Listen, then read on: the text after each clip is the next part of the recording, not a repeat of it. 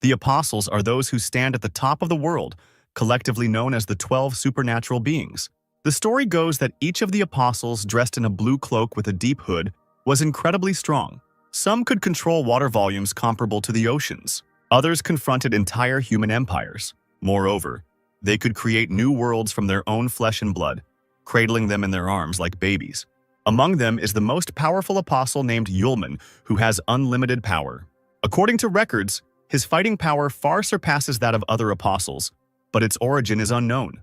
The highest category of danger is designated as an apostle, but when the apostles themselves disappeared, they gradually began to be forgotten, remembered only in legends.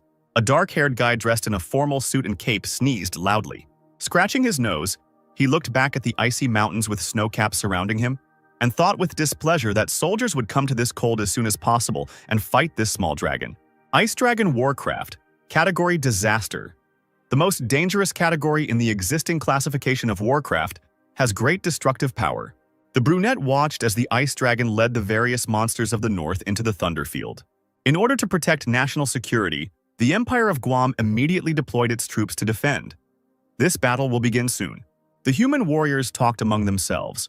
Some asked whether their temporary detachment would be able to win. Others answered that only God knew the answer to this question.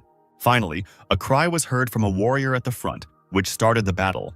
The armored men, waving swords in one hand and holding shields in the other, rushed towards the army of monsters, led by the Ice Dragon with a roar. Huge giants brought down the power of their fists on them. Raising his head and opening his mouth in surprise, the knight watched as birds of prey flew down on him from above with a deafening roar. The human army, like toy figures, flew away from the blows of the enemies. The dragon, with its red eyes flashing, crushed knights left and right with its sharp wings. The guy stood on a high slope and, seeing the squad running away in horror, muttered that these soldiers were not opponents of monsters. Thoughtfully putting his finger to his lips, he thought that the disparity in combat power was too great. Most likely, the humans would soon lose. Suddenly, as if out of nowhere, a red-haired stranger appeared on the battlefield, calling for no panic. The brunette looked around in surprise, hearing a girl's voice in the icy mountains. She continued her speech by saying that if the opponent is stronger, it does not mean that they are losing. Standing on the edge of the ice floe, she released a stream of fire straight from her palm upwards. If she retreated now, everything would definitely end in failure. Lowering her hand, the girl directed the fire straight towards the ice dragon. This fragile-looking stranger's name was Sierra Charlotte. One of the 4 great mages of the Guam Empire, known as the Fire Witch, was appointed to lead this army. The people came to life, joyfully exclaiming that now, thanks to Madame Sierra, they had a chance to win. Pointing her hand towards the monsters, Charlotte loudly gave the order to attack. With their fighting spirit raised, the knights rushed into the attack with renewed vigor. A snowstorm, immediately after the fiery stream, covered the dragon with a huge shaft, and when the snow settled, the predator's eyes narrowed dangerously. The dragon flapped its wings, roared, and rose up. The people turned around in shock, and Sierra, who attacked it with the magic attack Fire Blast, could not believe that it was still moving. The animal released a large ice ball from its mouth, to then, the next second, spew ice and snow onto the human army, burying the warriors alive within themselves, killing them on the spot. The dragon flapped its wings, and the ice figures broke into several pieces right in the air. The Fire Witch, gritting her teeth, watched helplessly as her army perished. Unable to bear it any longer, she took a running start and jumped down, right into the thick of things. Raising her fiery sword above herself, Sierra shouted that she, as a mage of the Guam Empire, would not allow the dragon to win. The monster turned towards the sound, its eyes flashing with rage. The girl's sword landed with a clang on the dragon's icy tail. Their gazes, full of fury, stared at each other. Each one, calling upon magic, attacked the enemy with his weapon. But they were unable to touch each other. Charlotte jumped up, saving herself from the ice attack. The girl landed confidently on the cold ground. She formed a circle of fire around herself, from which flaming arrows separated, ready to fly at the ice monster at any second. He, without wasting any time, released from within another frosty, deadly portion of the blizzard. The witch rushed forward with a furious cry, followed by her faithful arrows. The dragon opened its fanged mouth and spewed out a magical ice ball. All that was left was to watch as ice and fire rushed towards each other. The two elements clashed in battle with a deafening sound. But the dragon's power turned out to be many times stronger, and the ice floe broke the fiery circle. Sierra squealed, realizing she was trapped. The ice extinguished the flame in a matter of seconds and crushed the witch into an ice block. Charlotte fell into the snow with a dull thud. Wounded, she coughed and tried to turn over onto her stomach, but her body did not obey the girl. The knights watched the leader in shock.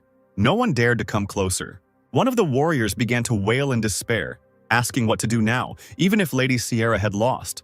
Someone's sword landed on the ground with a clang. The knight stepped back, sobbing that he couldn't believe what he saw. He turned sharply and rushed out of the battlefield. They cannot win! The others looked after him with their mouths open. Realizing that there was no point in resisting, the entire company ran away after their comrade. Charlotte, still lying on the cold ground, stretched out her hands, trying to stop her fallen army. When she was able to sit up, she found herself completely alone in the middle of an icy desert. The girl's shoulders were shaking with anger, and somehow, throwing away the fiery sparks, the witch managed to get to her feet.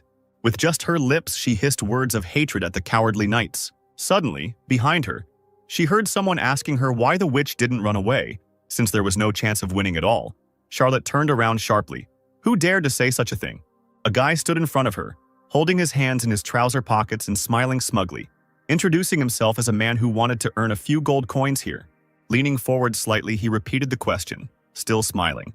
Sierra shook her head, replying that the word escape was never and never would be in her vocabulary. The stranger chuckled, pretending to cover his mouth with his hand. He said that although it was cute, they didn't have time to chat about it now. The witch had no intention of stopping the argument and defiantly asked what he was talking about, not seeing what was happening behind her back.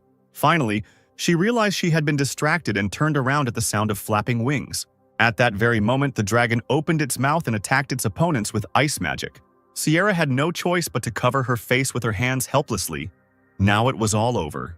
But for some reason, after a few seconds, she realized that she was still alive and opened her eyes. Incredibly, the stranger literally held the monster with one hand, while the other remained in his pocket. The guy loudly exclaimed that the dragon was bothering him. A shadow passed over his face, suggesting that he was talking to a miss. The brunette casually threw the ice creature away from himself because a small creature like this dragon should calm down. Having fallen on his back, the enemy, still rolling on the ground, comically began to wave his paws in the air. He couldn't understand what had happened a minute ago. While being towed, he regained his balance and turned over, clawing at the ground. The dragon seemed to have doubled in size after its absurd defeat, bristling and now looking down at its tiny enemy. The stranger extended his hand, gathering his magic together. He smirked and said that it looked like he had encountered a naughty dragon, while purple magic runes formed on his palm. The red eyes gleamed dangerously. Unfortunately for the dragon, he would soon be burned. It seemed that the monster had never encountered anything like this before, and looked at the guy in bewilderment. Sierra couldn't believe her eyes. A purple vortex emanating from the palm of the skinny stranger was spinning the dragon around like a rag doll. Finally, the raging magical hurricane hid the enemy's enormous figure from view. When the purple haze cleared, a beautiful blue crystal remained in the air. It landed right in the brunette's palm. He threw the stone into the air, turned around and asked the witch if she would go on a date with him at the expense of the life she had saved. The girl dropped to her knees and pressed her left hand to the wound on her right forearm. This impudent fellow was able to kill a disaster category monster with one movement. She felt something ringing in her head and her eyes closing. Charlotte only had time to ask who he was before she fell back unconscious. She was immediately picked up in the arms of a sudden savior. Leaning over the girl, he said with a smile that he was a simple mercenary who decided to earn some gold coins. Yulman, the first among the apostles, nicknamed Limitless. Everything that was happening flashed before my eyes as if through a veil, a purple whirlwind in which the ice dragon met his death. The stranger looked over his shoulder with a caustic grin, tossing a crystal in his palm. Sierra's eyes widened in horror. Sitting up abruptly in bed, she screamed and reached out her hand for the ice dragon. "We must catch and kill it." But suddenly the realization overwhelmed the girl. Her hands felt not a blanket of snow, but soft blankets. Where was she? The voice of the chief magician of the empire, Guam Aces, the gray-haired director of the Royal Academy, was heard. He looked up from the book he was reading and asked the witch how she was feeling, since she had been sleeping for several days.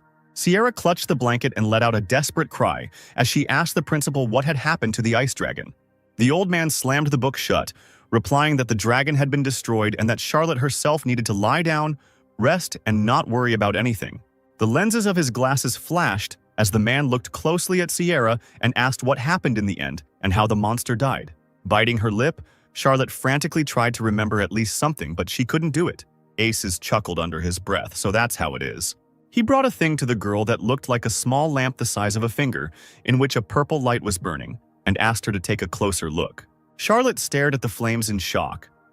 The mage said that when he arrived at the battlefield, the fire was next to the witch. Even when Sierra didn't come to her senses, it didn't disappear. Hellfire is a flame that humans can never manipulate unless it is. The witch clenched her teeth angrily and finished the director's speech. If this is not an apostle. The man, fingering the strands of his long beard, said that the apostles had long since disappeared. But since hellfire had appeared in this battle, it meant that they clearly didn't know something. Aces placed the book on the table before leaving the room. Finally, he told the silently sitting witch that she had tried hard and should rest, so he was leaving so as not to disturb her. The old man, without turning around, said that in addition, the Empire would claim that it was Charlotte's squad that defeated the Ice Dragon. Then he finally turned around and smiled, comforting the dejected Sierra. After all, everything connected with the apostles would cause a lot of unnecessary panic, so the girl should just accept all the honors and praise. She, clutching the blanket with all her might, whispered to the rest of the room that she would do it. The people gathered at the walls of the academy, enthusiastically greeting Sierra and thanking her for the victory. Meanwhile, in the city tavern, one of the military detachments gathered to have a feast. Yulman sat in the corner of the bar, holding his forehead with his hand. He was worried that there would be a fuss when his identity was revealed. But then it dawned on the guy. He would never see cute girls who would treat him like a hero, because the apostle came to the world of people to find himself a girlfriend. Throwing a bag of things over his shoulder, he got ready to leave and thought about leaving this city and hiding somewhere. Meanwhile, a detachment of Imperial warriors was heading towards the doors of the tavern. Tears appeared in the brunette's eyes as he said goodbye to his favorite tavern and the beautiful lady behind the bar. The knights approached the doors of the bar, and the leading warrior, a fair-haired man in a red cloak, loudly asked those present which of them was a mercenary. Everyone in the tavern looked around and simultaneously pointed their fingers at Yulman, who was trying to hide. The guy froze. Had he really been exposed? The commander-in-chief loudly reported that Yulman was now invited to take part in the entrance test to the Royal Academy. The warriors began to hum in displeasure. This is the very best academy in the Guam Empire, and this guy only recently came here. Why did they call him? In response to the indignation, the man asked a counter-question. Did everyone present here participate in the battle against the Ice Dragon together with this man? The warriors' faces lengthened.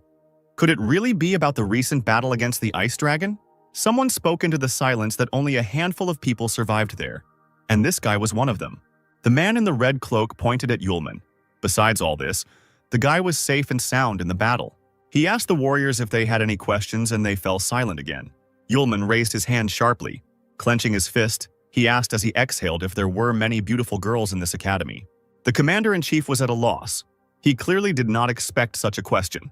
Meanwhile, the academy was indeed attended by young beauties in short school uniforms that did not hide their thighs in high stockings. The elastic chest rose in time with the girls' breathing. Yes, the Royal Academy of the Guam Empire could boast of its students, as if handpicked. Yulman had found himself in a real paradise. Aces stood on the balcony with the commander-in-chief, who asked the director why he decided to train an incompetent mercenary. The old man, squinting good-naturedly, replied that young people should be given the opportunity to prove themselves. The magician watched the young man spin like a top, looking at the pretty girls, and continued that these people could have unexpected talents. Yulman did not notice anything around him, looking lovingly at the short skirts. Ace's voice thundered through the hall, congratulating those in the building on getting the chance to enter the Royal Academy.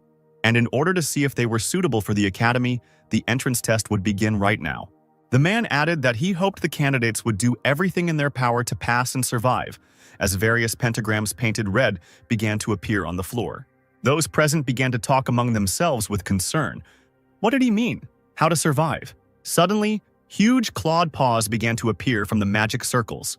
A furious clicking sound could be heard from all around, and fiery demonic wolves emerged from the runes, summoning beasts that only experienced fire mages could summon. Trembling with fear, the candidates asked each other if this training would kill them. At the end of the hall, Yulman, who had developed a habit of calling all the pretty girls sisters, assured one of them that he would protect her, and that there was no reason to worry. The crowd scattered as a pack of fire wolves rushed towards them. Some still did nothing, not believing that this was a real monster. The apostle, putting his hands in his pockets, chuckled boredly. Is it really worth making such a fuss over such a small fish? One of the candidates tried to shake off the panic and began to cast a spell. He called on the others to show their best together, creating runes in the air with confident movements. A multitude of dark vines began to sprout from his palms. But they were no match for the wolves, who easily jumped up and playfully avoided the trap. Someone from the crowd released air currents at the enemies, but the fire wolves dealt with this even faster than with the vines. One of the magician's eyes widened. He had never expected such an outcome.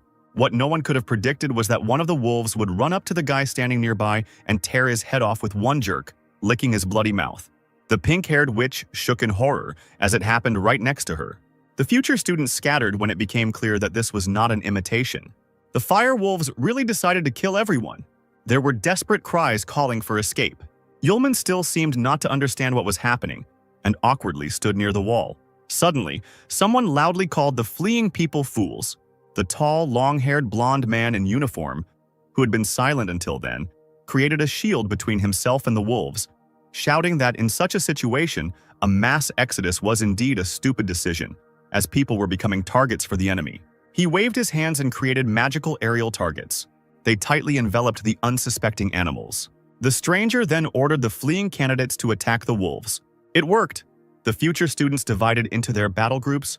Archers attacked with arrows from the left flank. The mages should attack from the right flank. The swordsmen are right in the center. A huge amount of magic and fighting force attacked the entire flock at once. A moment later, the immobilized monsters lay whining in different corners of the hall. The delighted candidates saluted each other and gave high fives. They did it. Loud cries of joy could be heard from everywhere that they had actually managed to win. But unfortunately, this was not the case. Red fiery figures were approaching the crowd. It wasn't the end, oh no! The flock suddenly merged into one huge bloody fiery dance. The future students raised their heads, watching in horror what was happening. From the flames he appeared, the fiery wolf Cerberus, several heads sticking out of one body, ready to tear apart anyone who came close. The magicians and warriors pointed their swords and wands at the monster. Cerberus watched them, spewed flames, and was made of it himself. The inspired candidates were ready to rush into battle.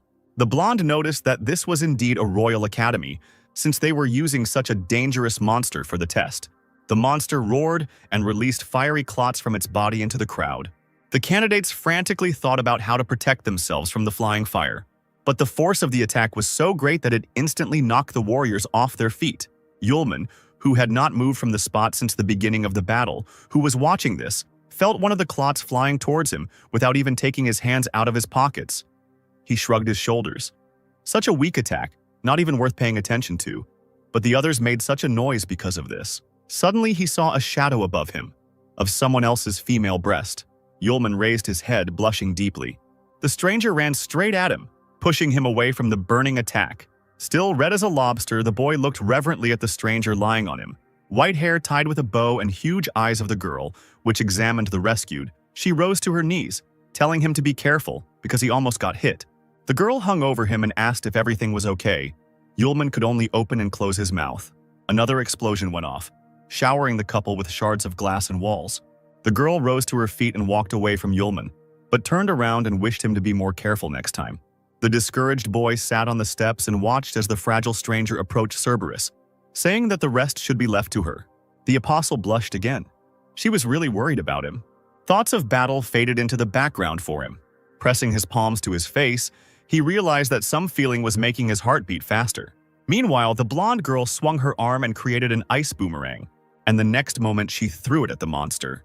Ice boomerangs attacked the demonic dog from all sides. Crouching down, the stranger created a large magic circle. Vines began to crawl towards Cerberus, enveloping his powerful paws.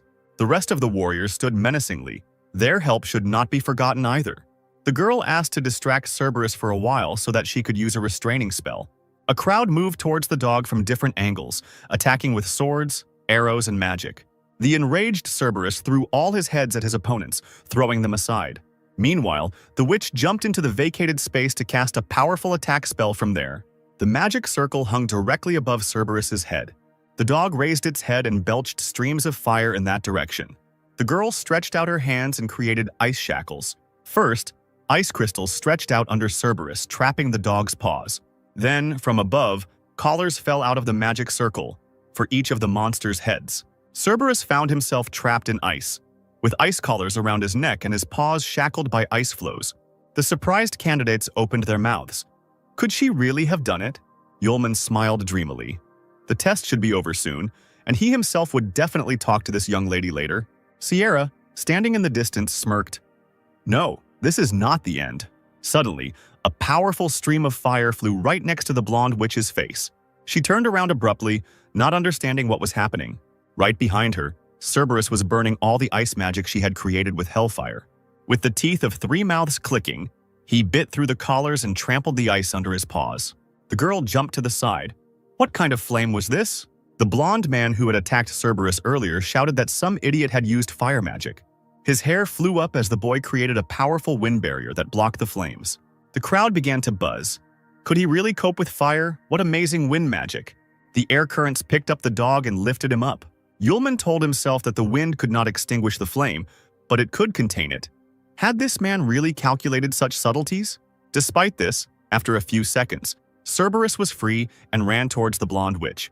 The girl cowered in fear as a huge shadow loomed over her. A nascent magic flashed in her palm and immediately died out. It had not yet been restored. Yulman came to the forefront. This was his chance to show himself. He suddenly appeared right in front of the witch, grinning triumphantly in advance, and she screamed in surprise. Grabbing the stranger by the shoulder, he pulled her towards him. Turning away from Cerberus, Yulman hugged the witch, whispering that his sweet little sister shouldn't be afraid. The apostle's red eyes glittered with anticipation. He said pompously that this wild dog just needed to be kicked so that it would finally shut up, and he put his left hand forward, clutching the girl in his right. From the powerful magic, Cerberus flew sharply into the opposite wall and landed on it with a crash, destroying the surface. Yulman chuckled. He should be able to charm his little sister with this. He looked down and saw her face turn red and her eyes fill with tears. Without letting go of the witch, he asked worriedly if he had hurt her while kicking that dog. She, without moving, tearfully asked to finally let her go. And only then did Yulman realize what kind of softness and elasticity he had been feeling in his hand for a long time. The blonde witch pressed her fists into his chest and turned her head away, asking him not to touch her. The apostle, blushing, quickly walked away and put his hands forward, apologizing and assuring that he didn't do it on purpose. Both of them, blushing, stood at a distance from each other. The other guys, watching this scene, were indignant. How dare this scoundrel use such a moment to touch the goddess? And when did he even manage to approach her? A clear female voice was heard. At this point, their test was over. The crowd parted, and a beautiful, stately woman appeared before those present. She stood at the ruined steps, her arms folded across her chest. One of the candidates, covered in scratches and with some of his clothes charred, asked in surprise who she was. The stranger sternly introduced herself, Sarah, deputy director. The blonde man who attacked Cerberus with his strong magic asked the woman reproachfully what the hell happened here, and she was surprised by the question. Then the guy pointed his finger at the lifeless body of one of the students. Could a regular test for the Royal Academy really just kill people? Sarah narrowed her eyes and smiled mysteriously.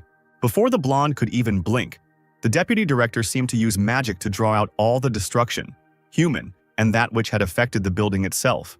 Moreover, from the way the supposedly dead students gradually disappeared, it became clear that this was just an illusion. The woman waved her long hair and found translucent cards in her hands. She laughed. What did they say about the students? The blonde looked at Sarah in bewilderment. Was this really puppet magic? The warriors were talking among themselves about the rumors that there was a deputy director of the Royal Academy who could control objects using magic. Sarah stepped forward and said that now that everything was settled, she wanted to say a few words. First of all, the vice principal wanted to congratulate the remaining people on passing the test and being accepted into the ace class of the Guam Royal Academy. Yulman perked up his ears when a couple of pretty girls started discussing how Ace's class was being taught by a great wizard, and who would be doing it this year. The boy's eyes lit up. What if it turns out to be his cute little sister? Sarah caught everyone's attention again, announcing the teacher of Ace's class. A shock of red hair flashed before Yulman's eyes. He took a step back in surprise. The vice principal introduced Sierra Charlotte, the new class leader and the person in charge of the students. She sternly glanced at those present with her blue eyes. The blonde witch opened her mouth in admiration. The fire witch herself would teach them. Sarah said that it seemed like everyone had heard of Sierra's teacher reputation, but if there were any other questions, they could ask her directly. Sierra said goodbye to her deputy, who said she needed to get back to her duties and left the room. The crowd enthusiastically clung to the girl, bombarding her with questions about what they would do now. Yulman, meanwhile, tried in every way to avoid being seen. Sierra, arms folded across her chest, was deadly serious as she explained that the students were free for today, but that tomorrow, at 7 o'clock in the morning, they needed to gather at the training grounds to practice fighting. After a long silence, she added that she hoped that the warriors would get along with each other, and if there were no more questions, those present could disperse. But the long-haired magician was not going to let her go so easily, he called out to Charlotte. She turned around, unhappy that she had been distracted. He shouted that if they got into the ace class because of her strength, then why did that guy get through too? Naturally, he could not help but notice Yulman creeping from the center of the hall, and in his speech he singled him out from the crowd. The apostle forced a smile. "Calm down, you need to control yourself." Sierra looked at the guy with confusion and asked what was wrong with him. Yulman was immediately buried under a pile of accusations. The crowd said that he had done nothing, that he was lustful as a wolf, that he pestered his female students every now and then, and that he was simply awful. The blonde witch immediately stood up for him. She said that it was a lie, that he was there to help her, and the rest was just an accident. Some student gasped, "What a kind goddess!" Sierra walked quickly towards the apostle. At first he was horrified inside, but he thought that he had erased her memory that time, which meant the girl shouldn't recognize him. The red-haired witch looked closer, thoughtfully saying that the guy's face seemed familiar to her, and they could have met somewhere, but he waved his hands as if to say that it was impossible, and she had confused him with someone else. Charlotte clearly didn't trust him and asked her question again. Yulman waved it off again. He would certainly remember such a nice girl.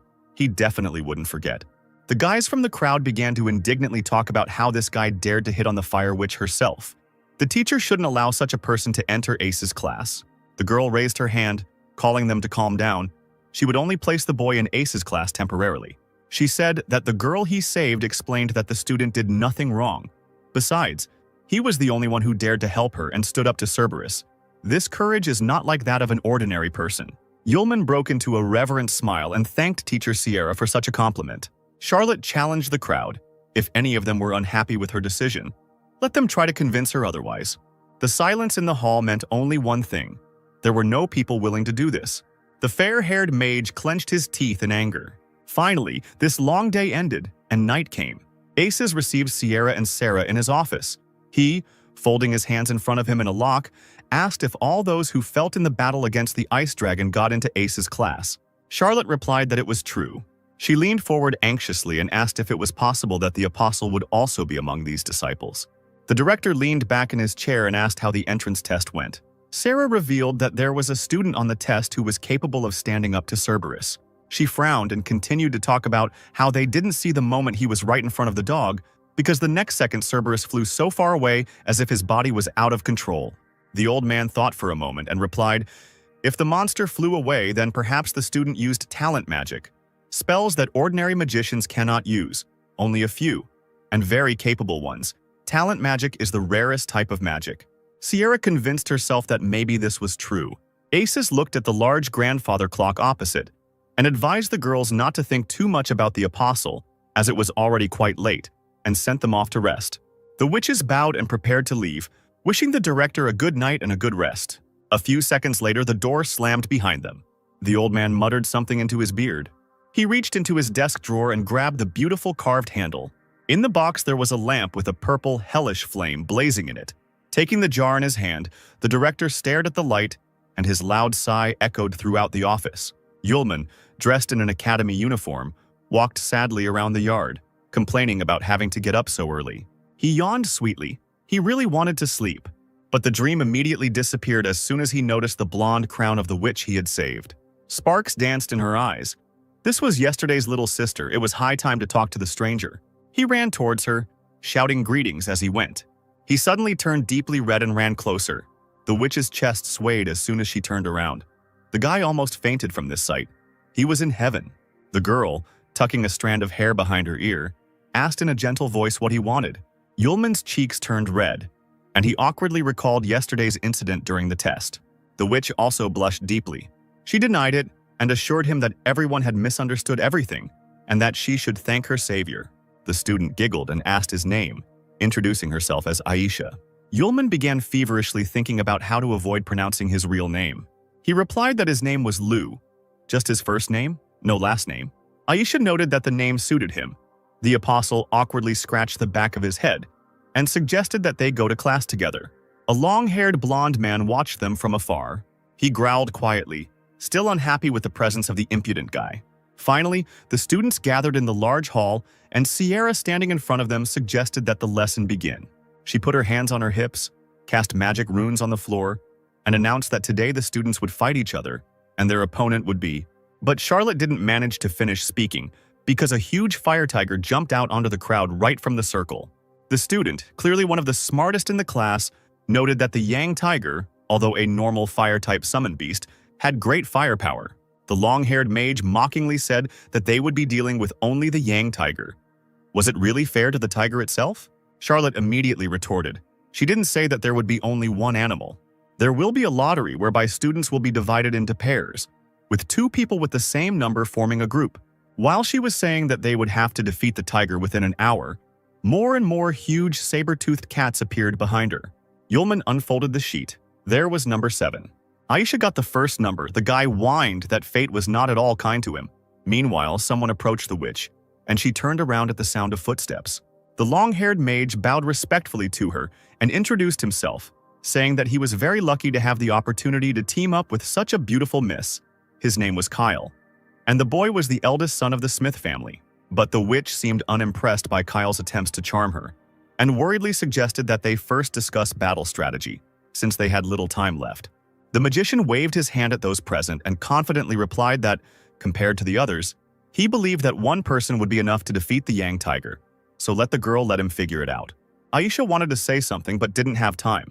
Kyle had already started walking towards the tigers, saying at the end that it wouldn't take long. He thought with a cheeky smile that, with the strength of his family, he would deal with the tiger, and then this girl would take care of him. The magician stopped a few meters from the fire tiger. He held his hand out in front of him, conjuring something, saying that the animal looked very cute. The wind blade spell swept through the hall like a whirlwind, heading towards the monster. Sierra, who was watching this, thought that Kyle's talent magic was a broken limiter. It could increase the outgoing magic attack by 1 level. Now, with the increase effect, his attack level had increased to intermediate, or even advanced, talent magic. Ian made a furrow in the stone floor with his claws, flying back a couple of meters. The wildcat's yellow eyes narrowed with rage. He roared and released a burst of fire from his mouth. Kyle clenched his palms and called him a pathetic insect as he cast another spell. He threw a new stream of air straight at the tiger, which again doused everything with fire. A wave of fire passed right past the crowd. The wind lifted the girls' skirts and they began to cover them with their hands, squealing. The boys coughed from the dust and flashes of fire. Kyle smiled smugly, saying that as he said, he managed to quickly deal with the monster. He walked slowly towards Aisha, telling her how easy the training was, but she looked behind him in horror. The girl screamed, warning the magician of the danger. Kyle looked around sharply, not understanding what was happening. Suddenly, a completely alive and even more angry tiger, Yang, pounced on him. The magician looked at the approaching monster with confusion. The guy continued to awkwardly shift around in place. It seems he only woke up when he saw a monster flying towards him with outstretched paws. Tiger Yang knocked him to the ground.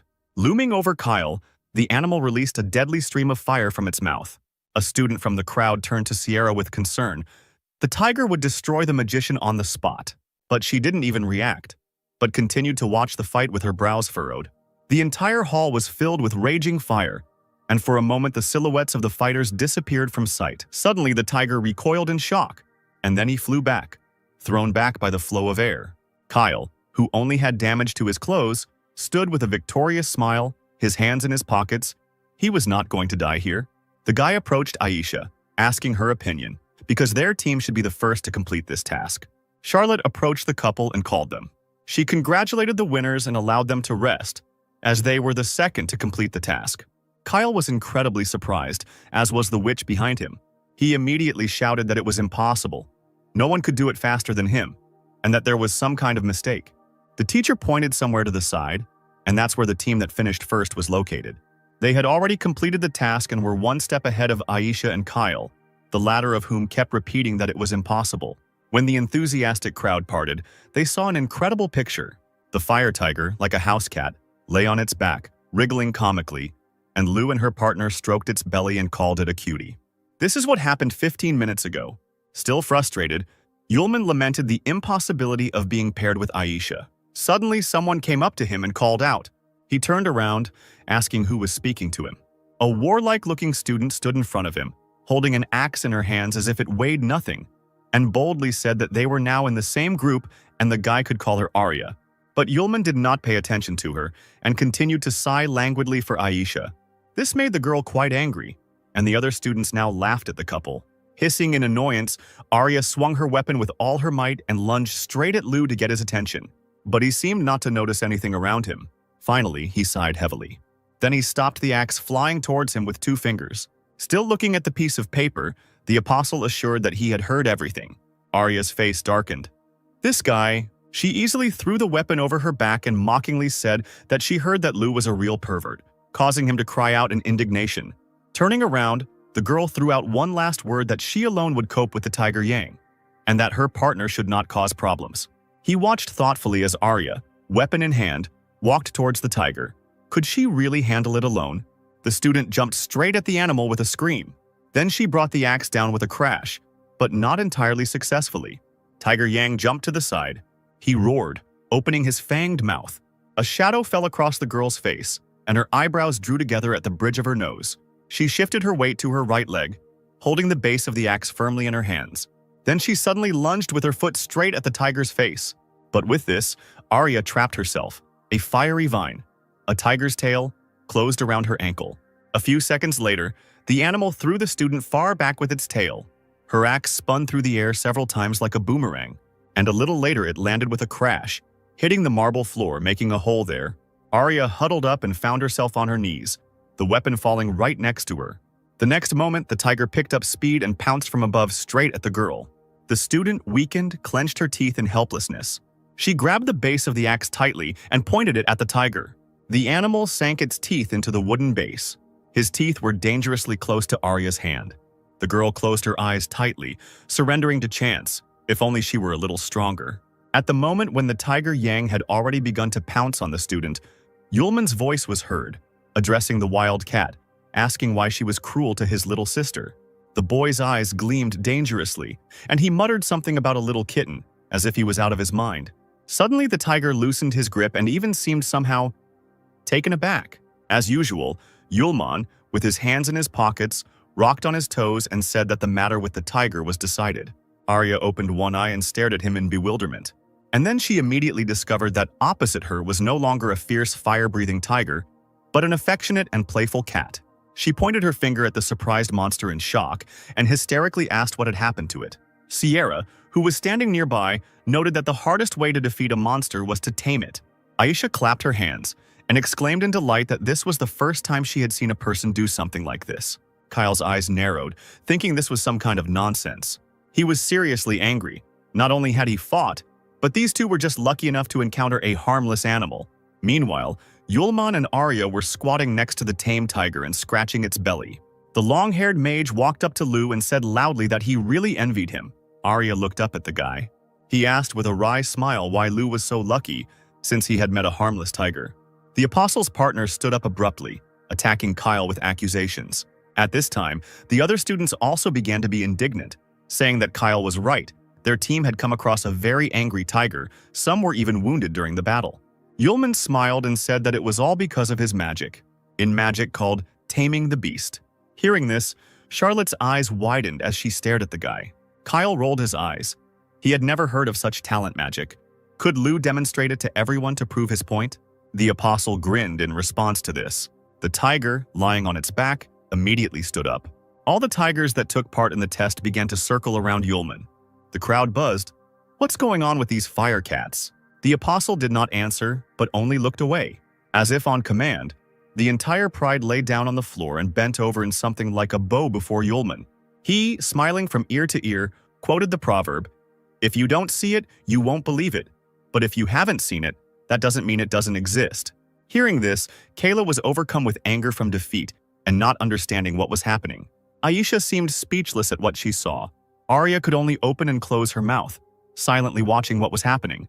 This pervert was hiding such power. The crowd was silent too. The students just stared at Yulman with wide eyes. Sierra interrupted this scene. She had had enough.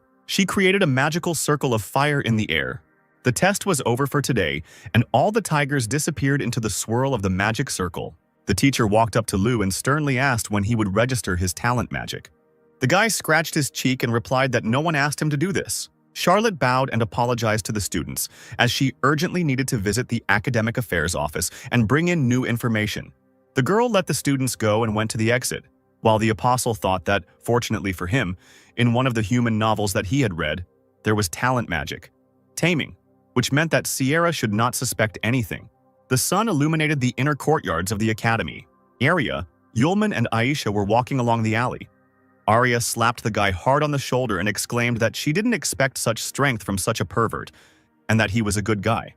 The apostle was indignant at this and asked not to call him that, because he had a name, Lu. Aisha chuckled softly as she listened to their bickering. The fun was interrupted by Kyle appearing in front of them. He dryly addressed Yulman, that now he understood what kind of talent magic it was, and it was not surprising that Cerberus from the entrance test did not attack him. The other disciples, hearing this, looked at each other. It really seemed like the truth. The apostle sighed. Well, here it goes again.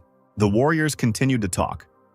Someone said that with the ability to control the summoned beast, the guy could have directed Cerberus to attack the others. He was told that Lu could have done it deliberately in order to have the opportunity to touch the goddess. The apostle was amazed at how developed the human imagination could be. Arya spoke up in his defense, loudly saying that this couldn't have happened, because if Cerberus had been set on the students, would they have been able to pass? This made sense. The warriors did not know what to answer. Aisha couldn't stand the injustice and said that talent magic requires great ability and long training. Besides, the wind barrier that time was unlikely to resist Cerberus, and Lu saved her, and the girl feels only gratitude. She expressed the hope that the students will not make erroneous assumptions. Kyle growled at Aisha's words. She said that the wind barrier wouldn't be able to stand. What impudence! The guy's fists involuntarily clenched, ready to pounce on the enemy, whom they were also protecting. He couldn't believe that the student was lying to help that freak. Yulman sincerely thanked the blushing Aisha, to which Arya jealously reminded him of herself. There was silence in the director's office, interrupted only by the ticking of the large grandfather clock. Suddenly, there was a knock on the door, and the director allowed them to enter. Sierra literally flew into the room saying that she had found him, a man with the magic talent of taming. Aces sat up straight in his chair in surprise, his fingers clasped together tense. The man asked how strong the beasts were that this student could control. Charlotte thought for a moment and replied, "It's not clear yet. It seems like he can instantly tame a beast like Cerberus." Aces ordered the teacher to find out as quickly as possible. The trio of new friends strolled lazily around the building. Arya stretched sweetly, regretting that the time for rest ended so quickly.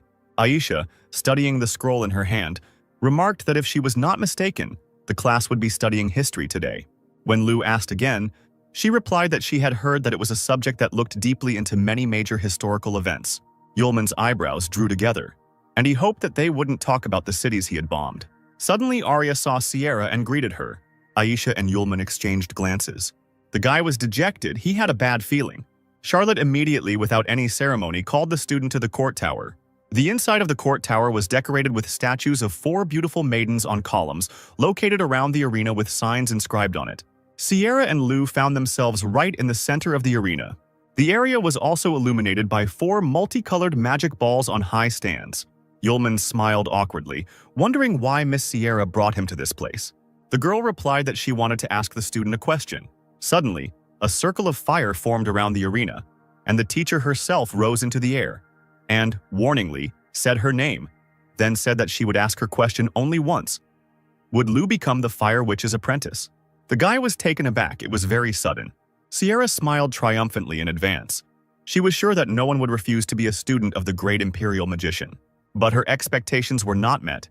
Yulman crossed his arms in front of himself, apologized, and refused.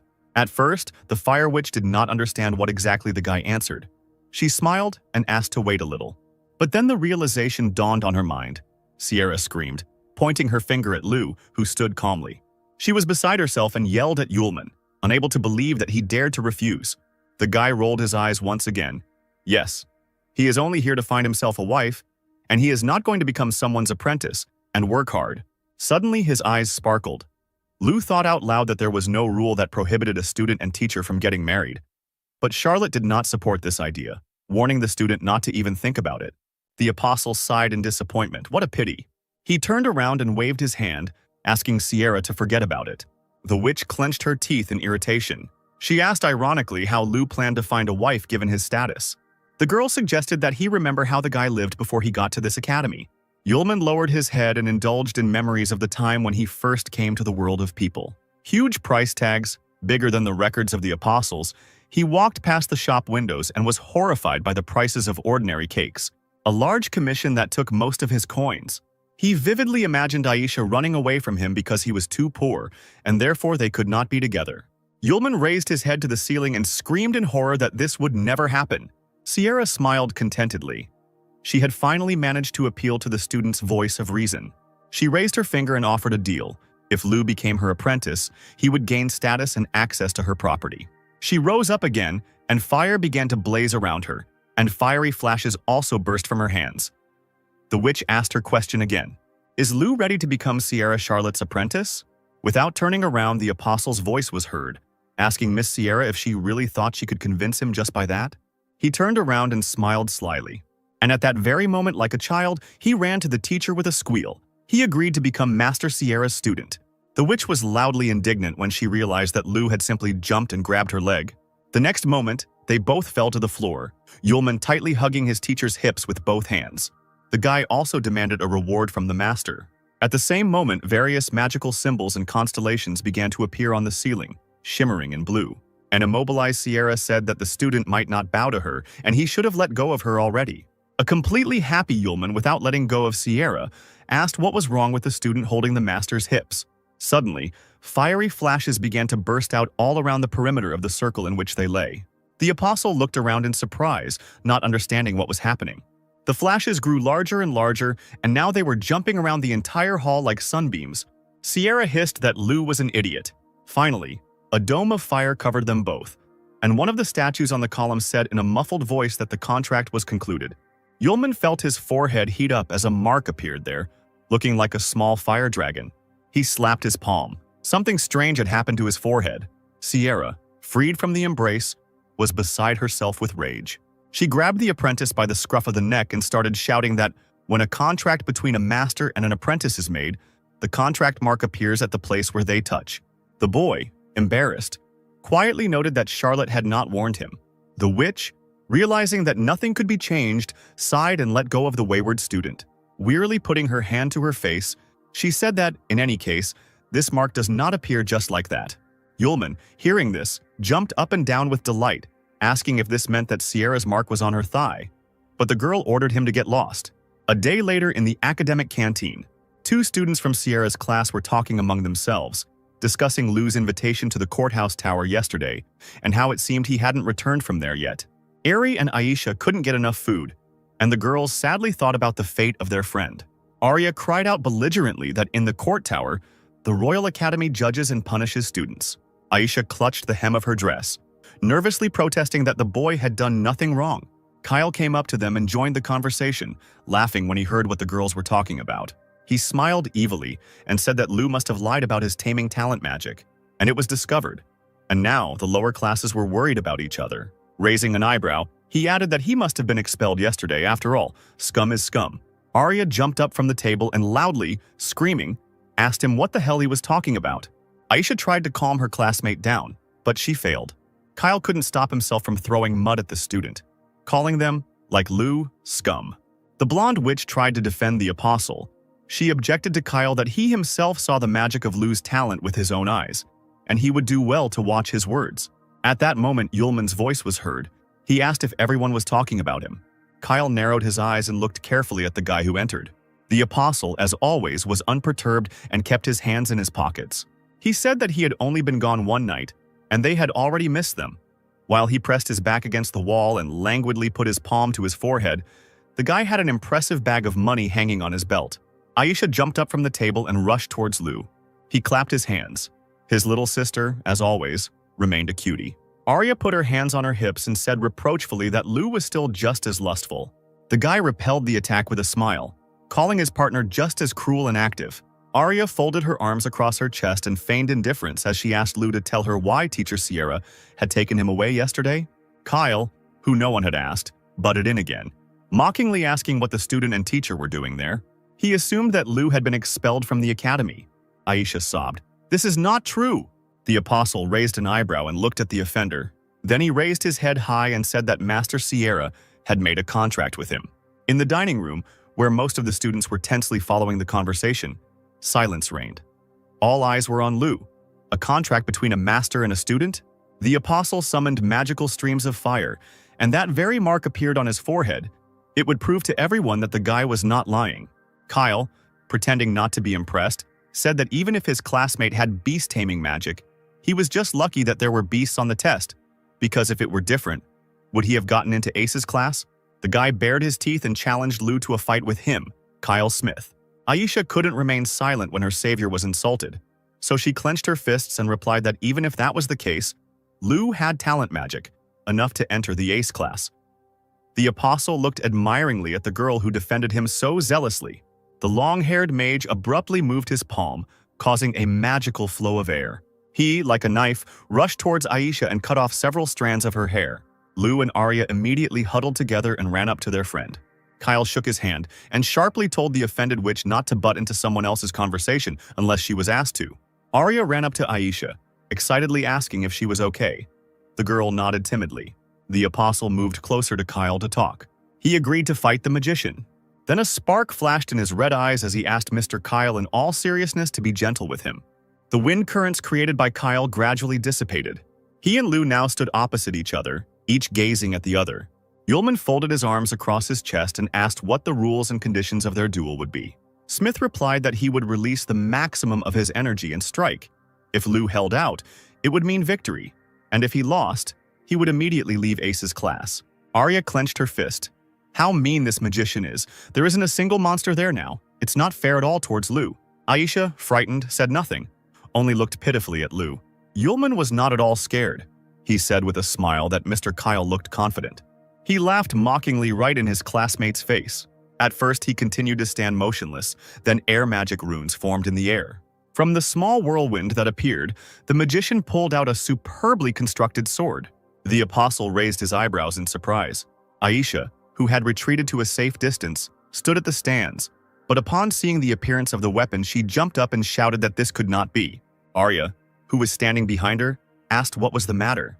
The witch, looking somewhere into the distance, told a legend. One day, the ancestor of the Bale family received a gift from the king of the elements.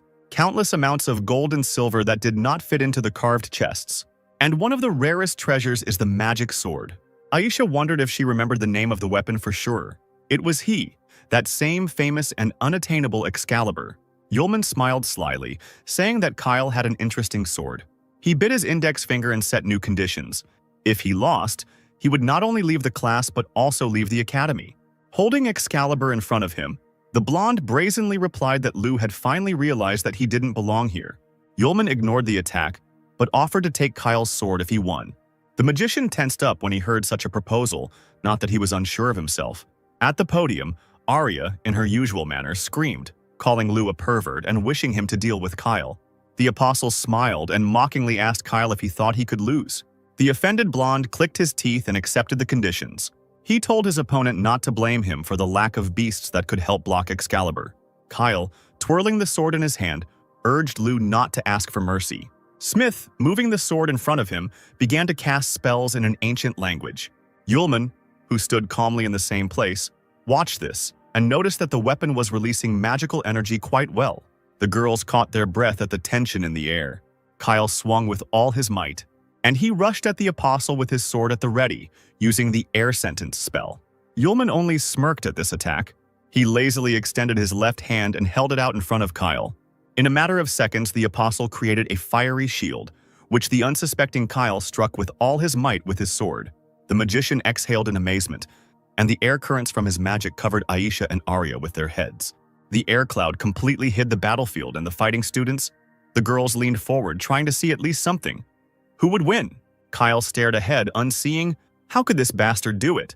The apostle, hiding his eyes under his bangs, said that they should not waste time. Smith stared at his opponent in shock.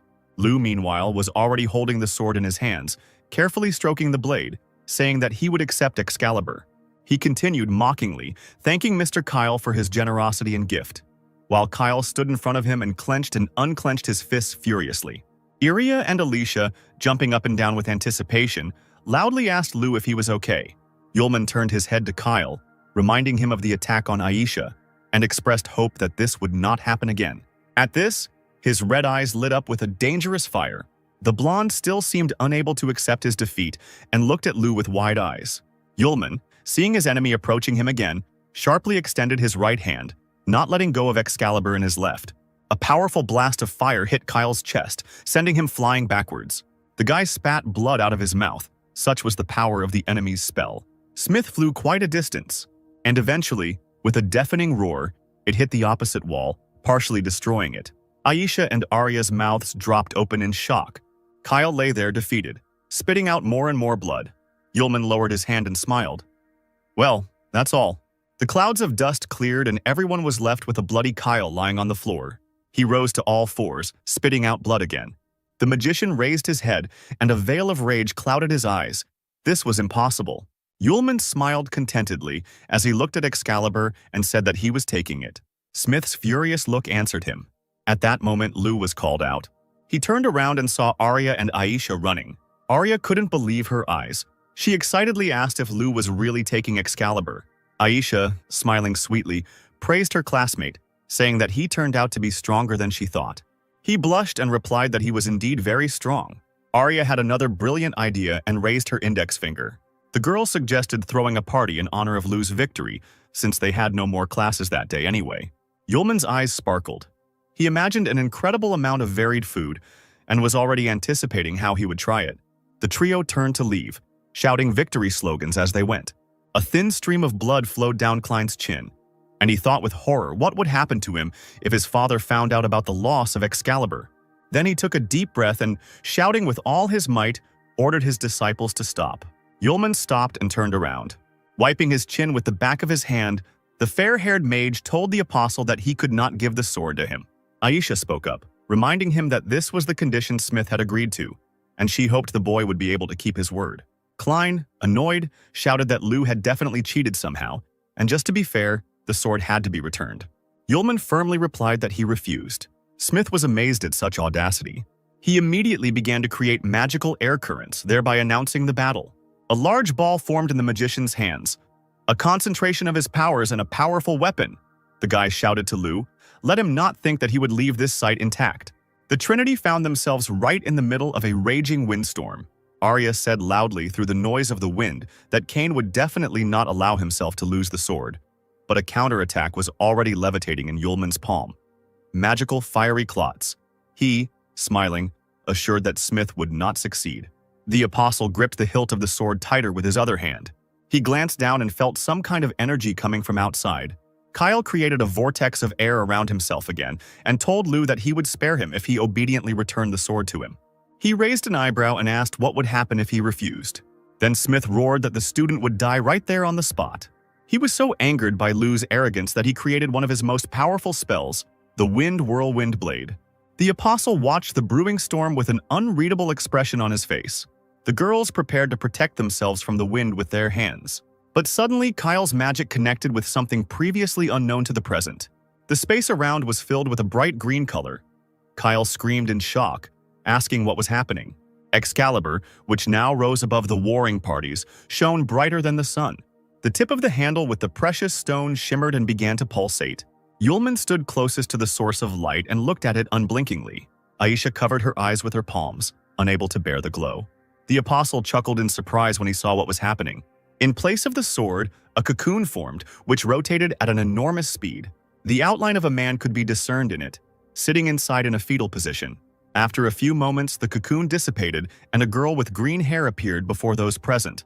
Her clothes were in the same colors and details as Excalibur earlier. The stranger landed softly on the floor. Bending one knee, she lowered her head before Yulman and introduced herself. The girl was the embodiment of the sword of the elemental king named Sylph, and she was greeting her new master. Arya leaned forward, surprised, asking her again what sword she was talking about. Aisha's mouth opened in mute surprise. Kyle also can't say a word from what he saw. The Sylph flew closer to the apostle. He thoughtfully propped his chin on his index finger and asked if the girl was the spirit of this magic sword. She nodded and replied that, according to her agreement with Kyle, now she, the sword of the king of the elements, would belong to Lu. Sylph also asked if she could find out about her master's wishes. Arya noticed that the sword had a spirit. No wonder it was considered a precious treasure. Yulman scratched the back of his head and first asked Sylph to stand up. She obediently obeyed. Kyle was now beside himself with rage. The magician jumped up and ran to the spirit, saying that he was her master. The girl turned around when she heard these words. The magician continued, waving his arms, shouting that he definitely wouldn't have lost to that guy if she had shown up earlier. And he ordered Sylph to return to him immediately. Arya put her hands on her hips and said in disappointment that Kyle was really so shameless as to say such a thing. Aisha was silent and only nodded at her friend's words. Yulman turned to the spirit, deciding that it would be better if she weighed everything herself, and asked if the girl wanted to return. Sylph said a firm no. Raising her head, she reminded that the conditions had been agreed upon at the beginning of the duel. Looking straight into Kyle's eyes, the spirit continued that the old owner had bet her and lost. Naturally, this led to the owner changing, and now only Sylph herself decides whether to change the owner or not. The magician was beside himself with rage and powerlessness. Yulman stepped forward and, with barely concealed disgust in his voice, asked Kyle to stop humiliating himself even more, now that Sylph had explained everything. He was silent. Only his eyes betrayed his growing desire for revenge. Suddenly, the apostle turned around as if he remembered something important. He approached the spirit of Excalibur, patted her on the head, and asked for forgiveness for using her as a bet. When the girl's eyes widened, since no one had clearly apologized to her before, Yulman asked if she would help him in the future. Sylph blushed deeply. This owner was not like the others. She happily agreed, smiling broadly. Kyle's caustic laughter filled the space. He clenched his fists, looked angrily at the guys, and warned that he should not be underestimated. Using runic magic, he quickly created a red tornado. Wind currents, fueled by his anger, circled dangerously around the master. Kyle's face grew veiny as he screamed that a member of the Smith family could not allow such scum to insult him. The guy raised his hands up. The tornado continued to circle around its owner, now adding fiery flashes around the perimeter. The next moment, a burning phoenix of incredible size flew up into the air. Arya, blinded by its light, retreated back. She was afraid that such a monster would not leave even a piece of this place. Yulman smiled, urging him not to worry. The sword spirit grabbed her new master's hand in despair. Looking into his eyes, Sylph faithfully asked him to use her in battle. The apostle was delighted with such zeal, agreed, and asked the girl to lend her strength. The phoenix, opening its huge beak, rushed from above at Yulman, who was on the alert and was already creating magical waves of his magic. The boy clutched Excalibur in his hand, ready to attack. His eyes flashed predatorily in anticipation of victory. Yulman only had to swing his sword a few times for the firebird to disappear into thin air. There was a loud explosion, and Kyle was thrown back by his own magic being destroyed. Aisha and Arya managed to put up a translucent shield in front of themselves at the last moment. A few seconds later, the apostle stood on the rubble, his sword lowered, his left hand habitually resting in his pocket.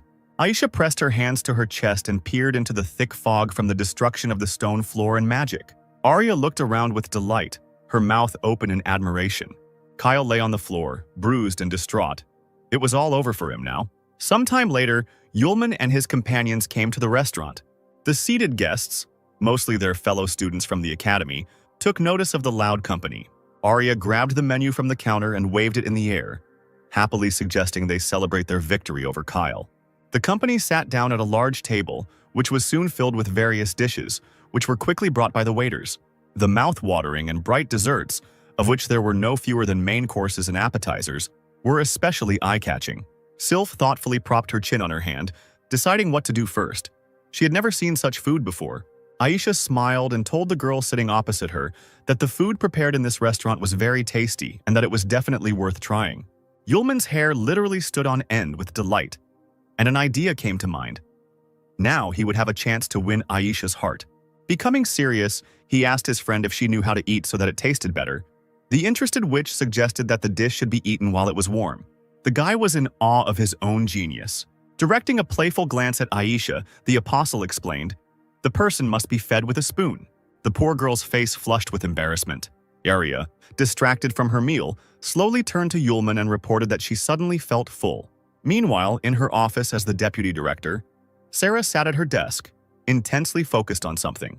She used magic to make paper figures in the form of people move, and acted out the scene of Kyle and Yulman arguing that she had seen earlier.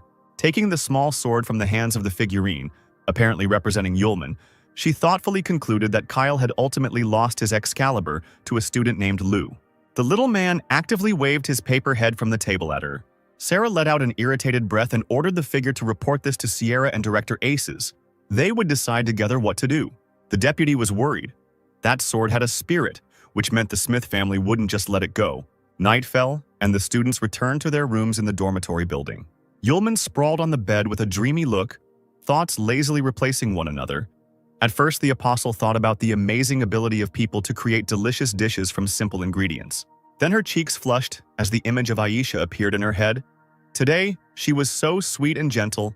And what would happen if the apostle took her as his wife and they lived in his castle? The fantasy of the strongest apostle, Yulman, drew him Aisha in a cute apron. And with a plate of pie in her hands, the girl innocently asked whether Yulman would eat the food she had prepared, or would he eat his wife first. The level of passion in his blood was off the charts. The guy began to rock on the bed, blinded by such a bright game of the mind. The green crown of the sword spirit appeared at the bedside at such an inopportune moment, emotionlessly stating that its owner seemed to be very happy. Yulman squealed like a girl and crawled under the blanket in surprise. How could Sylph have scared him so much and appeared so suddenly? The girl looked down guiltily and apologized. She suddenly felt strong fluctuations in the emotional state of the owner, and therefore appeared without permission. The apostle felt sorry for the spirit. Looking at the girl's upset face, he said that everything was fine. Then Sylph ruffled his hair and asked him to warn him about his appearance next time, especially in human form. She asked seriously why the owner was happy. The boy looked dreamily out the window. He was happy because spring had come to him, and everything inside him was bubbling. The girl raised her index finger up. This is very similar to the desire for physiological needs that she has heard about. Yulman turned away, drooped, and replied that it was almost the same thing. Suddenly, he felt a spirit tugging at his shirt. The apostle turned around in surprise, staring at Sylph. She looked up shyly and stammered that she wasn't too sure, but maybe she could help the owner with his condition. The question finally brought Yulman to his senses. He blushed and exclaimed that this was not very good, and the spirit again, without unnecessary emotion, reminded him of her purpose, to help her master. Coughing into his fist, the apostle assumed a doomed look, but still allowed himself to help if the girl sincerely wanted it herself. A pair of scissors appeared in the spirit's hand. The guy chuckled in confusion, staring at the object. Sylph, looking bored, snapped her scissors in the air and announced that it would hurt, but she would try to be gentle. Only now did Yulman realize how recklessly he had behaved, and he began to apologize profusely to the girl. At this time, Sierra Charlotte was sitting on her bed in her bedroom with a stack of papers in her hands. She muttered thoughtfully to herself about the discrepancy between the surname of one of the students and the general. Suddenly, the girl's eyes fell on Yulman's personal file. She stared at the student's photo for a long time, wondering how he had beaten Kyle Smith today. The witch decided to ask Lou personally at the meeting tomorrow and put the documents aside.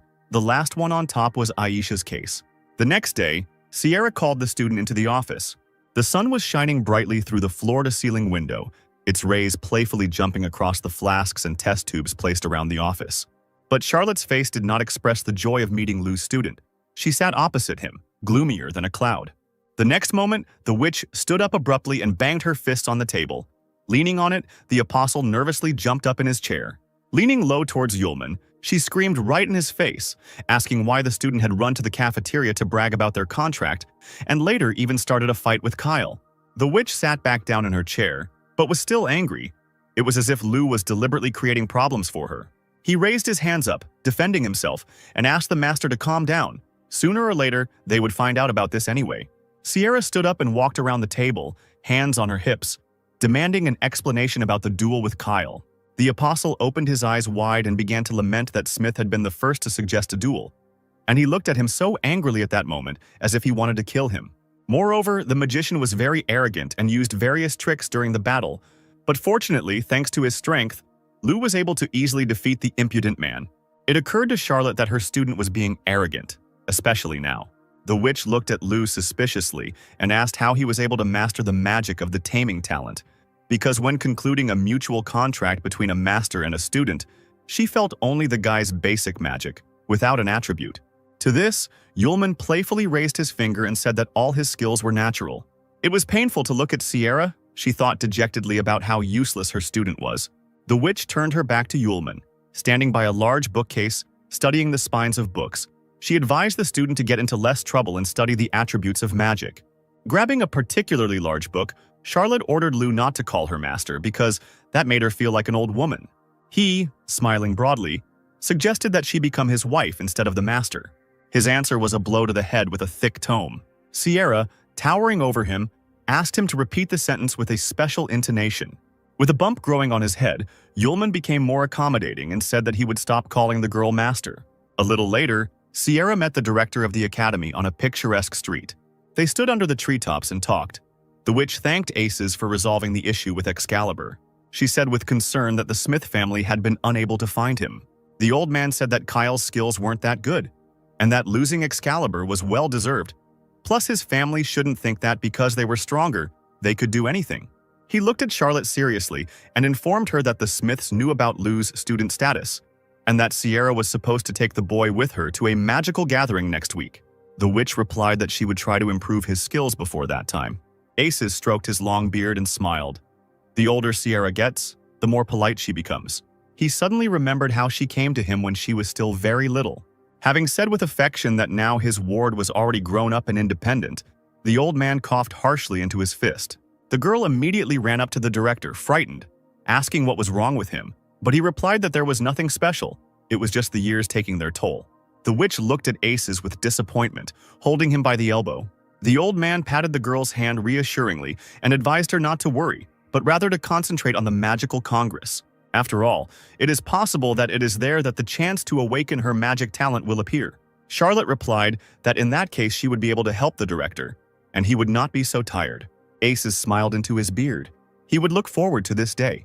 Meanwhile, Yulman was leafing through textbooks in the academic library, Sylph accompanying him like a faithful servant. The guy, sitting cross-legged on the floor, was particularly interested in one book.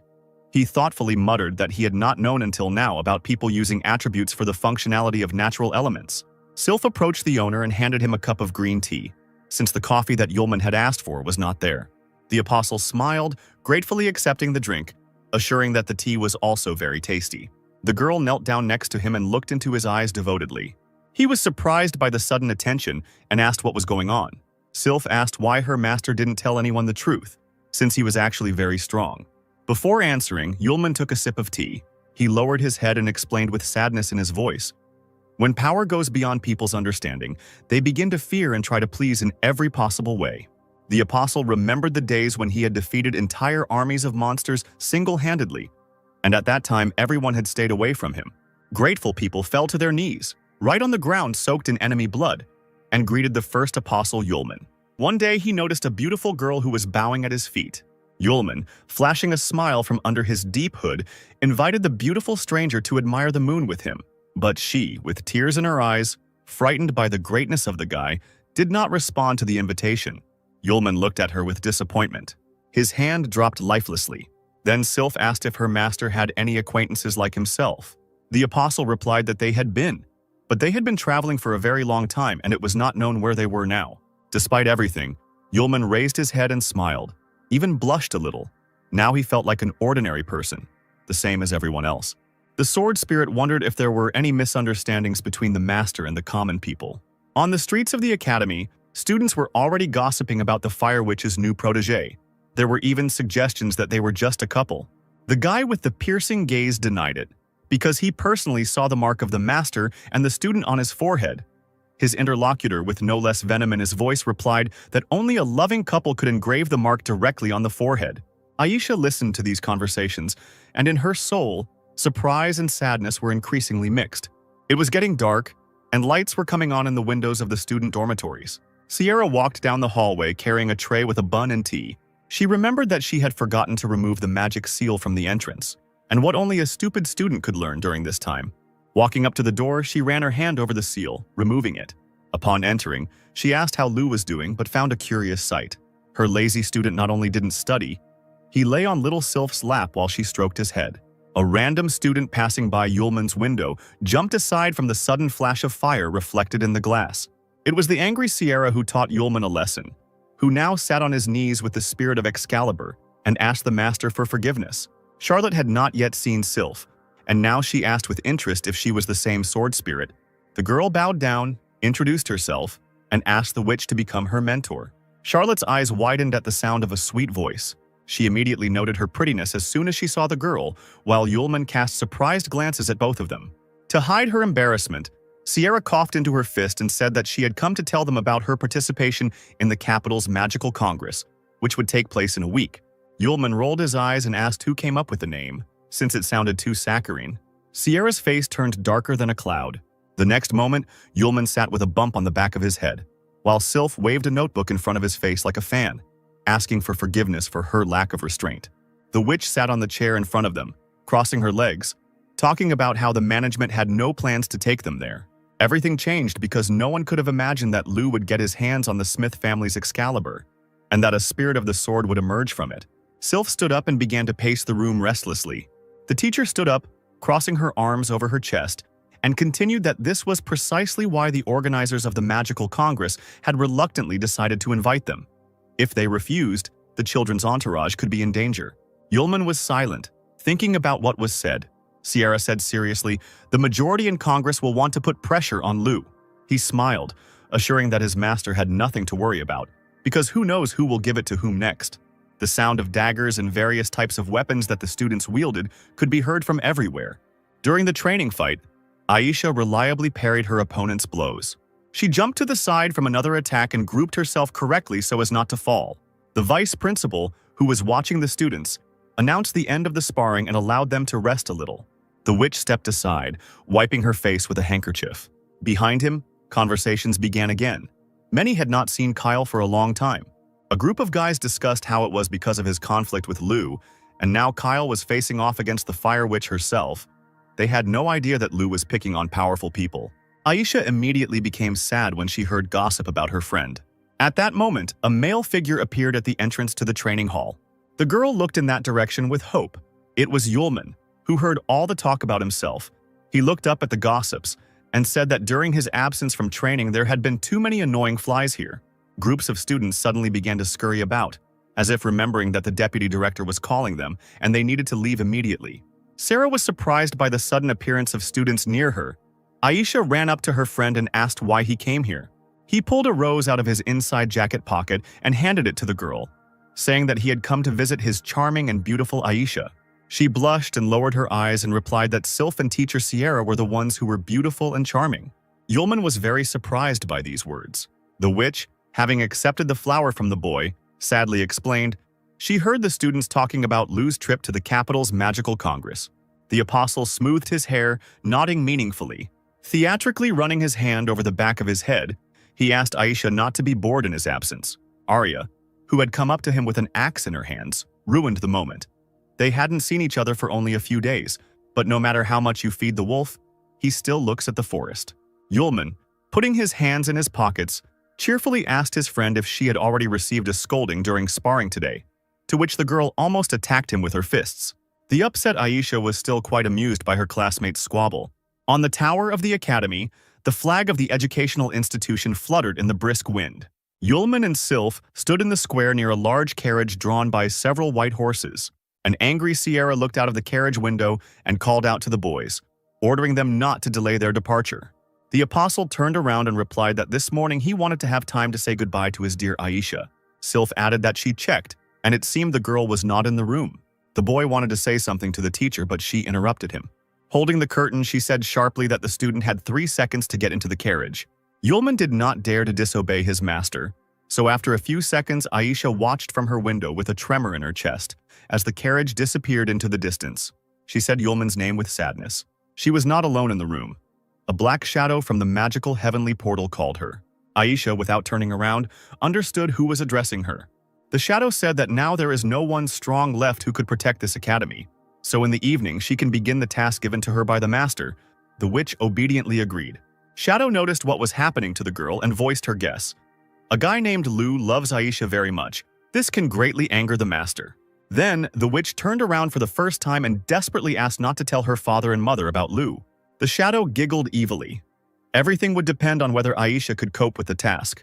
On the way to the event, Sierra told her companions about what awaited them. The annual Capital Magical Congress was held in turn by the three main clans: Smith, Jones, Isis. This Congress was the main identical gathering of the world of magicians, where the best of them gathered to discuss achievements and, in general, just to communicate. Propping his cheek on his fist, Yulman announced his discovery.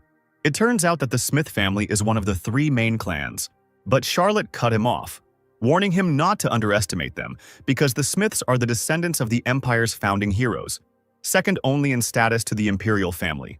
Sylph did not participate in the conversation, her head down. She was thinking about something of her own. The witch continued.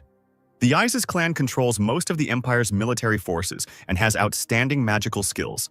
The guy thoughtfully threw his hands behind his head and leaned back on the soft seat, asking what the Jones clan was famous for. His mentor, with the same severity in her voice, replied that this clan had colonized most of the Empire's trade routes and the pharmaceutical industry, and also owned enormous wealth. The apostle chuckled. It felt like the royal family of this empire had no control over anything at all. Sierra urged him to be careful because this time the magical congress was being organized by the Jones clan. Yulman chuckled. What was he afraid of? It was just participation in a banquet. He abruptly changed the topic to something more pleasant, turning to the spirit of the sword. There would be a lot of delicious dishes at the banquet. They would definitely need to eat their fill. Sylph nodded in agreement in response. The witch sighed in disappointment. No changes. Still, she thought, there was one problem with the Jones clan that would be difficult to solve. A few days later, they successfully reached the capital of the Guam Empire. The Congress was held in a mansion in front of which a large fountain was installed. The butler approached the carriage door and bowed, announcing that they had arrived at the Jones clan estate. Sierra was the first to get out of the carriage. She was immediately met by the clan's maid, bowing and greeting. The butler thanked the witch for coming, saying that the owner had been waiting for her at the meeting place for a long time. Sierra snapped back, frowning, that the man could tell the owner not to bother, since she still had things to do. He became embarrassed, reminding the girl of the special attitude of the owner of the estate towards her. Charlotte gave him a look that spoke volumes. The butler squeaked something and did not dare to say anything else.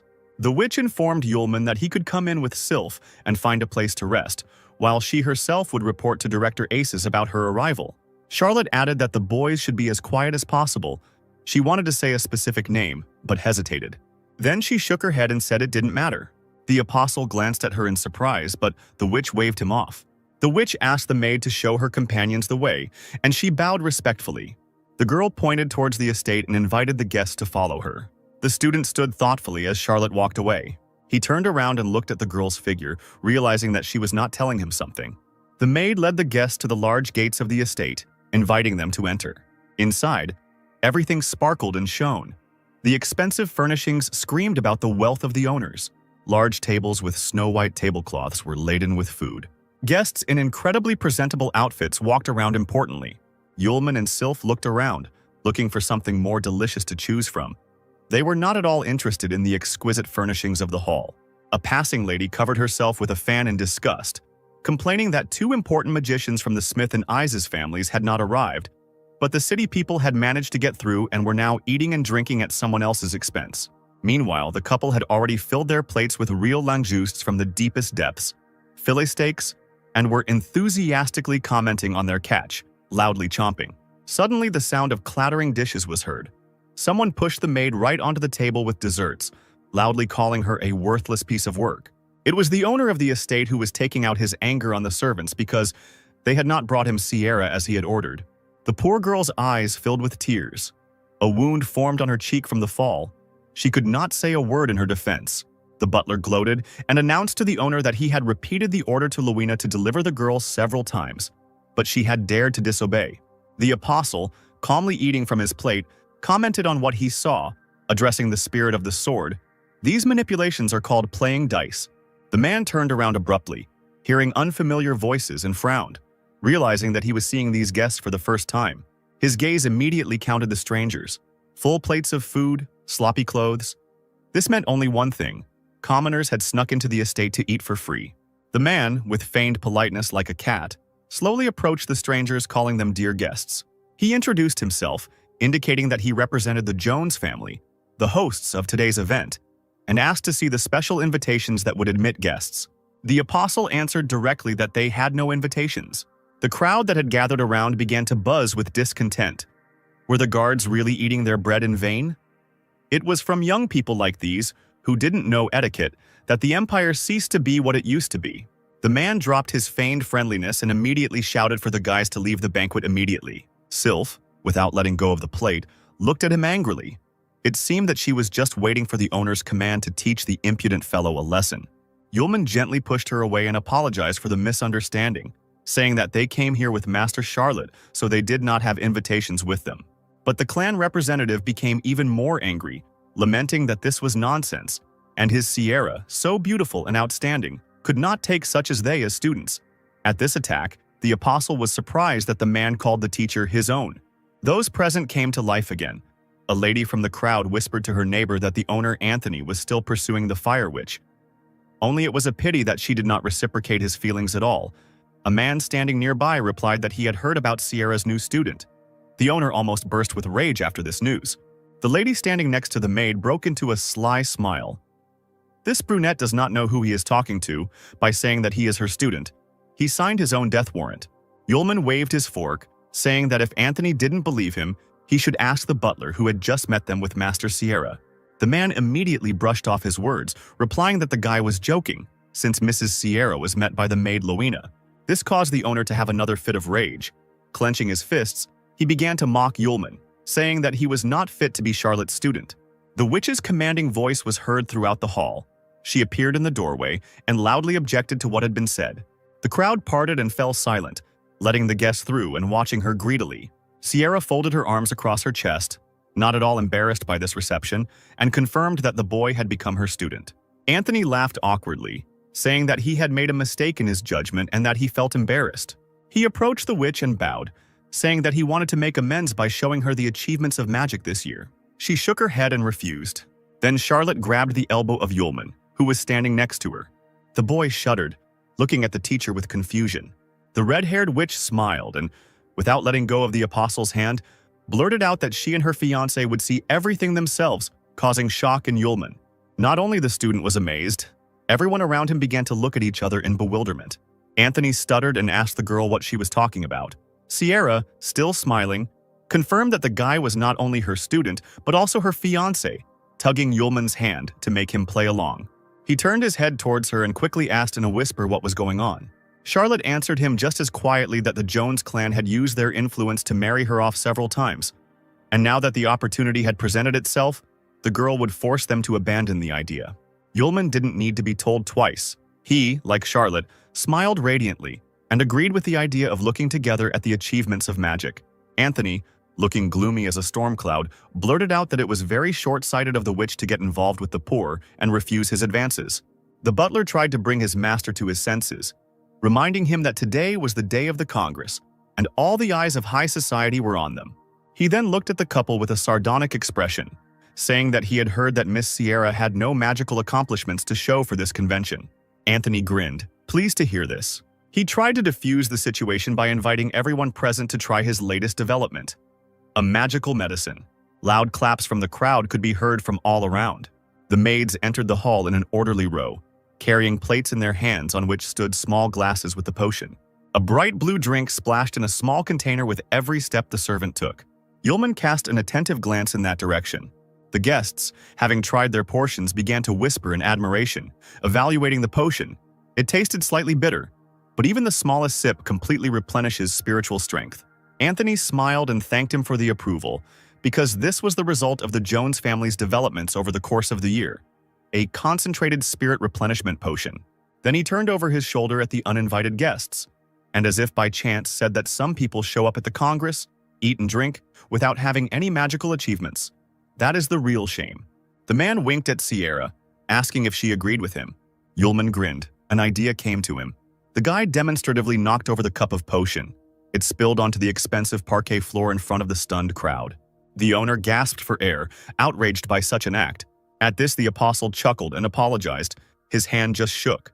Charlotte couldn't help but burst into laughter. Anthony, his eyes wide, pounced on Yulman with accusations. He poured out a potion brewed in ideal proportions, and how many rare ingredients were used? The guy, rolling the cup in his hands, calmly listed all the ingredients: shining stone powder, basilisk scales, angelica, and the purest water from under the polar ice. The shocked man stared at Yulman, speechless from what he heard. Yulman didn't stop. He continued mockingly that he could make a box of this stuff in a day, and Anthony also called this potion the latest development with ideal proportions. As if wound up, Anthony shouted that he had worked hard for a whole month to create this potion, had achieved the perfect balance, and the scoundrel dared to say with his dirty mouth that it was swill, then let him make a box of the potion today, as he had promised. Sierra immediately approached the student, calling him stupid and scolding him for his big mouth, but he calmed her down. He whispered that he needed the girl's help in some matters. She listened and agreed. Charlotte then asked how he knew the ingredients and how to make the potion, to which the apostle hesitated for a moment. The faithful spirit of the sword came to his aid, quickly blurting out that it was she who had suggested all the ingredients to the owner. Yulman laughed with relief. That was exactly how it all happened. The Fire Witch thought for a moment, since the girl was part of Excalibur, it was no wonder that she could sniff out the ingredients of a potion by its scent. While behind Sierra's back, Yulman and Sylph high-fived each other for their teamwork. One of the long tables was cleared especially for the apostle, and ingredients, a knife, a board, and cooking utensils were left there. Anthony addressed the guy mockingly, supported by the laughter of the crowd, shining stone powder, carrots, chestnuts, Cerberus. So many products from the market, is he really ready to prepare a potion for everyone? Yulman answered him with a meaningful look. He effectively threw off his cloak and, remaining in just his shirt, tied an apron around his waist as if he did this every day. The guy heated up the vat and added more fire for a better effect. Literally a few minutes later, a potion was already splashing in the container, no different in color or consistency from what Anthony had been brewing for so long. Those present inhaled the aromas emanating from the vat with full lungs, commenting on what they felt. Such a pure smell, as if you were transported to nature and so serene in the heart. The man denied everything, because cooking was not that simple. Some special waves emanated from Yulman, who was confident in his abilities and stood in the center of the table next to the boiling vat. The liquid in the cauldron looked truly impressive. There was no doubt that this was the legendary potion. The audience was amazed by the skill of the young magician. Meanwhile, Yulman was already pouring portions of the steaming liquid into glass containers. The potion, like spring water, shimmered in the facets of the glass. Finally, the apostle asked everyone to come to the table. The potion was already ready. The first to approach him was a stately, unfamiliar man who politely asked if he could try the potion. Sierra greeted the man who approached her respectfully.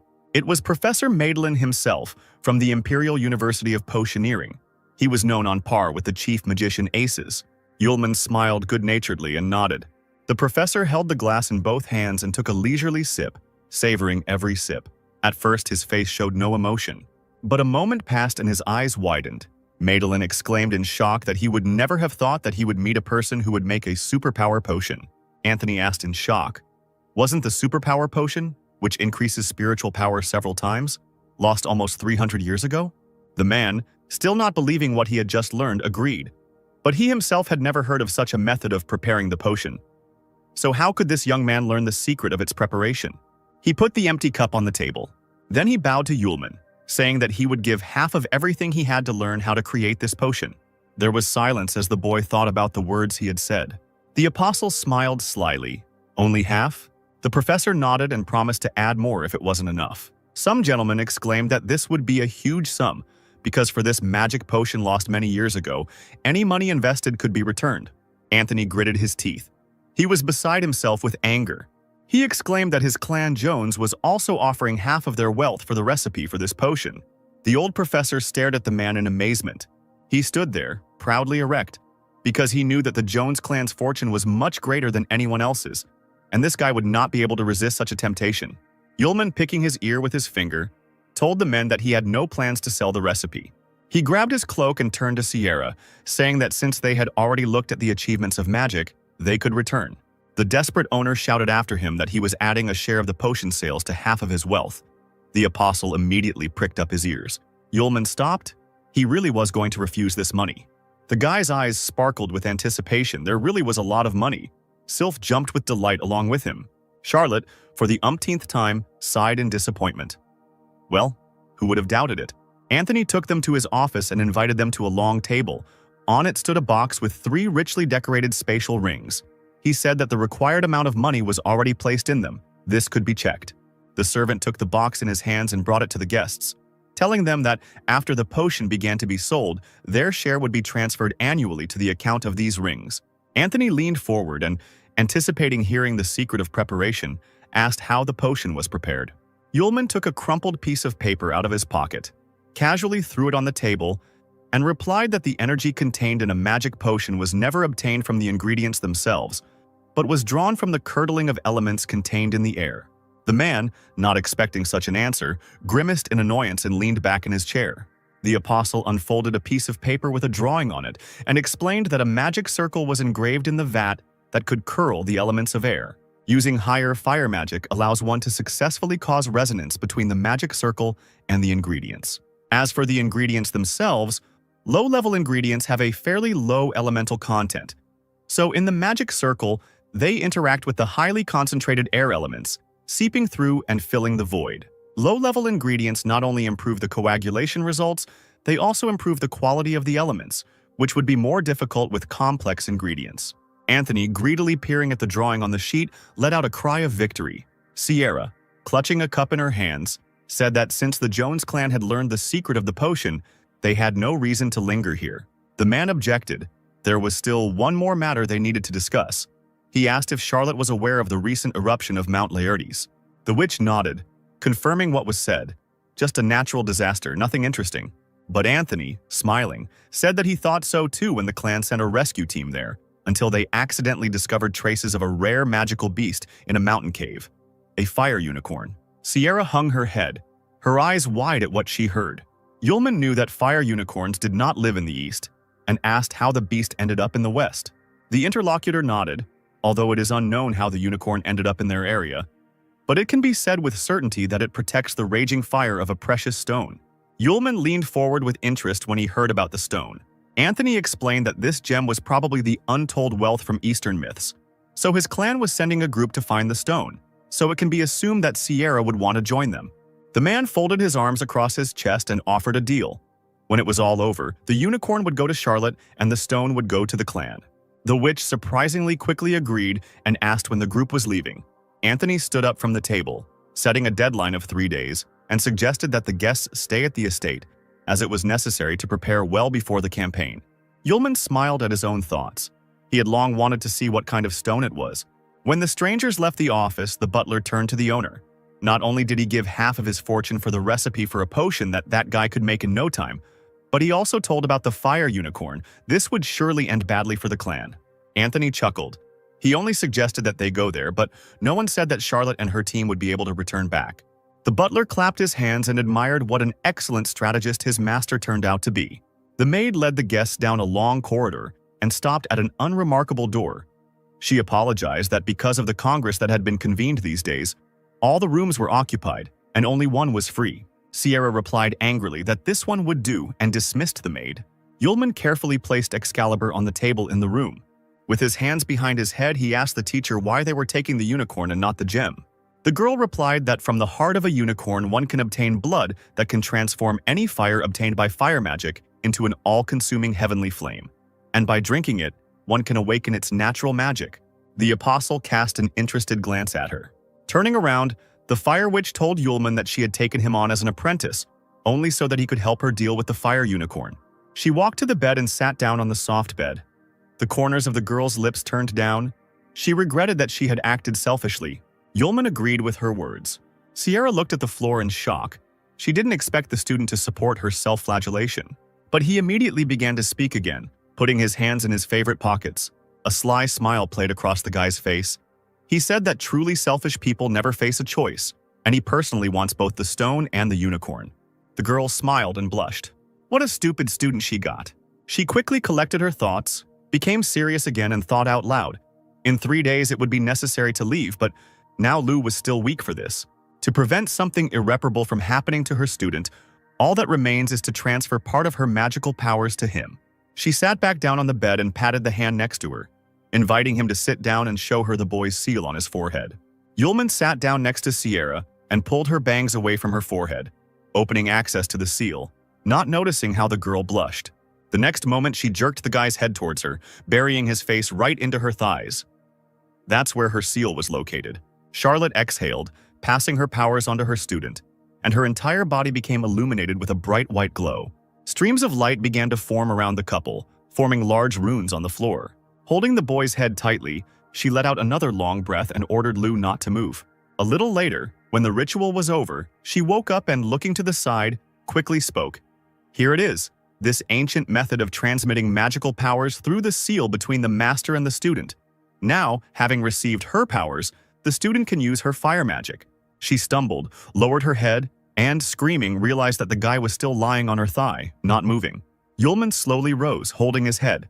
He leaned back on the bed, drowsily replying that he was very comfortable. Anthony sat at the table in his office and asked the butler about what the guests had been doing for 3 days. He replied that they had not even left the room. Moreover, screams could be heard from there from time to time. The master banged on the table, ordering the servant to be silent. He sat up straight in his chair, exclaiming that he didn't understand how he was any worse than this brunette. Sierra is simply blind and does not see all the advantages. Suddenly, there was a scraping sound of cutlery on a plate and a voice from the opposite end of the table. A stranger assured that the gentleman should not worry. Anthony looked puzzled at the man with the hood that hid his handsome features and long white hair and apologized for his tactlessness. He, smiling, asked if Anthony had called him to resolve the issue with his fellow travelers. The stranger was the traveler of the void, Hasadan, one of the 4 best magicians of the Empire, who was considered the only person in history to enter the world of the void. At this time, Sierra continued to teach her student her own magical abilities. Right now, Lu was holding a clod of fire in his palm and asking the master if he was doing everything right. The witch nodded and added that now he could freely use internal magic. Yulman was a little scared and stepped back when the light flared brighter right in front of his face. He couldn't even imagine that it was possible to control fire in this way. Now he wasn't afraid that the flame could break out. Sierra thoughtfully rubbed her chin, either addressing her student or calming herself, while Yulman drew hearts from the flames behind her back. They didn't need any incidents during the taming of the unicorn, so the transferred magical powers should be enough to withstand fatal blows. The main thing is not to forget that the powers must be spent wisely. Looking over her shoulder and seeing the sensible use of energy, Charlotte cursed under her breath. The maid's voice was heard behind the door. She asked to hurry, because the carriage to Mount Laertes was already ready. They could leave at any moment. Sierra immediately threw the door open, appearing in front of the girl along with a soot-covered Lu. Suddenly, the witch caught a glimpse of the familiar hem of a cloak out of the corner of her eye, which disappeared around the corner. Yulman noticed the teacher's hesitation and now looked at her questioningly, while Charlotte was surprised to see this man. But she decided that she was mistaken, so she waved her hand and hurried the student.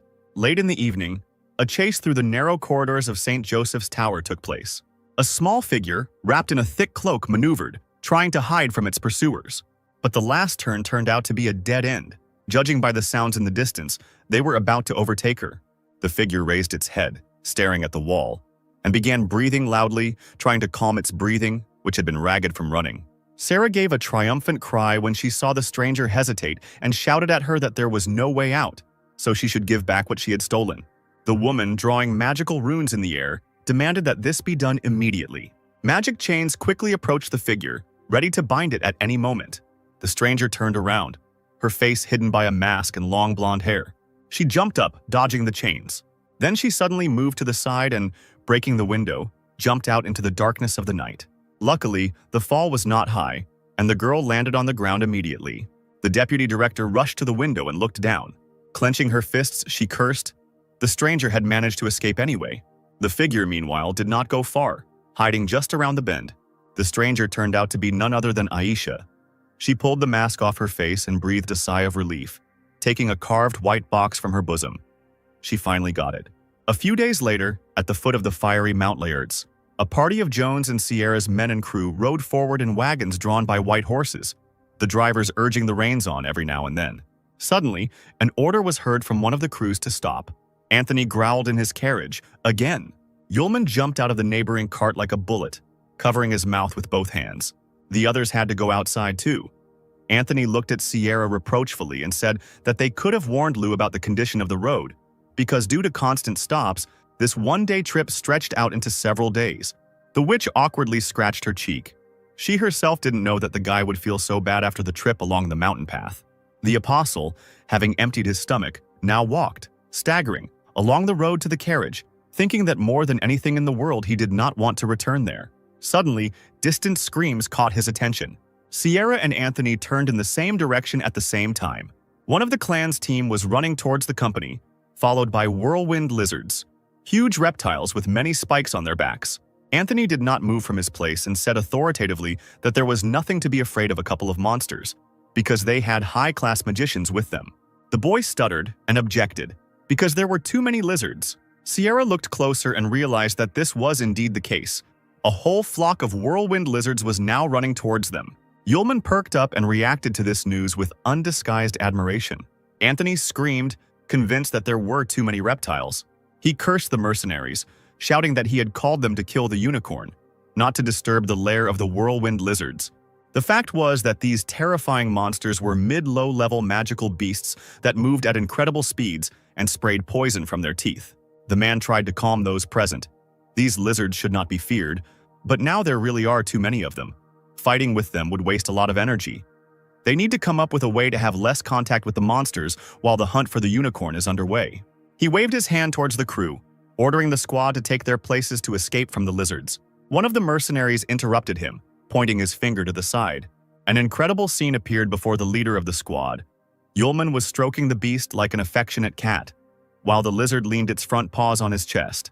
Anthony, not believing his eyes, asked Sierra if her fiancé was familiar with these creatures. She waved her hands, smiling awkwardly. The witch explained that Lu's ability to deal with magical beasts exceeded that of ordinary people. Then the man suggested to the apostle that he ask the flock to move aside a little so that he could continue on his way. Waving away the persistent licking, Yulman grinned. He had a better idea. The roar of powerful paws on rocks filled the entire space of the mountain. Now the people have saddled the swirling lizards, leaving the coachman behind to guard the carriages. Anthony shouted irritably at Yulman that this was a dubious undertaking. But the apostle joyfully replied that this method of transportation was very fast and convenient. He laughed, holding onto the lizard's horn with one hand. Sierra, watching him, allowed herself to smile. She even liked the student like this. Finally, the strange procession approached the foot of the volcano Laertes.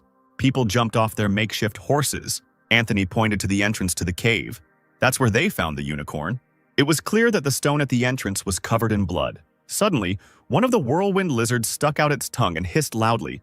Looking in that direction, Yulman immediately became wary. He scratched his chin thoughtfully. It seemed like there really was something inside. The guy released a flock of lizards who, clinging to the ground, obeyed the order. Sierra was the first to step fearlessly towards the cave. The rest of the travelers followed her. The company moved slowly along the stone corridor. A man from the squad stepped forward, lighting the way with a gas lamp. Anthony looked at Lu's back. He would never have thought that this guy could get along so well with wild animals. He smiled wickedly, because even if they tamed the unicorn, Sierra and her student would not survive today. Finally, the procession approached the through exit into the main part of the cave where the unicorn lived. Coming out of the corridor, they found themselves on the edge of a cliff. The deadly burning lava was bubbling and seething, trying to spill over the edge. Everyone screamed in unison at what they saw. It seemed as if there was nothing around except a stream of fiery liquid. Suddenly, a bright glow caught everyone's attention. The man exclaimed that he saw treasure. Nearby, washed by lava on one side, the very same stone lay in the rocks. Violet pink in color, it beckoned travelers to it. Yulman tensed up. The stone was unusual. It trembled periodically, and these movements seemed familiar to the guy. Anthony muttered happily, stepping forward, that since there was no fire unicorn, it meant there was an opportunity to grab the stone. But he didn't notice how the lava began to bubble even more, spitting out bright bubbles around him. The fire witch cast a wary glance in that direction. Suddenly, she rushed towards Anthony, holding out her hands to him, and ordered him to stop. Right in front of them, a huge fireball burst out of the gorge. The man raised his head and, with his mouth open, watched his movement. His legs suddenly gave way and he fell to the floor, moving back as a huge clawed paw stepped onto the edge of the ravine. A fiery unicorn, completely engulfed in fire, slowly crawled towards the squad with its mouth open. It was a magical beast of a rare level. It came from the eastern continent, was a master of fire attacks, and was also deadly strong. The mercenaries stood in stances, holding their magic wands out in front of them, ready to attack at any moment. Sierra, while creating magical runes in front of her, quickly said that this fire unicorn was a rare magical beast. Although its killing power was not as high as that of natural disaster-level beasts, it would not give up easily. Then the girl ordered the student to wait aside, and if there was a chance, he could use his talent for taming. The apostle thought that the master was right. Unicorns have a stubborn character. If you tame one, the creature can resist, and it is better for him not to show his magic in front of this whole crowd. Yulman threw up his hands. Ordinary people would not be able to comprehend his power. The unicorn slowly advanced on the still-lying Anthony, who, trembling, hysterically ordered his squad to get rid of the beast. The warriors pointed their staffs forward, calling out the command, "Ice Coffin!" Blocks of ice rained down on the dragon from all sides. Having surrounded the unicorn, they, led by their master, tried to block the beast. For a moment it seemed as if the dragon was trapped in snow. The beast became angry. His eyes flashed dangerously. Powerful streams of fire gushed from the beast's body. No matter how strong the mercenary's magic was, it still couldn't withstand the fire's onslaught. There was an explosion, pieces of ice flew in all directions, and the dragon found itself free. The wounded mercenaries were breathing heavily, bent at the knees. The unicorn, unfazed by anything, ran forward again, preparing to attack the people. The detachment, seeing this, hurried in horror to escape from the monster's sight. At that very moment, the beast's horn collided with the magic sword with a ringing sound. Sierra wasted no time in rushing forward, now using her weapon to block his attack. The animal narrowed its eyes dangerously, growling even louder. It moved its head to the side, trying to push the sword away from the horn. Sierra felt her grip weaken in horror, the sword in her hands moving to the side. The unicorn let out a roar and turned its head sharply, trying to throw off the annoying opponent. There was a powerful explosion from the collision. The fire witch was thrown back several meters. The sword remained in her hands. The stone that the people had come for shook dangerously from the force of the blow. He was lying right on the edge of a cliff, so a push of such force predictably provoked the stone to move, and it, jumping up, almost fell right into the flow of seething lava. Anthony watched in horror as his treasure disappeared into the raging fire. The unicorn turned around and rushed in that direction. But the stone didn't have time to land in the lava. Yulman reacted with lightning speed and in 2 counts found himself in the air, holding the prey tightly above his head. The warriors' mouths dropped open as they watched this. A few moments later, the apostle landed on solid ground. Sierra immediately ran up to him, worried, saying that the stone contained a raging flame, so he needed to be careful. The stone in Yulman's hands heated up. He screamed, and an enraged unicorn immediately appeared behind his back. Anthony clenched his fists. If this continued, the guy would end up with both the stone and the unicorn. The apostle turned around with a smile and said that the Jones clan had been wrong from the start. It was not a precious stone. Yulman didn't have time to finish telling the story before a portal formed in the air right behind him. Sharply increasing in size, huge gray tentacles began to flow out of it. The chutes approached Charlotte and Yulman with lightning speed. The guy turned around abruptly, hearing an unusual sound. He pushed Charlotte aside sharply. The girl didn't have time to turn around, and her student was already tightly grasped by tentacles and pulled into the portal.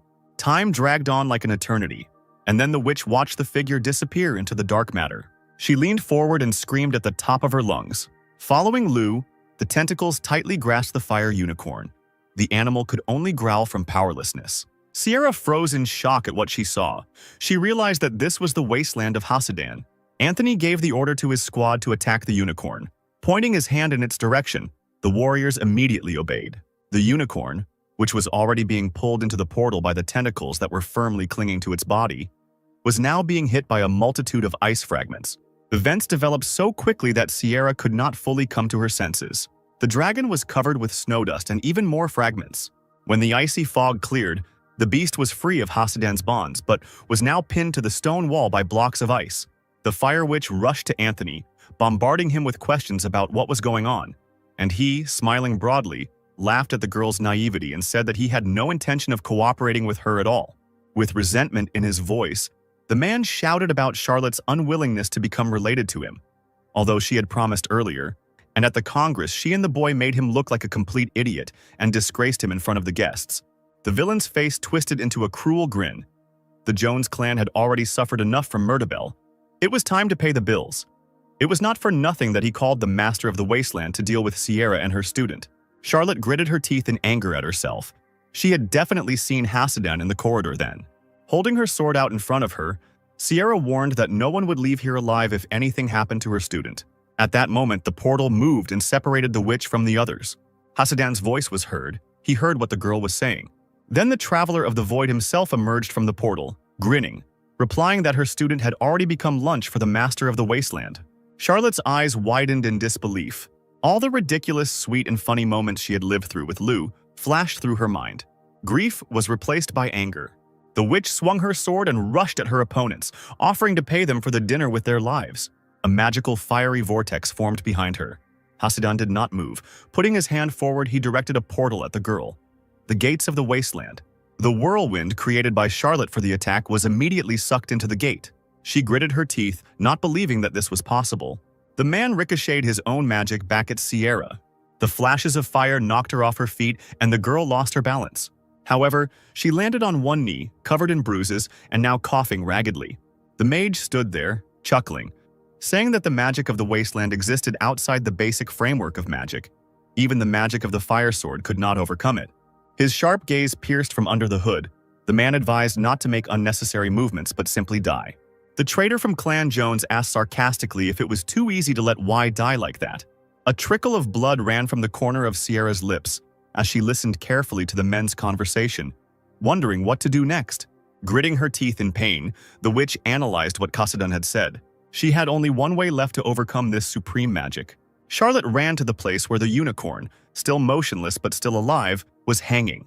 Anthony panicked when he saw where the witch was heading and shouted that Sierra needed to be stopped before she got to the unicorn's blood.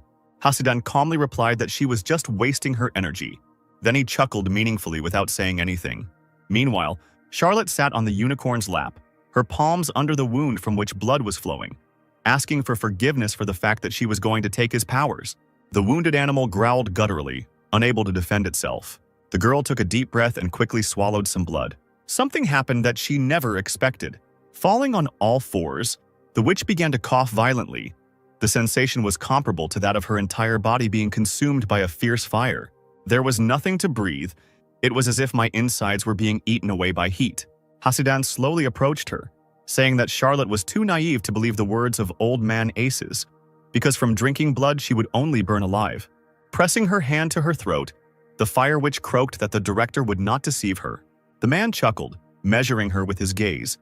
It seemed that the girl did not know Aces at all. Hasidan turned to the squad and said that if they killed the witch now, there might be an explosion of heavenly fire raging in Charlotte. So it would be better to leave her here, to die a natural death. The stone was in their hands anyway. The witch understood that she couldn't just let them leave, but how difficult it was to make every movement. But suddenly something changed. An unknown force lifted her above the ground. The space around her literally blazed with fire. The natural magic of the Thousand Lights Master has awakened. The men turned around in shock. This shouldn't have happened. With tears in her eyes, Sierra said that even after awakening her natural magic, she was still very saddened by the loss of her student. And therefore there is no point in expecting mercy. A bright, scorching flash hid the girl's figure from view. The magician immediately created a void field spell. But something was wrong. The Master of the Void did not answer him. Meanwhile, a fire dragon with its mouth wide open was flying towards where the men were standing. Anthony stepped back, not understanding what was happening or how the beast had appeared. It was as if a pillar of fire had burst forth from the depths of the earth, filling the entire space. Then there was a deafening explosion. After a few seconds, it became quiet and the dust from the destruction settled. Sierra's opponents lay on the ground, their clothes burnt, and their bodies covered in multiple wounds. Hasidan, unable to move, could not even imagine that someone could master the magic of heavenly fire. The fire witch landed softly on the ground. She was not at all happy about receiving the natural magic she so desired. Suddenly, claps were heard in the caves, the sound passing through the walls like the moon. The witch looked sharply towards the entrance. To her surprise, the director of the academy, Aces, slowly entered the cave. He stopped, holding his hands behind his back, and asked the girl if she had awakened her natural magic. She nodded, noticing that the director looked strange. Still lying on the ground, Hasidan laughed with difficulty, saying that this old man had been waiting from the very beginning for the day when the witch would awaken the natural magic. All this, none other than the demon kidnapper. Charlotte didn't believe what she was hearing and stared with all her eyes at the director, who was so familiar to her. According to legend, 500 years ago a monster appeared that could steal natural magic from people, and for 200 years there was no one who could defeat it. But the chronicles say that after the battle with the seventh apostle Sarlia, the demon disappeared without a trace. According to rumors, he had already died long ago. Who then was Director Aces all this time? Always so kind and sincere, the old man's face suddenly changed and he turned to Sierra. She said that if she could awaken her natural magic, the girl would help the director with many things. And since this was troublesome, she could think of another way out. The round glasses flashed playfully. The man asked what if he took her talent magic directly. Sierra screamed, not expecting such words from the director. Aces now looked nothing like his former self. He tensed up and suddenly grabbed his charge by the throat, lifting her into the air. It was a blow below the belt.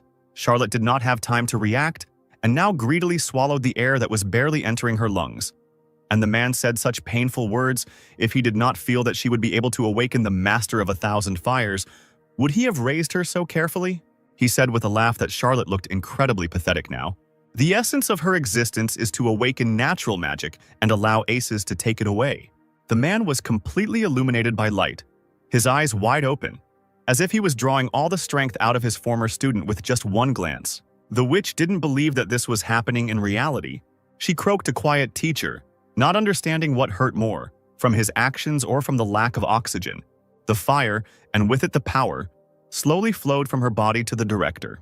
When the exchange was complete, the fire arced through the air and finally left the Sierra. Aces waited a few more moments.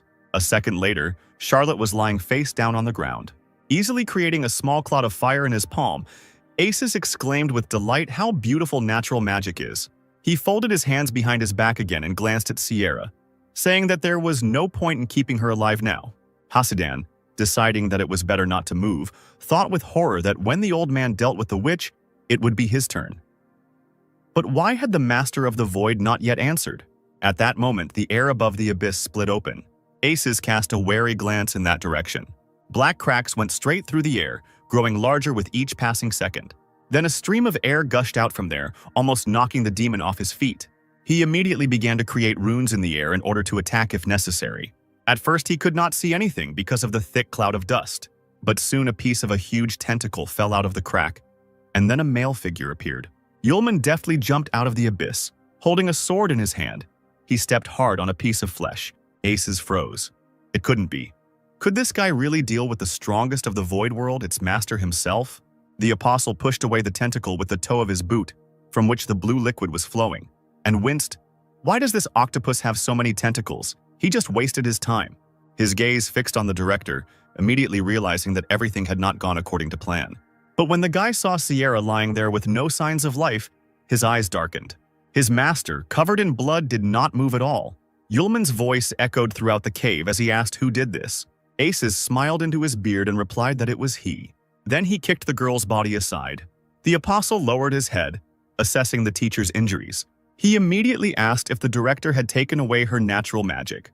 He agreed quite well and said that the guy should feel proud of his master, because it was she who had a hand in his future victory over the apostle.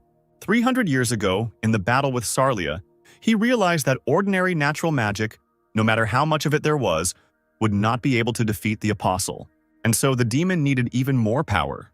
The old man continued, his eyes wildly darting off into the distance, saying that he needed high-level magic and the energy left by the apostle to do this. So he spent his strength to teach Sierra and didn't reveal his true identity in order to obtain the apostle's energy.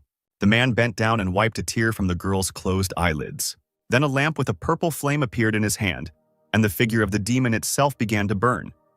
Today was the day when he obtained both the highest level magic, the heavenly flame, and the energy of the apostle, the hellish flame. Aces laughed demonically because now, with many unique abilities, he was ready to fight the apostles again. But before that, he needs to deal with people, real scum. The apostle turned his attention to the unfortunate unicorn. Then he walked up to Sierra and knelt down on one knee, checking her pulse. At this time, Aces was already creating a magical fireball, loudly boasting that now heaven and hell were with him, so he didn't need anyone else. The demon threw a wave of fire into the air.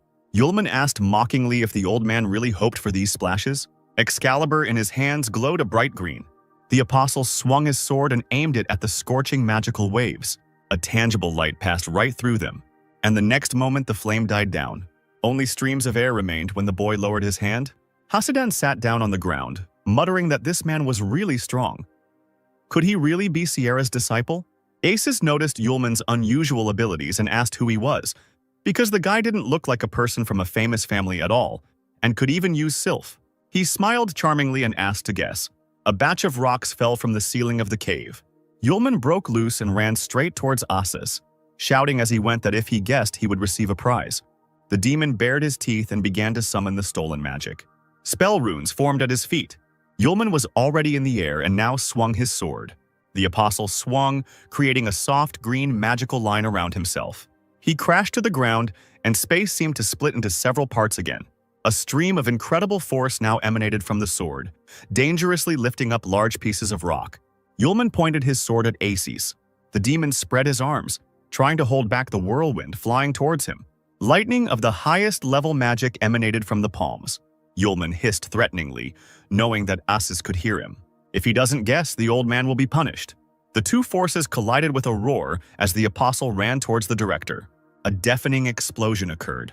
Its echoes were of such a scale that they broke through the top of the cave, creating a large hole there.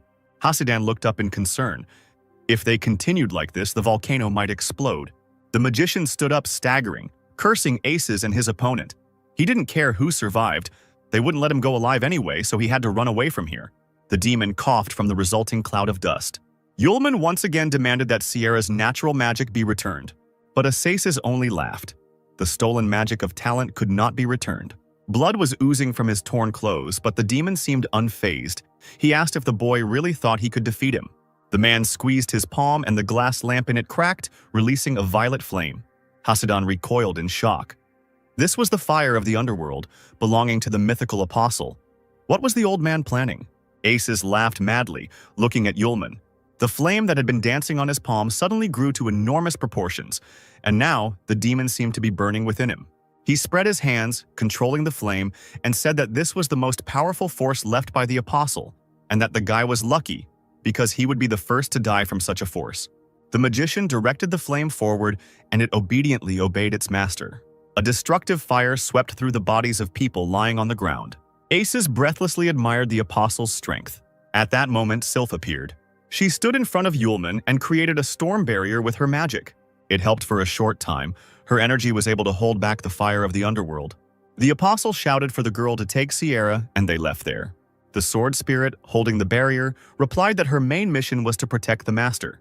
Suddenly, she felt a soft stroking on the top of her head, which had already become habitual. Yulman confidently ordered her not to worry because this light could not harm him. The girl looked at the apostle with admiration. The director, standing in a purple whirlwind, watched Yulman. He did not expect that there was a person who cared about his weapon more than his own life. His hand rose, fingers touching the purple haze, kill the guy and then catch up with them. A matter of 5 minutes.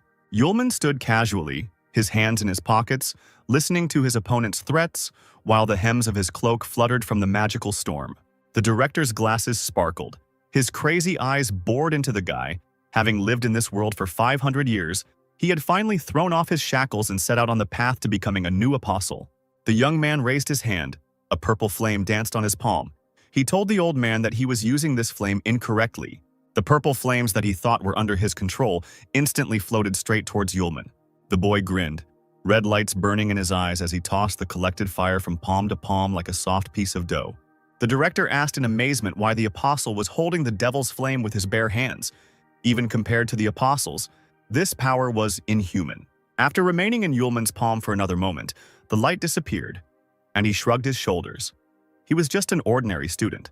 The guy, like a cat, slowly approached his opponent, asking how the director would pay for what he did to his future bride. The old man chuckled, saying that from the moment he decided to take away the girl's natural magic, she died for him.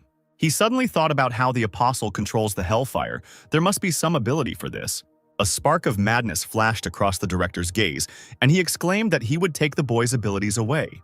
He raised an eyebrow and suggested trying to do it. The director raised his hands up, trying to absorb the fire, because in this world there should not be another person capable of controlling the hellish flames. His eyes widened in shock when he saw what was hidden. A figure, vaguely reminiscent of a student, stood at the very top of the mountain, arms outstretched, his mask frightening, but his smile evoking primal fear. Yulman's chuckle was heard. He realized that he had been seen, and said that he had sealed his powers so as not to be discovered. The director couldn't get his head around what he saw, as if it were something forbidden, something for which he would have to pay. The young man grinned predatorily, saying that since the old man wanted to take his powers so much, people needed to be given a chance. He waved his hand to the side, announcing that the first level seal had been broken. Red lightning flashed from the human eyes, and a powerful stream of energy hit the floor. The old man was amazed by the unfolding spectacle and was afraid to even blink. Yulman, still smiling, extended his hand towards the director, and the fiery whirlwind began to spin like a tornado. Streams of energy gathered together and rushed into the chest of the man opposite. The man trembled as if in a fever and let out a hoarse cry. The flame threw him from side to side, tossed him up and burned him, gave him what he wanted so much. When the director tried to croak something, the guy put his index finger to his lips, urging him to be silent. He laughed lightly, saying that he was just a student looking for a wife and a way to make easy money. Drowning out his words, an explosion rang out, engulfing the director and covering his remains in waves of dust. Yulman raised his head and stretched his shoulders. The apostle decided to catch up with Sylph. Perhaps Sierra had already woken up by that time. He looked away, habitually putting his hands in his pockets. There was one more thing to deal with. The dragon was still nailed to the wall with huge crystals. Yulman stood before this spectacle, carefully examining the monster. Reaching out his hand, the boy created a magic spell that was able to give the monster a few moments of life. The dragon sneezed, opening his red eyes and looked angrily at the man. The crystals holding his body together disappeared and the monster fell to the ground. As he fell, he growled helplessly but didn't even try to get up. Yulman, coming closer to him, spoke to the creature. In the last battle, he did not use his powers to the fullest. A scarlet egg appeared in the boy's hands, which the dragon was afraid of harming if his blows were too powerful. The creature, seeing the egg, opened its eyes wide and snorted. Yulman brought the find to the dragon's head, saying that he hid the egg in a spatial ring when he was sucked into the world of emptiness, so it remained unharmed. The unicorn dragon poked its nose into the hard shell. The guy gasped, almost dropping his load from his hands. He smiled and replied that he understood everything. Yulman stroked the unicorn's neck. He didn't know why he came here with his egg. It smelled like the apostles, which meant it was connected to them. Grasping the precious burden with both palms, the man promised the dragon to take care of his property. As if expecting only these words, the creature snorted one last time and fell silent, words of gratitude echoing in the air. The majestic volcano was awakening, preparing to spew rivers of lava, which later flowed down in bloody streams. Sylph carried Sierra in her arms, trying to get as far away from the epicenter of the battle as possible. The spirit of the sword sensed the presence of its master and looked around, finally noticing him. He slowly emerged from the cave entrance, and the first thing the girl asked was if he was okay. After briefly saying that he was fine, Yulman glanced at the unconscious Sierra, asking how she was. Sylph looked at the fire witch's face with concern, concluding that she had overexerted herself and perhaps fallen into a coma. The apostle grimaced, saying that the volcano was about to erupt. They needed to get out of here first, then they could talk. In any case, Master Sierra takes everything to heart, and will she be able to cope with her own feelings when she wakes up? As a child, Sierra spent a lot of time in the hospital and often heard the staff discussing the extermination of the Charlotte family, the work of the apostle's minions. Only little Sierra was left, and every stranger felt immensely sorry for her. With her head down, she heard someone's voice asking if the girl had heard about the villains who killed her family. The little girl looked straight ahead, her head bowed in interest before the stranger. A tall, gray-haired man in long robes offered to become her apprentice in order to take revenge. Smiling affectionately, the man scratched his beard and introduced himself. Aces, the chief court magician of the empire. Then Sierra truly believed that the teacher sincerely wanted to help her get revenge.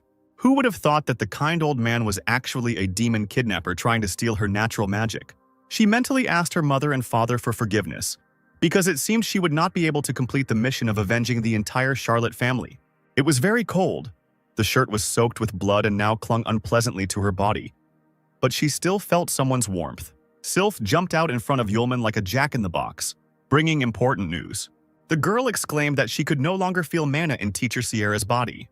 The girl in his arms did not move, but the corners of her lips were lowered in unconscious agony. Sarah's life energy was fading away at great speed. The Trinity miraculously managed to find the nearest hotel. Sierra was laid in bed, covered with a blanket, and Yulman, having removed his cloak, stood over her with his arm outstretched, drawing healing spells in the air. Unfortunately, Sylph's fears were justified. Sierra's own magic was not felt in her body, and her power was rapidly leaking away. Looking at the girl's exhausted face, the apostle knew that if this continued, she would never wake up. Sylph carefully approached the master, who was gloomier than a cloud, and asked if he still had the magic that Master Sierra had passed on to him. Yulman clapped his hands, realizing that this magic could be returned to Sierra and help restore her strength. It wouldn't be enough to get her back to her previous level, but it was better than nothing. A book appeared in front of the sword spirit. It was necessary to find out how to transmit energy when it was impossible to use the seal for transmission. The verdict was that the magic had to be transferred through a kiss, which completely puzzled Yulman. With an inscrutable face, Sylph explained that the bodies of the young people needed to be connected through the mouth, and the saliva would be the medium that would transmit the magic, at which point the apostle waved his hands, declaring that he understood everything. He grabbed his head, massaging his forehead, thinking that this was necessary to save Sierra. The guy blushed. It looked like he was taking advantage of her condition. Sword Spirit sternly said that Sierra would be more concerned about her magical powers given her vital signs. Yulman and his assistant approached the bed. The girl sadly concluded that a lot of time had passed since the old man took Sierra's energy. They needed to hurry before she degraded to the level of an ordinary person. Yulman thought hard. Although there was no direct threat to life, Sierra could wake up as an ordinary girl. It would be difficult to accept. In that case, Sylph is definitely right. The girl bowed, saying that she would go and watch the door. When the door closed behind the spirit of the sword, Yulman carefully sat the unconscious Sierra on his lap. He frowned, deciding that no matter what happened next, he would take full responsibility. Holding the girl with one hand, the apostle carefully lifted the stranger's chin with the other. The kiss was followed by a magical activation. The space was illuminated by a bright light from the raging streams. Yulman did not let go of Sierra. Holding her tightly in his arms, he closed his eyes so as not to be afraid of his own shyness. The girl slowly opened her eyes, thinking that she was still asleep, because she felt so warm and comfortable. Feeling the touch of someone else's lips on hers, Sierra was convinced that this was a dream, because everyone was supposed to die in that cave. But the unprecedented reality of these sensations seemed to hit the girl in the most sensitive spots, and she opened her eyes wide. Sylph jumped when she heard something heavy fall outside the door. She timidly opened the door. The owner was sitting on the floor, holding the bump on his head. Sierra was standing right next to the bed, with a red face, the color of her hair. The girl screamed that she couldn't do what he did, even if she had let it slip that Yulman was her fiancé. Something distracted the fire witch, and she asked the sword spirit, puzzled, what she was doing. Sylph replied seriously that she was carefully recording the duration of the kiss and the events that followed. Sylph blushed even more, as much as possible, jumping up on the bed in indignation. She almost attacked the girl with her fists, screaming that it was not a kiss, but an ambulance. The student was giving her strength back, and such events do not need to be recorded at all. Sierra turned to the beaten Yulman, ordering him to forget everything that had happened and was long gone. The apostle put on a guilty look, wiping tears from the corners of his eyes, and nodded. Once everyone had calmed down, Sierra lay back in bed to continue recovering and drank hot tea. Yulman and Sylph stood by the bed when the fire witch asked what happened to those who fought in the cave and how Yulman managed to escape. The student replied that, as he followed Sylph out of the cave, he saw Aces and the wounded magician fighting. It turned out that in the battle, they even broke off an entire cliff. Sierra thought about it, realizing that Yulman was talking about Hasidan. It was hard to imagine that he had the strength to fight the director. Yulman added that everything happened while the spirit of the sword was carrying the girl out of the cave, and no one else came out of it. The student, startled, asked Master Sierra with hope in his voice if her magic had returned. The girl remained silent and clutched the sheet tightly, returning to the sad thoughts of her loss and betrayal of a loved one. She pressed her hand to her chest, staring at the wall. Although the student had returned her powers, the current level could not even be called average. Sierra sat up straight in bed and suddenly broke the silence by calling the apostle's name. He turned his attention to the teacher, looking questioningly. The girl surprised Yulman when she quietly asked him to leave with Sylph. Resentment flashed in the guy's voice when he asked why he had to leave. Sierra replied seriously that the balance of power in the Empire, which had existed for the last 100 years thanks to the balance of power between Aces and the three great families, would be disrupted when the other families learned of the death of the director and Capella. The girl lowered her head. Her eyebrows drew together. She was afraid that something terrible might start. Yulman nodded, suggesting that a coup could even begin in the country. Charlotte's current level is not even up to the average level. In such a situation, it will be very dangerous for the student and the girl to follow her. Sierra was in a terrible mood and her thoughts were the same. She refused to fight. Not hearing an answer, the girl looked at Yulman, who did not look upset at all. On the contrary, he was shining like a new coin. This made the Fire Witch quite angry, deciding that the guy was not listening to her. She screamed, reminding him that the main clans would never leave them alone after losing Ace's protection. Frowning, Yulman in turn asked Sierra what would happen to her if he left with Sylph. This question really puzzled the girl. She couldn't even find the words, only hesitantly saying, The student smiled softly, assuring her that he had heard the teacher, so now they would definitely not leave her alone. Sierra's cheeks turned red when she heard that the boys would fight together if they couldn't escape together. Crossing his arms over his chest, the apostle added that he was Sierra's disciple and successor, and also her fiancé, so he would not be able to leave her and run away. The girl, forgetting about her fatigue, almost beat Yulman the second time when he spoke about his status as a groom. He shouldn't have taken that statement seriously. Sylph clenched her fists, belligerently declaring that she would support her master and stand shoulder to shoulder with their small team. Sierra felt a pang in her heart, and her cheeks burned at the realization that her true friends would go to the ends of the earth with her. The Fire Witch was not used to showing her feelings, so she turned her head away sharply, muttering that she wouldn't care if the boys were in danger.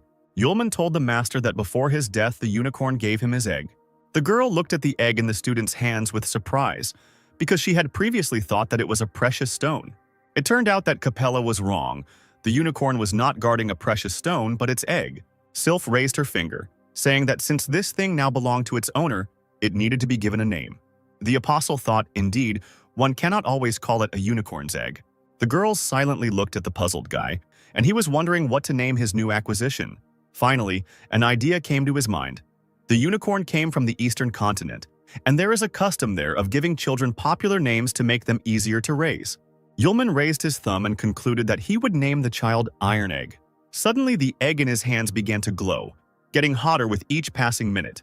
The apostle yelped in pain, almost dropping the fragile child. Sierra, her face blank, pointed out that the egg had made it clear that it didn't like the name. What followed was an even more unfortunate scenario, and Yulman received a greater dose of fire than before. A wounded man in torn clothes walked along the quiet streets at night, barely audibly. Holding his heart, Kashidan walked limping along the cobblestones.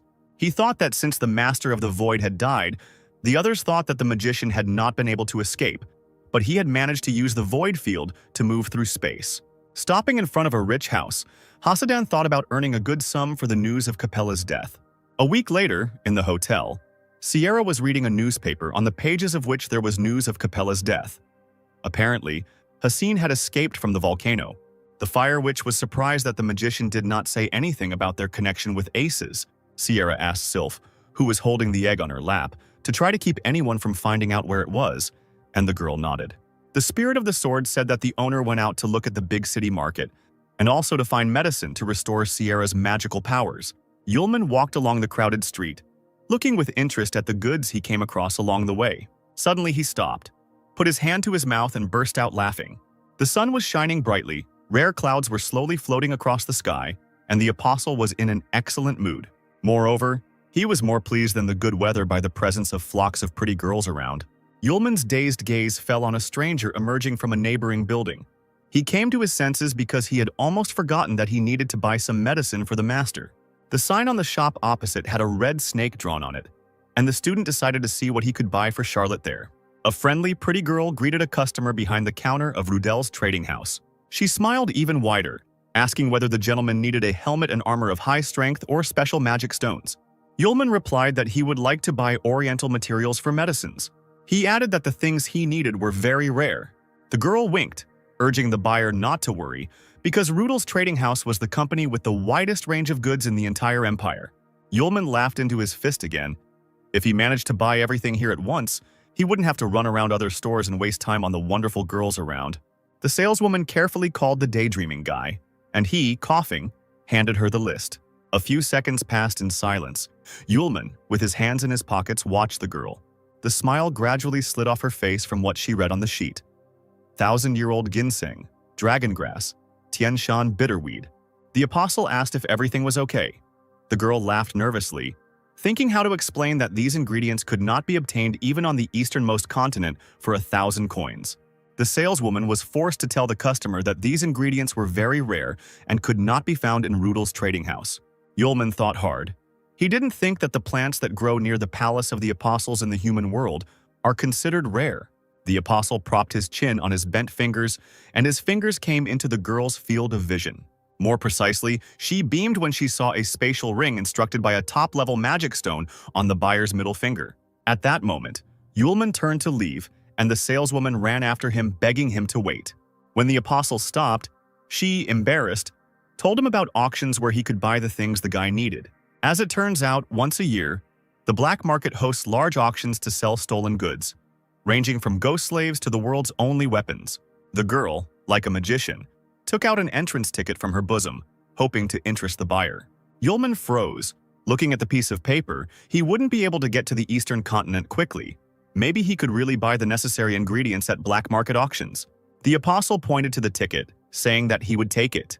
The girl held out the goods with a smile, offering 100 gold coins for them, saying that the auction would begin at 7 in the evening. The saleswoman added, bowing, that the auction would take place in the south of the city in the Imperial Steed Tavern, so it would be best to arrive on time.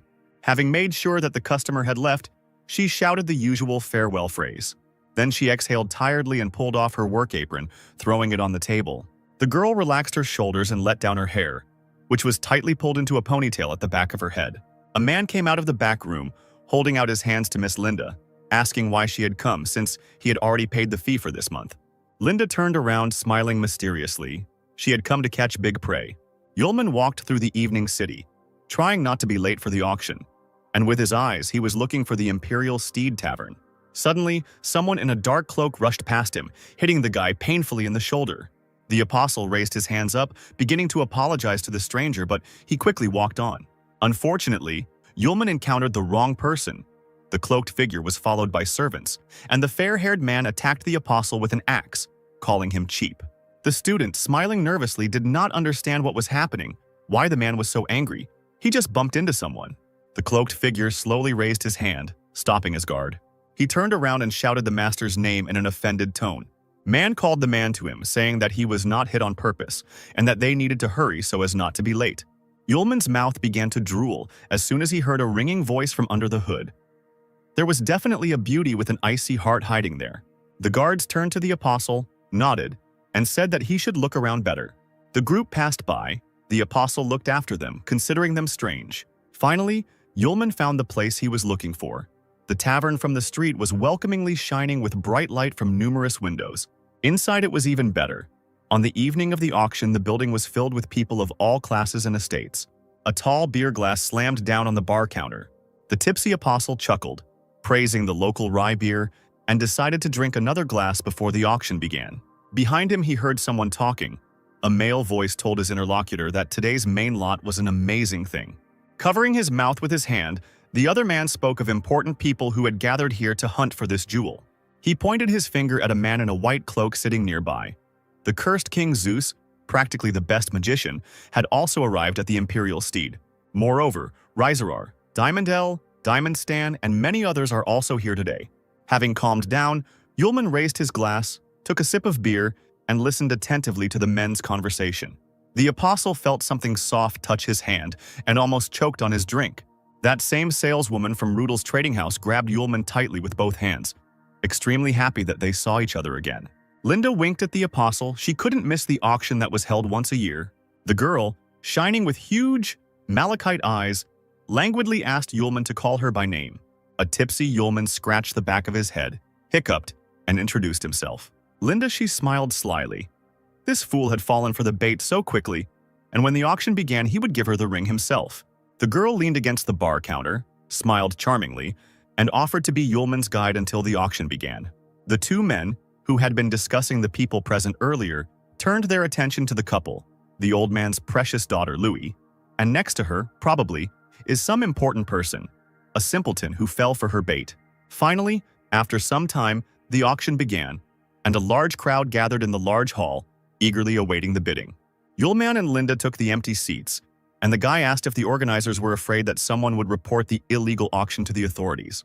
The girl twirled a strand of hair, saying that the auction was being held by Old Man Lewis, and no one in the city would dare to anger him, and besides, serious people were buying things here.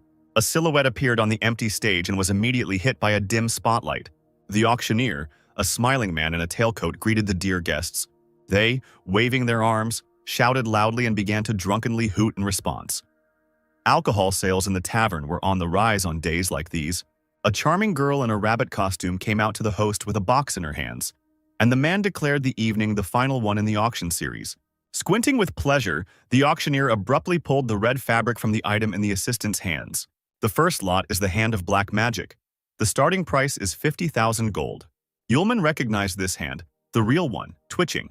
It is only capable of calling forth black magic, or cursing others, but is not capable of anything else, but is valued here. From all corners of the room, guests began to raise their hands, shouting out their prices in unison. Linda told her neighbor that there were many other things at the auction besides the things he needed, and he shouldn't miss the opportunity. The apostle threw his hands behind his head, indifferently answering that this was so. It was not for nothing that he came here. Then his new acquaintance offered to look at the next lots, but Yulman stubbornly refused. For example, he didn't like the Hanging City ring because of its gloomy name. The guy crossed his arms over his chest, complaining that he didn't buy anything decent, and Linda was angry that he wasn't buying anything. The girl clenched her teeth, expecting something very expensive. Then she would persuade Yulman to buy it and receive the long-awaited spatial ring. The auctioneer announced the last lot, the one everyone had been waiting for with bated breath. This time the man did not quickly pull the fabric off, but continued to keep the intrigue going. For greater effect, the box was filled with smoke to hide the treasure as long as possible, and the audience began to rise from their seats in impatience. When the smoke cleared, everyone saw an ice jade lotus bracelet whose starting price was 200,000.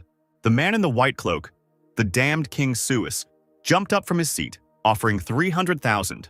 Then came shouts promising 380,000, then 500. Linda clenched her fist, wondering why her new acquaintance was sitting there.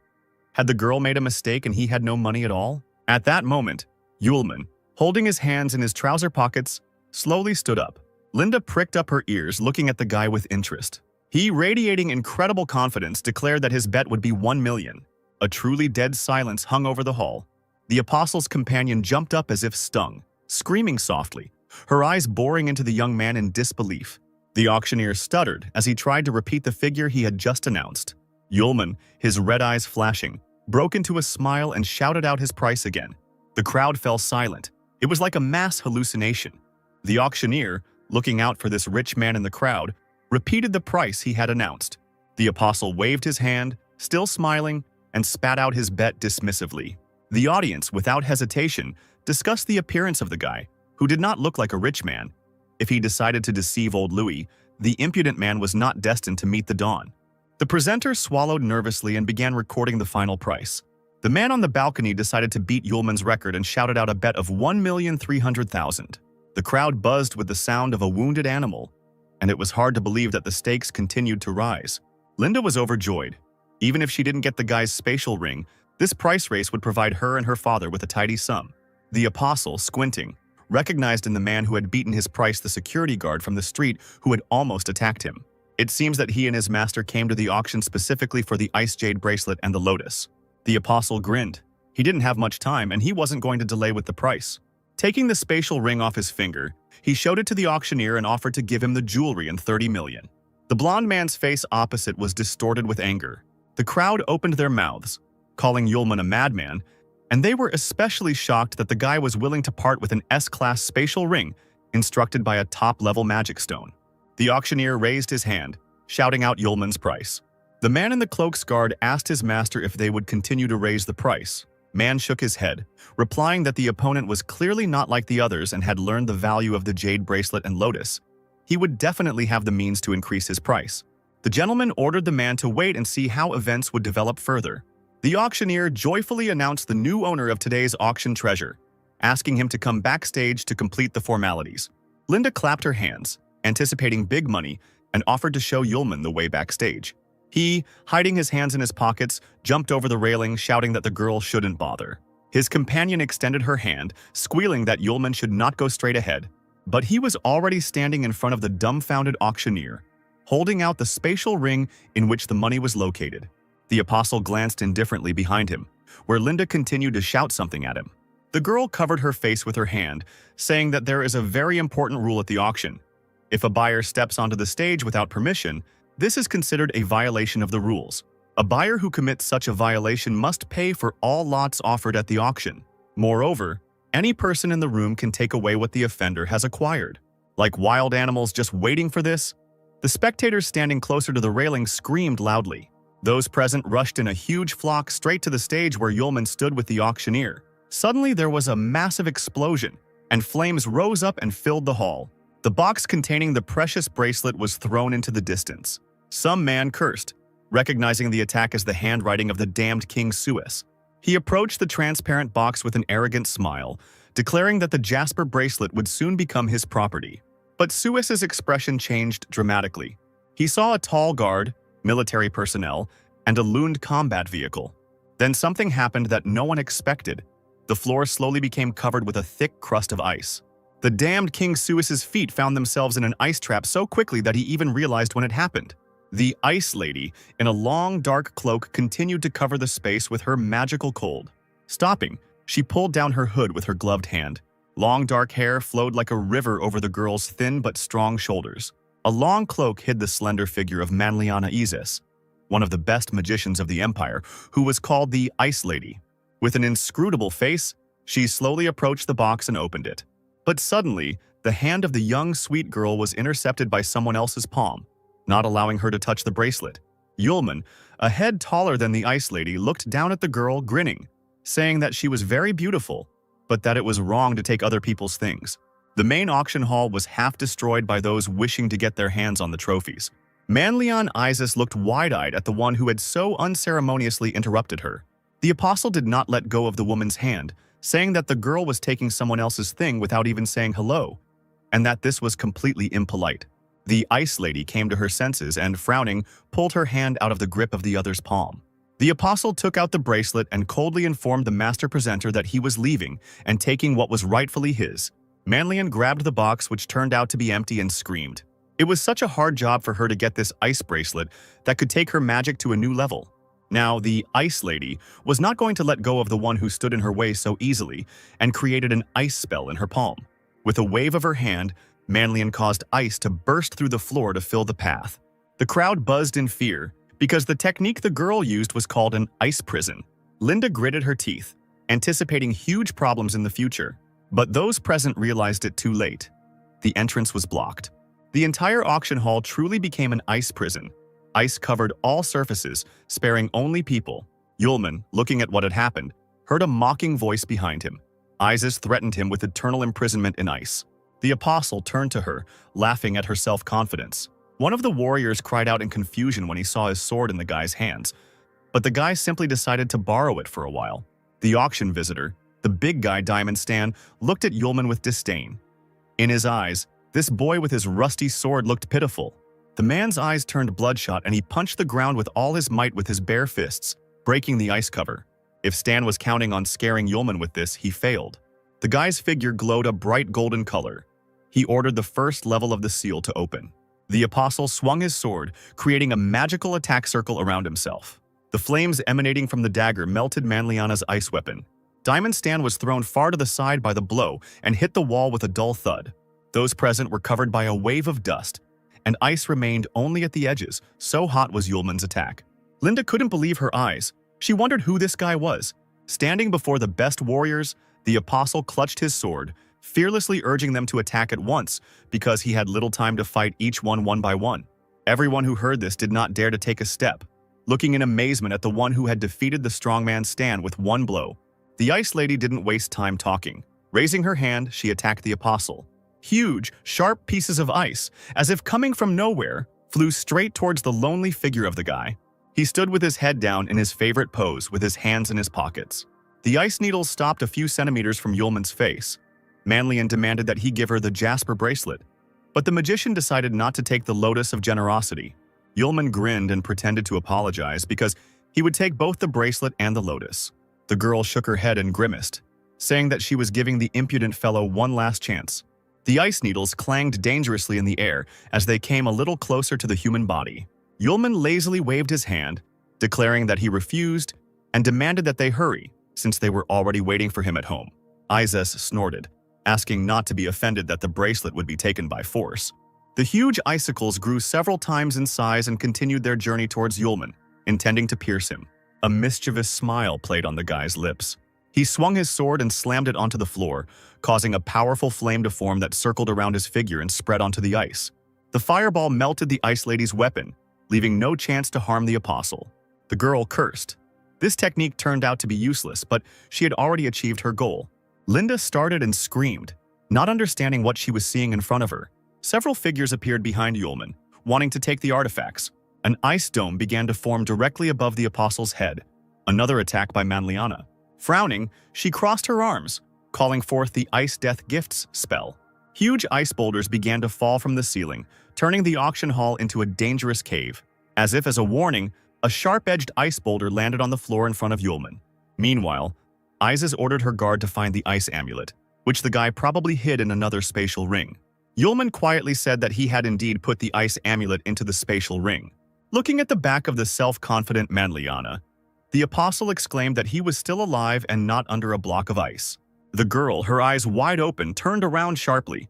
Indeed, the guy stood behind her, smiling mockingly and holding a sword in his hand. The warrior was surprised. She did not expect that the enemy would be able to escape.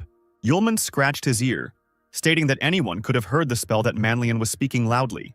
Moreover, such a huge piece of ice is surrounded by an aura of icy air. It will not be possible to hide it. It seems that Miss has not yet mastered the art of hidden strikes. Hearing these words that cast doubt on her strength, the Ice Lady immediately formed a new spell coil in her hand. The apostle smirked, asking if the girl was sure she wanted to continue. There was a sound of fabric tearing, and Manlian looked down in shock to find that the bottom half of her suit had been torn apart right on her. The apostle swung his sword a second time, but so quickly that the human eye could not catch it. This time, the girl was left naked, with only a few scraps of fabric on her body. The warriors standing around them turned red. The men's eyes sparkled from contemplating the naked female body. Manlian fell to her knees in shock, covering herself with her hands. She could only whisper, asking how this even happened. Her guard ran up to the ruler and quickly threw a cloak over the girl. Yulman, quietly laughing like lightning, ran past the stunned Ice Lady. The girl slowly turned around, analyzing what had happened. The apostle turned to the crowd with a smile, asking if there was anyone willing to take the jade bracelet and the ice lotus. The warriors shook their heads furiously, swearing in one voice that they would no longer lay claim to the treasure. Manliana's confidant asked if he should send people to capture the enemy, but the girl refused, causing the guard to bewilder. Isis hung her head low, still embarrassed by her recent disgrace. She realized that the guy could have easily killed her, but for some reason he didn't do it and spared her. The apostle approached the ice wall and with one precise movement of his sword slashed at it. The ice melted and began to gradually creep to the sides, forming a long-awaited liberation from the artificially created prison. He waved his hand towards the gap, telling those present that they could now come out. Yulman approached Linda, thanking her for today, and he also asked for help in returning the sword to its owner. The girl took the sword with embarrassment, shaking her head and stuttering. The guy suddenly thoughtfully put his fist to his chin, starting to carefully examine Linda. When she finally blushed, Yulman concluded that the girl really looked better with her hair up than now, when it was loose. At that moment, Linda seemed to be illuminated by a gentle sun. Such was the impression made on her by the words of her interlocutor. Yulman waved goodbye to her. His new girlfriend made the guy promise to return to the shop to get all the materials. Linda's friends ran up to her, asking in surprise where that heartless beauty had gone. The guy, looking after Yulman, asked who it was and where he came from. A dreamy and incredibly stupid smile blossomed on the girl's face. After spinning around, she covered her face with her hands, saying that the handsome, rich, and cool man was, of course, her future husband. Her cry of promise to marry this guy in this life and the next one echoed over the tavern. An apostle walking down the street sneezed loudly. He wiped his nose, suspecting the teacher in Sierra of thinking too much about him. A sure sign that it was time to go back. He had barely managed to turn the corner when he heard angry male shouts, promising to teach someone a lesson for stubbornness. Coming closer, Yulman saw several ragged men with guns surrounding a thin, girlish figure in a cloak. The man swung his whip, shouting that if something was not understood in a friendly way, it was worth explaining by force. The apostle was nearby in a few steps and firmly grabbed the base of the whip. Looking at the other competitors, the guy advised the puzzled man with the whip not to treat the ladies like that, so as not to incur the wrath of God. A group of people, playing with bats in their hands, slowly approached the one who dared to interrupt them, shouting that it was not worth sticking your nose into other people's business. Yulman, frowning, sharply moved his hand to the side without letting go of the whip. The man remained hanging on his weapon, and what's more, He was also thrown into the wall. Like a large sack of stones, he fell on his back with a loud thud. The man immediately lost consciousness from such a flight, possibly forever. The opponents opened their mouths wide and retreated a few steps back. Yulman asked with a smile what they were talking about, since he couldn't hear them because of the strong wind. The men began to stutter among themselves. They were not saying anything, it was already dark and it was time to leave. A few seconds later, the crowd ran away screaming, and only a lonely figure sitting by the wall remained in front of the apostle. The guy got down on one knee so as not to scare the stranger, and asked how she was doing. Suddenly, the apostle's eyes widened as if he had seen a ghost, but he had not imagined this meeting in such a light either. Sierra and Sylph had been waiting for the student at the inn for a long time. The Fire Witch was very worried, thinking that something had happened to the guy. Finally, she got out of bed, determined to look for Yulman. The sword spirit nodded. As soon as the girl opened the door, she stepped back, seeing the guests. Arya stood next to Yulman, completely unhappy and wounded. After some time, the table covered with various dishes became empty, as did the plates filled with food. Once Arya had calmed down and had eaten her fill, she revealed that Aisha had gone missing and had not returned from her study leave, which left Sierra stunned. The guest clutched a glass in front of her, trying not to cry. She came to tell the teacher and Lou everything. Suddenly, they could find the missing item. The time traveler asked if something happened before Aisha left school, but Arya remembered that the student left the academy with an infinitely sad face. Yulman gave Master Sierra a potion that she was to drink on her way back to the academy. It wouldn't be possible to instantly restore strength, but it would increase the speed of recovery. Sierra regretted that she wouldn't be able to go on reconnaissance to Aisha's house with her student. Charlotte crossed her arms and asked if Yulman was sure he needed to go with Arya. She looked at the girl playing with Sylph, thoughtfully saying that in their current situation, they needed to stay away from the three great families and the people associated with them. Sierra knew Arya's full name. Her last name was the same as the general's families, which didn't bode well. Yulman interrupted her, saying that even if Arya was one of the general's people, it did not change the fact that the girl was his trusted friend. Sierra smiled. She knew the student would say that. Then the master wished them both a safe journey. Finally, the horse-drawn carriage set off along the forest road. The rocking motion instantly put Arya, who was tired from the long journey, to sleep. The girl sprawled out on the bench, snoring. Yulman sat at the very edge of the bench opposite, already regretting that he had decided to go with the girl. But after thinking again, he decided that he was wrong, because Arya had come a long way from school to find them. The apostle remembered the moment when he found an exhausted girl in a dark alley. When he saw her face covered in small scratches and blood, he asked why Arya was here. She, as if in a delirium, suddenly raised her head, staring unseeingly at her savior. The girl's unhappy eyes filled with tears. She said nothing, only quietly sobbed. Screaming that she had finally found him, Arya threw herself on Yulman's neck. The apostle was taken aback, but quickly came to his senses and asked the girl why she was alone and whether she was wounded. Arya instantly blushed and froze like a statue right next to Yulman's chest. She pulled away from the guy's embrace, burning with shame, and crawled away from him as far as possible. Arya hugged herself and repeated haltingly that she was fine. She had one very important thing to tell Teacher Sierra about. She was silent for a few moments, then, glancing over her shoulder, asked Yulman to take her quickly to the master. The apostle saw a lacerated wound on Arya's shoulder, but said nothing. Only his eyes and furrowed brows revealed his true feelings. And now, sitting in the carriage and looking at this brave girl, Yulman thought out loud that she had worked hard. She definitely needs to get a good night's sleep tonight while she can. A couple of days later, the carriage brought the travelers to the western outskirts of the city of Gorst, to the estate of the Lawrence family. The courtyard of the house was overgrown with thick grass, and the walls looked very untidy. Arya, standing in front of the gate, asked the coachman if there was a mistake. But the man assured her that the house definitely belonged to the Lawrence family. He added that the Lawrence family had been completely missing for 10 years, so the estate was empty. Having dealt with the lock, Yulman and Arya entered the house, half destroyed by time. Arya thoughtfully bit her nails. They looked both above and below, and it really seemed like no one had been here for a long time. But it was obvious that Aisha's family address was this very place. Suddenly there was a loud noise to the side, frightening the girl. It turned out that for some reason a frame with a painting covered with a white cloth fell off the wall. Arya abruptly pulled the interfering fabric away. She leaned over in surprise along with Yulman, greedily peering at the image. The painting depicted Aisha's mother and father, but the painted father's head was missing, as if someone had violently torn off that piece of canvas. Yulman did not know for sure how true this was, but he knew for sure that the woman in the portrait was not Aisha. He offered to stay at the estate for a couple of days. Perhaps that way he and Arya could find out what happened to the Lawrence family estate. Suddenly, Arya remembered that she had forgotten to give something to the apostle. Before leaving, Aisha asked to give Yulman a small box. The couple decided to leave the gloomy house to discuss all matters in a local tavern. As it turned out, before leaving, Aisha asked Arya to give Yulman the ring. Looking at the decoration, the apostle thought, "The drawing on the ring does not belong to the Lawrence family, so whose is it?"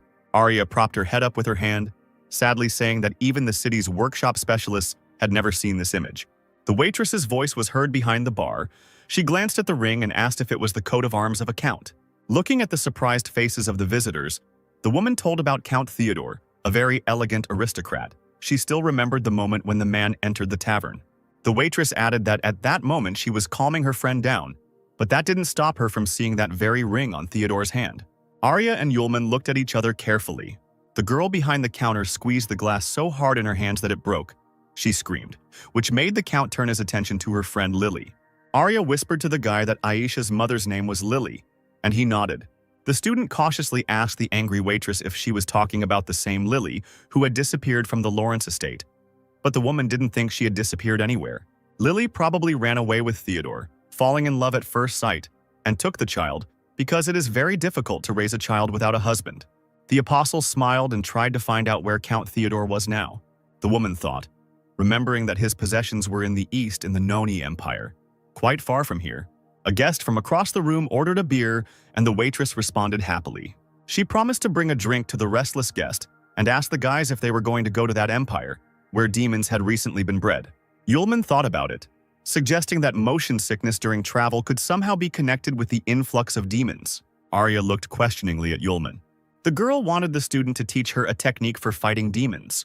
If they really do meet demons, Arya's skills won't be enough, and she will only hinder Yulman. But she also wants to look for Aisha together. The apostle was surprised. He did not know about any reception. Arya explained that this is internal energy that appears during the process of tempering and cultivation. By combining it with natural magic, it is possible to release a huge amount of power. The girl raised an eyebrow, asking why the teachings did not know this technique, since he had previously won in the same way, and natural magic was probably beyond his control. Yulman shook with irritation. He didn't ask Arya about anything at all. The interlocutor's cheeks turned red. She decided to achieve her goal by cunning. The apostle scratched his cheek, promising that he would at least try to do so. At this time, there was excitement in Aces's house. The late director's office was turned upside down. Personal belongings were scattered and lying on the floor. Sierra, hands on her hips in displeasure, looked for the old man's important things, which, in addition to the hellfire, should have been here. The broken desk drawers that Charlotte discovered indicated that someone had broken the rules before her and taken everything. In that case, the girl thought, it was even more impossible to let people know about Ace's death. The Empire could be in serious danger. The fire witch exhaled tiredly. She pulled out a bottle of blue liquid, remembering that the 5 schools championship was about to begin. Sierra didn't even know if Arya and Yulman would have time to find Aisha and return back. The carriage with the travelers was on its way to the Nonya Empire. Inside the carriage, training was taking place on a technique against a demon. Arya was sitting on all fours on a bench and tearfully looking into Yulman's eyes. He leaned forward, smiling maliciously, deciding to try something. The apostle's hands reached out to the girl's waist, touching her. Arya blushed, begging him to stop. The next moment, her boot flew straight into Yulman's stomach. The guy got angry, shouting that he was helping his friend, awakening anger from the outside, and she even kicked. Arya burst into laughter, asking for forgiveness. She found it too funny from the tickling. 2 weeks later, the carriage finally arrived in Nonya. Arya looked out the window and, seeing the half-destroyed buildings, was surprised by the urban center of the empire. The doors of the houses were tightly closed and there was a deafening silence. On other, no less dirty and dark streets, one could see gloomy and exhausted people. The dark-haired man watched the unknown carriage with a frowning look. Arya nudged Yulman in the side, suggesting that they had the wrong address since Aisha couldn't live in such a place. The apostle knew that the cab driver could not have made a mistake. But in this place, even all the shops were closed, and this was very strange. The carriage, having passed several streets, stopped near a noisy crowd. The passengers decided to see what was going on. There stood the building of the Adventurers Guild. Near the house, there were tables and benches set up, and many warriors were celebrating something. Arya glanced around at the people present. Surprised that there were so many people in the guild, the girl entered the building and approached the smiling girl at the counter, carefully asking if there was a count named Theodore among them. The worker said that there was, asking why anyone would look for it. Arya almost answered, but Yulman covered her mouth with his hand and smiled sweetly at the worker, saying that they would be back soon. The student pounced on the apostle with accusations, but he rightly noted that since everyone was looking for Lily, even though she had married the count, perhaps the woman did not want anyone to know about her. Arya came to her senses, agreeing with her friend that it was wrong to ask so directly. Yulman approached the counter again and said that on the way to the Empire he found the count's family ring, so he decided to return it, maybe even get some kind of reward for it. The apostle asked the girl where Theodore could now be found. The corners of the worker's lips turned down. She said that the count lived in a castle in the suburbs, but the way there lay through the forests of Nonya, where something had been wrong lately. Arya slowly moved her gaze from the girl's face to the stack of papers. She winced, asking if there really were demons there now. The worker confirmed that 6 months ago there were many more local animals, and then rumors began to spread about the appearance of demons, and recently their traces were discovered. Yulman asked if the Adventurers Guild were demon hunters hired by Count Theodore. The girl shook her head, answering that although these were the lands of the Count, he did not respond at all to the appearance of the demons. This time the reward was announced by the Imperial Society of Adventurers itself. When she added that whoever killed one monster could get 5 million, Yulman and Arya's eyes lit up. The apostle thought, if Count Theodore is now Aisha's stepfather, the student can help cleanse the lands of demons and get good money, and maybe even marry Aisha. Arya wondered why the demons had appeared again, since they had been destroyed long ago. The worker said with concern that the residents themselves do not know what is happening here. The detachment of 100 hunters that left today has not yet returned. Yulman remembered that even before this human civilization, people and demons coexisted peacefully for a long time. But for some reason, a war broke out. The 15th apostle, Arma, and the 12th apostle, Kapasis. The first was the protector of people. The second was supported by a demon. The war between them was the first, which came in the time of the apostles. The battle ended, but neither Arma nor Kapasis were seen again, and the demons also did not appear in people's field of vision. The apostle believed that if these two had not fought so fiercely, humanity would not have to fear his kind so much. It was getting dark. The forests of Nonya were dense. The tall trees rustled from the gusts of wind. By this time, the forest floor was already sprinkled with the blood of many hunters who had fallen at the hands of the demons. The last surviving man was wounded and breathing heavily as he tried to escape the dense space. Hearing clicks behind him, the warrior screamed and ran headlong, stumbling as he went. He was unlucky. His boot got caught on a thick branch on the ground. The warrior screamed hysterically and fell face forward. Kneeling, he knew the end had come. The man was surrounded by a pack of devilish panthers. The man sat up and began to back away, covering his face with his hands, begging not to kill him. A huge clawed paw with snow-white fur appeared as if from nowhere. Blood sprayed into the air, splattering the tree trunk. It flowed from the werewolf's muzzle, staining the previously light fur, and in a matter of seconds he tore the man to pieces. Arya gasped when the worker mentioned 100 warriors, but she added that there was only one werewolf demon in the forest. Yulman snorted, saying that with someone like that the conversation was short. One strike of the sword and everything was ready. The girl opened her mouth, asking again what this young man meant. She asked in surprise if the person in front of her was really a gold-level adventurer or higher. Yulman took out his badge, saying that he was only at the iron level. The worker's silence in response spoke volumes. The other warriors heard him. One of them banged his fist on the table and laughed loudly. The worker said that this werewolf is very cunning. His movements are lightning fast. They say that he even has shadow magic and kills gold hunters playfully. The apostle was surprised. He thought that werewolves were stupid demons with slightly developed limbs. Could they really have disappeared for a while and upgraded to shadow magic? A man in a cloak approached the friends and ordered them to get out of here. They probably didn't understand what was happening. Arya quietly asked Yulman if they should change their route since this werewolf was so strong. The guy grinned, advising her to calm down. Because if the monster really did have shadow magic, it would still only take 5 minutes. Arya walked through the night forest, carrying a rapier on her back. She looked back and suggested to Yulman to postpone the expedition until tomorrow. Something rustled in the leaves, and the girl squealed, holding the weapon in front of her. A small snow-white animal jumped out of a small bush. The girl lowered her rapier and exhaled. It was an ordinary hare, but she relaxed too quickly and did not notice the attack from above at all. But Yulman quickly intercepted the other people's movements. He was constantly on the alert. With one blow of his fist, the apostle fell upon the huge panther, knocking it to the ground. The animal's body lay frozen with its mouth open on the dark ground. The next second, the panther literally melted into thin air, as if it were a stream of smoke. Arya opened her mouth slightly, looking at the beast, breathing heavily, recovering from the attack. The apostle told the amazed girl that only a demon could have created such a black panther. As if to confirm his words, a whole army, led by their leader, emerged from behind the thick trees, all growling loudly. Arya screamed again, holding her rapier out in front of her. The lead werewolf approached the couple on his hind legs, his red eyes flashing. Getting into a fighting stance, he suddenly spoke. The demon did not think that anyone would recognize his Black Panther. Not one, but dozens of them slowly and gracefully walked towards the people, thick saliva dripping from their slightly open mouths. The werewolf raised his fist and offered Yulman to join him in conquering the entire continent. Then both he and his girl would be spared. Instead of fear, the werewolf saw joy on the faces of the people who began to mimic him. The apostle started to fool around, saying that he couldn't join because of the terrible treatment of people by werewolves, and he also wouldn't allow them to conquer the entire continent. The werewolf laughed as he looked at the two boys who dared to say they could stop him. He grinned, saying that the entire group of hunters sent out in the morning had already been destroyed one by one. Yulman threw his hands behind his head, replying that the demon was a real fine fellow and deserved to be patted on the withers. This made the werewolf extremely angry. The fur on the back of his head stood on end. Yulman saw sharp teeth in front of him. The entire horde of panthers, without consulting each other, rushed at the people at once, led by their leader.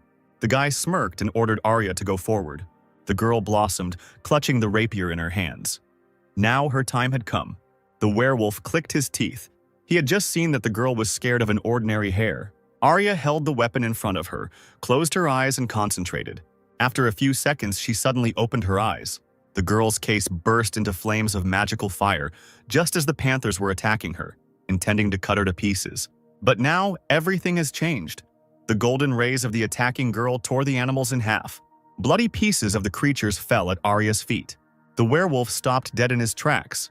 He didn't expect this from a fragile human creature. Arya patted her chest. It wasn't for nothing that she pretended to be terribly scared for a long time. The werewolf growled, realizing that the humans wanted to lure him out of the forest with their acting. Yulman broke into a mischievous smile, saying that they had been found out. A loud, desperate laugh rang out in the dense forest.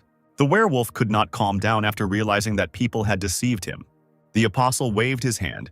They hadn't thought of this from the very beginning, but only on the way into the forest. He dreamed out loud about the reward for the killed werewolf from Count Theodore. Maybe he would marry Aisha to the hero. The werewolf interrupted the guy's monologue, scolding him for his bad manners. Not only did they want to kill him, but no one was allowed to deceive the werewolf. The monster bared his teeth. If these people had agreed to join, he would have spared them. But now it was too late. Green energy glowed around his body, and the monster itself rushed at Yulman, wanting him dead. The apostle, with his hands in his pockets, jumped towards the werewolf and kicked him in the stomach with his left foot. Blood spurted from the mouth of the stricken demon. He could not even imagine that such a thing could happen to him. The blow caused the werewolf to fall to the ground, unable to regroup in time. Yulman became serious and asked Arya to wait while he dealt with the werewolf and asked him something. The girl nodded. Slowly standing up, the demon stretched his bloody shoulders. He shook with anger and humiliation, asking if people had angered him on purpose to find a weak spot. The werewolf growled terribly. Rage filled him to the very ends. Now he definitely would not let these people go alive. Raising its head upward, the monster howled loudly and long.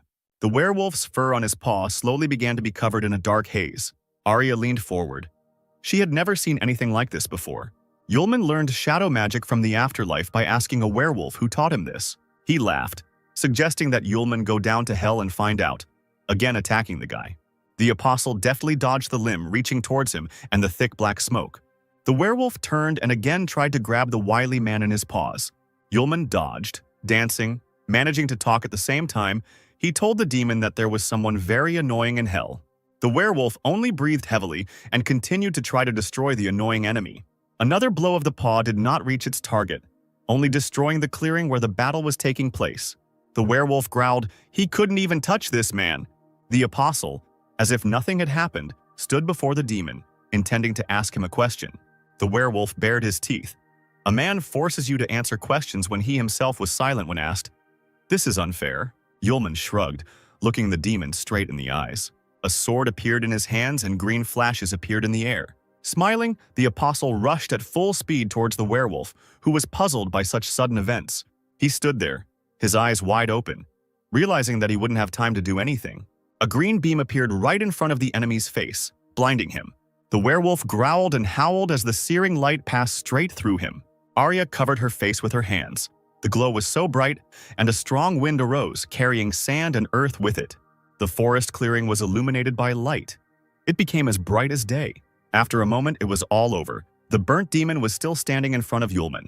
The werewolf's legs stopped supporting his body, and he fell to his knees. The apostle came closer and pointed the tip of his sword straight at the enemy's face, asking whether he wanted justice or not to die. Yulman said that he would spare the werewolf, but in exchange he would carry out all his orders, then asked what he was and where he came from. Still kneeling, the demon said that he and the others planned to recapture this continent under the leadership of the Prince of Darkness Aquila. The prince sent the werewolf to scout out the situation before the invasion. The demons believed that humans were much weaker, so they wanted to first take over the surrounding area and then return and report everything. The werewolf added to himself that he did not expect to meet these two people. Yulman asked where the abode of demons is now. The demon hesitated, but seeing the blade, he continued his story. One gentleman created a small world for them, gave them the opportunity to accumulate strength and improve. Arya was surprised that the gentleman was so strong that he could create new worlds. The werewolf suddenly jumped up, shouting that the master had forbidden giving out information about him, the savior of the demon race, so the filthy humans would not find out anything anyway. The apostle guessed that the new world was the work of Arma, who possessed incredible wisdom and unrivaled magical skills. Seeing Arya swinging her axe at the werewolf, Yulman asked why the master allowed the demons to come out and invade the human world. Suddenly, the guy fell silent, staring at his girlfriend. He asked if the girl was okay, and she looked at Yulman in surprise. The apostle felt that someone had opened the gates of the limit. They connected all worlds with each other. Meanwhile, there was a knock on the door of one of the rooms of the estate. Aisha was sitting by the mirror. Turning around, she saw her mother standing at the threshold. The woman told her daughter about a man with a gift, who was sent by a certain gentleman, and now the girl was expected in the living room. Aisha smiled obediently, saying that she would tidy herself up and leave. She turned around like a doll and walked into the bathroom. The door slammed shut, and there was a single red rose lying on the table. Yulman thought that this was the world where demons were hiding. He had just merged with the human world. But one thing was unclear. That is why this world was emitting a barely perceptible smell. Arya called the guy by name. He perked up, answering that he was thinking a little. He asked the werewolf if he needed to report the situation to Yahello. And that gentleman, surely the demon would also need to open the gates of the limit, and someone would be needed who could send information between worlds. The demon confirmed Yulman's guess, because they could not directly return to their world and needed messengers with a piece of the power of the founders of a world to transmit messages. The apostle demanded to be taken to one of the messengers so that he could convey a few words to the ruler of the demons, but first he needed to go to one more place. The werewolf, without the right to choose, obediently followed the people. Yulman looked at the map. They needed to go straight in a certain direction to get to the castle. The werewolf asked if this was the castle that stood by the coast. It turned out that this was the house of the demon messenger, which surprised Yulman and Arya. The girl hesitantly asked her friend if Aisha was safe in that case. Perhaps that ring was her signal for help? The apostle saw meaning in Arius's words. He grabbed the girl by the hand, and she screamed in shock. Yulman decided that they needed to hurry and picked up Arya in his arms. The boy flew into the sky, ordering the werewolf to catch up with them. Huge waves crashed against the rocks of the cliff. The apostle landed on the ground near the palace, kneeling down to gently lower the flustered Arya. The count's castle really did stand on the very edge of the cliff. The friends turned around when they heard someone's footsteps on the grass. A fair-haired butler came out of the building and greeted the travelers warmly, saying that he was happy to learn of their arrival. The man pointed in the direction of the entrance. The gentleman was already waiting for them. The butler waited for the boy and girl to follow him towards the castle. Arya quietly asked her friend if it was a trap. He shrugged. In any case, they wanted to visit this place themselves, so they needed to find out what was going on there. The man led the guests down a long corridor, saying that the gentleman was waiting for them in the living room. Yulman was the first to enter the room and immediately looked around, freezing on the threshold. The student hid behind his back asking what happened. But the apostle, in his favorite manner, threw his hands behind his head, replying that he was simply distracted. Arya carefully warned her friend about the strange, barely perceptible smell. Both saw a long red staircase. There was a portrait of a handsome young man with blonde hair hanging on the wall. The butler loudly announced to the gentleman that the guests had already arrived. A graceful female hand placed the cup on the table and allowed the man to leave. The owner of the voice, sitting with her back to those present, slowly rose from her chair. Aisha's mother, a tall, stately woman in an evening dress, slowly walked towards Yulman and Arya, greeting them.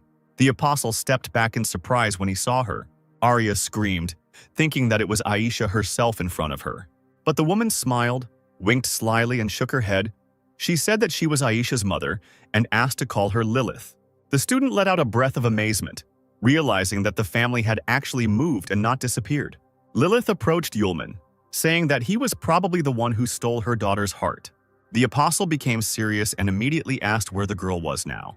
The next moment, Lilith suddenly stepped forward and wrapped her arms around the guy's neck, laughing. The woman whispered in a drawn-out voice that he would not be able to take his daughter, but she herself would be able to give the guest pleasure for one night. A purple haze spread from the palm that Lilith placed behind Yulman's back.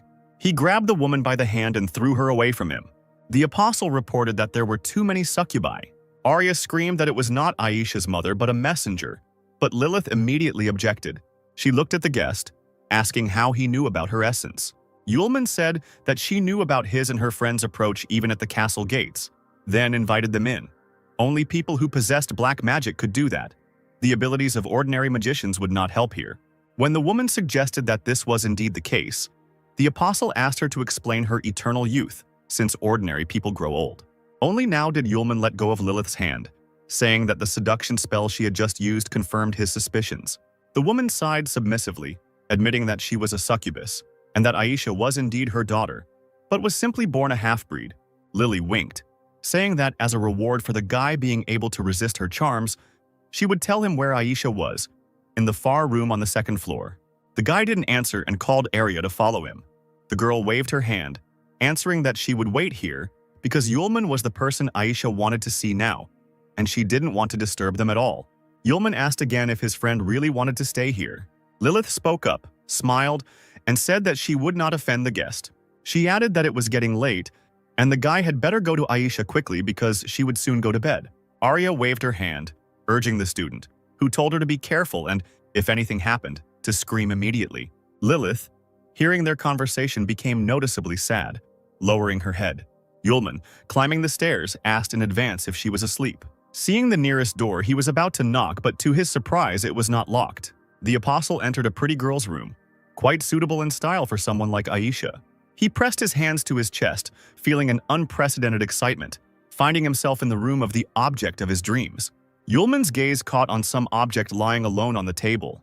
He picked up a rose flower, the same one he had given to Aisha before going to the Magic Congress. The door to the room opened slightly, and a cloud of hot steam seeped out from there. Yulman, lost in thought, shuddered and turned around sharply. Aisha stood on the threshold wearing only a towel. Drops of water were dripping from her long hair. The girl screamed, not expecting to see a student here. Aisha shifted awkwardly from foot to foot. Pressing her hand tightly to her chest, she hesitantly asked how Yulman ended up here. The guy was no less surprised. He babbled that he hadn't thought anything bad when he entered his girlfriend's room. The apostle's gaze darted around the room, trying not to look at the girl dressed in only a towel. Aisha shook her head and found the strength to smile understandingly at the unexpected guest. Suddenly, the girl's whole body tensed up like a string, and in her head, someone's dark, snake-like voice warned that His Majesty would find out and be very angry. Trying to cover his reddened cheeks with his hair, Yulman said that he and Arya were looking for a girl. But without even listening to her classmate to the end, Aisha's face instantly changed and sternly ordered him to leave. Yulman worriedly asked her what she meant, but the girl only added that her friends shouldn't have come. She said that the ring was left by her as a souvenir, with no intention of leaving the children a clue to search, and the apostle drew attention to Aisha's sudden departure from school. She clenched the fist of her free hand, her friend's words echoing heavily in her head. In her mind, Aisha begged her friends to leave, but out loud she said that she would soon marry a rich, respectable gentleman, and then her classmates would no longer be of use to her. However, behind her cruel words, she was unable to hide the main thing: immeasurable pain and despair. Aisha did not even notice how hot tears flowed from her eyes. She realized only when Yulman asked why she was crying. Blinking several times, the student was extremely surprised by this, because she had been holding back so diligently. The guy lowered his head and exhaled heavily, collecting his thoughts and looking for the right words.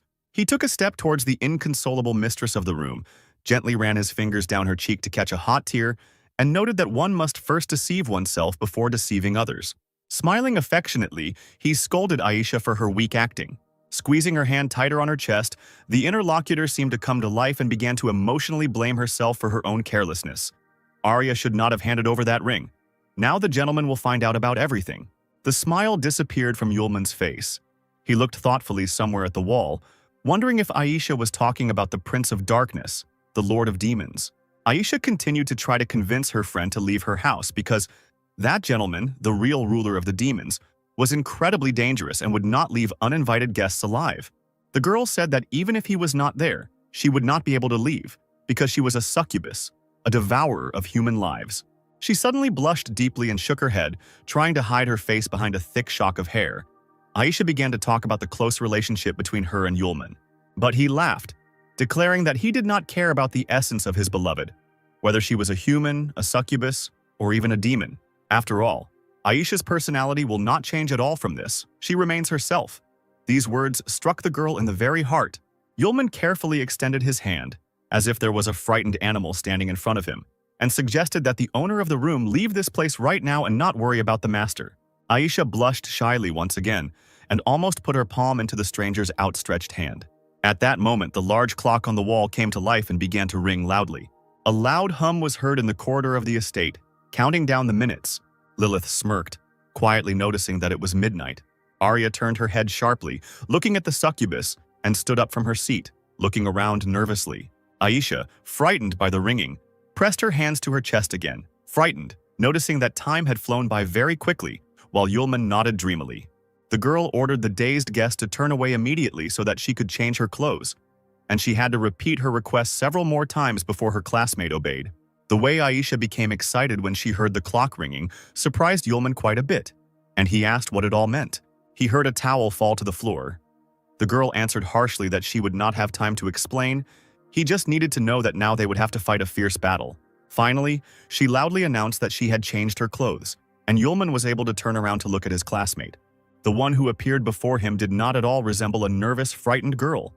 Her warlike gaze spoke of many things, including her readiness to fight. At this sight, Yulman blushed and exhaled in admiration, saying that the girl looked wonderful.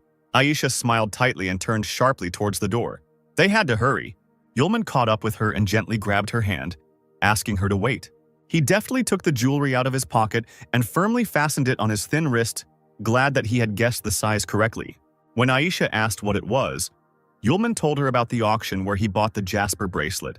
It, combined with the magic of ice, would probably suit the girl perfectly. Looking at the new thing with admiration, Aisha sincerely thanked the guy, saying that she really liked it. She didn't miss the opportunity to remember the rose she had given him. Now this gift would definitely not wither. When Aisha realized that she was starting to blush again from the proximity of her classmate, she turned around sharply and hurried the guy. She opened the door to the corridor, but froze on the threshold. Yulman crept up silently from behind, examining the area. The entire space was covered in a strange, thick fog. It was impossible to see anything even at arm's length. A heavy silence fell over the corridor, broken only by the couple's heartbeat. Putting his hands in his trouser pockets, Yulman barely audibly asked the girl what had happened. Aisha explained that this is a labyrinth of thought created by Theodore Peer. His natural magic is the change of worlds. Every midnight he can transfer the entire castle to his world. Yulman realized that he could not feel the opening of the gates of the limit when the change of worlds took place, because the estate is the outer shell, and the labyrinth of thought is its main filling. The guy was dumbfounded, feeling himself breaking out in a cold sweat.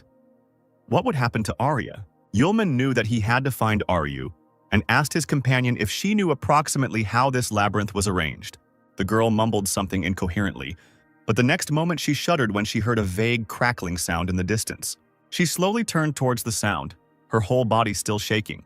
The corridor was filled with silence again, but the next moment someone's footsteps were heard, and through the haze one could make out a vague silhouette. Aisha swallowed hard and straightened up. An elegant ice sword appeared in her hand.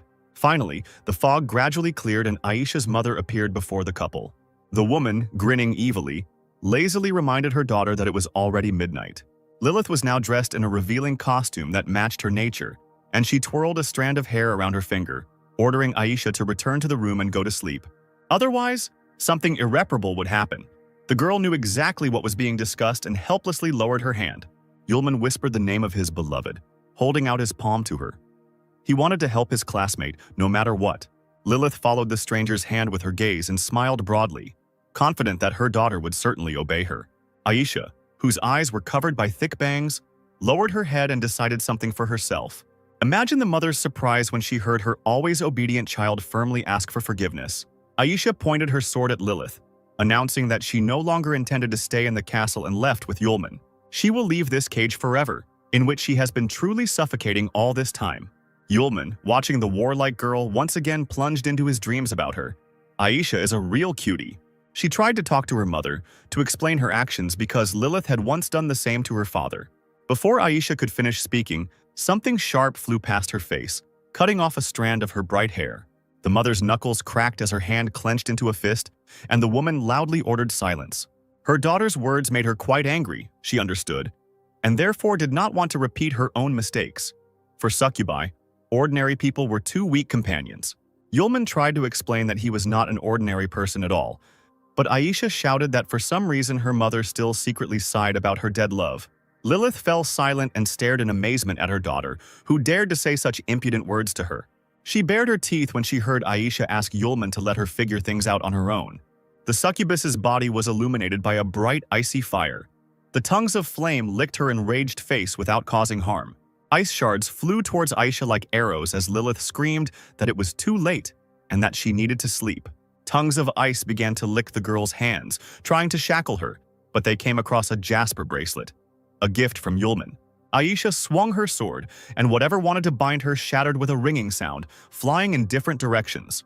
Lilith opened her mouth in confusion, not knowing what to say. Aisha deflected the flying icicles, considering that the succubus did not use all her strength. This was usually enough to knock her to the floor and immobilize her. The woman noticed a jasper bracelet from the ice collection. And how did it end up in her daughter's possession? The flow of thoughts was interrupted by Aisha's scream, who loudly called her mother.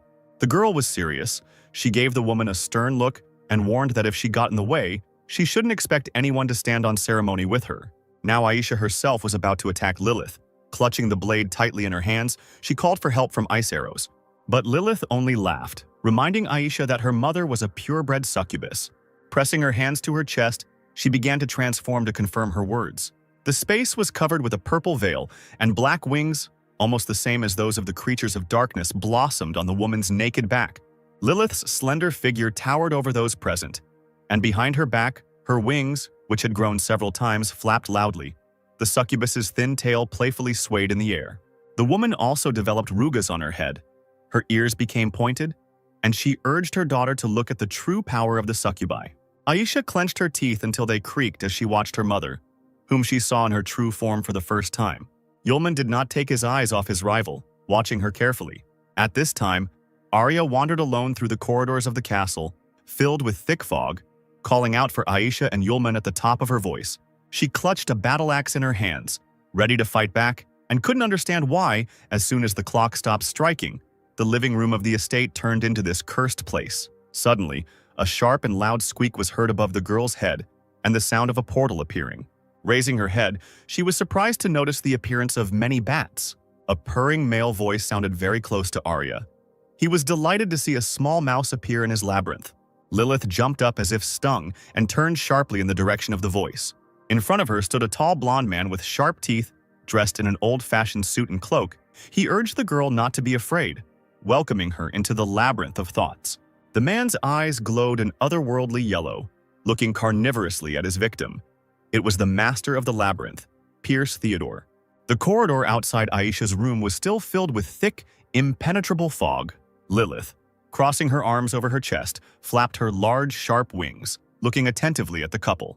Yulman raised his hands, declaring that the woman had made a mistake, but she abruptly interrupted him, saying that it was too late to beg for mercy.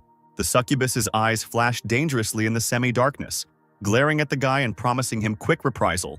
Aisha kept a close eye on her mother, knowing what she was capable of if she wanted to get her way. As if to confirm her thoughts, Lilith suddenly flew up and rushed towards the young rebel, intending to teach her a lesson. The young warrior's ice sword creaked, guided by its mistress, preparing to go into battle. Aisha ran straight at her mother, screaming that she was not going to kneel before her. Yulman tried to bring his relatives to their senses, hesitantly suggesting that they listen to him. But the succubi could not be stopped. Aisha and the mother, radiating completely different energies, were preparing to collide. Lilith stopped and extended her hand, her palm creating ultrasonic waves in the air. A strong, invisible wall appeared in front of the woman, and sharp ice flows flying towards her crashed into the defense with a ringing sound. Aisha pressed her lips into a thin line, realizing that her attack had missed its mark. She jumped high into the air, hoping she could make a hole in the wall somewhere else.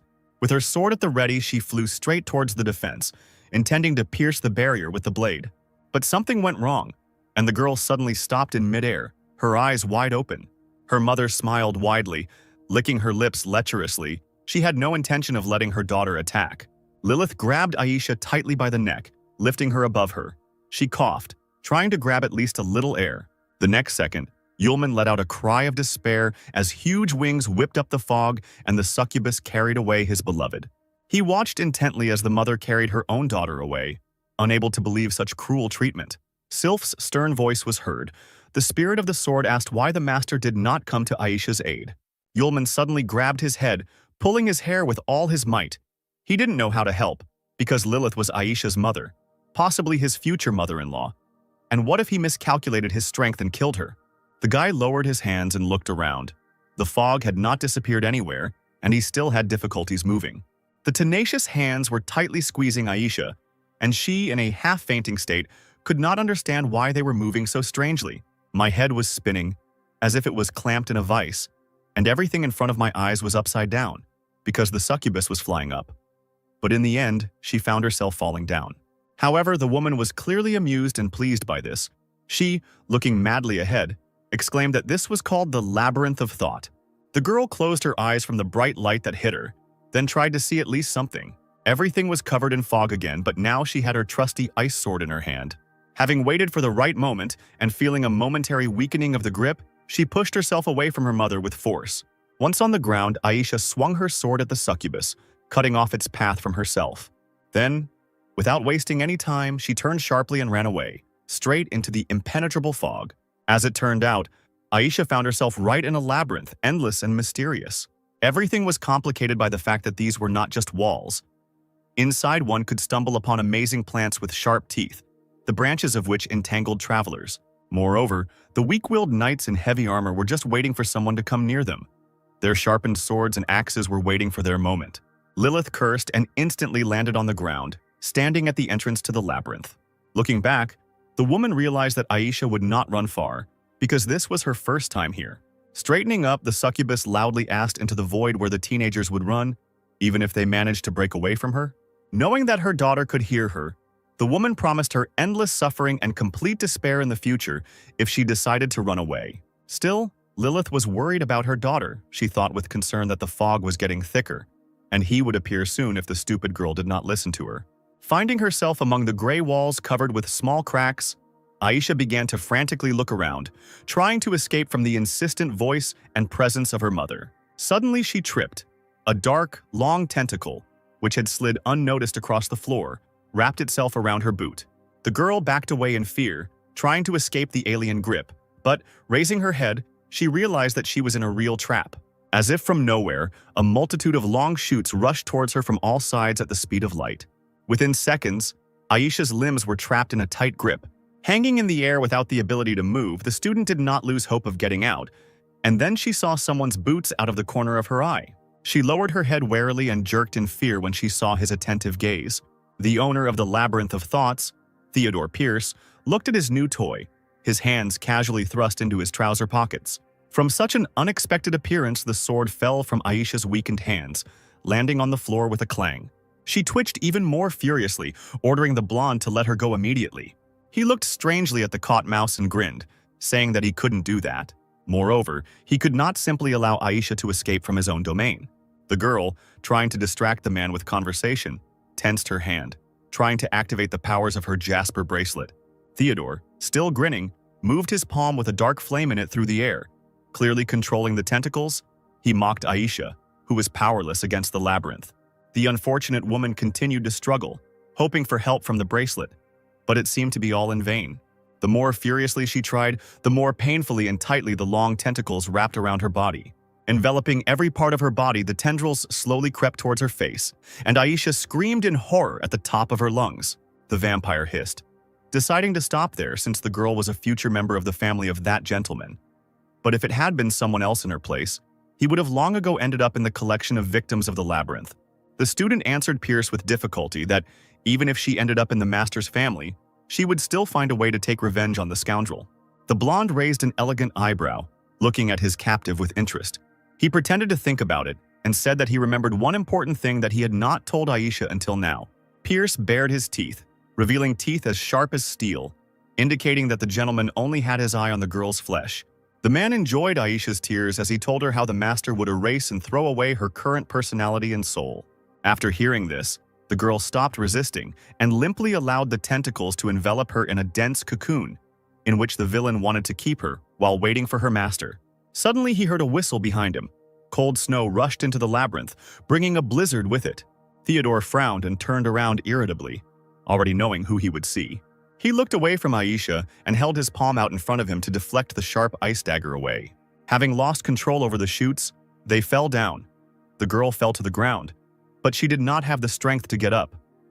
Like a doll, the captive looked somewhere into the distance with glassy eyes. Pierce, smoothing his cloak, walked forward furiously, asking the guest what she was doing. Lilith, stepping through the thick fog, asked mockingly if the blonde didn't understand it himself. In 1 second, the woman's calm tone was replaced by a hysterical scream. She accused Pierce of lying because he did not say that her daughter's soul and personality would be erased. The succubus flew up and, clutching a sharp dagger in her hands, intended to attack the owner of the labyrinth. But he was not stupid and did not wait until he was wounded. The vampire quickly ordered the tentacles to envelop Lilith's hands. She gritted her teeth from the unexpected attack and lost her balance, feeling herself falling. The faithful servants of their master dragged her down, and only once did black wings flash above the fog.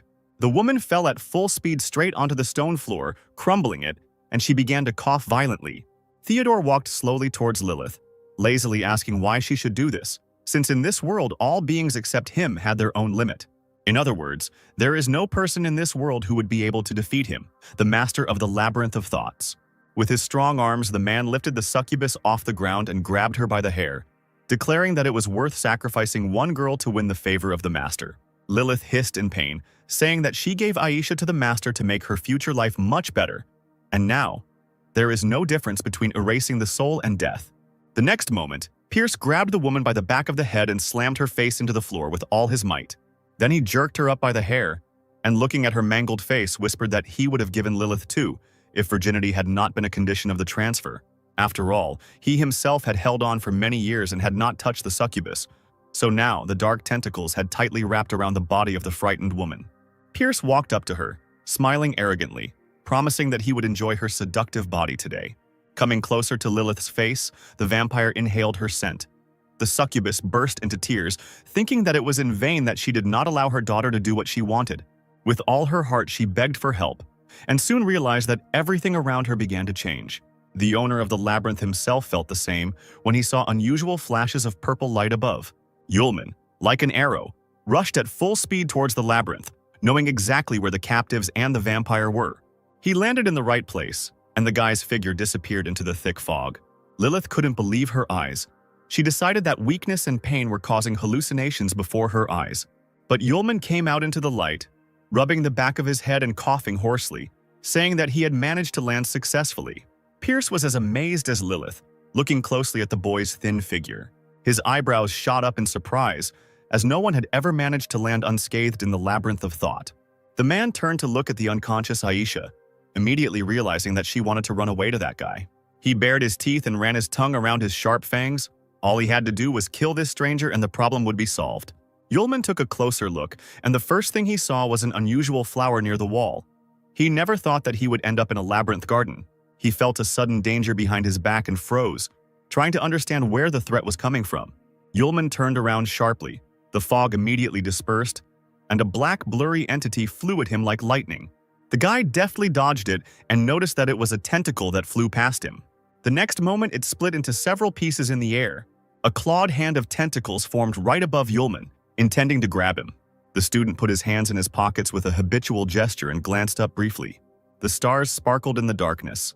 One of them lit up green especially brightly.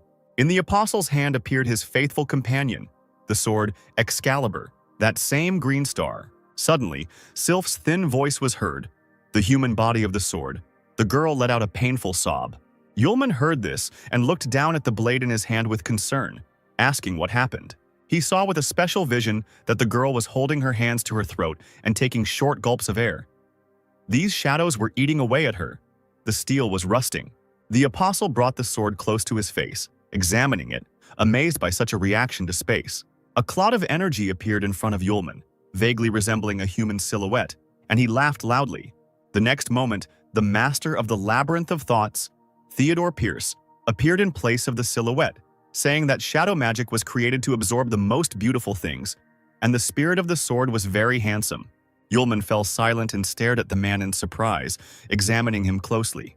He raised an eyebrow, noticing that the vampire resembled Count Tepes, whose portrait hung on the wall in the Great Hall, which rather hurt the pride of the self-in-love Theodore. He laughed darkly, noting that the boy was quite the daredevil. Raising his hand, he created a huge energy scythe with a sharp blade in the air, declaring that he was ready to deal with this new little mouse. And before his death, the impudent fellow must know that the name of the master of the labyrinth is not some Tepes. The magic sword with the spirit will pass from the boy's hands into his, and then everyone will have fun. Having loudly called his name, Count Theodore Pierce swung his scythe with all his might straight at the calmly standing Yulman. The red flash barely touched the guy's forehead, who only slightly lowered his head. The next moment, a wall of dust covered the space. It looked as if the guy was buried under a layer of stone. The vampire threw his head back and laughed villainously, raising his hands. But a sharp eye noticed some movement in the fog, and Pierce fell silent, staring at it. Incredibly, the guy's silhouette stood out clearly in the cloud of fog and dust. He was holding something in his outstretched hand. Long bangs fell over his face. Yulman quietly called out to the man.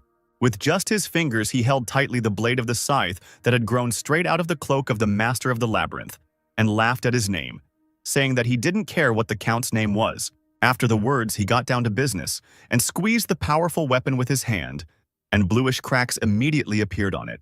At the place where the apostle stood, an explosion of incredible power was heard, destroying the walls of the labyrinth and sending blue lightning upward.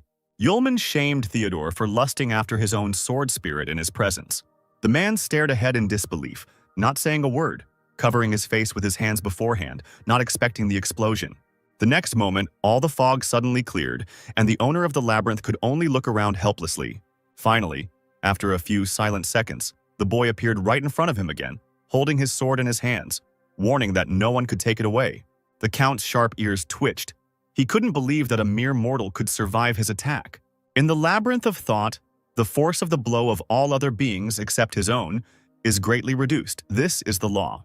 Yulman interrupted the man, confirming his guess that he, apparently, was a messenger between the worlds, and this place was entirely created by him. The main question that the apostle wanted to ask the master of the labyrinth remained, where are Aisha and Arya now? The vampire narrowed his eyes, remembering who the boy was talking about. Finally, he grinned contentedly, showing his fangs. That was the name of that girl. The corridor, with a strange hissing sound, began to fill with thick fog again, gradually hiding the figure of the count. His eyes, thin as a cat's, sparkled dangerously in the semi-darkness. Theodore mockingly announced that he would soon allow Yulman to see his girlfriend. The apostle grimaced, looking at the vampire with suspicion, not understanding what he was up to again. At that moment, the flow of his thoughts was broken by the clatter of armor that sounded right behind his ear. Miraculously, Yulman managed to dodge the hostile knight in tightly closed armor. In the place where the guest stood, a massive axe had already fallen to the floor. At first, the apostle did not pay attention, but suddenly his gaze fell on familiar outlines. That axe was definitely Arya's weapon. Yulman remembered it well. While the knight was picking up the axe from the floor, the boy straightened up, looking at his figure. The tightly closed visor left no chance to see who was hiding in the heavy clothes. Yulman took a step forward and hesitantly called his friend by name. No one answered him. But now other, more massive warriors appeared behind the knight. Their armor was different from each other, but they had one thing in common. All the warriors slowly approached the uninvited guest. One of them stepped forward, piercing Yulman with burning red eyes. The apostle took a deep breath of the stale air, realizing that the knights were emanating the distinct smell of dead souls. Meanwhile, the warriors did not hesitate. Their steel hands reached out to the calmly standing man. Yulman stood in the labyrinth, the fog in which began to dissipate due to the sharp movements of the warriors rushing towards him. Just as one of the largest knights was about to lower his weapon on the guy, he deftly jumped aside. The knight leaned forward, letting go of his mace, which the apostle immediately took advantage of. Breaking the hilt of the weapon in half, he reached out and struck the knight in a vulnerable spot, in the neck, where the armor did not connect. From such an attack, the dead man fell to the floor and slid his whole body across the stones. Another enemy had already managed to approach Yulman, intending to attack from behind. Turning around, the guy realized from the armor and weapons that it was Arya. He could not harm his friend. The boy grabbed the axe handle with one hand, holding the knight he was following from attacking, and with the other he reached for the visor. Frowning, the apostle decided that even if he was going crazy, he had to check if his friend was really there. She couldn't have done this of her own free will. The girl was probably being controlled. And indeed, the apostle was not deceived. Taking off his helmet, he saw Arya's empty eyes looking at him with indifference. Yulman stepped back in shock, seeing the warrior in such a state. A loud and insidious laugh was heard, and a clot of dark energy appeared in the air. The next moment, Theodore Pierce appeared before Yulman, exclaiming that he would bring Arya's soul back from the dead if the guy did not interfere with the engagement of Aisha and that gentleman. The bottom of the man's cloak was split in such a way as to hold Aisha and her mother in a cocoon, and he asked again what choice the guest would make. Lilith immediately screamed that Pierce was lying and would not fulfill his promise, and that her daughter would lose her soul and personality after marriage. Theodore tightened the bonds, causing the succubus to stop speaking and causing cries of pain to emerge. The vampire hissed, waving his hand through the air, saying that this cheap woman was talking too much. Lilith hung limply in the trap, breathing heavily, blood caked in the corners of her mouth. The man turned to Yulman again, saying that he would have to make a deal in any case, and that he shouldn't blame him for not being warned. But something changed below. Pierce suddenly fell silent and stared in amazement in that direction. The boy stood straight and stared at the Count, and an incredibly oppressive and suffocating spirit hung around him. The apostle grinned and slowly began to speak as the thick fog thickened at his feet, rising higher. Yulman's eyes flashed a fiery red light as he summoned the fourth seal. Finally, having announced the command removal for printing, a tsunami formed around the guy, which only he himself could control. Theodore clenched his fists angrily and continued to look at the boy, not knowing what to do. He noted dejectedly that no one from the human race could become so powerful. Turning sharply, the vampire decided to get out of here immediately because the guy was probably not human. The hems of his cloak, reaching out to its owner, freed Lilith and Aisha, who were bound in the fabric.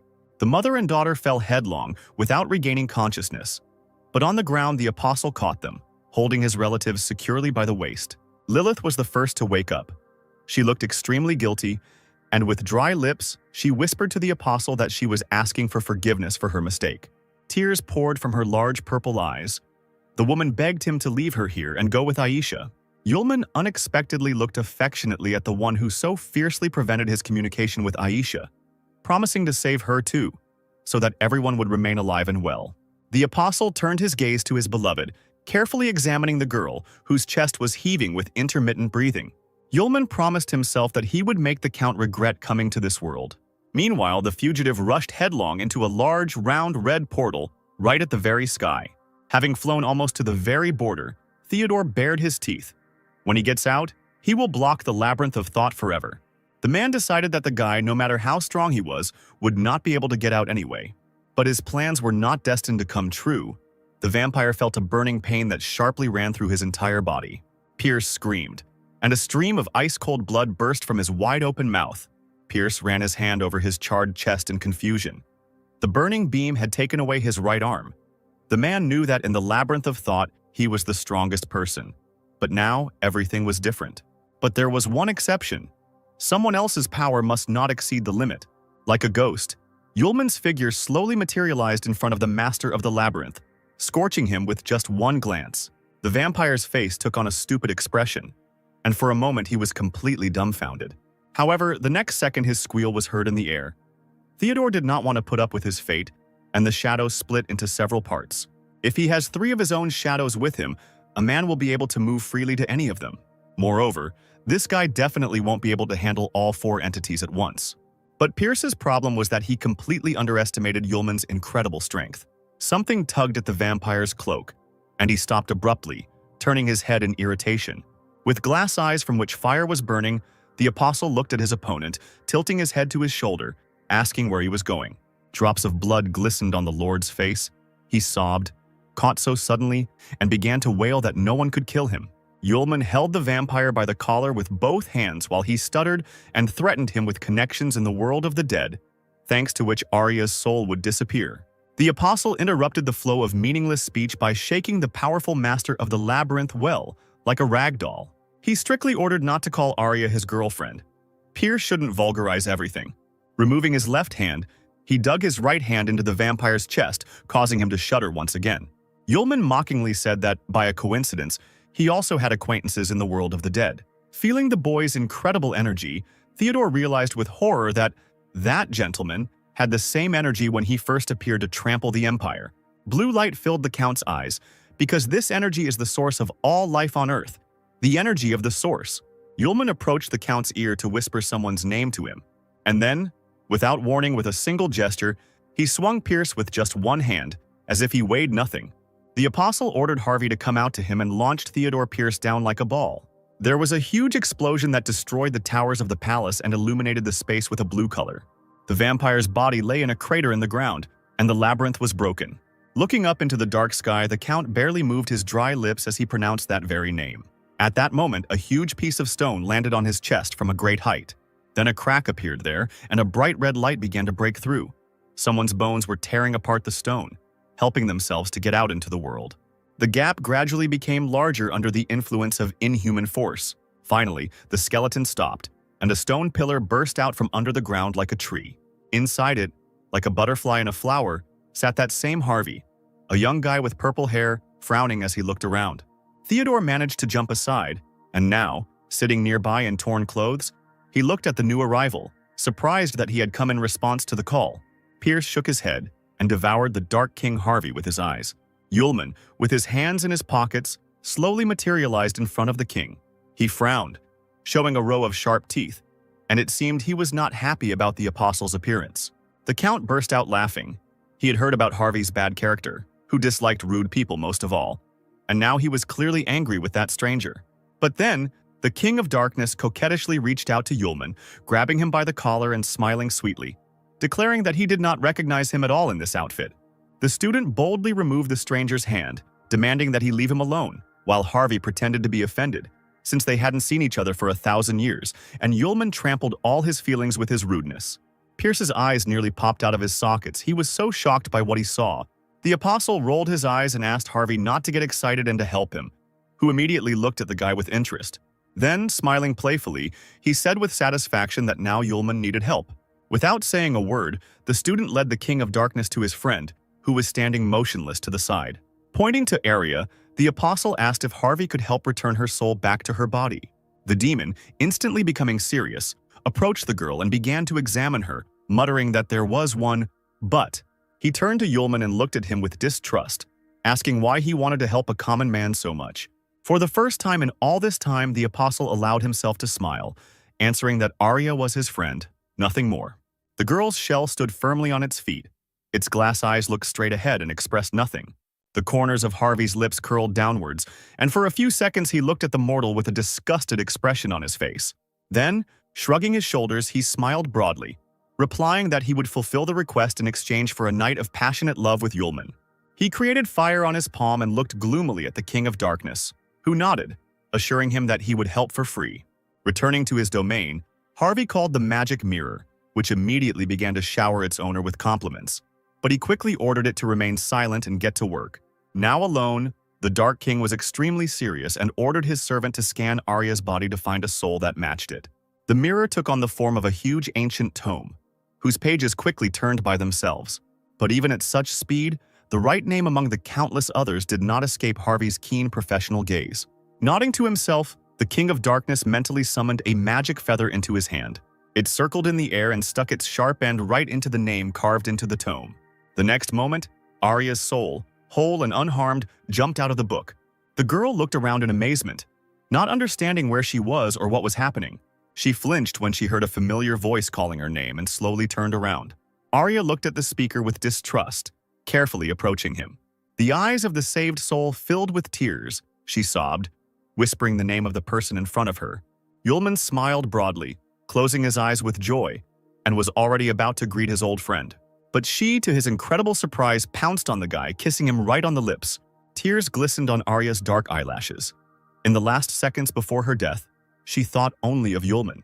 The girl gently ran her palm over the amazed guy's cheek, realizing that this was exactly what her heart wanted.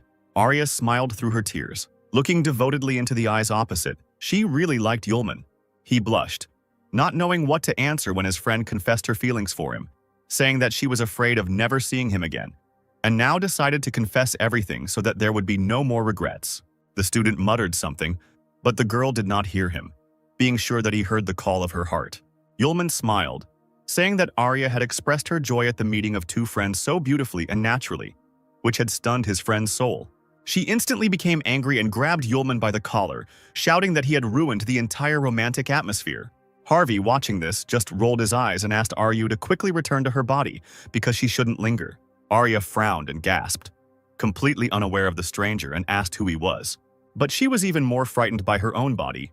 Standing to the side, the student didn't even pay attention to it at first. She trembled like a leaf in the wind and, stuttering, tried to ask what was going on. Yulman urged her not to worry and told her that, being too careless, he had put the girl in danger. But now everything was behind him. The King of Darkness, Harvey, would help her to be resurrected. Arya blinked rapidly, repeating the apostle's phrase once again, as if she didn't believe what she heard. But even this didn't bother her.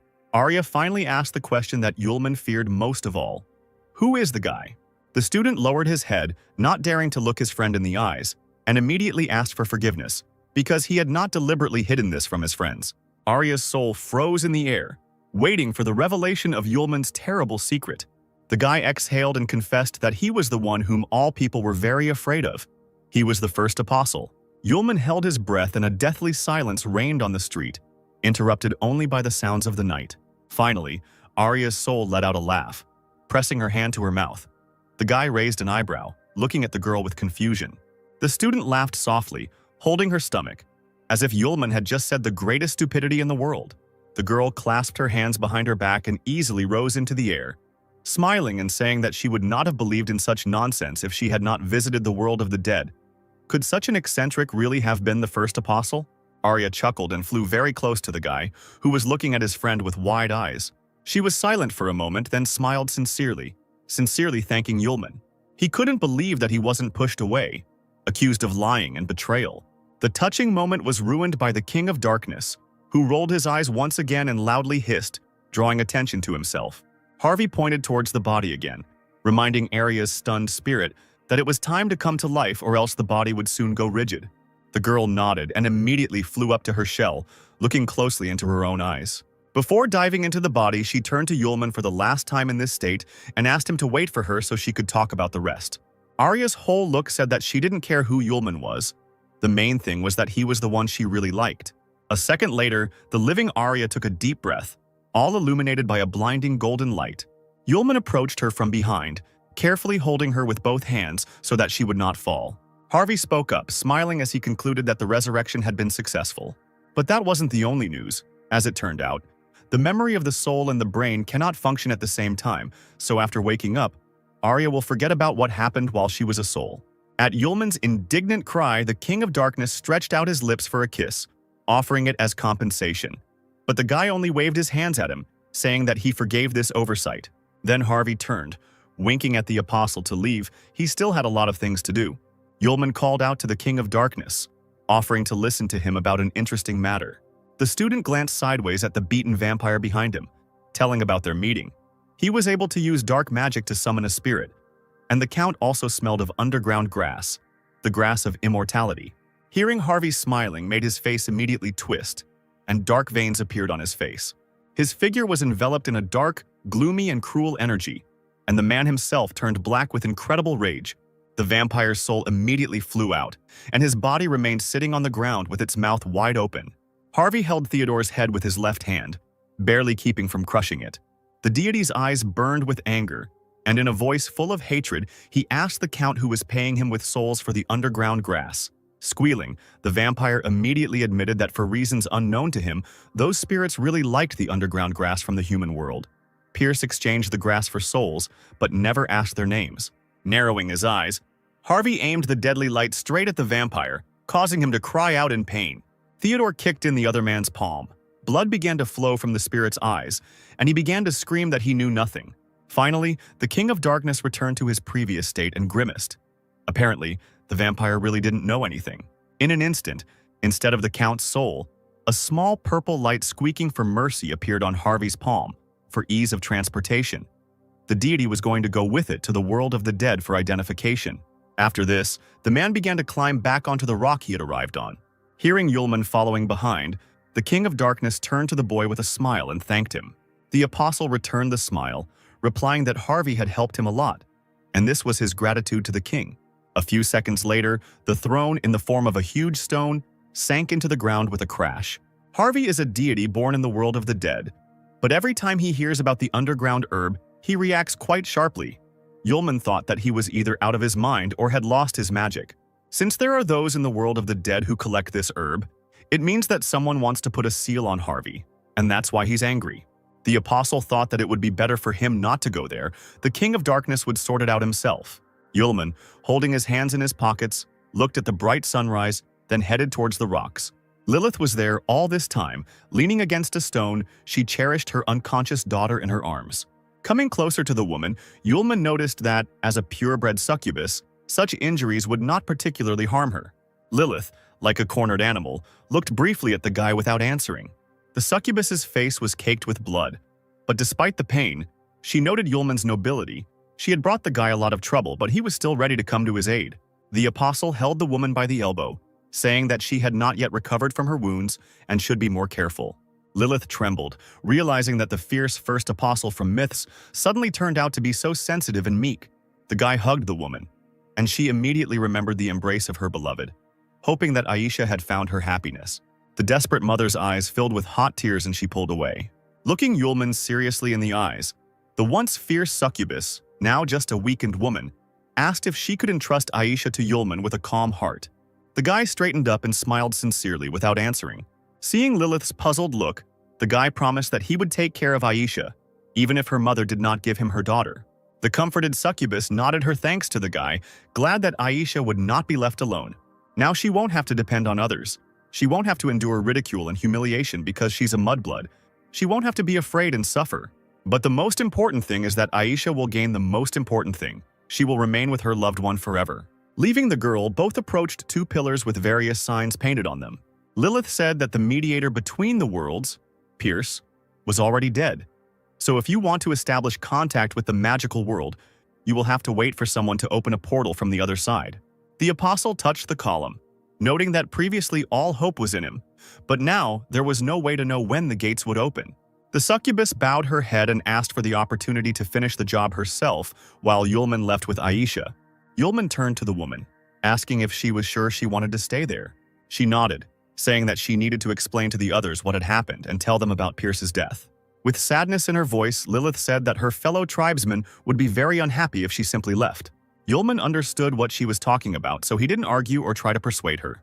Then, as a farewell, he decided to ask Lilith for something, and she looked at the guy in surprise. The apostle took out of his pocket a small but bright purple crystal, from which the reflections spread in different directions, and asked the succubus to convey it to the emperor on his behalf. It must be conveyed that the first apostle Yulman killed Pierce with his own hands. They will understand everything themselves. The woman smiled softly as she accepted the crystal and thanked the apostle again. Finally, a carriage with a coachman and a harnessed white horse arrived for the couple. Aisha's head was a mixture of sleep and reality. Now Pierce was strangling her mother with his bare hands. Now she lay dead, and Yulman reached out to the girl with the last of his strength, begging her to run quickly. The count immediately ran up to him, pulled him by the hair and put a sharp stake to his neck, shouting that all this was a consequence of the fact that Aisha resisted and did not want to belong to the master. The next moment, the tip of the knife plunges right into the guy's neck, and he suddenly opens his eyes, starting to wheeze. Aisha woke up with a loud scream and sat up, breathing heavily, sweating from the horror she had experienced. Opposite her, with his arms folded across his chest, sat Yulman, safe and sound, smiling affectionately. He was glad that Aisha had woken up. The girl's huge eyes filled with tears and she let out a short sob. Then she quickly darted towards her friend and carefully touched his face to make sure he was real. A few moments later, she, still sobbing, jumped straight at Yulman, squeezing him in a tight embrace. Laying her head on top of his, she continued to whisper that it was true, that she was alive, and that her beloved was still alive too. The apostle's nose almost bled from the emotional shock, and he asked Aisha in a strangled voice to calm down. However, the guy changed his mind and also asked her to stay in the same position for a little while longer. Meanwhile, while the couple was leaving the ill-fated castle, Lilith arrived in the magic world. She appeared before the emperor and his warriors in a huge hall, her hands submissively folded in front of her. The succubus told the ruler in detail about everything that had happened to her. He, sitting on a massive throne, was silent for a long time, thinking about what he had heard. The emperor of the dark world, Aquila, was surprised to learn that Pierce was killed by the first apostle Yulman. The woman nodded, summing up everything she had told Aquila. It was impossible to tell from the emperor's face what his emotions were at such news, but it was true. The ruler clutched the skull against the arm of his throne, sharp nails sliding across the smooth surface. The man declared that this was complete nonsense. No one has ever seen the first apostle alive. It is not a fact that he even exists. It is a legend. Why would he suddenly appear to kill Pierce? One of the emperor's subjects accused Lilith of slander, surely. Having learned the truth about her daughter's fate, if she were to be with the master she herself killed Pierce, the truth must be immediately knocked out of this woman. The warriors guarding the hall and the emperor laughed, grinning slyly. The emperor listened to the words of his subject and turned to the executioners. But Lilith exclaimed that she asked them to wait. She immediately declared that she had evidence that would prove her right. Let Aquila first look at it, and then make a decision. The subject narrowed his eyes, asking what evidence the succubus had. Lilith replied that the first apostle himself had asked to pass on one thing to Aquila. The emperor asked his subject to bring it to him, but he doubted it, suggesting that the stone might be a fake. Aquila exclaimed that this was nonsense. How much magic power could one magic stone contain to hurt a man himself? The subject slavishly repented, because the blood of a dragon flows in the veins of the great Aquila. He is the most powerful emperor of the world of magic in its entire history. The man knelt down on one knee and presented the crystal to his master on outstretched palms. Aquila carefully squeezed the shiny stone with his fingers and brought it closer to his eyes, examining it carefully. A few seconds later, the crystal in his hands flared up and lit up with an incredibly bright light. Aquila shuddered, removed his hand, and the crystal remained levitating in the air, casting bright rays of light around it. Whatever was hidden within him possessed immeasurable power and now blinded everyone present. The subject was horrified. He was sweating all over from the tension, and only stood there with his mouth slightly open. The warriors, languishing from the heat, covered their faces with their hands, also feeling the flow of energy from the stone.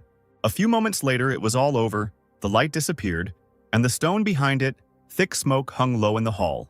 Looking at the emperor's puzzled face, the subject carefully asked if everything was all right with him. Aquila himself did not know if he was okay, his whole body trembling slightly, and he stared blankly ahead. Without giving up, he realized that this force was more powerful than even that gentleman, and in this state, he had no chance to resist it. He quietly informed her that Lilith had not lied. The first apostle had indeed killed Pierce, and it was not the woman's fault. Since Pierce was dead, from today on, Lilith herself would look after his estate. The succubus nodded obediently and thanked the master. Before the perfect plan can be put into action, Lilith must first be secured. Yulman's caring voice was heard in the carriage. He asked Aisha not to be afraid, because everything she remembers happened in reality. Arya was still recovering from the recent events, but that tone even woke her up. The girl, staggering from the shaking of the carriage, slowly rose from the bench, trying to open her eyes. However, after seeing what was happening, Arya wished to never see anything like that again. Yulman was sitting dangerously close to Aisha and hugging the girl to himself. The warrior jumped up from her seat and grabbed the apostle by the collar, shouting that he was a real pervert and wanted to do something with a defenseless girl. She looked at her friend in surprise when Arya began to scold her for such careless behavior. She was lucky that she woke up. But Aisha blushed deeply in response and looked away, starting to babble something incoherently. Arya frowned in confusion, suspecting something was wrong, and angrily asked her friend what was going on. Silence reigned in the carriage. Only the wheels creaked, somehow diluting the awkward atmosphere. Yulman and Aisha moved away from each other, although they continued to sit on the same seat. Aisha smiled stupidly with a blush on her cheeks. Yulman frowned, but he blushed no less. Arya still didn't understand what was going on. She just saw how strange the atmosphere between her friends had become. She suddenly felt a vague pain in her soul, especially when the girl looked at the couple. Arya fell silent and looked blankly at the floor. Does she really like this guy? But the next moment she slapped her cheeks, willing the mental confusion to go away. It was sheer nonsense. Aisha's gentle voice distracted her from her stupid thoughts. She smiled tenderly at her friend, thanking her for saving her. Arya suddenly beamed. It seemed to her that it was not the pervert who was causing the girl's feelings. Without much concealment, the warrior called Aisha a cutie and confessed her sympathy, which surprised the latter. Yulman was also glad that Aisha's charm was revealed to his friend. Suddenly, Aisha realized that she had missed something very important and let out a dejected yelp. Turning to Yulman, the girl asked how they ended up getting out and what happened to her mother. Arya remembered seeing that vampire from the portrait in the castle and immediately passed out, so she also didn't remember what happened. The apostle said that the vampire Arya saw attacked them. Lilith was fine, and the vampire was already dead. Aisha pressed her hands to her chest, puzzled by the realization that the villain was no longer there, and whether her mother had killed him. The girl scratched her chin, remembering that the vampire had hidden the fact that she had lost her soul for the sake of her master, so her mother found out about it and decided to punish him. She was definitely afraid to involve her daughter in this matter, and left them, running away. But they killed the master's close servant. He definitely won't forgive the whole company. Yulman admired the sweet look of Aisha, who was deep in thought, deciding not to argue with her arguments, which, however, were full of factual errors. Suddenly, the girl fell silent and became sad, folding her palms on her knees. She lowered her head and looked at the floor, but not at Yulman, to whom she was about to tell something. By killing Pierce, they became blood enemies of a very terrible man, one of those great apostles standing at the top of this world. Yulman leaned back in his seat, slyly asking which of those apostles was so strong. Aisha, hearing the cheerful notes in her friend's voice, wrapped her arms around his neck, exclaiming that he was not joking at all. They will have to confront the 12th apostle, the ruler of the polar night, Capacis. This is an apostle, a super being. On the same level as the gods, they will not succeed. The company is doomed. Yulman carefully placed his palms on Aisha's warm hands and tenderly pressed them to his chest, saying that there was something he had hidden from the girl for a very long time. The guy, squeezing someone else's fingers, exhaled and confessed that he was the first apostle. Aisha froze, holding her breath, and looked at the guy with wide eyes as if he were an alien, and he patiently waited for her to say at least a word and did not rush her. Aisha perked up and pounded her fists on Yulman's chest, shouting that he should at least pull himself together now and not joke. Their conversation was interrupted by Arya's strange voice, the warrior trying to attract attention through chattering teeth, complaining about the cold. She sat on the bench, hugging her legs with her hands, and really turned blue from the frost that came from nowhere, felt only by her. The couple simultaneously turned sharply towards the girl, shouting her name. They approached Arya, who continued to tremble, as if the part of the carriage where she was sitting had turned into an ice kingdom. Aisha leaned over her friend with concern, asking what was wrong, suspecting the late Pierce of what had happened. Yulman, having carefully examined Arya, concluded that this was neither magic nor a spell, but pure dark energy. Aisha whistled in confusion. She had never heard or encountered anything like this before.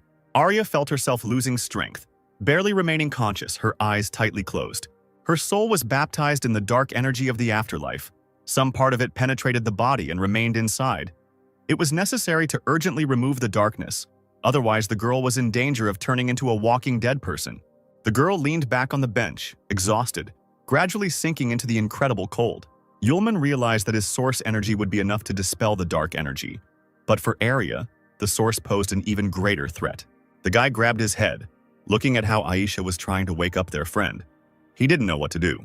Aisha touched the warrior's face with her palm, and the color of her skin gradually began to lose its blueness. This amazed Yulman. It turns out that Aisha managed to contain this dark energy. The guy immediately grabbed the girl by the hand, causing her to cry out in surprise. Raising the stranger's palm to his face, the apostle sniffed, sensing a familiar scent. He looked at Aisha and carefully asked if she had touched the underground grass before. She blushed, pulled her hand back and put it to her face. Since childhood, her mother had given her baths with underground grass, saying that it warmed the body and also increased female attractiveness. Yulman guessed that Harvey was born in the dark energy of the afterlife and is afraid of underground grass, which means that the energy also cannot stand this grass. The guy immediately ordered Aisha to hug Arya as tightly and strongly as possible. The girl was surprised but fulfilled the request. She pressed herself against her friend, clasping her head, and threw the stranger's arms behind her back. Yulman smiled, realizing it was working when he saw the warrior stop shaking. He looked out the carriage window, pulling down the curtain. However, what Aisha was doing was still not enough. He called the coachman, asking where there might be a large city nearby. The man turned around and replied that they needed to go to Astana, and if they sped up the horse, they could get there before sunset. Yulman nodded, saying that Astana would now become their temporary target. The coachman turned around again, warning that elections for the pentagram were being held in the city, and all the hotels must be occupied or very expensive. The apostle ordered the man to give them a lift to the most luxurious and elegant hotel, promising double the fare if he made it there before sunset. Hearing this, the coachman shouted that he would now show who the real professional was and ordered the passengers to fasten their seatbelts.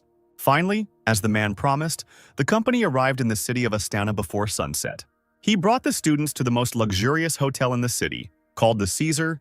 The building towered majestically over its neighbors, and at the entrance there were 2 statues of Pegasus. The interior was as lavish as the exterior. The floors were covered with expensive carpets.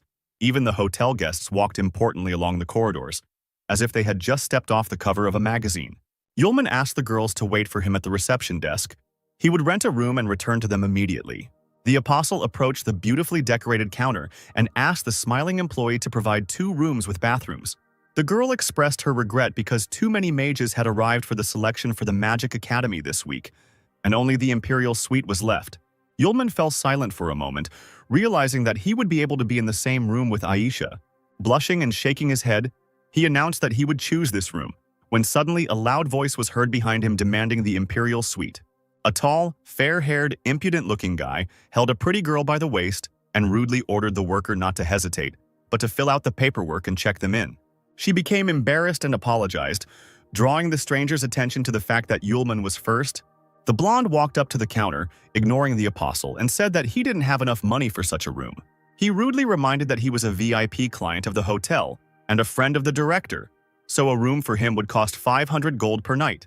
The girl smiled awkwardly, saying that the price of the room was 2,000, which caused the guests violent indignation. Yulman frowned at the guy, and he, being an aristocrat, could not hesitate in front of some boy, so he agreed to such a price. The apostle was nervous about the appearance of this couple. He knew that he could not continue to look for the hotel, because Arya was getting worse. As soon as the squabble had started between them, a loud voice boldly asked who was tired of living, since they were preventing Brother Yulman from moving in. The boy turned around in surprise to look at his savior. Linda stood behind him, smiling cheerfully, her arms crossed over her chest. The girl flew up to Yulman and grabbed him by the elbow, exclaiming that they had met again. The impudent fellow, seeing Linda, immediately lost all his ardor and mumbled something instead of greeting. Her angry look spoke louder than any words as soon as the girl turned around. The guy grabbed his companion by the waist, and they instantly ran to the exit. Yulman asked in surprise how Linda ended up here, and she laughed, saying that the hotel belonged to her family. She ordered the worker to check Yulman's brother into the last Imperial Suite for the time he specified, and for free, too. The apostle opened his mouth and began to refuse the offer, because the girl had already helped him, and he couldn't constantly remain at a loss. Linda frowned artificially, stating that his behavior had become too polite. Yulman offered to help him with another matter, and asked if his friend knew where nearby he could find more underground grass for sale. He really needed it. Linda promised to find this rare medicinal herb for him personally, which was difficult to obtain in first-class form. Yulman asked to also obtain the restorative potion, for which he would definitely pay. Meanwhile, Aisha sat on the couch, hugging her heavily breathing friend from behind, giving her a moment of peace from the dark energy. She looked around worriedly, wondering where Yulman was and why he hadn't returned yet. Arya suddenly let out a muffled groan, not regaining consciousness. A dark spot of deadly energy appeared on her neck, and it began to spread even further across her skin. Unable to bear it any longer, Aisha left her friend on the couch and went looking for her student. Linda was the first to see her, and she flinched from the scream when she saw the girl. She winked at Aisha, glad to finally meet the lady of her old friend's heart. She looked at the stranger in surprise. The apostle immediately introduced Linda. With her help, he was able to get a jasper bracelet. She would also be able to buy underground grass. Aisha was very glad to meet him. Linda asked where Aisha was rushing to, noting that she was very nice. But the girl herself was in no way inferior to her. Aisha immediately grabbed Yulman by the collar of his cloak, exclaiming that he should look at Aryu, because the girl herself could no longer cope with the dark energy. The apostle asked if the hugs were helping, but it turned out that they weren't, because the energy began to creep up to the warrior's neck. Yulman asked Linda to quickly look for the underground grass, buy it all, and hurry to their room. Linda didn't need to be told several times. She nodded and hurried to carry out the order. The apostle turned to the worker, demanding that she take them to their room as soon as possible. Once there, the couple drew a warm bath with the underground herb they had brought and lowered Aryu into it, hoping that she would feel better. Both watched the girl with concern. Yulman said that the dark energy could not be gotten rid of in one go. Arya would need to spend the next few days in a bath with underground grass. Aisha started and looked at Yulman, remembering something. She said that she would look after her friend, and the student now had to stay with the guest. Linda had settled down in a large armchair in the living room. She was just drinking tea when Yulman returned to the room. The girl immediately asked how his girlfriend was feeling. The guy replied that she was better, thanks to Linda. She, with her green eyes flashing, looked attentively at her adopted brother. Rising from her chair, she asked if Yulman could help her in that case. The apostle nodded without hesitation, replying that he would definitely help. Linda was surprised that he didn't even ask what she needed help with, but he was only too happy to fulfill any wish for the service rendered. Linda felt a pang of conscience because last time she lured the guy to the auction to steal the ring from his hand, and he felt only gratitude. Yulman, seeing his friend's indecision, urged her not to be shy because her problems were his too. Linda barely had time to answer when she heard someone's voice outside the door calling her name. The girl opened the door, and one of the hotel employees was standing on the threshold. He was puzzled by something. As it turns out, Mr. Gilmore has received an invitation from Lord Lewis and is going to the banquet. Linda must leave the area as soon as possible. The girl frowned, muttering that the man had finished faster than she expected. A few seconds later, Linda grabbed Yulman by the hand, shouting that they were in trouble, and pulled him along with her. Jumping into the carriage, she ordered the employee to take them as quickly as possible to the banquet that her father had left for. The man tried to refer to her father's order, but she shouted that it was her decision, and there was no point in chatting. Sitting in the carriage, which was racing forward at breakneck speed, Yulman demanded an explanation from his friend. The girl insistently asked Yulman's brother to save her father. Linda asked the guy if he remembered the old man Louis she had told him about, and the apostle was surprised that the bandit leader, the organizer of the auction, was his girlfriend's father. She nodded, telling him that his status as the head of the mafia would soon pass into other hands, and without their help he would hardly survive tonight. Linda asked Yulman not to ask questions but to simply listen to all the events and then question her. The area south of the imperial capital and north of Gorstva is traditionally called the Raushan Belt, and Louis is the main mafioso of the belt. He has enlisted the help of one of the three big clans, the Capella, helping them build underground trade routes to gain control. Since rumors of the death of the main Capella in Vulcan appeared, the new head of the clan turned away from Linda's father and began to support the new capital gang. The laws of the mafia are such that there cannot be two tigers on one mountain. When a new one comes, the old one must die. Yulman asked why Lewis was afraid of the newcomer. Linda sadly explained that the bandits saw the lack of support from her father and became close to the visiting gang. The girl lowered her head, saying with pain in her voice that the head of the new gang had long been hatching plans to overthrow his father, and this banquet was simply a feast before the subsequent execution. Louis hoped that his daughter would run away, but she could not leave her father. Linda regretted that she had allowed Yulman to participate in this, but she had no help at all. The apostle interrupted his friend by placing his hand on her shoulder and squeezing it. He said that he understood everything and asked his friend to calm down, because while he was here, no one would lay a finger on Louis. After some time, the carriage stopped at a large estate in the suburbs. The hotel employee informed Miss that they had arrived. Linda and Yulman slowly walked out into the street. The girl suddenly stopped dead in her tracks, barely having stepped out of the carriage. A crowd of bandits in formal suits had gathered in the courtyard of the estate, and it seemed they were only greeting Linda herself. She swallowed hard and put on the most menacing expression she could muster. Pretending that she was not at all afraid, Linda clenched her fists and, together with Yulman, walked towards the house, passing the men. Stopping at the entrance, the girl abruptly opened the door, which swung open with a loud bang. In the middle of the richly furnished room stood a long table, behind which sat a dark-haired man. His face was covered in scars, and Louis couldn't help but let out a surprised cry when he saw his daughter. The man ran up to Linda, hissing that she shouldn't be there since he had sent a man to warn her. Yulman looked at Louis.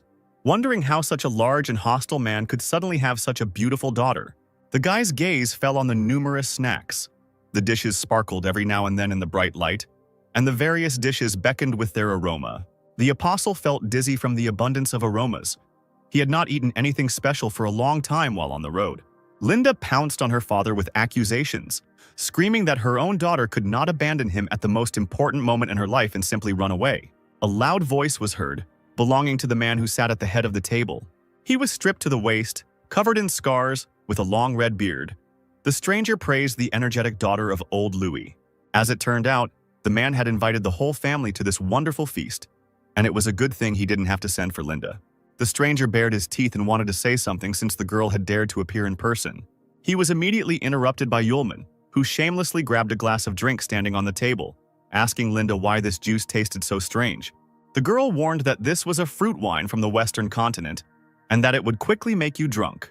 The tipsy apostle hiccuped, saying that the wine was simply excellent. Those gathered at the table, watching Yulman, openly laughed at the one who dared to interrupt Gilmore so openly. The apostle, holding a glass in his hands, looked around dazedly. He was so carried away by the drink that he completely failed to notice the big guy's fist flying towards his face. Not expecting such a vile maneuver, the guy lost control of the glass and flew into the opposite wall. Linda perked up, looking at her falling friend, screaming his name. The apostle, still intoxicated by the wine, landed on the ground, hitting the back of his head painfully. Those present jumped up from their seats to get a better view of the unfolding squabble.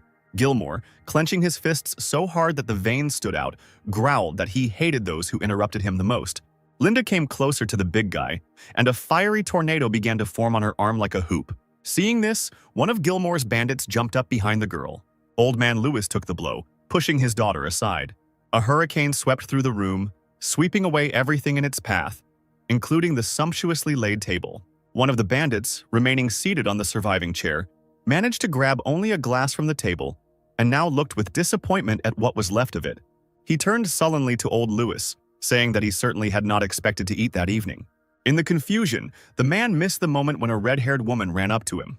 She, smiling cheerfully, demanded that they give way to the young people, because the old man himself understood everything perfectly well, so let him not interfere.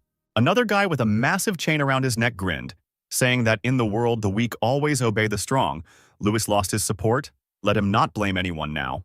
The other bandits got tired of listening to this. One of them jumped up, getting ready to deal with the man, shouting that it was time to finish off the annoying old man. The muscular, bald-headed bandit landed on the ground, punching the floor with all his might. He raised his head and looked defiantly at the former leader. He reminded him of his good attitude towards the gang, warning that they could take his life, but they should just leave his daughter alone. The guy with the chain raised an eyebrow, pretending to apologize for killing everyone. That was the order from above. Old Lewis's face darkened with anger as soon as he heard these words. He pushed his daughter aside, asking her not to interfere. The man rolled up the sleeves of his jacket, reaching discreetly into his pocket. He turned away so that he could not be seen and took out a small weapon from there. Lewis turned sharply and threw many small daggers towards his enemies. However, they were well prepared and immediately repelled the attack with their blades. Lewis immediately ran up to the woman and grabbed her by the hand in which she was holding the sword, then hit her right in the face. He turned around and slammed his fist into the guy with the chain around his neck. Next on his list was a former subordinate who had been sitting at the table earlier. Lewis broke the blade of his sword with one hand. The man looked in disbelief at the fragments of his weapon crumbling right before his eyes. Taking advantage of his opponent's confusion, Lewis kicked him in the stomach with all his might. Bandits rushed towards the former leader from all sides. Lewis was not the head of the mafia for nothing, so he was able to emerge victorious in this unequal fight. The guy with the chain got what he deserved, letting out a stifled cry. The bald-headed bandit fell to the floor, losing several teeth. Louis straightened up and walked over to the bandit, placing his foot on his back. The man clenched his fists and quickly scanned the room for danger. Linda and the hotel worker whistled in amazement, noting the strength of the mafia boss. Gilmore bared his teeth, angry that no one present could handle Louis. Deciding to show how to fight, the big guy flexed his fists. He immediately approached the old man, smiling slyly, and offered to teach him a lesson using one of his techniques. Gilmore's smile widened as he watched his opponent's reaction. Louis didn't answer. He too tried not to lose sight of the enemy. The next second, the old man took knives out of his pocket and sharply threw them at the big guy. He, without even moving, instantly caught them with his bare hands. Two daggers clashed behind his back, never having tasted the blood of another. Lewis let out a startled cry, not expecting him to be able to dodge his attack. Gilmore scratched his bruised shoulder, which the dagger had not hit. The man bared his teeth, calling his opponent incredibly pathetic. Shouting that he would leave Lewis alive, the red-haired villain rushed towards him at great speed. Everything happened so quickly that the old man only had time to look down. He let out a strangled cry as someone else's fist knocked the wind out of his chest. The next moment, Gilmore hit Louis with even more force, sending him flying backwards. Linda screamed desperately, calling for her father. He didn't have time to fall. Yulman stood firmly on his feet when the man flew straight towards him. The guy, with his inhuman reaction, managed to grab his girlfriend's father, holding him with one hand. Gilmore stared blankly at the skinny guy he had just beaten up. Yulman turned to Louis and asked if he was okay, calling the man father, still hiccuping from the wine he had drunk. Those present began to talk among themselves in surprise, wondering why the stranger was addressing old Louis so dismissively. Someone called Yulman a son-in-law, and this brought Linda into incredible delight. Gilmore couldn't figure out what was wrong with the guy, why he was still alive from a punch to the face. The man decided to find out more about everything. He turned to his accomplices, saying that he was giving them another chance to get rid of their opponents. The guy in the torn t-shirt smiled slyly, thanking his master. His name was Wolf, and the bandit exclaimed that he would gladly carry out this task, running straight towards Yulman and Linda with her father. Turning to Wolf, Yulman muttered, his tongue slurred from the wine, that the thirst to kill the man was too strong. As soon as he added that Aisha would not like this, the villain's body was cut by magic. He did not even have time to understand what happened. A surprised expression froze on his face. Hot blood spurted from Wolf's mouth, and the air smelled of metal. The man, his eyes wide, fell to the floor, raising a cloud of dust, while those present vied with each other to ask who it was that had defeated him. Gilmore was dumbfounded when he saw one of his best fighters being knocked out cold by a puny guy in a matter of minutes. The other bandits who had previously fought with Old Man Lewis also did nothing, only warily watching Yulman. Louis himself was dumbfounded because he, being seasoned in battles, had not seen such skill for a long time. His daughter Linda also froze with her mouth slightly open, not expecting such a thing from her brother Yulman. The bandits immediately began to talk among themselves, casting sidelong glances at the stranger who had killed the indestructible Wolf with one blow. Yulman leaned over to the deceased criminal and, with a slurred voice, gave a tirade about his thirst to kill, and that what was happening would not please Aisha and Sierra. He added that the bandits also stink, and Aisha will not be happy with their presence. Two of Gilmore's men growled at this and exclaimed that they would all attack the boy together. Preparing to carry out their threat, they put their fists forward and ran straight towards Yulman, who was staggering from alcohol. 4 perfectly precise sword swings went to each of the opponents. They became victims of their own carelessness. Just like Ralph earlier, Gilmore gritted his teeth until they creaked dully as he saw that he had suddenly lost his closest confidants. Old Lewis leaned forward, all the unspoken words caught in his throat at once. Yulman, turning to those present, hiccuped loudly, saying that it had become much cleaner. He smirked, a mocking look on his face, as an explosion was heard behind the apostle. Louis muttered that the guy used incredibly strong and legendary moves like the King of the Blade and the Indomitable Sword, while Linda was secretly glad that she knew how to choose men wisely. Now Gilmore and Yulman stood opposite each other, ready to fight. The red-haired leader drew his eyebrows together, threateningly asking if the boy understood what kind of enemy he had just made for himself. Slightly closing his heavy eyelids, Yulman quietly said that the man looked a little familiar, but still, he was too cruel. Aisha would be scared. Before Gilmore could blink, the stranger was gone from his sight, leaving behind only clouds of smoke. The next moment, a shadow flashed behind the man. He felt a light breeze and was amazed at the enemy's incredible speed. Yulman raised Excalibur over Gilmore's head, but he, being an experienced fighter, dodged it. Gilmore deftly caught the second blow of Yulman's sword with both palms, ending up in front of the guy. Yulman narrowed his eyes in surprise, surprised at himself that he had not been able to kill the enemy on the first try. The bandit's hands were shaking, but due to the guy's condition, he was able to hold back this attack as well. The man abruptly lowered his palms, demanding that Yulman not get cocky. He, unable to immediately get his bearings, allowed himself to be dragged down. Gilmore growled and, leaning forward, hit the stranger on the head with his forehead as hard as he could. Taking advantage of his opponent's hesitation, he sharply straightened his arms and pulled the guy towards himself. The bandit grabbed Yulman by the top of his head and slammed the boy's head into the hard floor. Gilmore jumped on the apostle's back, pressing him firmly into the hard surface, shouting that behind him was far from only Mr. Capella, which meant that the stranger would regret his decision for the rest of his life. Confident that the opponent under his strong palm had long since been stunned, Gilmore heard him ask in a muffled voice who was muttering behind him. The bandit's hand trembled slightly. He thought angrily that a normal person's skull would have crumbled long ago. But this boy was behaving normally. He had to be tougher with him. He shouted angrily that Yulman would now have the opportunity to recognize his tormentor. Gilmore's muscular torso was bulging with veins, and his body was engulfed in a magical dark flame. The fire only grew stronger, and soon everyone backed away in fear as the heat became completely unbearable. Old Man Louis immediately created a large red shield in an attempt to protect himself and his daughter. As the smoke began to clear, the man looked in shock to where Gilmore stood, looming over the boy. The flame died out, leaving behind a choking smell of burning, and in its place a new fire flared up. Gilmore's hair had become longer, even brighter than before.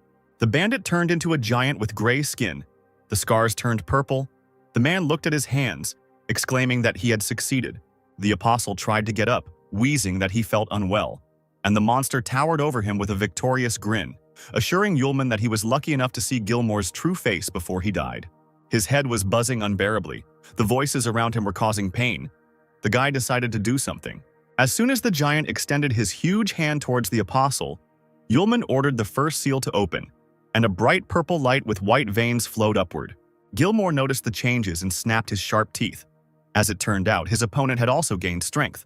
The apostle, overcoming his nausea, clenched his fist and pointed it at the enemy. He rose up on one knee, and now the giant, feeling his superiority, tried to push the stranger's hand away. Gilmore noticed too late that the boy's palm was stronger, and his elbow began to bleed. Thinking that he had already become a beast, the man's body, thanks to an unknown force, flew back. Sliding across the floor, he looked at Yulman in shock, realizing that this guy was an even bigger monster. The apostle wiped his mouth with his sleeve, not taking his eyes off the giant, his legs barely holding up his poisoned body. Gilmore decided that while there was still time, he should escape from the unexpectedly strong opponent. But one thought struck his consciousness. Even before becoming stronger, the stranger was already faster. The escape could fail. Gilmore's gaze darted towards old Louis, and he chose the weaker opponent. The man turned around abruptly and rushed at the mafia boss, confusing him. Instead of hitting the old man, he pushed him away, ordering him to get out of the way, and headed towards his daughter. Yulman's eyes were closing. A strong desire to fall asleep right here was overwhelming him, but he held on steadfastly. The giant, pressing the fluttering Linda to himself, squeezed her neck and ordered the guy to let him go. Otherwise, his wife would be dead. Linda laughed through force, gasping for air, croaking that she was not Yulman's wife at all, and not even a girlfriend, but an ordinary friend. Gilmore shook her, shouting that she was deceiving him, because if the guy didn't save the hostage, both of them would regret it. Distracted, the giant flinched when he heard the stranger's unnatural voice and slowly looked up at him. Instead of eyes, Yulman had frightening red dots, and bowing his head like a doll, he asked if the man was threatening him. Fearful and angry at the same time, the bandit leaned forward, examining the guy. He hissed through his teeth that Yulman was right, and now he was being threatened, thinking to himself that there was nothing left to lose and there was no turning back. The mighty apostle straightened up and summoned Sylph. Clutching Excalibur in his hand, the space was illuminated with green light.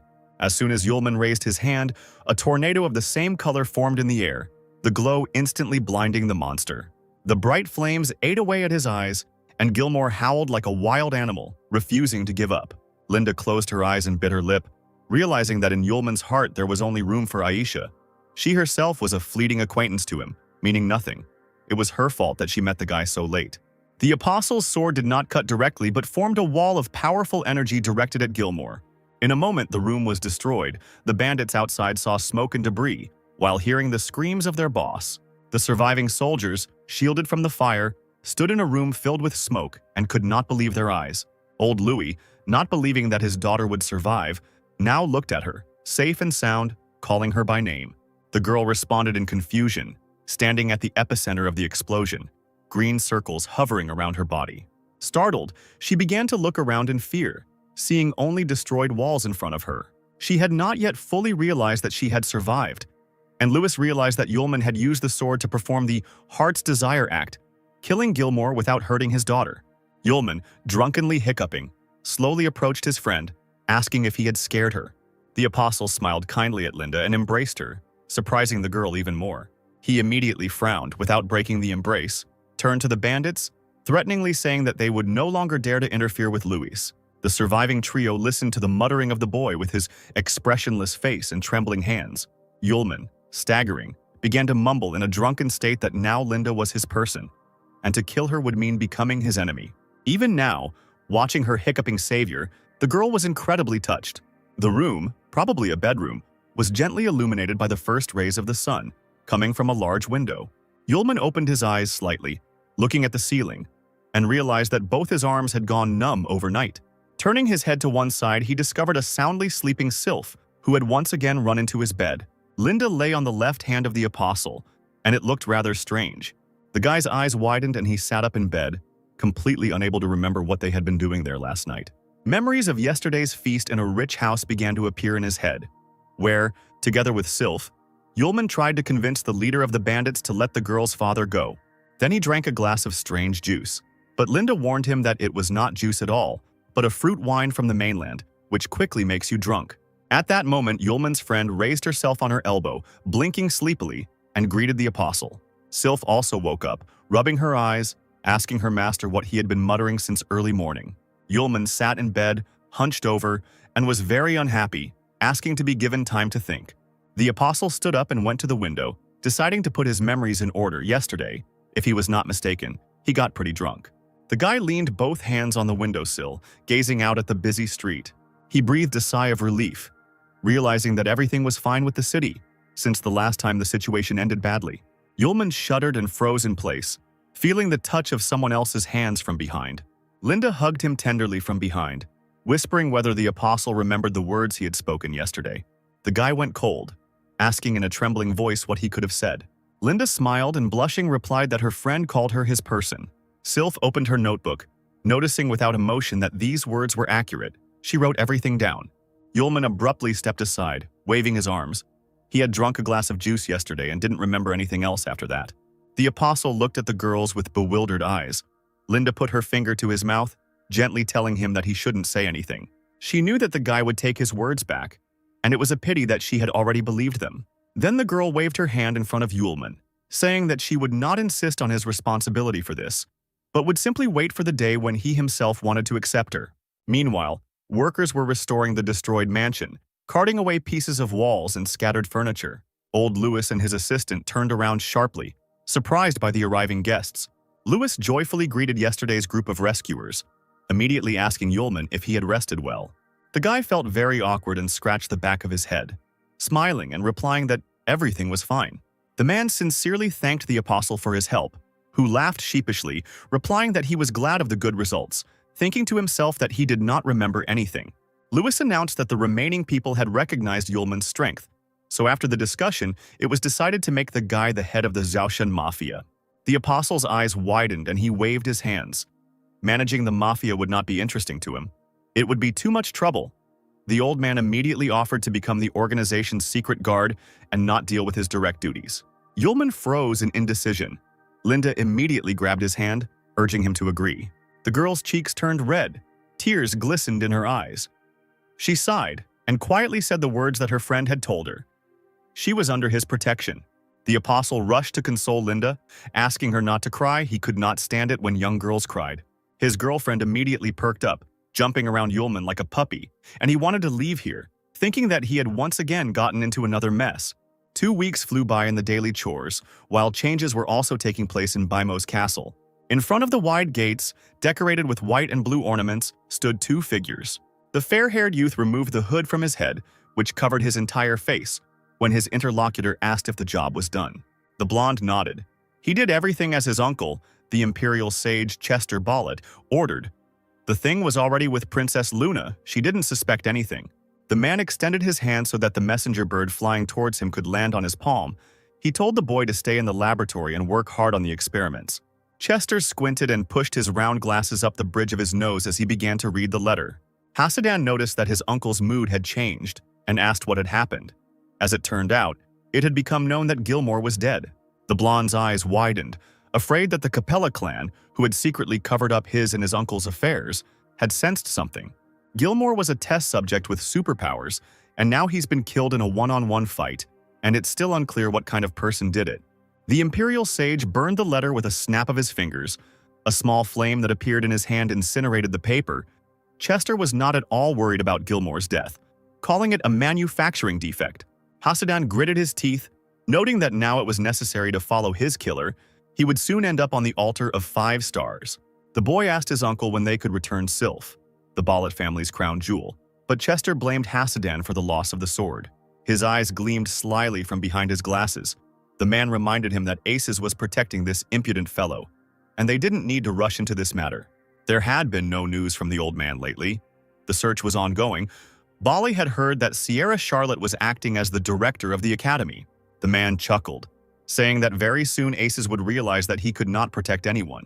Charlotte stood on the mountain rise, looking ahead tensely, her arms crossed over her chest. The assistant informed the director that everyone had had enough rest, and she nodded, ordering him to inform them that the hike was continuing. The newly appointed head of the academy has not had a moment of peace since the students left. It's been a month since stupid Yulman went looking for Aisha, and there has been no news from him since then. At this time, the apostle fell into the strong grip of the warrior Arya, begging her to stop. The girl had been in the water for an eternity, and now she wanted to check how much her strength had been restored. But Yulman couldn't last a minute in the fight, and had already begun to choke. Sierra helpfully wiped away a thin stream of blood under the owner's nose with a handkerchief. Arya irritably asked what kind of cold it was that covered her entire body. Aisha joined the conversation and said that it was the dark energy of the afterlife. Pierce was also familiar as a vampire from the afterlife. It was probably he who left all that nastiness in Arya's body. The warrior remembered her feelings. During the fight, her body became colder and colder. Apparently, he had already used his skills on the girl. Yulman, having looked at his friend, concluded that since her body was almost cleared of dark energy, they needed to return to the academy. But Arya didn't want to leave so easily because the company had spent so much time here and still hadn't had any fun. They needed to walk the streets before leaving. Yulman raised an eyebrow and snorted in displeasure at this suggestion. Arya winked at Aisha, assuring her that the walk wouldn't keep the boys long and wouldn't affect the travel time in any way. She used a strong argument. She asked if Yulman wanted to go on a date with Aisha, since the hotel guests praised the local evening market. Having heard just one word, the apostle's face quickly changed and he nodded in agreement, which greatly surprised Aisha. After some time, Yulman was already walking along a noisy, bright street in the company of Aisha, assuring her that Arya and Sylph were very busy and would come later. Of course, it was the warrior's idea to leave the couple alone, because Aisha had been upset lately and needed to relax properly. It seemed that her idea was a success. The girl smiled for the first time in a long time when she saw the sweet shops. There was a festive mood all around. The lights and noise of the market lifted the spirits. Aisha laughed heartily, and the apostle, seeing this, felt much better himself. But the small details never escaped the perceptive guy. The corners of his lips crawled down. He decided to find out from Aisha what was bothering her, what heavy thoughts were occupying his beloved's head. The couple settled down and stood by a tree lit by small lights. The apostle said that everyone was worried about Aisha, who walked everywhere alone and was sad. But the girl, tucking her hair behind her ear, smiled, assuring him that everything was fine. However, she looked away and admitted that she thought a lot about the appearance of the 12th apostle, who would come for them to answer for what they had done. After all, the company is too weak against the revenge of such a legendary apostle. Yulman turned Aisha towards him and put his hands on her shoulders, squeezing lightly. The guy asked me to trust him. Instead of worrying about the uncertain future, I need to enjoy the joy of today, especially since it is very weak for me. Aisha raised her eyes, framed by trembling eyelashes, and looked at Yulman with hope. He was right. The main thing is to be with a loving person, and even if she has to die for this, she is not afraid. Aisha stood close to the apostle, clasping her palms together at her stomach and closing her eyes. Yulman shuddered, noticing that the situation had changed dramatically, and even the surrounding world had become quiet. The girl slowly reached out to him. Perhaps this was the very moment the guy had been dreaming about. Trembling with anticipation, he reached out to meet her, but the magic was destroyed by a strange voice that sounded very close. Aisha jumped back, covering Yulman's mouth as someone exclaimed that running away together to have fun was a wise decision. A group of guys in school uniforms looked at the couple with smiles. Their leader introduced himself, Humble Servant Groot, Imperial Academy of Magic, 4th year, Class Capella, and asked permission to spend time with Aisha. Yulman was still trembling, But now not from tenderness, but from rage, when Aisha embarrassedly asked again where the guy came from. Confident in his irresistibility, he looked at the girl with a slight smile on his lips. The apostle slowly turned to the impudent man, threatening to kill him with one glance, and said that they were also students of the Imperial Academy of Magic. Groot frowned when he heard Yulman's words. He brazenly demanded the guy to step aside, calling him a fool because he was talking to a beautiful girl. The apostle silently turned to his disciples, and only by the expression on his face did Aisha understand that they were in trouble. And she called out to the boy in fear. Groot's accomplices began to praise themselves with all their might. They passed the selection at school competitions, and now they will participate in the pentagram. And the captain is recognized as the strongest in the school. Yulman raised an eyebrow and looked at Groot with disdain, asking if he was really that strong. The student narrowed his eyes and leaned forward. This impudent fellow definitely wanted to get into trouble. The apostle laughed, calling the guys swindlers who dared to hide behind the name of the Great Imperial Academy of Magic. Of course, these clowns wear the academy uniform in everyday life, and it's incredibly funny. Groot, slowly seething with anger, exclaimed that Yulman had dared to dishonor him and immediately summoned magical pentagrams in the air. The student began waving his arms, intending to attack Yulman. Aisha screamed in fear, warning her beloved. She froze when she didn't notice the guy next to her. He rushed towards the opponents with the speed of light. The next moment, the apostle raised his leg and pushed the self-confident disciple in the stomach. The pentagrams immediately evaporated, and Yulman's incredible strength threw the impudent fellow far back. Seeing their captain lying in disgrace in the mud, covered in a cloud of dust, the accomplices screamed. Yulman nodded dismissively towards Groot, saying that the academy's strongest student had shown himself to be such a weakling. He winked at Aisha, asking if she had seen his attack. The girl need not worry about the arrival of the 12th apostle.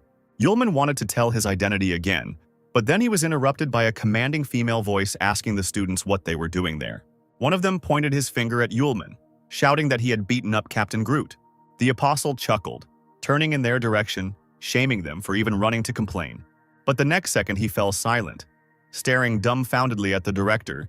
He certainly didn't expect to see her here. Charlotte stood in front of her student, hands on hips, and threatened a very long conversation. Yulman could only blink his eyes, muttering the girl's name. Aisha was no less surprised. A little later, the couple left the market and went to meet with the director. Yulman sat on the sofa and expressed regret with his whole appearance, asking Master Sierra not to be angry. But Charlotte was not giving in, because the students had disappeared for a whole month and were also having fun all over the empire. Without listening to the apostle's feeble explanations, the girl asked where he had gone to look for Aisha, since the estate had long since been deserted. As soon as Yulman began to speak, he felt someone tugging at his sleeve. Aisha looked at the guy pleadingly, and he realized that the girl did not want to reveal the whole truth. Then Yulman smiled broadly and told the story of Aisha's family moving to a secluded place in the east, which is why it took them so long. Charlotte probably didn't believe them, but she was still glad that the students were back and okay now. There were several knocks on the door and Sierra invited the guests in. The students of the academy stood at the threshold. Judging by their faces, there was no good news to expect. The principal asked how Groot was feeling. The student told him about his serious injury. The guy will not be able to continue his journey and take part in the competition. The shadows over Charlotte's head deepened at the news and she smiled unkindly. Then she slowly turned to Yulman, quietly saying that everything happened because of someone.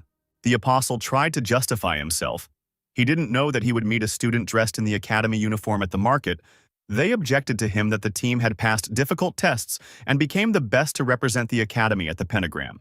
Aisha intervened in the conversation, asking what it was.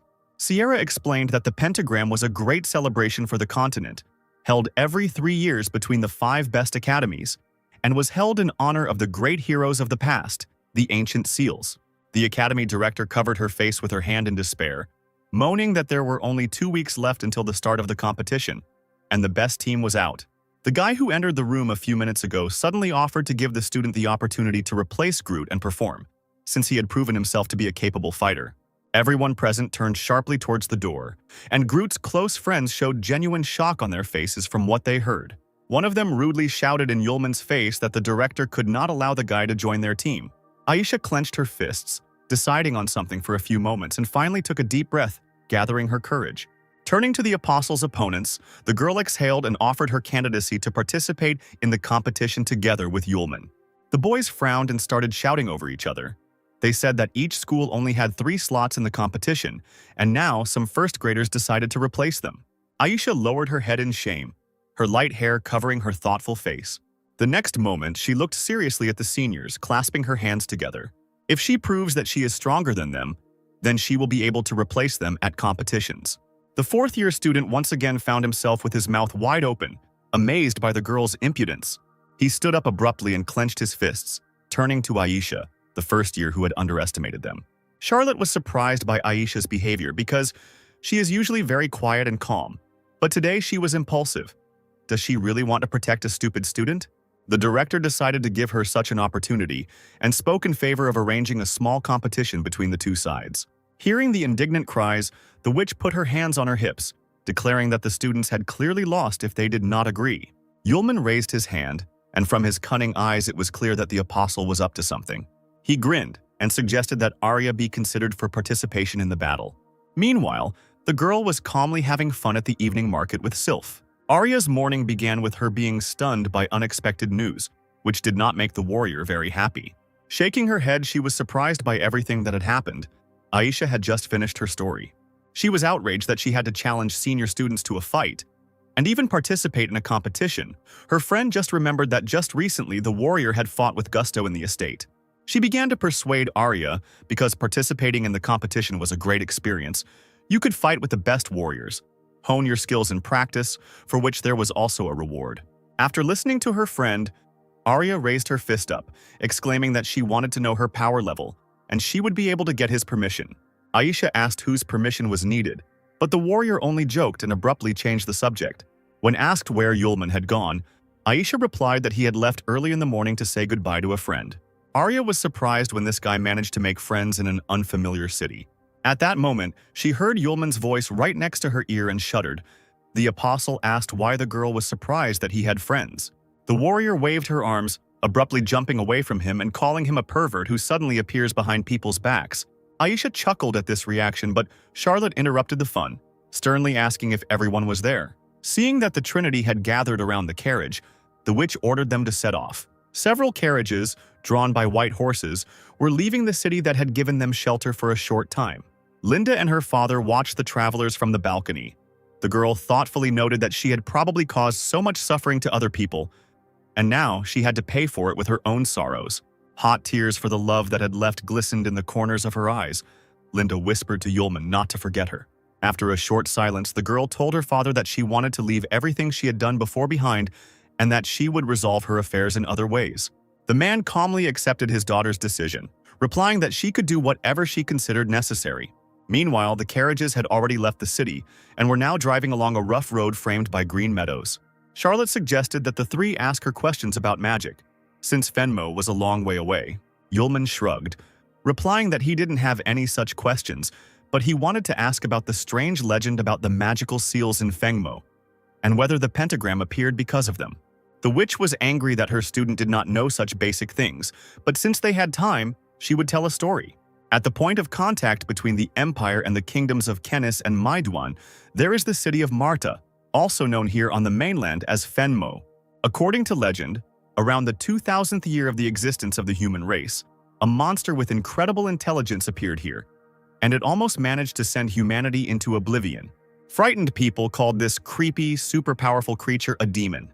Yulman pretended to be deep in thought and asked if the demon really existed and which of the apostles destroyed him. Arya exclaimed that that time people dealt with the demon themselves. Aisha asked in surprise if the girl knew this legend. She laughed. Her mother told her this story when she was a child, but she didn't remember the details, only vague memories. Charlotte, crossing her arms over her chest, continued her story. At that time, the 5 most powerful mages on the continent united to cast the pentagram entangling spell and ended up trapping the demon underground. After that, the 5 mages agreed to meet in Fengmo every 3 years and check if the pentagram was intact. After their deaths, their children continued the tradition. Now it has turned into a celebration and competition. The apostle spoke up, concluding that somewhere under the city a terrible demon was now imprisoned in fetters. The witch reminded that this was a legend, and it was unlikely that the truth would be found out, but now the guys needed to start preparing because there was no time left. It was a clear day.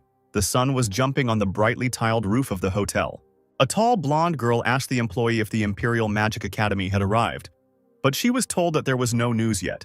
Her Highness nodded, asking not to worry, as it was a completely normal question. At that moment, the doors swung open and a noisy group appeared on the threshold. Arya was admiringly examining the room. Yulman was holding the sleeping sylph in his arms. Aisha was going to the reception to get the keys. The blonde girl asked the strangers who they were, because the hotel provided services to 2 Imperial Magic Academies. But as it turned out, the hotel allocated 2 floors for the competition participants, and the other floors were for ordinary guests. Her Highness looked around the company, and it seemed to her a bad sign that there were many girls around. Yulman, still carrying baby Sylph in his arms, suddenly sneezed loudly. He narrowed his eyes, wondering who was remembering him now. The apostle just happened to be passing by Her Highness and the girl assistants, and could not help but look in surprise. Arya noticed this and pounced on the guy with accusations, believing that one Aisha was not enough for him. And now his friend was looking at every beauty passing by. He shuddered and shouted that this was nonsense. Couldn't he just look around? But the warrior laughed into her fist. Aisha approached the reception desk and addressed the employee, saying that she was a participant in the competition from the Fram Empire's Imperial Magic Academy, and asked for the keys to the room. The employee hesitated and did not answer, beginning to turn around excitedly. Charlotte appeared behind Aisha, frowning and asking if something was wrong. The girl smiled respectfully, barely seeing the stern witch, and deftly took out the keys, handing them to the guests. Sierra twirled her keychain on her finger and smiled at her students, asking them to unpack their luggage and then join them for the welcome dinner. These words had a magical effect on Yulman and Aryu, and they opened their mouths into light. Aisha looked at her beloved in surprise, asking why he was behaving like this. Sylph, who had already woken up by that time, did not lag behind her master, and saliva flowed from the corners of her mouth from the words about the banquet. A little later, crowds of competition participants and city guests gathered at the hotel walls. The whole company, led by Charlotte, sat at a large round table. The witch did not expect that they would spend half a day in line at the canteen. The hotel staff had good reason to recommend this place to guests. Soon, all sorts of delicious dishes were already adorning the snow-white tablecloth. Arya grabbed a fork and knife and looked at the food with admiration, ready to pounce on it right now. Little Sylph, who had already tried a piece of pie, suddenly grimaced, which did not escape the attention of her owner. Arya, having chewed a little, was taken aback, because the food immediately became tart after the usual taste. The apostle brought an olive skewered on a fork to his nose and immediately smelled an unusual aroma. A man with an emaciated appearance approached the guys and mockingly said that those who come for the first time react the same way. His neighbor, with the same signs of exhaustion on his face, told about the specialty of the local dishes. They contained medicinal herbs that strengthen the body and satisfy hunger. Most people are new to this, but once you finish eating, you can feel the energy of your body and spirit, and then you will want to eat even more. Arya, hearing this, decided to try the delicious treats too. As soon as she raised the fork to her mouth, Yulman immediately intercepted her hand and pulled it towards himself. He ordered his friend not to touch anything because the dishes contained poison, and once you eat it, a person immediately becomes addicted. The man sitting at their table opened his mouth in surprise, while the warrior smiled timidly, carefully placing her fork on the table. She clutched her throat, screaming that she had just swallowed a piece. But Yulman consoled her, saying that it was not a poison that would cause death. A stranger immediately approached the company, drawing their attention to himself, and politely asked permission to disturb them. Having sat down in a free chair, stern-looking men immediately stood on either side of him.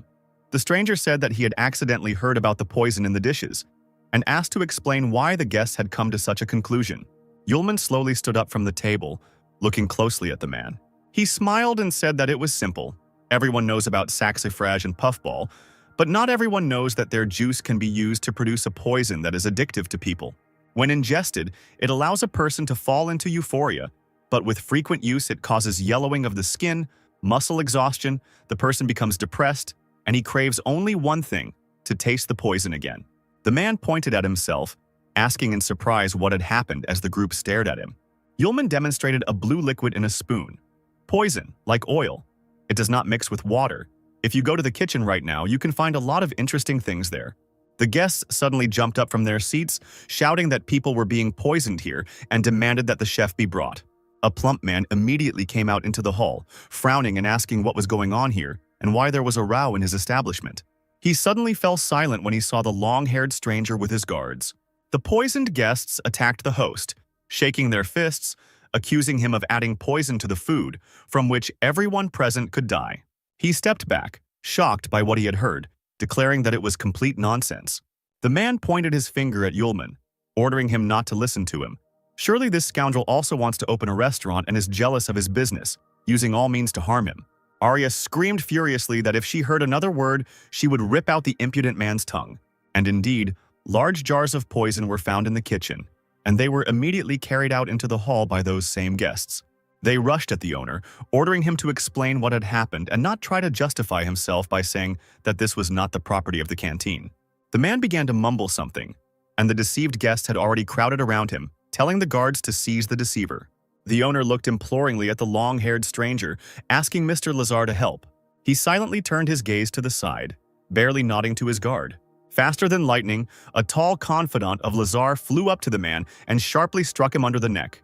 The owner grabbed his throat, foam poured from his mouth, and frightened screams were heard from all sides. The man stood up and smiled broadly at the guests, asking for forgiveness for his family having invested in this dining room, not knowing that the fat man would do evil behind their backs. Sierra looked closely at Laser, asking if he had arrived from their kingdom of Kenis. He nodded and looked at Yulman, saying that he was pleasantly surprised by his knowledge of botany. Smiling even wider, he declared that he wanted to invite the boy to the kingdom with him, but the apostle sharply refused. Yulman dismissively reported that the man smelled of the same muck. The main witness was destroyed. If you put it all together, Lazar was the very person who started all these poisonings. Lazar bared his teeth, looking down at Yulman, asking if he was afraid to refuse the invitation and say something he shouldn't. As soon as he added whether Yulman was afraid that he would never leave this dining room again, a dagger flew towards the apostle. But he did not reach his goal, being shot down by something literally a second into the flight. Aisha and Arya didn't even have time to react before everything happened, and only screamed in fear. Lazar turned around angrily, realizing that his plan had failed, and demanded to know who had done it. A female voice answered him, informing him that the city of Marta was now under the jurisdiction of the Fram Empire. That same imperious blonde girl from the hotel looked angrily at the man. She didn't think that the representatives of the Kingdom of Kenis should make a scene here, much less kill people. Narrowing her blue eyes, she pushed her hair out of her face, asking Prince Lazar again. Yulman's eyes widened in surprise when he heard the man's title, and he was quite astonished. He grinned and replied with irony in his voice that Her Majesty Luna was absolutely right. Arya rubbed her chin.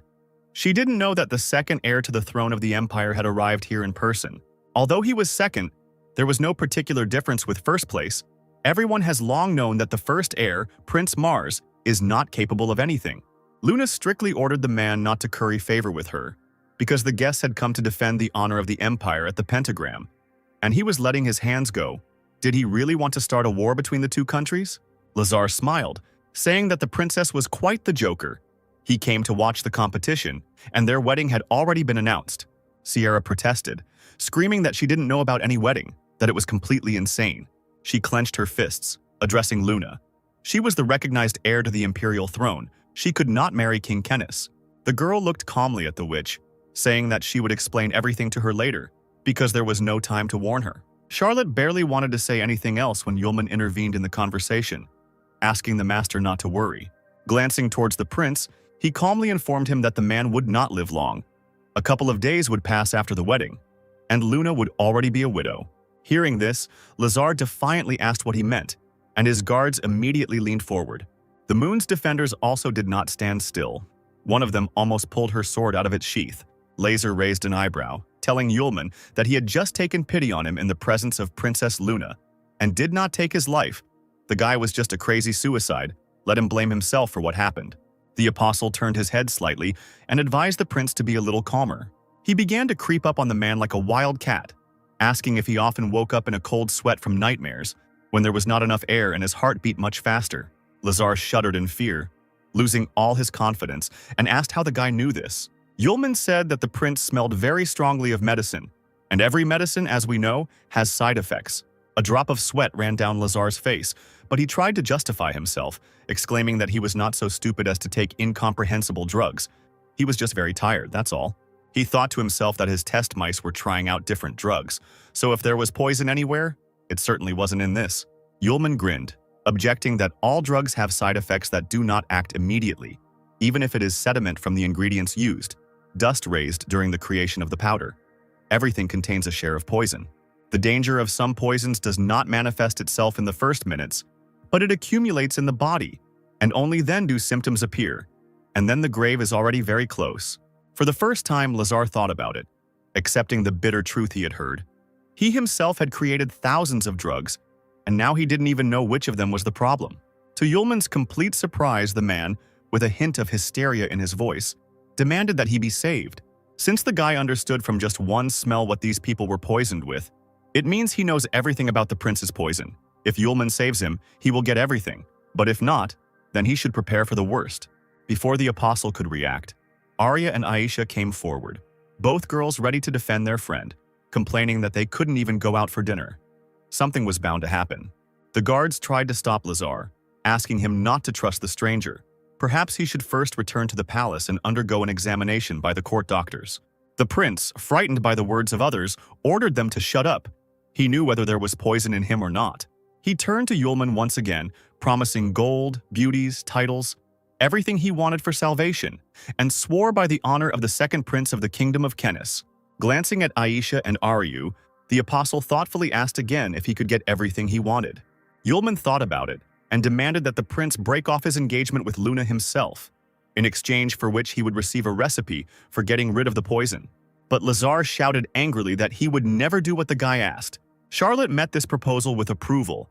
Now the Fram Empire is in turmoil and has a problem with aggressors. If Luna refuses the wedding, a war with Kenis cannot be avoided, unless Laser himself breaks off the engagement. The witch smiled, covering her mouth with her hand. Sometimes her stupid student could really use his brain. The apostle shrugged, mockingly telling the prince that he didn't care what decision he made. The man gritted his teeth in helplessness and muttered that he would agree to call off the wedding if only the boy could cure him. Yulman immediately grabbed a pen and wrote 2 recipes on paper. One would help Laser get rid of the poison, the second for all the visitors of this eatery who had managed to eat. The guests accepted the valuable notes from the hands of the apostle with sincere gratitude. Yulman turned to the prince, giving him another recording. The remedy will help get rid of the poison, but will hit some internal organs. As soon as the engagement is officially cancelled, the apostle will give the second part, a recipe for a medicine for internal organs. Lazar was indignant. He expected the guy to give him everything at once. Did he really not believe the promises of the prince himself? Yulman smiled sweetly, replying that he was doing this for his own safety. The prince snatched the piece of paper from someone else's hands, promising to cancel the wedding. And as for the events that took place in the dining room, he would compensate for all the losses caused to the citizens of the empire. A group of students, led by Charlotte, watched as Laser and his guards left the establishment. The man turned around one last time, asking Yulman's name and whether he was the Fire Witch's apprentice. He warned that his medicine had better help. Otherwise, the boy would find out how the deception of the royals ends. By the evening, the city was already decorated with colorful garlands. Preparations for the competition were in full swing. Luna stood on the balcony of her room. She knew that the idea of marriage came from her helpless brother, who found a strange gentleman who offered to marry Prince Laser in exchange for refuge in the kingdom of Kenis. She told Sierra this. She knew that the 3 clans had already secretly joined forces. Father Luna had only a part of the power in her hands. General Isis controlled the country. The royal family was now in danger. The girl turned to the witch, smiling and telling her that her father was now most concerned about her and her safety, and that it was better for his daughter to hide in the kingdom of Kenis. Charlotte asked defiantly, "Does the emperor really not know what kind of person this Lazar is?" Luna replied regretfully that the prince had quite a good reputation, and if she had not sent people to find out more about him, they would never have learned of his evil and treachery. The strange gentleman promised military power to help the imperial family in exchange for strengthening Luna's position in society. Sierra immediately exclaimed that the girl was simply sold as a commodity. Everyone turned their gaze to Yulman, who was munching on buns, thanks to whom Luna had gotten rid of the unpleasant engagement. But in this way, the crisis of the royal family was returning to its starting point. The girl rushed to Sierra, asking where Teacher Aces was now, from whom there had been no news for 3 months. Perhaps only he could help. The witch looked away, evasively answering that the old man died of an unknown disease. This news truly shocked Luna, who was sure that everything was fine with the teacher. Charlotte had to admit that all this time his letters had been written in her handwriting. The world could not be allowed to know this news. Luna knew that Ace's power scared the three main cans. If they only found out about his death, a big war for the Empire would start. The members of the royal family would be killed. Sierra grabbed Luna's hands, asking her forcefully to come with her and leave the Fram Empire together. The girl looked at her friend affectionately, asking her not to worry because the second heiress already had one method ready. The witch should not have asked questions and trusted the moon. She would tell everything herself at the right moment. Charlotte agreed to wait because the heiress would not make a mistake and must tell the truth. Turning to Yulman, the witch asked him to wait while she saw her friend off. He gave a thumbs up, asking why they had ended their conversation so quickly. Luna immediately thanked the guy for his help. He smiled widely, saying that it was his duty as Charlotte's student. The witch immediately turned away, unexpectedly blushing, which surprised the second heiress. She thought to herself that she had heard rumors about Sierra suddenly having a fiancé, who was also her student. Having said goodbye to everyone, Luna and her subjects left the hotel. The girls asked Her Highness what they should do now. Her Highness stopped abruptly and straightened up proudly, turning to the others. She confidently informed them that they should forget about meeting with Sierra and continue to act strictly according to the plan.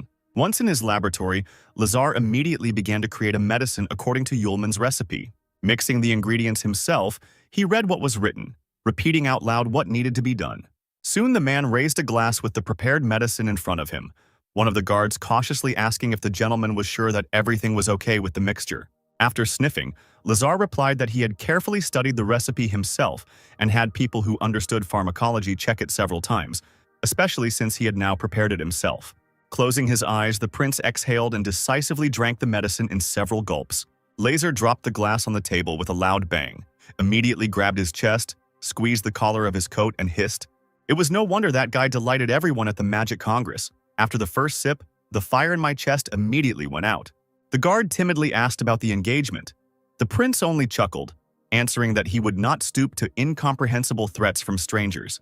Moreover, he had already sent a man to deal with this impudent fellow, which would be difficult to do publicly. Some insignificant worm had dared to disgrace the prince, forcing him to beg for the recipe. He needed to be taught a lesson. In the hotel where the students were staying, all the lights were out, and it was deep night outside. In his room, Yulman left the window open despite the cool night air. The man sent by Prince Dazar took advantage of this. A figure, all dressed in black clothes, deftly jumped onto the windowsill. After hesitating, the killer made sure that the man on the wide bed was fast asleep. The figure, whose face was covered by a thick mask, took a handkerchief soaked in a special solution from his pocket and approached the target. Suddenly, the killer stopped dead in his tracks, hearing strange sounds. In an incredibly colorful and vivid dream, Yulman found himself in the presence of Aisha, a girl standing in front of him in a wedding dress. She wanted to return to the palace of the apostles and make a whole crowd of copies of the groom. Aisha slowly approached Yulman, dressed in snow-white wedding clothes, and adjusted the veil that had fallen on her shoulder, then took her future husband by the hands and asked if he agreed. The apostle, unable to feel his legs from happiness, smiled broadly and nodded. Of course he agreed. Having picked up the bride in his arms, Yulman did not notice any changes and urged her to quickly return to the palace to start creating children. Suddenly, the stern voice of Master Sierra was heard, who suddenly found herself in the arms of her student instead of Aisha. The witch called for the guy to stop. Yulman almost dropped his fickle burden, and, not understanding where the dream was and where reality was, he woke up screaming. Opening his eyes, he saw a sleepy figure in black leaning over him, strange eyes looking in shock at their victim, who was no longer sleeping, the stranger clutching a foul-smelling handkerchief in his hands. The apostle, possessing excellent reflexes, immediately intercepted the killer's hand, grabbing her by the wrist. The next moment, without letting go of the stranger, he deftly rolled from the bed to the floor, dragging the figure along with him, and immediately threw it to the floor, twisting his arm upward. Bending down lower over the uninvited guest, the apostle, still disheveled from sleep, menacingly asked who the stranger was. He twitched violently, trying to escape, and deliberately turned his face away, not wanting his victim to be able to see the eyes through the slits in the mask. Holding the figure tightly in a vice, Yulman wondered who could wear a black suit, a mask, and not look at the face. At the same time, this man carries poisons and potions with him, breaking into other people's rooms in the middle of the night. Exhaling, Yulman muttered out loud that he had managed to meet that same legendary assassin, a professional killer, while the stranger was surprised to himself that the victim was not afraid of him at all. Large eyes, framed by long eyelashes, sparkled in the darkness. The guest whispered that he did not come for Yulman's life, Let him not resist. Behave well and follow him. The apostle chuckled, trying not to make any noise, and called for them to slow down, since it was he who had caught the spy. Thanks to his abilities in the ensuing silence, the guy was able to feel a magic knife flying towards his back. He let go of the killer and jumped sharply to the side, the weapon flashing past, leaving behind a soft pink color. The figure jumped onto the bed and crouched low, leaning on one arm, exclaiming that the guy had accidentally grabbed her. The stranger in black clothes looked closely at his order, noting its impressive abilities, but, as he was told, the victim did not know how to use magic. Therefore, running up to Yulman, the assassin, with the help of a few movements, created a magical pentagram of the same pink color called the blink of an eye. The killer held his head high and opened his eyes wide, illuminated by the spell. Without lowering his hands, the figure shuddered in amazement when Yulman, with his mouth slightly open, admired his magical abilities, because for the first time he saw a real professional killer in real life. The assassin, however, did not share his joy, and was perplexed as to why the blink of an eye had no effect on this guy. The apostle whistled and reminded that the unexpected guest had promised not to kill him. Then, seeing that several swords were already rushing towards him, he asked why the assassin was going to grab him, and who he was after all. Yulman straightened up and slowed down, allowing the sharp blades to come closer to him. Not a muscle moved on his face as the apostle deflected the weapon with a single wave of his hand, never breaking eye contact with his killer. The assassin clutched the knife handle in his hands. It seemed there were mistakes in the information about the guy. His abilities were incredible. It was better for them to part ways on good terms before there was a ruckus. Yulman created a blue glow in his palm, which did not symbolize anything good for the enemy, and advised the figure to behave well and tell everything. He raised his hand higher, silently threatening the killer, and he, moving further and further towards the wall, did not know what to do next. Suddenly, the guest's eyes widened as he realized that this was not magic, but a long-lost martial art. A few seconds later, Yulman suddenly jumped up and literally flew towards the assassin, hitting him in the neck with the edge of his palm. A bright white light blinded the stranger, burning his clothes without harming his body. And it was then revealed that there was a girl under the mask. The apostle waited for the cloud of dust to settle, mockingly asking why the assassin was silent and did not tell about himself, so that he would not be angry if Yulman decided to act by force. Soon, having looked more closely at the girl, the apostle, who was greedy for beauty, was taken aback. Standing before him was Anka, assassin number Z231, and she was indeed incredibly beautiful, left naked by the explosion, covering herself with the surviving scraps of clothing. As soon as the apostle asked her to get dressed, the door to his room swung open and Sierra entered the room in her nightgown. With her hands on her hips, she, still sleepy, screamed belligerently at the apostle, who was making noise alone in his room. The witch's voice died down as soon as she saw her student standing in his pants in front of a half-naked stranger. Yulman, holding his shirt in his hands, which he was going to give to the assassin, slowly turned to Charlotte, begging her to listen to his explanation. Shadows thickened over the master's figure. His hair began to flutter like snakes. Yulman squeaked the witch's name again. Charlotte straightened up and laughed strangely, baring her teeth. There was silence, and Sierra exploded with a hysterical scream that shook the entire hotel. The apostle waved his hands, calling for calm. Anka's killer, taking advantage of the commotion that had begun, escaped through an open window, covering herself with a shirt. The assassin rushed to the Kenny's consulate, where Lazar was waiting for her. Seeing that the girl had come empty-handed, he demanded an explanation. She shook her head and closed her eyes, replying that she had failed the mission, the target was too strong, and she was unable to defeat it. The prince screamed angrily that Anka was talking nonsense. That worthless person couldn't have that much strength.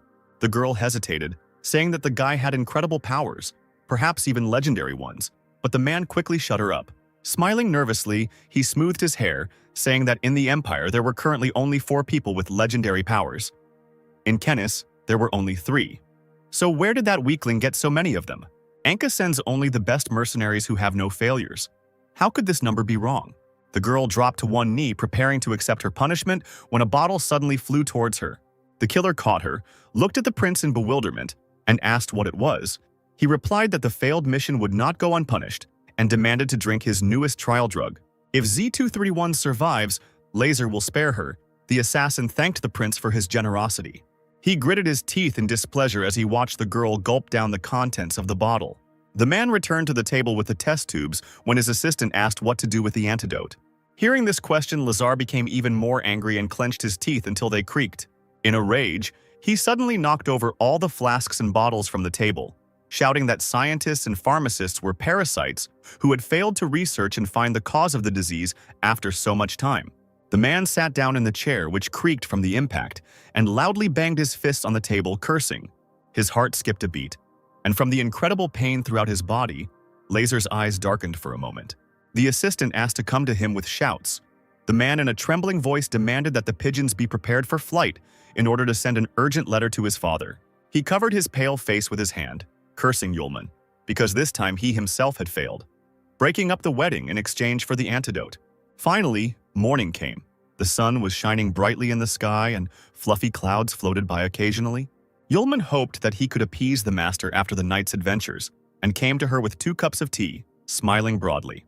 She didn't even turn to the student, telling Aisha and Arya about the investigation into the assassin's identity and purpose. Now their main goal is safety and confidence in successful participation in the competition. Individual combat training is almost over, and the day of the competition is approaching. Today we need to decide on tactics. The teams that will participate in the competition are Fram Imperial Academy of Magic, Institute of Magic Cultivation, Manju Demon Research Institute, Higher School of Magic, and the Kenny's Kingdom Magic Research Institute, a total of 15 participants. The competition is not a one-on-one fight at all. Everyone will be thrown into a 4-level labyrinth. The pentagram, the goal of the participants, is to capture the key to the door leading to the next level. It is hidden in the middle. To advance to the 4th level, you need to connect all 3 keys from the previous levels. The team that manages to do this will win the competition. Standing in front of the students, Charlotte spoke about a meeting she had held with other teachers regarding the technique of the competitors and asked for their opinion. Now, of the 3, Aisha is the strongest. She needs to go to the most difficult 3rd level. Arya is a crazy fighter, and there is no need to worry about her lack of magical powers, so she is on the 2nd level. Having told about the girls, Charlotte faltered when it came to describing Yulman. Shaking her head, she had to admit that the guy wasn't the most important part of the team, and he would have to go to the 1st level. The rest were surprised by the master's decision. Yulman never showed how strong he was. He must have reasons for this. Arya thought that for some reason not everyone believed in his strength. Aisha asked if the boy would be able to defeat the students from other schools if he had Sylph.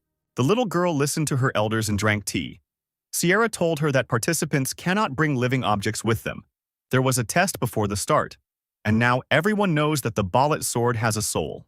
Aisha, embarrassed, wanted to suggest something else, but the witch asked her to relax. Turning to Yulman, Charlotte glanced at him, saying that there was one way to make the boy stronger. The apostle winced and scratched the back of his head, smiling awkwardly. The silence of the corridors was interrupted by some kind of rumble coming from one of the rooms. Blushing, Charlotte weakly asked Yulman not to twitch and be patient, because everything was being done for his own good. The languid student, whose nose was already bleeding, muttered something. His head rested on Sierra's lap as she slowly poured her power into her student. She breathlessly said that she had done a lot for him thanks to her powers. Finally, the day of the competition at Pentagram arrived, and many spectators gathered around the huge arena. Near the main entrance, teams have already arrived at the scene. Sierra glanced around the area, nodding towards the entrance of the arena, telling the students that they could only rely on themselves from here on out. Arya suddenly asked Yulman if he had given Prince Laser the promised antidote. The apostle replied that he had given the antidote, since Luna had already received notice of the breakup of the wedding. The warrior waved her fist, exclaiming that her friend had done this in vain, because the man had wanted to kill him, but Yulman had only waved it off.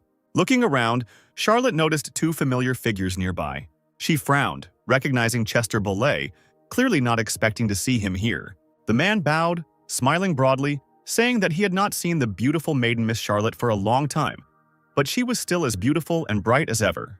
The witch did not accept the polite greeting, and rudely reproached the sage for spending his time at an entertainment event instead of immersing himself in research. Aisha's mouth dropped open in surprise when she saw Chester Bolet himself. He, not at all embarrassed, said that recently he had become interested in the history of the sealed city. The labyrinth is closed at normal times and opens once every 3 years. His companion, wearing a hood that covered almost his entire face, bared his teeth. Bolet added that he had heard about a change in part of the team, and that among the members there was a student named Yulman. Hearing his name, the apostle glanced at the man and chuckled in surprise. The same one stood with his head bowed to his shoulder and looked at the student with an incomprehensible smile. At that moment, Sierra hurried the team members to enter the arena. Theodore turned away from contemplating Yulman and said that he would not detain Miss Charlotte any longer. They would see each other on the platform anyway. The team of academy students and Bolle with his companion went their separate ways. Passing by Yulman, the sage suddenly put his hand on his shoulder. With a sly grin, he whispered to the boy to keep Sylph. Then, without saying another word, he walked on. After giving a few more words of advice to her students, Charlotte went to the judges' stand. The final preparations for the live broadcast and sound setup were coming to an end. The girl commentating on the event spoke into the microphone, announcing that before the start of the competition, the hosts had received 2 pieces of news and now wanted to ask everyone for forgiveness. Her face appeared on the huge screens above the stands. The leaders of the Imperial Academy of Magic and the Queen Kennis Institute of Magic had urgent business. They would not be able to participate, and the leaders of the 2 teams were being replaced. Sierra was just wondering where Luna might be when the Imperial Magic Academy's speaker was announced. The next moment, the ringing voice of the commentator rang out over the stands, announcing Luna as a participant. The witch screamed in shock when the second heiress's face was shown on the screens. The spectators could not contain their surprise when they saw their princess, who was participating in the competition for the first time. Charlotte grabbed the director of the Imperial Academy of Magic, Decker, by the collar and shook him, asking how this happened. He, having unhooked the witch from himself, said that something had happened to the previous host's health. And Luna, as a fictitious school student, had the right to speak. Sierra narrowed her eyes, not believing that everything had happened by mutual consent. Soon the new leading Institute of Magic of the Kingdom of Kennis was announced. It was Prince Kennis, His Highness Laser. All the judges turned their heads at once towards the organizer, and he became embarrassed, mumbling that he had to do it. The commentator joyfully pounded her fists on the table, exclaiming that this time the competition would be broadcast in its entirety on the big screen. Moreover, each participant will be followed by a television drone, filming the entire process. Now the images of all 15 participants had already appeared on the screen. Yulman reached out his hand to the drone in surprise, and the girl asked him not to do this. The first stage was announced. Entrance to the arena, first level. The apostle looked at the television drone in surprise. It was the first time he had seen anything like it. 15 participants took their places. Yulman found himself inside a glowing circle. The competition was declared officially open, and the students began to happily chatter as they caught ribbons from the festive firecrackers. The participants entered the labyrinth, and in the process of searching for keys to another level, they all had to face low-level magical creatures and competitors from other magical schools. An hour later, on the first level, one of the students appeared in the room with the keys. Seeing the key under the glass flask, the girl let out a cry of victory. A tired sigh was heard behind her. Yulman had been walking in circles for so long, and the key was right in front of him. Seeing the student, he whistled, not expecting to see a cute girl there. She glanced at the key and turned towards the stranger. The next moment, she frowned and summoned vortex magic. The student immediately grew fairy wings on her back and rushed towards the flask, exclaiming that the key would be hers. As soon as her hand reached the treasured object, the student's entire body was suddenly grasped by someone's long tongue. She screamed in horror as the appendage threw the small body far back. There was a loud click. The student barely had time to move her hand. Yulman was still standing in the middle of the room, holding his hands in his pockets. He raised his head up, his mouth slightly open in amazement. The student instantly disappeared into the mouth of a huge monster in the form of a hypertrophied frog with blue eyes. The apostle looked at the B-level magical beast. The student's hand, meanwhile, dangled in the air between the monster's fangs. The frog's eyes widened, croaking in surprise as magic began to leak out of its mouth. The girl, covered in poison, transformed in her hospital bed. Doctors rushed to her, shouting that the giant frog's saliva was poisonous and that they urgently needed an antidote. As the events were broadcast on large screens, the commentator sighed. The fairy from the Royal Institute of Magic, being one step away from the key, fell into the clutches of the guarding magical guard. Each participant must create a special sign, kindly provided by the school, and they will be evacuated if they can no longer continue the competition. Sierra's neighbor told her to relax. Her wayward student would be caught before his oxygen ran out, taken to the hospital, and he would be as good as new. The witch smiled, saying that it would be better for the students of the other school to be careful. Otherwise, their oxygen supply would be cut off too. The healers led the weakened fairy by the arms. The director of her school advised Charlotte not to let the student take part in the competition. The giant frog has a heightened sense of its territory and has now been hypnotized to properly guard the key. The director of the School of Fairies mockingly pitied Yulman. If on the first level, left alone, he does not get the key, he will automatically get to the next level, and he himself will be evacuated.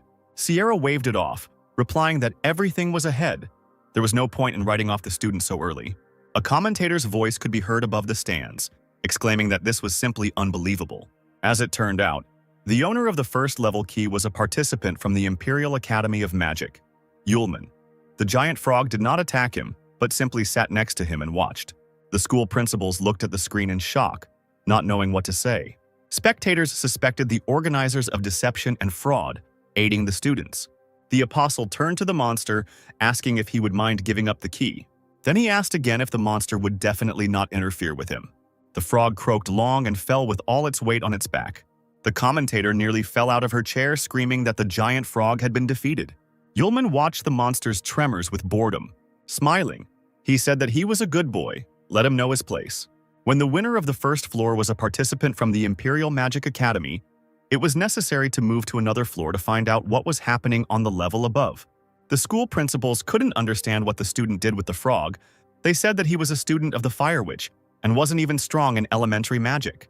Is it just luck, or is someone helping him behind the scenes since the first level members of the pentagram are the weakest? Meanwhile, on the third level, the key was still under the glass dome.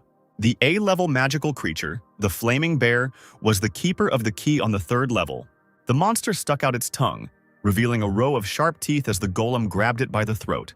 Prince Lazar stood before a huge stone monster, whose shoulders were crowned with golden spikes.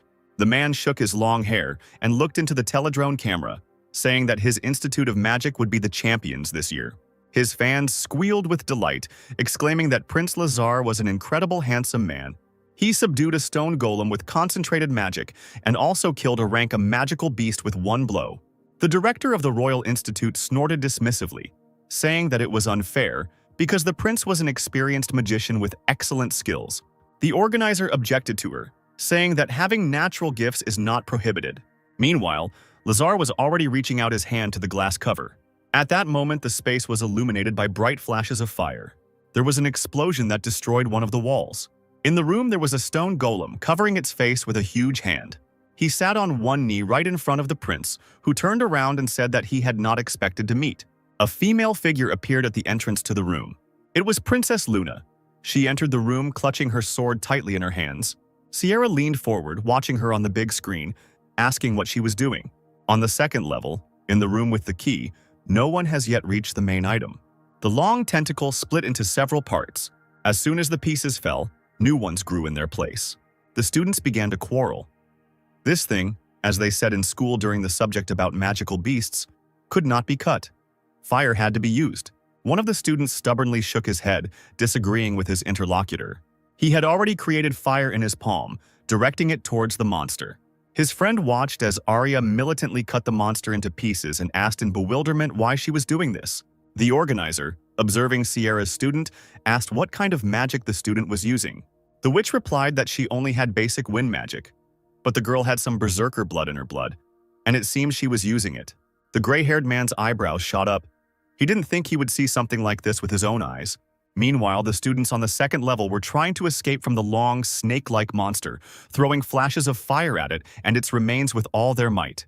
The sharp teeth almost closed over one of the boys. Arya turned towards the loud scream.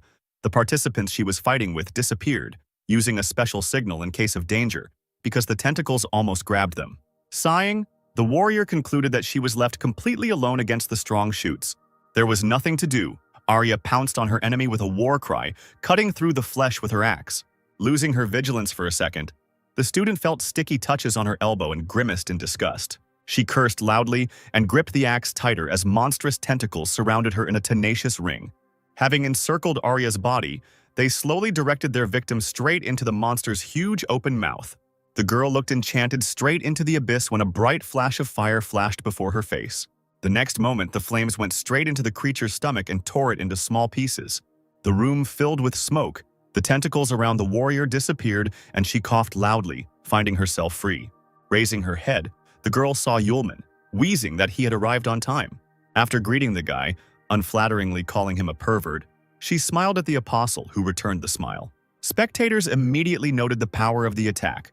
considering that, according to general information, this participant got into the competition by accident. Sierra stared at the screen in shock as her colleagues began to accuse the witch of giving false information. Charlotte shook her head. She had taken all of the students' void rings, and the guards at the entrance had checked everything thoroughly. She hadn't taught Yulman intermediate-level magic and was surprised by what was happening, but now the guy was calmly helping Arya bandage her injured leg. She didn't even thank her friend, calling him an arrogant bastard. Suddenly, rustling sounds were heard from the other side of the room, and the students saw that the tentacles began to move. The apostle cursed, exclaiming that they were not dead yet. After his words, the monster's head rose into the air, clicking its teeth. Yulman decided that this was an excellent opportunity to avenge Aryu. A few minutes before this, more large-scale events took place on the 3rd level. Every now and then, they tried to pierce the huge stone with a sharp blade. Luna attacked the barrier unsuccessfully, cursing loudly.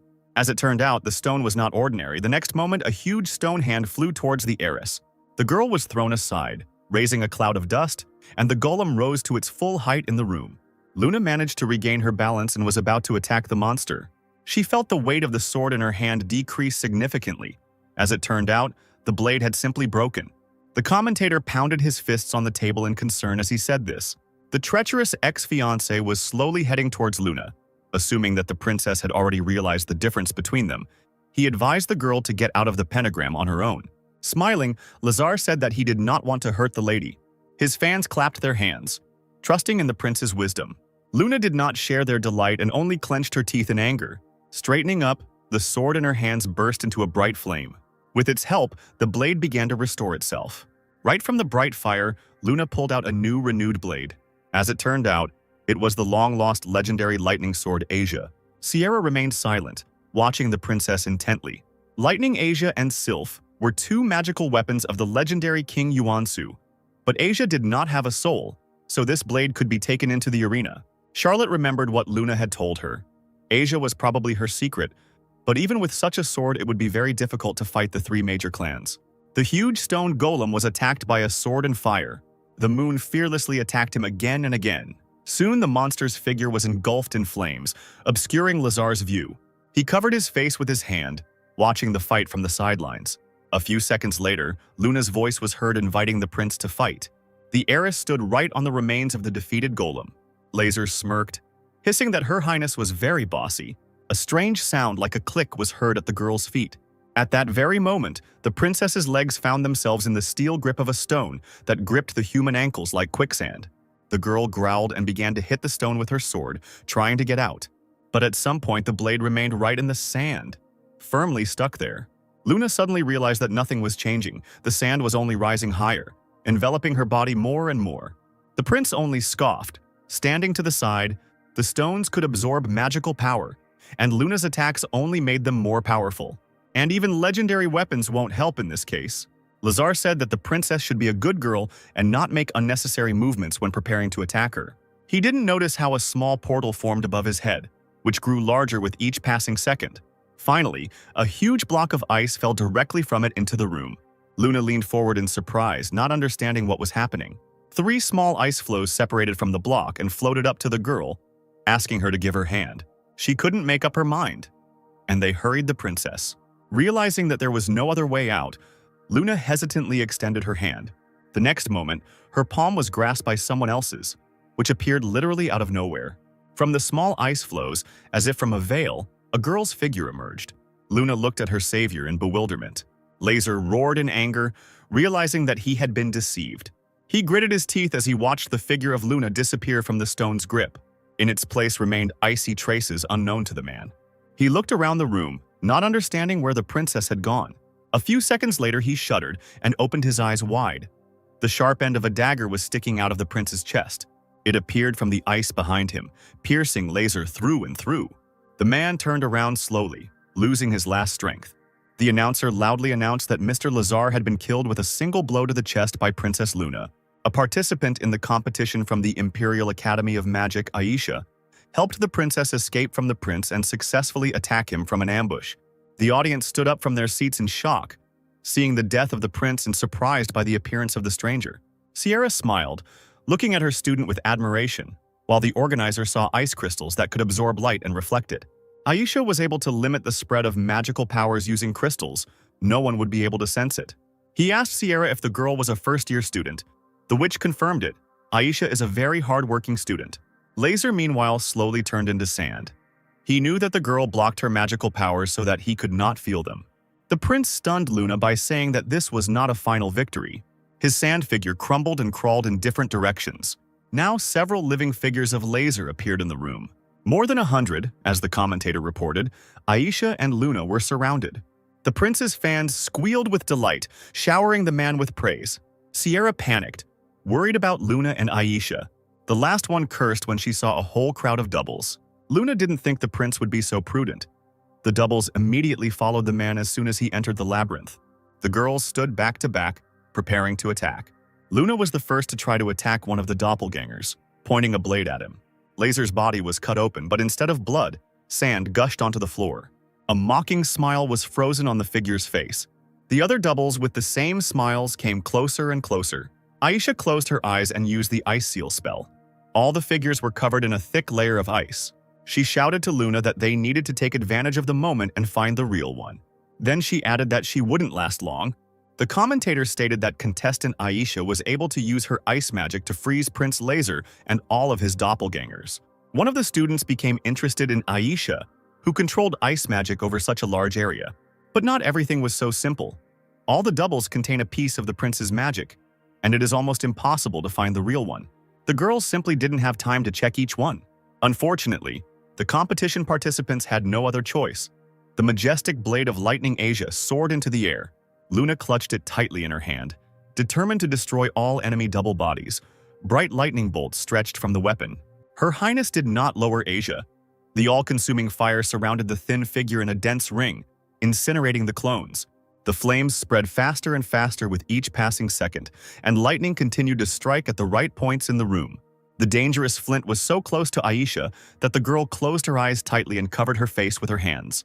Charlotte watched the situation tensely along with the others. It seemed Luna had used her sword at full power. The commentator trembled, her mouth slightly open in surprise, peering at the screens of the teledrones. Until this moment, no one had seen the abilities of the blade and its owner. The spectators froze in their seats in amazement. A ringing voice echoed across the stands as the fire slowly began to fade, leaving a thick wall of fog. Not a single one of Laser's doubles had managed to escape. Luna looked around warily, and this did not escape the commentator's attention. The girl assumed that the warrior had overdone the blow. Luna smelled an unusual smell and realized that the fog that surrounded her was not fog at all. This was what the prince was most strong in: poison, a thick wall of poisonous fog. The heiress heard someone else's footsteps behind her and turned around sharply, her blue eyes widening. Laser himself, whole and unharmed, emerged from the veil with a mad smile, raising his blade over her. Thin tentacles of poisonous fog slowly reached out towards the moon, entangling it. But the girl, despite this obstacle, turned her whole body and blocked the blow with her sword. Lae'zel bared his teeth, hissing that the princess, fortunately for him, had not managed to repel the attack. Otherwise, he would have definitely lost. The prince slowly but surely lowered Asia closer to Luna's throat, and she realized that the man had gotten rid of his magical powers to avoid being blocked. After a few seconds, the heiress's hands weakened. Lazar managed to emerge victorious, and he pushed Luna away with a loud laugh. Seeing the princess disappear into the poisonous fog, Aisha hysterically screamed her name. She, beside herself with anger, raised her hands to use her own icy power. But something was wrong. The body suddenly weakened. The blood pounded in the temples like loud drums. Aisha felt herself suddenly lose all her strength and began to slowly sink to the floor, enveloped in toxic fumes. Kneeling, she slowly raised her head. Laser smugly advised not to try to fight, because his poison had already penetrated the student. The green death made it difficult to think clearly and breathe freely. Aisha bared her teeth, only now realizing how much they had underestimated the prince. Luna, finding herself in the epicenter of the fog, bit her lip, barely remaining conscious. The prince, who was not afraid of the fog, looked up, hearing a buzzing sound. Now all he has to do is deal with those annoying, interfering machines. A stream of energy flew into the TV drones, destroying the screens, and the audience was instantly deprived of the opportunity to watch the fight. During this time, the poisonous fog cleared slightly. Laser approached the heavily breathing Luna, who was sitting, leaning on Asia, stuck into the ground. The man approached the girl and pointed his blade straight at her. confident in his own impunity. People would only hear the tragic news of the accidental death of the princess in the pentagram. Luna smirked and leaned forward fearlessly, whispering that even the prince had been bribed to deal with her. The interlocutor grinned. This is just a struggle between the participants of the competition, adding that Luna will die due to problems with equipment due to the drones failing. He intended to say that everything happened by accident and without his knowledge. After his words, a deafening explosion was heard behind him, and Laser turned around in surprise. Aisha, who was trying to get through the fog, also heard a loud sound and began to look around. A blinding light filled the entire space, and the blast wave knocked the girl off her feet. The ground split into several pieces, and a brown body with a protruding tongue and a row of sharp teeth appeared from there. The prince looked closely at the monster, recognizing it as a magical leech. A male figure appeared near the monster's body. Aisha cried out in surprise, recognizing the guest. Yulman carried Arya, who was cursing at him. In his arms, the guy just wanted to try to bring fire magic to a critical point, but now he destroyed the entire floor. Sierra jumped up and slammed her fists on the table, causing the girl sitting next to her to flinch. When the drones stopped broadcasting the competition, the witch firmly decided to go to the pentagram. Her partner tried to calm Charlotte down by saying that the drones had simply malfunctioned, but she knew that the sudden breakdown of all the teledrones on level 3 was no accident. The guy next to them adjusted his glasses and noticed the image that appeared at the right level. The video was garbled, but several new figures could still be seen through the wall of smoke. Charlotte immediately recognized Yulman and realized that everything was fine, including Luna. The boy folded his hands in front of him, clasping them together, thoughtfully muttering that the student had managed to break through the floor of the labyrinth. Not to mention its thickness. Even high-level magic would not be able to destroy the magical barrier installed inside the floor in one go. Compression magic only sounds easy. If the attempt fails, the creator will be destroyed by the magical impulse. This student of Sierra is much stronger than everyone thinks. Yulman and Arya stood in the ruined labyrinth, the remnants of the poisonous fog spreading at their feet. The apostles saw Prince Lazar and Princess Luna and turned to their highnesses with a smile. The warrior took a deep breath and blushed, declaring that it smelled very nice here. Aisha hesitated, exclaiming that the entire air was poisoned, causing her friend to cry out in shock. She grabbed Yulman's hand and shook it, wailing that it was becoming difficult for her to breathe because of the poison. Laser watched this spectacle silently, wondering how these two had broken into the labyrinth. The teledrones that were following this couple appeared in the air again. We need to deal with them first. Realizing that the real reason for the breakdown would only hinder him from dealing with the guests, Laser immediately changed the shape of his blade. Long hair fluttered in the wind as the prince took a fighting stance, and a long magical spear with a beautiful, ornate tip appeared in his hand. Arya was still not herself from the experiences. She was worried that she would have to fight, but Yulman asked her not to worry. Lazar bared his teeth and chose the apostle as his target, intending to pierce him with his weapon. The guy didn't move, just stood there with an impassive face as the tip approached him. The long, poisonous tentacles that followed from the spear hit Yulman's suddenly appeared defense. Lazar wasn't upset at all.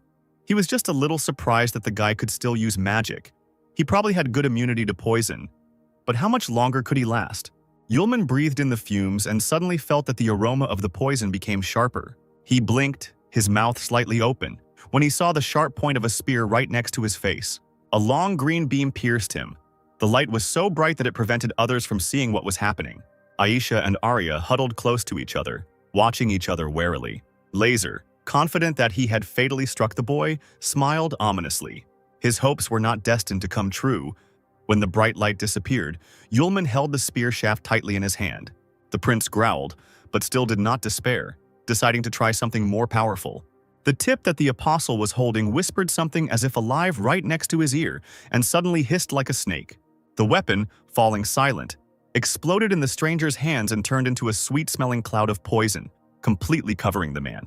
The student coughed. Laser laughed, shouting that this was his special poison and it dissolves magical powers. The apostle cleared his throat and wiped the moisture from his mouth, surprised by what he heard. He tilted his head to the side, thinking about it. So this was his opponent's secret move. The prince couldn't believe his eyes. The boy had been poisoned. He wouldn't have been able to use magic after that. He should have had complete paralysis of his entire body. The man suddenly remembered the assassin's words. He said that Yulman had incredible, legendary powers, which meant that it was really so. Yulman sniffed the air again because all this time the aroma vaguely reminded him of something and did not give him any peace. He said that he remembered where he had heard the same notes before. The potion of the assassin who tried to kill him smelled the same. The apostle asked the prince directly whether he had sent away the murderer, despite the fact that the disciple had cured him of poison, and he had tried to kill him in return. The man shook his head without answering the question, but said that he had no idea about Yulman's legendary level, and this meant that such forces needed to be countered with something equally legendary. Laser stretched his arms out to the sides, and a multitude of pentagrams appeared around his figure, from which huge stone points slowly extended. Yulman froze in place, silently watching his opponent, his body glowing with a bright golden color. The prince pretended to be sorry that the boy had already lost some of his strength. He stretched out his hand forward, pointing his palm at the disciple, and shouted that he would now teach him a lesson. A stream of stone blocks poured down on the apostle. Yulman used the fire chain attack to stop the threat flying towards him. He deftly dodged the stones and knocked them down with bright flashes of fire. The apostle was distracted when two purple streams of energy rushed past him. They soared upward, heading straight for the humming teledrones to destroy the equipment.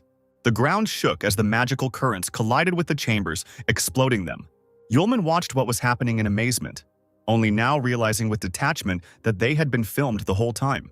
His attention was drawn to Lazar, who loudly exclaimed that now nothing would prevent them from getting to the main thing. He took an empty bottle out of his jacket pocket, with purple liquid splashing at the bottom. After drinking it, the prince wiped his mouth with the back of his hand, saying that he needed to become stronger than the legendary enemy in order to defeat him. Laser's body began to shake as if he were having a fit. He began to tremble slightly, holding his hands in front of him. Darkness enveloped the prince's tall figure. A thunderous voice swept over the labyrinth, threatening Yulman, Luna, and the two girls with death for disrespect, threats, and a broken engagement. The apostle discovered that black energy was also connected to Laser. But now, being at the competition, all the participants had seals that do not allow them to die. The man laughed. He had prepared everything long ago. Now, in the pentagram, the seals were of no use. Luna said in a low voice in the ensuing silence that she would rather die here than marry such a vile man. The prince, who had completely forgotten about his bride, turned around at the sound of the girl's voice. The princess stood at the glass dome and already held the golden key in her hands, although the darkness and poison of Laser had long since penetrated her body. The girl said that she knew in advance about the use of poison, so she sent a man to steal the recipe and create an antidote. The prince hissed like an enraged snake, shouting that he should have declared war and destroyed everyone. Yulman chuckled, urging Lazar to continue speaking if he still had something to say.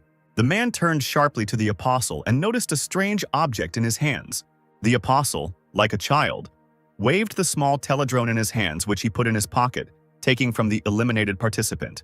At this time, the prince's stupidly surprised face was broadcast on the large screens of the podium, and everyone present heard his words. The audience looked at each other in disappointment when they learned that he turned out to be a real scoundrel and had deceived everyone.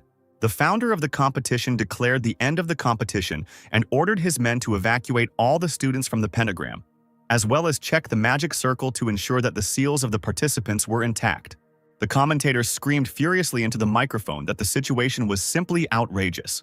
The second prince, Kenneth, famous for his virtues, turned out to be a scoundrel.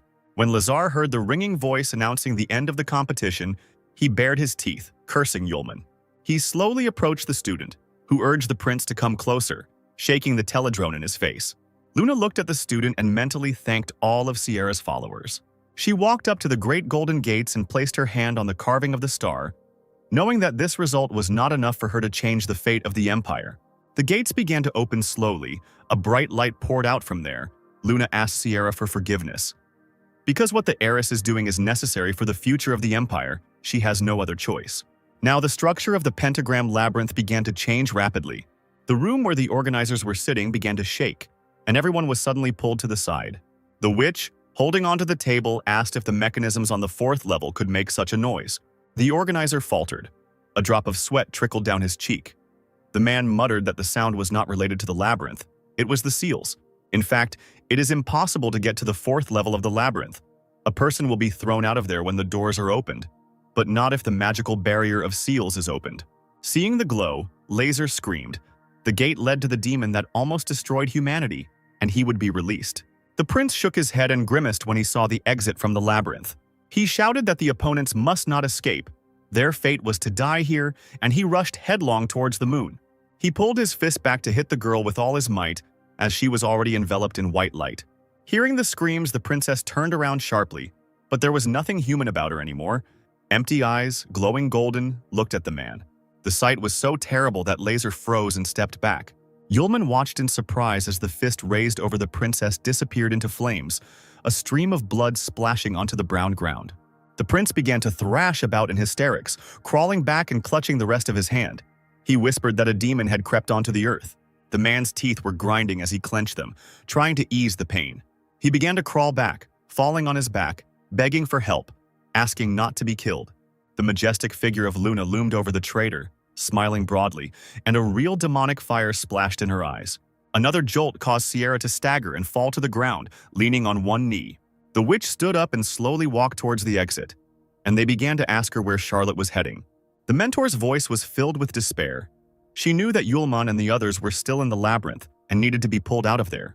Everyone involved in the competition ran headlong from the main building towards the stands, fearing that the demon would soon emerge from the labyrinth.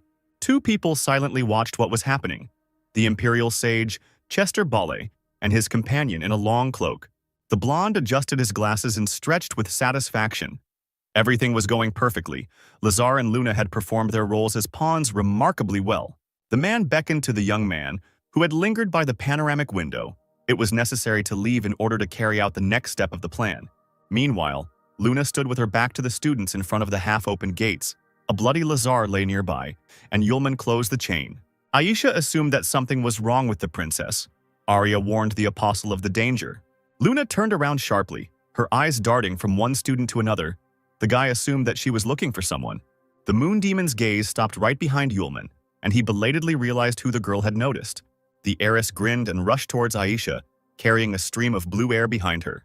The apostle cursed, remembering that there was still poison in the girl's lungs and they could not move. Aisha pulled back but couldn't hide, her face frozen in an expression of all-consuming panic.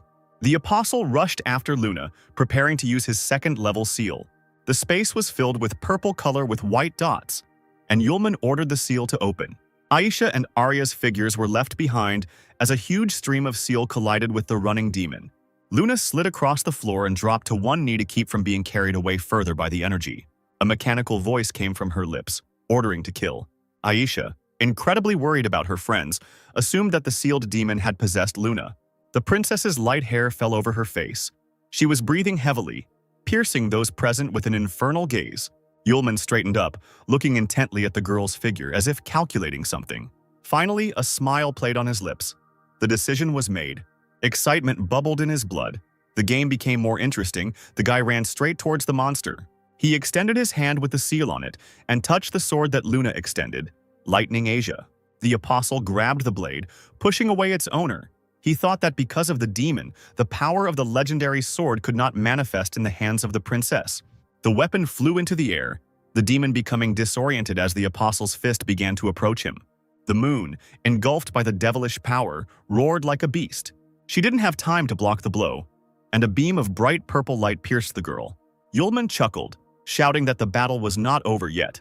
Realizing that she had been outwitted, the princess froze, looking down with a questioning gaze. Then the apostle commanded the seal of the fourth level to open, and the beam of his power again threw the demon back. In a bright flash, the moon flew back to the gate and disappeared behind it in streams of white light. Aisha and Arya looked in that direction warily, still unable to move. A deceptive silence fell, and the students thought that the girl had disappeared and that the demon was trying to find a new home.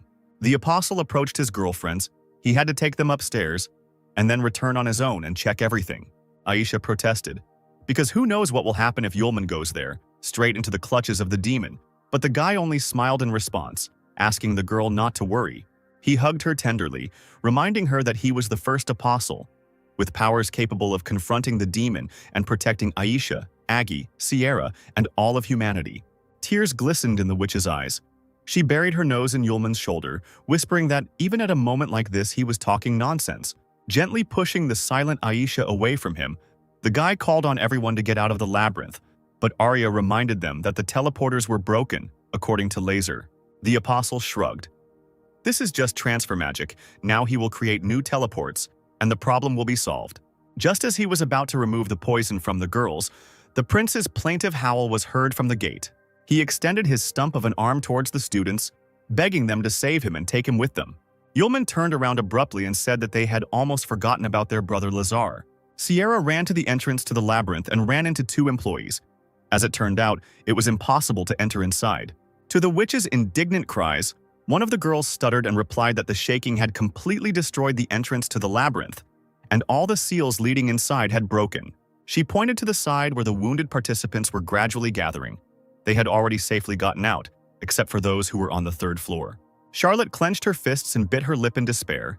It turns out that now in the labyrinth, there are only Aisha and the others. Suddenly, a magical fire lit up in one of the seals, and the employee rushed in that direction. She screamed that someone had gotten out again, attracting the attention of the others. Seeing her students, Sierra ran towards them to make sure they were okay. The girls stood at the seal, slightly stunned by the events that had just taken place. The witch breathed a sigh of relief, realizing that the girls were alive and well, having found themselves here without any injuries. A groan of pain was heard. Turning in that direction, Charlotte saw a beaten and wounded prince hanging in the arms of the employees. The girl hissed, dismissively waving her hand at Lazar, and asked Aisha where Yulman and Luna were. Fearing Sierra's reaction, the student timidly said the boys' names, starting to stutter. Finally, having collected her thoughts, the girl told what had happened to the princess. The witch scratched her chin, realizing that this was the princess's secret. The resurrection of a demon that would help stop the crisis in the Empire, in her opinion. And the stupid Yulman decided that he could defeat the monster. Sierra covered her face with her hand, exclaiming that they were completely careless and did whatever they wanted, and nothing could help Yulman at all. While the teacher was lamenting, her student, casually putting his hands in his pockets, walked through the gate and found himself in a dark cave. Walking along the narrow stone road, something rang and glittered under his boot. Lowering his head, the apostle discovered under his feet a golden ring of the moon with an emerald. Yulman raised his head, hearing a strange sound, as if a fire was burning nearby. Very close to the guy was an arena surrounded by high cliffs, and above it, right in the air, was the moon, illuminated by a red glow. The apostle gasped, his mouth slightly open in amazement, and his head tilted to the side with interest. The girl seemed to be trapped in a whirlwind of symbols that stretched around her body. Yulman whistled. It looked impressive. In front of the moon was the demon himself, of incredible size. A monster with a goat's head and several pairs of eyes, a devilish star shining on his forehead. The devil's head jerked, approaching the princess's figure, and his mouth opened slightly. The moon shook. Multicolored flashes filled the space, and a deep alien voice spoke phrases in an unknown language through the girl's lips. But the apostle knew that these were spells in the language of the Nagas. It seems that not only 5 magicians but also 1 Naga participated in that legendary imprisonment rite. The mad gaze of the demon-intoxicated princess darted towards Yulman. The girl was ready to open the seals. She slyly asked if the guest wanted to interfere with them. The guy grinned, replying that he would wait a little longer after all, until he could see Luna's body in all its glory. The demon laughed. Mortals are sometimes very funny. Perhaps the student will later regret his stupidity. The princess's naked body went into convulsions, and a translucent red dome covered it with a thin film. A long black hand with sharp claws emerged from the thickness of the stone and reached out towards the apostle. The heiress, deprived of essence, began to fall on her back. Her eyes were tightly closed. The apostle rushed towards her, taking off his jacket as he went. He pressed the girl to himself, threw clothes on her, and looked angrily at the demon. Right around the 2 human figures, the arena began to explode, as if a terrible monster was crawling right underneath it, breaking its way into the air. A few seconds later, the demon came out to freedom. He was laughing loudly and gutturally. Thin, pulsating veins were visible through his muscular body. The beast's wide mouth opened. He thundered that from this second no one in the world would be able to stop him. Every creature on the planet would pay in full for their attitude towards the beast. The demon shut up as a small figure flew into the air right in front of him, engulfed in purple flames. Yulman put his hands in his pockets, cheerfully examining the otherworldly creature, without answering the question of who he was. A huge paw reached out to the man.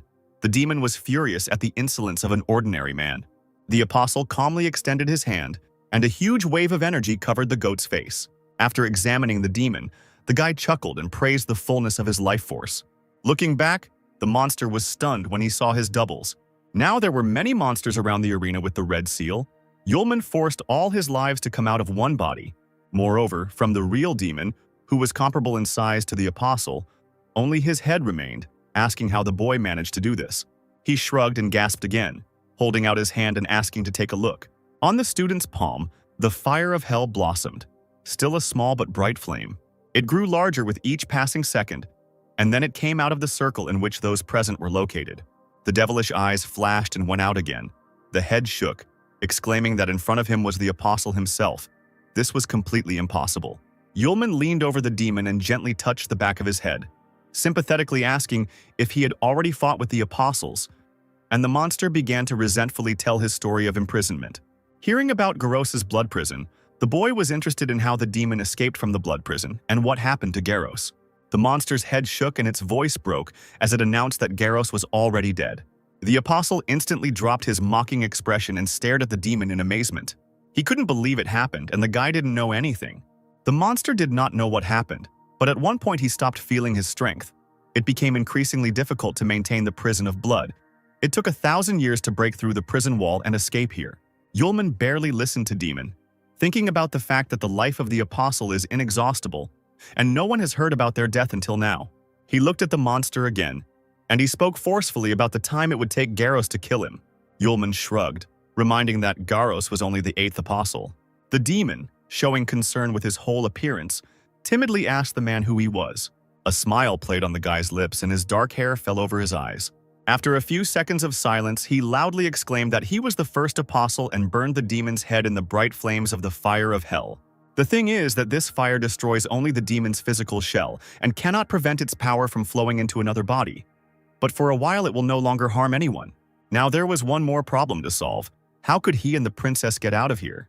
The girl was unconscious, deprived of strength from the long presence of the demonic entity within her. The apostle thought that there was no returning seal here, so that the demon could not return to the human world. The gates of space only open in one direction, but the Naga left writing, which means he was here and found a way to get out. Looking up, Yulman decided to at least try to find out. In a bright purple flash, he flew up to the stone ceiling. The powerful impact caused the surface to collapse, causing small stones to fall down. The apostle found himself in a space unknown to him, cold and cosmic. He froze in the air, looking at the incredible sky strewn with myriads of stars. The student felt as if he had been here before, or it was just a figment of his imagination. The strange rocks stretched to the very horizon, their sharp peaks almost reaching the sky, and below, circles were still moving in the dark water from the flash. At this time, those involved in the competition gathered on the half-destroyed 3rd level of the labyrinth. They combed the area, ordering each other to carefully examine the level and check every corner to find the remaining students. The Imperial Sage Chester Belay approached the huge crater formed by the explosion. He knelt down on one knee, looking for something. Finally, an attentive gaze spotted the necessary thing, which immediately appeared in the man's hand. The competition organizer, with Sierra already standing next to him, slowly approached the gate. He reached out his hand, touching the steel surface, about to say something but suddenly fell silent. Charlotte leaned forward, asking worriedly what was wrong, and the man faltered, feeling an incredible force. The seal on the gate turned out to be intact, and even more stable than before, which amazed the organizer. Based on the powerful force that those present felt earlier, the seal should have already been removed. Aisha's heart sank when the student standing next to her reported that someone had removed the seal and sealed the demon back again. The magic that can seal it requires a sacrifice, and since it's working again and Sierra's apprentice is nowhere to be seen, there's a chance he's the one responsible. Tears gathered in the corners of Aisha's eyes and she sobbed, her voice shaking as she said that this couldn't be happening. The girl jumped up, hysterically calling Yulman, begging him to come out and not make everyone worry. Sierra approached the student, asking her in a low voice to stop screaming. She quietly said that Yulman was probably alive, which instantly calmed Aisha down. The witch turned to little Sylph, asking her to confirm what she had said, and she nodded. Aisha asked with hope in her voice if this was true. The spirit of the sword said that she was connected to Yulman by a contract, and could sense whether he was alive or not. Charlotte shook her head. After all, she didn't know the guy's exact location right now, but he was probably fighting someone at the moment. And it was the pure truth. Yulman, with his shirt unbuttoned, was running away from the golden flame that was catching up with him. He shouted as he walked that Luna was too aggressive and asked her to calm down. The naked princess, covering herself only with the student's jacket, extended her hand to him and called him a pervert, whom she had no intention of listening to. When she woke up, she found herself completely naked with Yulman. His pants were half down. How else to understand this situation? The apostle tried to explain that he undressed because he had picked up the girl from the bottom of the lake and was going to dry his clothes. But Luna was adamant and did not believe that she had ended up in the water if she only remembered the labyrinth. Suddenly, strange images flashed through her head. In particular, a bloody Lazar, left without a hand. Luna stopped abruptly and looked at her hand, remembering that she had freed the demon and cut off Prince Laser's hand. The girl trembled. She had been deceived. From the very beginning, there was no magic to control the demon, because such power is simply not available to ordinary people. She was confused by stories that the demon's power could save the fate of the Empire. Luna had released a monster that was destroying the world, and now everyone would die because of her. The apostle ran up to the princess, grabbed her by the shoulders and shook her, trying to attract her attention. The boy exclaimed loudly, saying that the demon was not released, the princess did nothing irreparable, and no one would die because of her. She, looking at the apostle with moist eyes, repeated the spoken words with her lips alone. Without letting go of the girl, Yulman repeated again that she had only cut off Prince Lazar's hand, and that it was a small problem. There was no need to blame herself. Luna chuckled at the absurdity of the situation, lowering her eyes and calming down. A few seconds passed. She was still smiling, looking at Yulman, who was not going to move away. A second later, the princess asked in a muffled voice how much longer the student was going to grope her. The apostle abruptly removed his hands, stuttering that he had not intended to do anything like that. Stepping back too quickly, he caught the toe of his boot on the loose ground and realized with horror that he was falling. Unable to stay on his feet, he fell right onto Luna, who turned red and didn't think to move aside. Finally, there was a bang, and they both fell to the ground, their heads colliding. The girl's lips trembled from someone else's closeness. The princess again called the apostle a pervert. Yulman leaned his hands on either side of the girl, holding his breath and not knowing how to move away. The princess hugged her jacket to herself, trying to push the guy away. She hissed that now she would definitely kill him. The apostle, confused in his thoughts, began to lament that it was just an accident. Luna screamed angrily that talking was useless. Yulman should go to hell. Aisha, standing in the labyrinth, suddenly felt unexpectedly that her friend was really alive and well. The apostle leaned against a large rock, wearing only trousers, asking the princess if she had changed her clothes. The girl ordered not to even look in her direction, and soon came out, dressed in the student's shirt, with his jacket tied around her waist, and using his tie as a hair decoration. She looked around, thinking that she needed to solve the main problems first, and then deal with the pervert. Luna didn't understand where they were, asking Yulman if they were still in the labyrinth. The apostle himself did not know, but he assumed that they were now on the continent of a completely different world. Luna clicked her tongue indignantly, thinking that she had ended up in the east, but that even sounded like nonsense. At that moment, a rustling sound was heard in the bushes nearby. The heiress and the apostle turned around warily, and a small green man appeared in front of them with a toy, to a human eye, club in his hand. Luna hid behind Yulman's back and squealed when the monster pointed his finger at them and exclaimed something in his own language. The guy asked his friend not to worry, because it was not a demon, but an ordinary goblin. This explanation did not really console the heiress. At the end of the last human civilization, most of the demons moved to the magical world. Only a few of them remained on the mainland with people, so the moon did not recognize this goblin. The creature beckoned to the travelers, urging them to follow it, while muttering something under its breath. The apostle shrugged and called the princess to follow him when she was surprised that the boy wanted to follow this strange creature. Yulman shook his head, saying that they had no other choice. They were not familiar with the people or the area here. They needed to find someone, establish contact, and find out the situation. He gave Luna a mocking look, adding that it was time to find her something suitable. She couldn't wear his clothes forever. The apostle played with his eyebrows, asking if the girl really liked walking like that. But she almost hit him and demanded that he hurry. The unknown road was not very diverse. The desert landscape remained practically unchanged. Only a small fortress appeared in the distance. Wooden gates reliably hid the small settlement from prying eyes.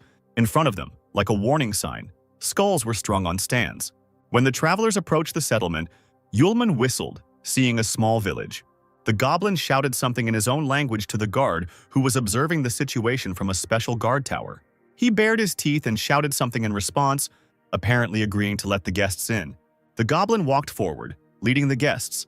They were met by the villagers, watching the newcomers with genuine interest and wariness.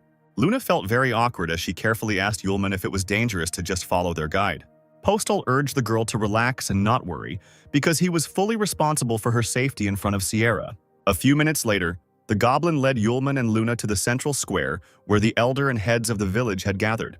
He approached the elderly goblin with a staff in his hand and loudly said something to him. The villager said with pride in his voice that he had brought back 2 runaway slaves from the beast-eared people. But it seemed to him that someone had cut off their ears. The elder asked something in surprise, and the goblin pointed his finger at Yulman, who did not understand the modern magical language that the creatures spoke. He only knew ancient magical. Having carefully examined the travelers, the old man shuddered in surprise. He suddenly raised his staff and hit the resident on the back of the head, calling him a cretin, because they were not animal-eared at all. Long ago, in his travels to foreign lands, he saw creatures with such an appearance. The goblin recognized these noble creatures and mistook Yulman and Luna for succubi. The crowd gasped in shock when they heard the elder's words, as they had only heard about these creatures before. The goblin nodded. In their family, all the men are majestic, and the women are beautiful. Male succubi like to bare their torsos to attract the other sex, and the woman next to him has no underwear, so she achieves greater popularity. Several young and brightly made-up goblin girls sighed dreamily when they heard the succubi dressing up, calling Luna a dirty girl. The princess saw the confused looks directed at her and said that they were looking at her strangely. The goblin asked the elder if the wanderers were really succubi, since they didn't understand a word. He replied that some of the succubi still insist on using the ancient magical language. It was necessary to try. Then the elder goblin addressed Yulman in the ancient magical language known to him and introduced himself as Siavakita, settlement of the Vukunda goblin tribe, sage. The apostle's face lit up. He was glad that now, finally, he would have someone to chat with. Without further ado, the disciple turned to Siawakita and asked if he knew where the emperor was now. The goblin looked down and thought that the succubus would immediately find out about the emperor, but he replied that the emperor was currently in Gaocheng. The apostle immediately asked how far this Gaocheng was from the village. The elder timidly said that if the guest wanted to go to the city, he would have to go through the lands of the beast-eared ones. If he did not object, the goblin would send a ranger with him. He would guide the travelers. The apostle thought for a moment, and Luna raised an eyebrow, asking her friend what the creature meant. He shrugged his shoulders, replying that they weren't discussing anything special. They were just talking about the road. At that moment, the same goblin who had found Yulman and Luna ran up to the elder, shouting about the trouble that had happened. Sweating from excitement and running, the creature warned that an ogre had broken into the village. The elder let out a startled cry. This was what the villagers feared the most. And indeed, a huge monster with red eyes and large fangs destroyed the gates, bursting into the fortress, and goblins ran away from him who did not even reach the ogre's ankles. The monster clicked its teeth, lisping something, emitting an angry growl, and steam was coming out of its mouth. The goblins tried to defend themselves and their property. A small figure tried to jump on the monster from above, swinging a small axe. But he didn't even have time to touch the ogre. He punched the small warrior away like a ball. The monster roared, scattering what was left of the gate around, and the goblins rushed at him from all sides, calling on him not to be afraid and to fight for the tribe. The ogre bared his teeth, opened his huge mouth, and roared again. He began to hit the ground with his strong fists, and stones flew into the air from his blows. The tiny goblins dropped their weapons and began to fall as the ground shook beneath them. One of the defenders found himself on his knees, coughing violently from the dust that had risen into the air. The ogre licked his lips carnivorously and scooped up the earth beneath his feet with his fist, collecting the goblins as if they were mushrooms in a forest clearing. Luna opened her mouth in amazement, sympathizing with the goblins, asking Yulman what kind of terrible monster it was. He answered, "A real ogre."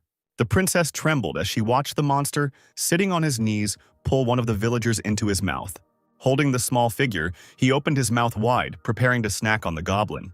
The apostle noted absent-mindedly that now the goblins would certainly not provide them with a guide.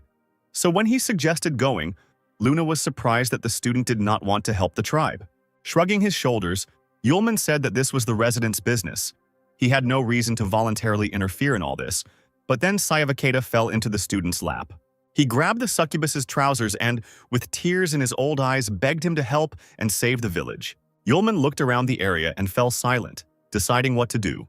Luna, not understanding what was being said, assumed that the elder was asking for help, but the apostle stroked the old man on the head. He was simply seeing them off on their hike. Even though the princess saw tears, Yulman deceived the girl, answering that the headman was very gentle and kind. He turned sharply and walked in the other direction, leaving Siavakita on his knees. The student was glad to help. But now they were in another world. It was worth staying away from troubles. Before he could finish speaking, a large cage appeared to the side. A strange girl sitting there was crying and asking for help. As soon as he heard the sobs, Yulman stopped abruptly and became alert, like a hound. He began to carefully examine the area, wondering if he had heard a girl's voice. Meanwhile, the ogre was slowly walking towards them and had already approached that very cage. Roaring terribly, he struck the bars with his claws, tearing off the top of the cage. The creature sitting there was a man with cat ears, dressed in a light dress. A terrifying ogre's mouth appeared in front of the girl. The captive's ears trembled slightly from what she saw. She shook her head, sobbing. The monster slowly approached the creature, clicking its teeth and noisily sniffing the air. The girl screamed at the top of her lungs, begging for help, closing her eyes tightly so as not to see the horror. Her eyes widened when she heard a soft male voice right next to her ear. The space was illuminated by a bright light, and a ray of hope appeared in the captive's soul. Yulman could not stand the girl's tears and immediately changed his mind, deciding to come to her aid. Luna couldn't believe her eyes when Yulman's figure instantly evaporated and she was left alone. Shawakeda stopped crying and looked at the succubus, who was returning to them in bewilderment. In the blink of an eye, with a movement of his hand, the apostle cut the ogre's huge face into two parts, clasping the girl's shoulders with one hand. He looked at the stunned captive with a smile, asking if everything was okay with her. The ogre's heavy body fell heavily to the ground in front of the villagers, raising a huge cloud of dust. The wounded goblins, rubbing the back of their heads, looked in disbelief at the enemy who had been defeated in 2 counts. Joyful cries were heard from everywhere. How wonderful! Finally, the residents were safe. Only now did the apostle notice cat ears on the head of his new acquaintance and was surprised. She protested, shaking her head, and replied that she was not a cat but Lim. The student smiled, asking if that was her name, and Luna hissed that the guy was a real pervert. Having suddenly found herself next to her friend, she declared that she had not yet managed to deal with him, as he was already reaching out to another girl. Yulman rolled his eyes, replying that he had no intention of using his hands. A still shaking Sayavaketa ran up to the trio, warmly thanking the succubus for saving his people from the ogre. Smiling timidly, he added that he also thanked her for saving the beast-eared slave. The goblins caught this girl to present her as a gift to the green sorcerer in exchange for a source of water. If something happened to her, they would have to start hunting for a new victim. The girl, hearing someone else's words, pressed herself against the apostle's chest, lamenting that Lim did not want to be given to the green sorcerer. The tips of her sharp teeth showed as she clenched them, shaking violently with fear. Yulman frowned and shook his head, turning to the elder. He raised his hand and gently stroked Lim's head, saying that they were just missing a guide to get to Gaocheng, and now he was taking the girl with him. Shawakeda extended his clawed hand, muttering that it was completely impossible. But seeing the expression on his savior's face as he asked if there were any objections, the old man immediately took his words back. Smiling again, the student turned to Lim, asking if she agreed. The girl blushed, whispering that she agreed, her little ears trembling slightly. She suddenly exclaimed that she agreed to do everything for the sake of the master, which caused undisguised surprise in the apostle and Luna. The princess, narrowing her eyes, slowly turned to her friend, accusing him of excessive licentiousness, but he shook his head furiously. The elder, scratching his nose, told the gentleman about the tradition. When the animal-eared creatures rub someone's ears, it means a marriage proposal. Yulman cried out in shock, not removing his hands from Lemur's head. As it turned out, if a stranger rubbed the ears of the animal-eared one, he would not mind. This was considered a request for recognition as the owner. Sighing, the elder allowed the girl to be taken away, since the succubus liked her so much, despite the fact that the apostle waved his hand because he didn't mean anything like that. After a few seconds of awkward silence, Lim's thin voice could be heard continuing to call the student her master. The apostle timidly lowered his head to look at the little girl, who was almost crying, thinking that she was no longer needed by her master. The guy hesitated and began to make excuses, not wanting to hurt Lim's feelings. The princess, watching this scene, shook her head sadly. She clicked her tongue and loudly, once again, called her friend a scumbag. As the boys had agreed, they asked the elder for clothes, and they provided them to the travelers, making them from what they had, since the goblins didn't have any that were the right size. Having dressed, Luna and Yulman sighed with satisfaction, looking at themselves in simple suits. It was better than running naked through the desert. The Lord Apostle was even given the tribe's only cart, but because the ogre had eaten all the cattle, there was no one to harness except people.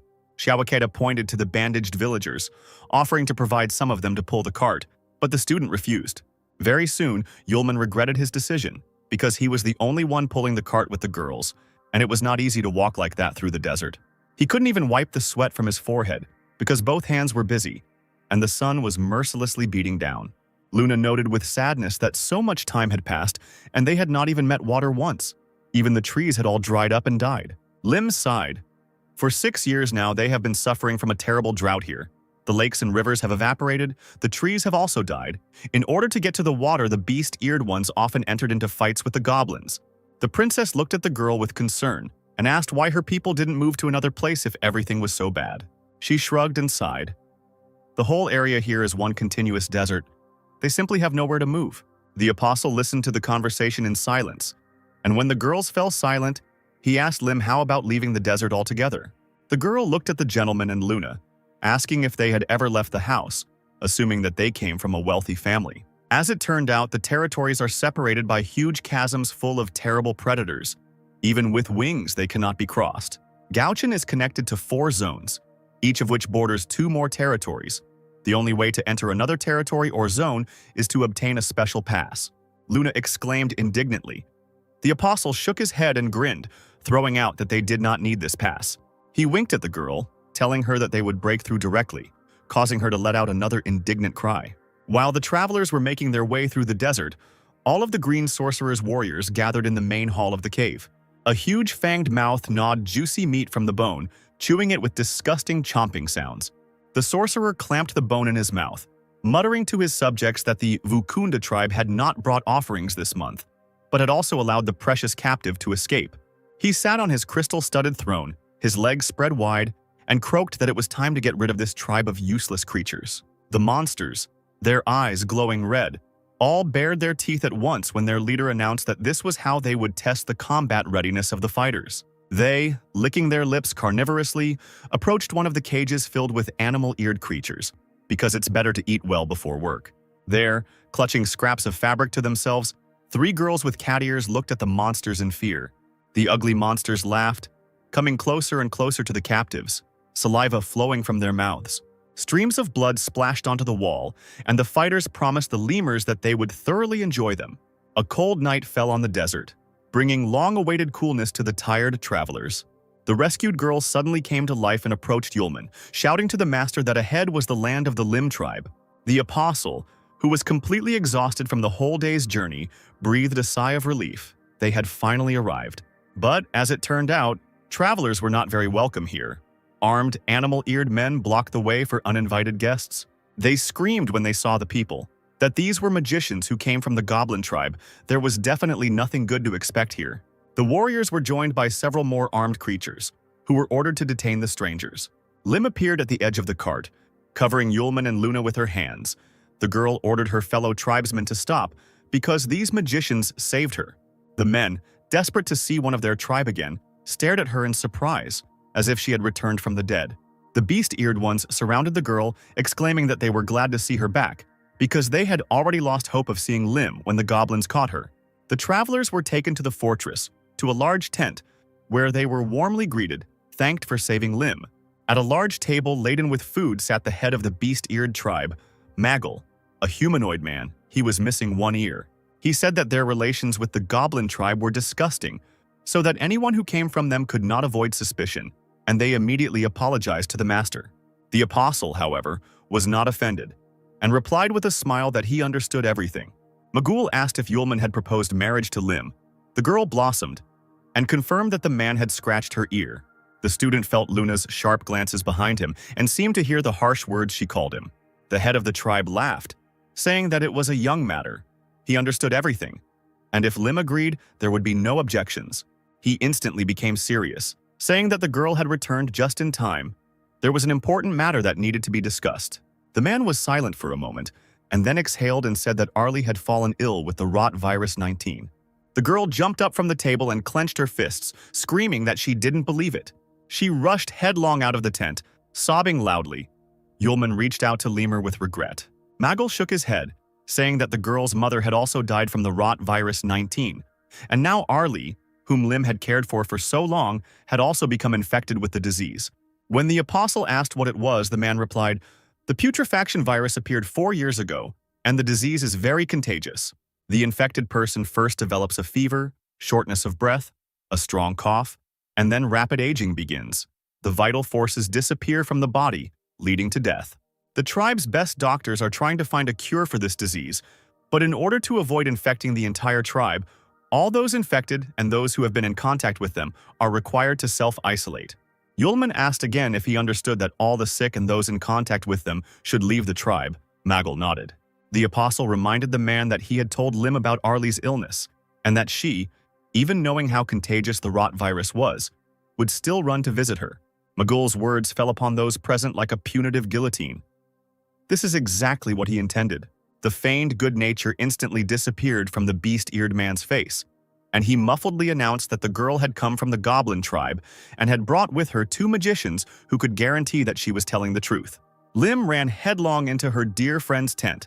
Despite the danger, the dwelling was already surrounded by their fellow tribesmen with weapons in their hands. Exhausted and suddenly aged, Arlie asked Lim with dry lips to leave and not think about her, because she would also have to leave the tribe, but the girl, choking with tears, insisted that she would definitely cure her. The beast ears were talking outside, not knowing what to do, but they had to obey Magul's order because the disease would spread and everyone would die. The leader, meanwhile, reacted very evenly. He could not sacrifice the entire tribe. There was no other way out. Yulman and Luna looked at the man with incredible anger in their eyes. The girls were taken out into the street, and not far from them the tribe and the leader gathered, who ordered them to obey him. To prevent the spread of the rot virus, Arlie and Lim, who is in contact with her, will be expelled from the tribe. This was the verdict of the head of the beast ears, and no one dared to disobey him. Lim frowned as she supported the back of Arlie's head, who was lying on the ground and slowly dying. Magel demanded that she take the magicians that the girl had brought from the goblins and leave immediately, but Lim was not going to give up so easily. She agreed to leave the tribe, but asked to take with her the raw materials for the medicine. The head of the beast ears looked at the girl without a shadow of mercy, saying that the recipe described in the Black Thunder's medicinal book, according to the assurances of the best doctors, was absolutely useless. The man added sternly that if that recipe had helped, Lim's mother would still be alive. Yulman, standing silently near the girls, glanced at the inconsolable girl. He raised his head and turned to Magul, asking him to give him the recipe so he could try to cure Arlie. The man raised an eyebrow. He couldn't just hand over the valuable ingredients at the guy's first order. He couldn't waste precious resources on all sorts of nonsense. The apostle raised his chin, asking if he was not clear in what he was explaining, and repeated his request. His gaze darkened sharply. If Lim tried it and the recipe turned out to be useless, the guy would understand everything and would not cause inconvenience if the tribe did not want to immediately move on to the consequences of his anger. Magul stepped back, his mouth hanging open in astonishing impudence at how this stranger dared to address him in such a tone. He suddenly realized that this guy was giving off a smell of great danger. It was unclear what was going on here, but it was better to be gentle with him. The head of the beast ears crossed his arms over his chest, agreeing to the proposal, but immediately stipulating that if the girl did not achieve any results, she should only blame herself. Yulman turned to Lim, slyly asking if this was okay with her. With eyes full of gratitude, she looked at her master and smiled warmly. Magul shouted to the healers, ordering them to bring the ingredients. Lim would prepare his potion right here. Arlie was laid on a blanket close to the fire, while the girl brewed the potion for 3 hours, until dawn, surrounded by the discontentedly chattering tribe. When the animal-eared ones began to hurry her, Yulman shouted at them, ordering them to be calmer. Luna, covering her mouth with her hand, whispered to the apostle whether their plan would work, since it was already morning, whether the girl would be able to make an effective medicine. The student grinned, replying that they needed to wait a bit longer. Maybe Lim would succeed. The princess cursed when she heard that her friend also had something in store. Another hour passed when Lim stood up abruptly, holding a bowl of prepared medicine in her hands. Yulman silently lifted the dying Arlie to help the girl give her medicine. The friend opened her eyes with difficulty and smiled through force. Whispering that Lim had already done everything she could, the outcome was not important. Clenching her teeth, the girl approached her friend and carefully poured the liquid into her mouth. A few seconds passed. Lim and the apostle leaned over Arlie impatiently. She coughed and bowed her head. She closed her eyes and did not answer. Magul stamped his foot and pointed his finger at the company, shouting that he had said so many times that nothing would work. Adding that there was nothing more to talk about, the leader ordered the soldiers to throw the infected away. But Yulman's loud voice rang out in the morning silence, asking to wait. The chief angrily barked at the guy, but he, smiling calmly, replied that the treatment process was not over yet. He turned to Luna, asking her to use elemental magic on Arlie and gather the water element for her. This amazed Magul. He did not expect that the guests would turn out to be real magicians. The princess quietly asked what Yulman had in mind, since in such a dry place it was hard to get even a drop of water, but the student asked her to trust him. The moon sighed and really gathered life-giving moisture in her palms, asking the elements of water from all over the world to gather, not to pass by, and let the earth before her eyes be watered with streams. A second later, Arlie found herself immersed in the thickness of water that the heiress had summoned with such difficulty. The animal-eared tribes began to talk among themselves, amazed at the natural magic of water. Right before their eyes, Arlie was recovering, becoming young and beautiful again. The travelers really did cure her. The recipe turned out to work. Yulman raised his finger, saying that the so-called rot virus is not a terrible, incurable disease at all. This disease is caused by a simple lack of water. If the tribe wants to cure the virus, they should stay close to water. A large amount of water will make the medicine effective, and all the patients, like old lady Arlie, will turn back into those they were before. In front of the assembled stood the same animal-eared, pretty young girl, shyly running her fingers through her long hair. The apostle and Luna looked at the beauty in front of them in amazement. Now the entire tribe had no doubts about the miraculous power of the recipe, having seen their former tribeswoman, Arlie, who had been hugging herself, blinking in surprise at the crowd, returned to her original form. Yulman turned to the puzzled clan leader, asking if he had anything to say. Magul coughed and smiled completely insincerely, mumbling that everything was fine now. He hadn't even thought that the problem wasn't in the recipe, but in the water. Lim, who had been silent until then, exclaimed that the problem was not in the water at all. She fearlessly pointed her finger at the chief, saying that he simply did not give it to the sick, and because of this, the prescription became useless. Magul stared in shock at the girl who accused him of killing all the sick. Those who lost their loved ones fell to their knees. Their legs could no longer support them from what they heard. The young man desperately screamed that his father had also been treated with this recipe and had not survived. The rest of the animal-eared ones cried, realizing that they had missed a precious chance to save their relatives. Some had driven their own mother and sister out of the tribe. A crowd of enraged animal-eared people slowly advanced on Magul, who had killed their relatives. He was now unworthy of the title of elder. Stones flew at the man, hitting him right in the head. The man didn't even defend himself. He growled, turning towards Lim, who had attacked him first. Sobbing, the girl, red with anger, screamed desperately, demanding that her mother be returned. Magul bared his teeth, demanding that the significance of the tragedy not be exaggerated, since the tribe itself was to blame for everything. Realizing that he had no more excuses, the chief exclaimed that he was not the only one who decided to throw people out. Everyone agreed with this. The patients were old. Now the saved drops of water would help them to hold out for a couple of days longer, where Magul could get water for treatment as well. In this world, the strongest survives. People here are clearly not from kindergarten, so as not to understand such truths, the tribe got rid of those who dragged them back. Now the resources will be used for more useful people.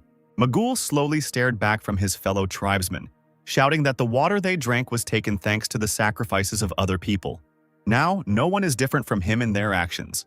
The man pressed his hand to his chest, saying that it was harder for him than for anyone else, because the tribe had no idea about it, and that he, as the main one, had to act in the interests of the entire tribe. The beast-eared ones stopped. Sympathy for the suffering of the leader appeared on their faces. There were loud claps. Yulman praised Magul for bearing all the hardships of the life of a headman. Well said. The man rolled his eyes and turned to the boy, asking what else he needed. The apostle shrugged, saying that he had nothing against it, but the goblin elder told very interesting things. A wide, predatory smile appeared on the student's face. He continued to say that water for the tribe of beast ears was exchanged by their headman with the sorcerer for special offerings, and also that the kidnapping of Lim was not at all a random attack by the goblins. The head of the tribe himself exchanged her for resources. The people who heard all this gasped. They didn't even know about the offerings in exchange of fellow tribesmen for resources. Seeing that Lim had returned from the goblins, Magul was afraid that all his dirty deeds would come to light, so he came up with the idea of taking advantage of Arlie's illness to drive her out of the tribe. The man screamed hysterically that this was complete nonsense. The foreigner did not understand anything, because the leader did everything for the sake of the tribe. Lim clenched her fists, adding that Magul was doing everything only to protect his established position as the head of the tribe. Someone who is unable to protect the tribe should not be its leader. This beast-eared one is the most useless person here. The apostle approached the girl and put his hand on her shoulder, praising her for the excellent speech she had given. Luna extended her hand to the man. A stream of water burst from her palm. The girl exclaimed that a man who does not value the lives of his fellow men should not be a leader. The beast-eared one froze, mumbling that he was the boss and no one had the right to touch him. With a stream of water attack, the princess simply washed away the unfaithful beast-eared one. Only his screams could be heard in the distance. A tsunami of life-giving moisture rose into the air, spinning like a top. Once high in the sky, a saving and life-giving rain poured down to the earth. He watered the desert. Exhausted by the heat, the animal-eared ones ran out into the streets, dancing with boundless joy, and put buckets under the water. Someone called on his fellow tribesmen to look at the sky. There was something there that had not been seen for many years.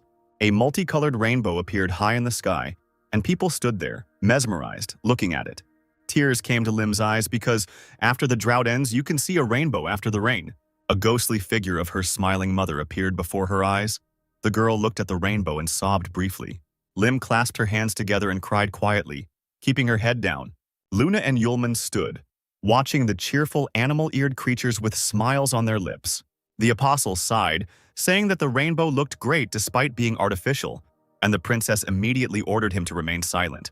Now the tribe had collected water for a long time. They would not have to worry about drought. Everyone sincerely thanked Mr. Yulman and his companion. Lim was pulled out of her lingering memories by a fellow tribeswoman.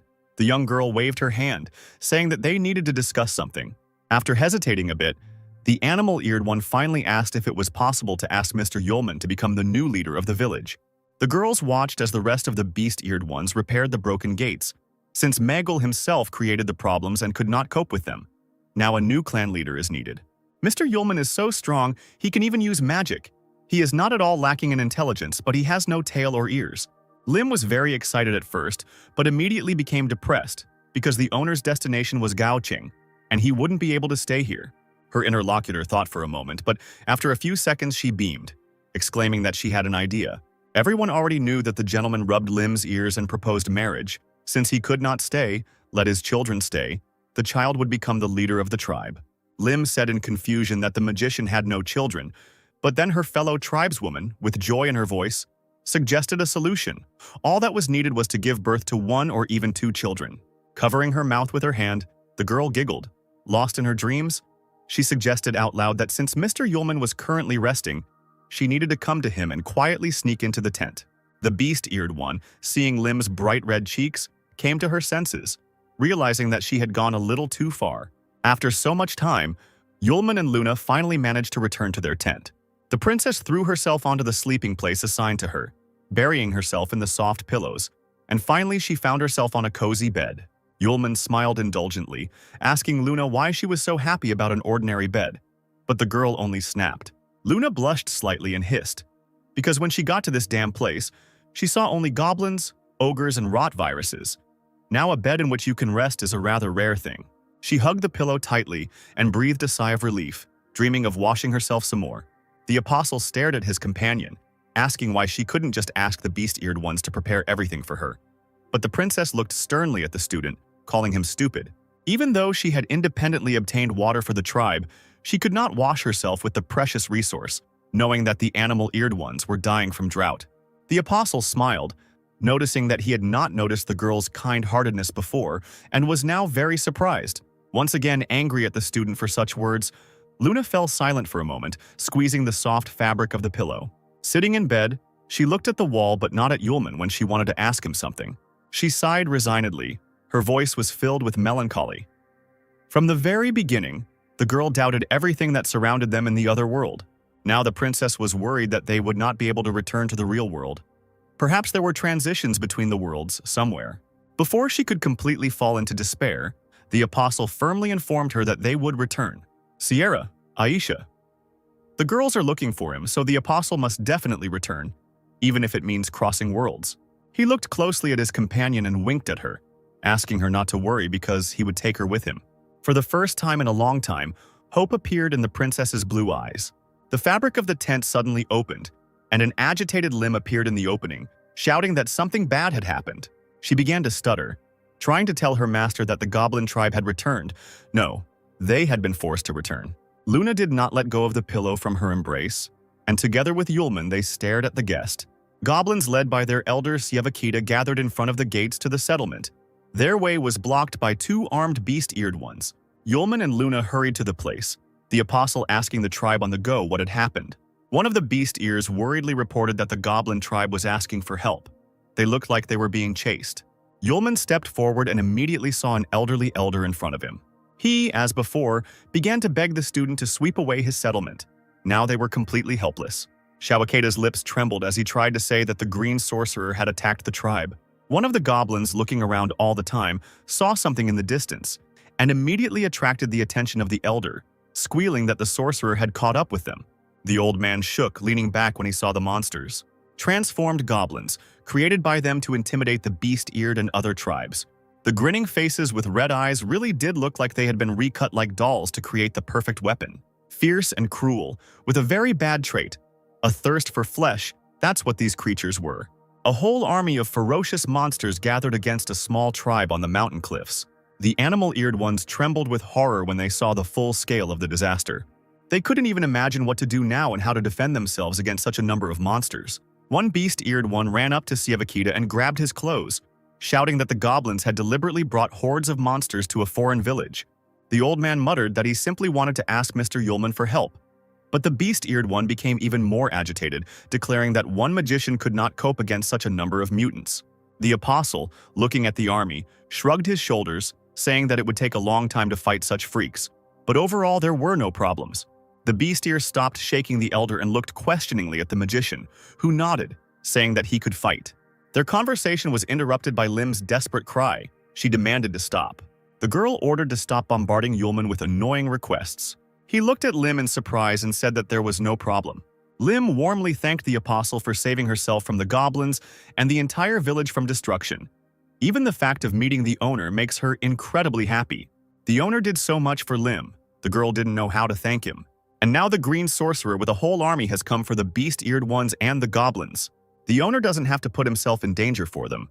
So Lim asks him and Miss Luna to leave here as soon as possible. The girl stumbled and burst into tears, asking for forgiveness for the fact that she could no longer be Yulman's guide. Her fellow tribesmen looked at the master with sympathy, listening to their conversation. Even Sievakita thought about it, and admitted that it was shameless on his part to use impossible methods against a benefactor who had already saved the tribe. He nodded to himself, demanding that they leave quickly.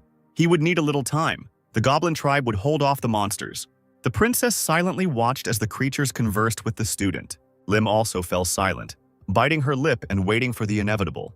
The little goblin swallowed hard, a bead of sweat rolling down his cheek. Suddenly, completely unexpectedly for everyone, Yulman grabbed his head and burst out laughing, exclaiming that he and Luna were not respected at all.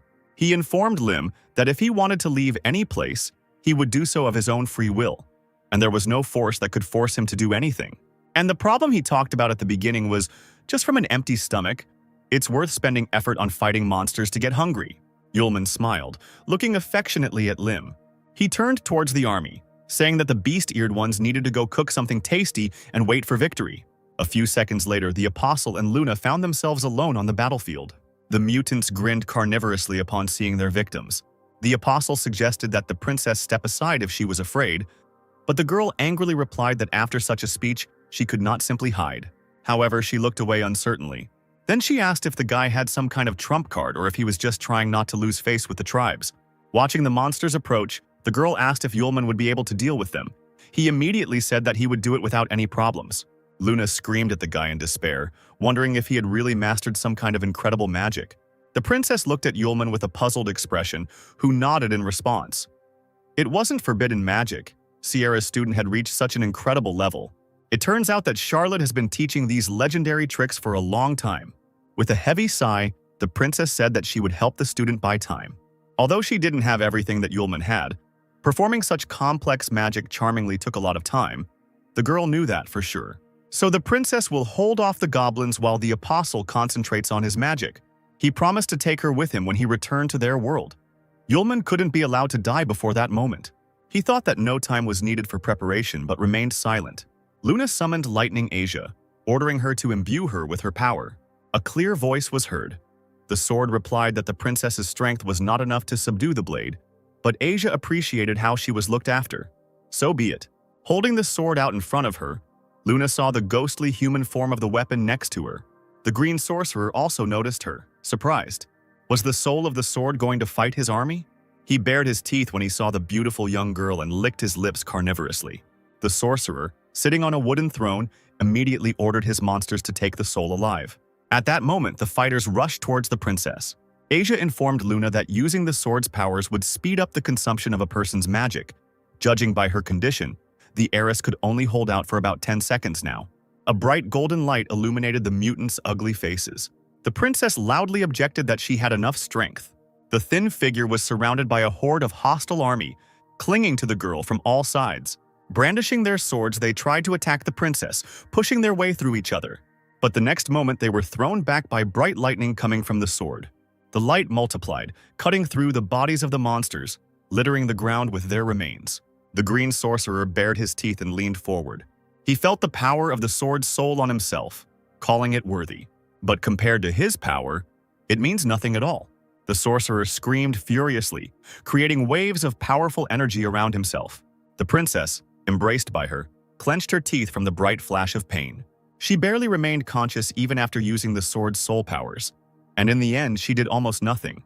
The weapon fell from the weakened hand. Every cell of the body was filled with pain, but suddenly Luna was surprised to find herself in Yulman's arms, and he praised his friend for her good work. The girl asked with regret in her eyes and hope if she had helped buy the apostle a little time. He nodded with a smile. Luna did everything that was required of her. Lightning-fast Asia softly lay in Yulman's palm. He, holding the princess with one hand, asked her to rest. The green sorcerer noticed the man's appearance, shouting that another fool, not knowing respect, would be killed by the Green King's soldiers. Now the apostle and Luna were surrounded by a huge army. The guy glanced at the monsters, whistled mockingly, repeating the sorcerer's words. He threw the blade over his shoulder, asking his soul about her affairs. Asia regretted that Yulman was not her owner, so he would not be able to use the powers, but the apostle did not need that. The soul was surprised. Because the king of the elements forged it with the purest lightning, nothing can harm it. Yulman asked if it could withstand the lightning magic of other energy sources. Instead of an answer, the sword rattled from the bright streams. The apostle understood everything and smiled.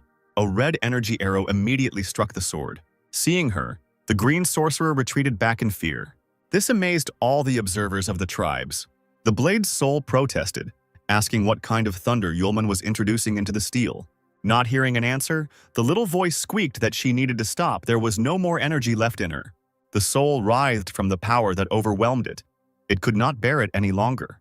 The apostle was surprised by the small capacity of the magic sword, although Asia was able to cope with its lightning energy. Luna looked at the sword engulfed in flames that Yulman calmly held in his hand in confusion, wondering if it was powerful enough for his techniques. The voice of the weapon demanded that it be used quickly, and then Yulman agreed to it. He wasted no time in using the short version technique. A great celestial punishment fell upon the entire army of mutants in a huge bloody stream. Even the green sorcerer had never encountered such power in his entire existence. He tried to defend himself with a special black armor, but even the one that had previously resisted any attacks crumbled to pieces. The apostle's incredible energy simply dispelled the mutants' massive bodies. When the smoke cleared, Luna and Yulman were safe, the army surrounding them destroyed. The goblin and beast-eared tribes looked at the empty battlefield in shock. So many monsters were dead in an instant, it was something incredible. Even the princess was shocked. Could it really be Sierra who taught this to her student? While Yulman was examining the sword, Luna thought that Charlotte could also use magic of such power.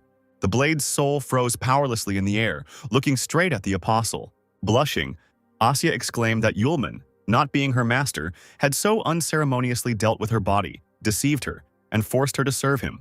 But that sweet moment when the sword was filled with power and that short moment of liberation were beautiful. The girl looked at the student with adoration, saying that he was really good and did not disgrace the honor of the magic sword. Yulman looked into the clouds of smoke and was surprised. As it turned out, the green sorcerer did not die. Now, completely burnt, he slowly rose from his knees. The mutant roared, asking Yulman where an ordinary person got so much strength from. He replied that there was no point in telling him anything, because after learning the answer, the monster would die anyway. The sorcerer, hearing this, laughed loudly. The goblin has not yet shown its power, and right now the impudent man will see it. The dark world of the heart spell allowed the mutant to be filled with dark energy, which flowed like small snakes through his body. Yulman whistled, seeing the dark streams of powerful energy, asking what it was. The snakes soon merged into one, forming a stream in which the souls of dead monsters, distorted by pain and anger, were clearly visible. They poured into the body of the green sorcerer, and he turned into a fighting three-eyed troll with huge wings and a strong body.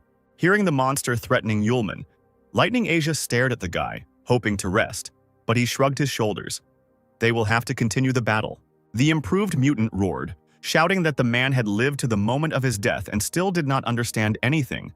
But now he would go to the underworld. The apostle smiled fearlessly, exclaiming that he could not wait to feel it.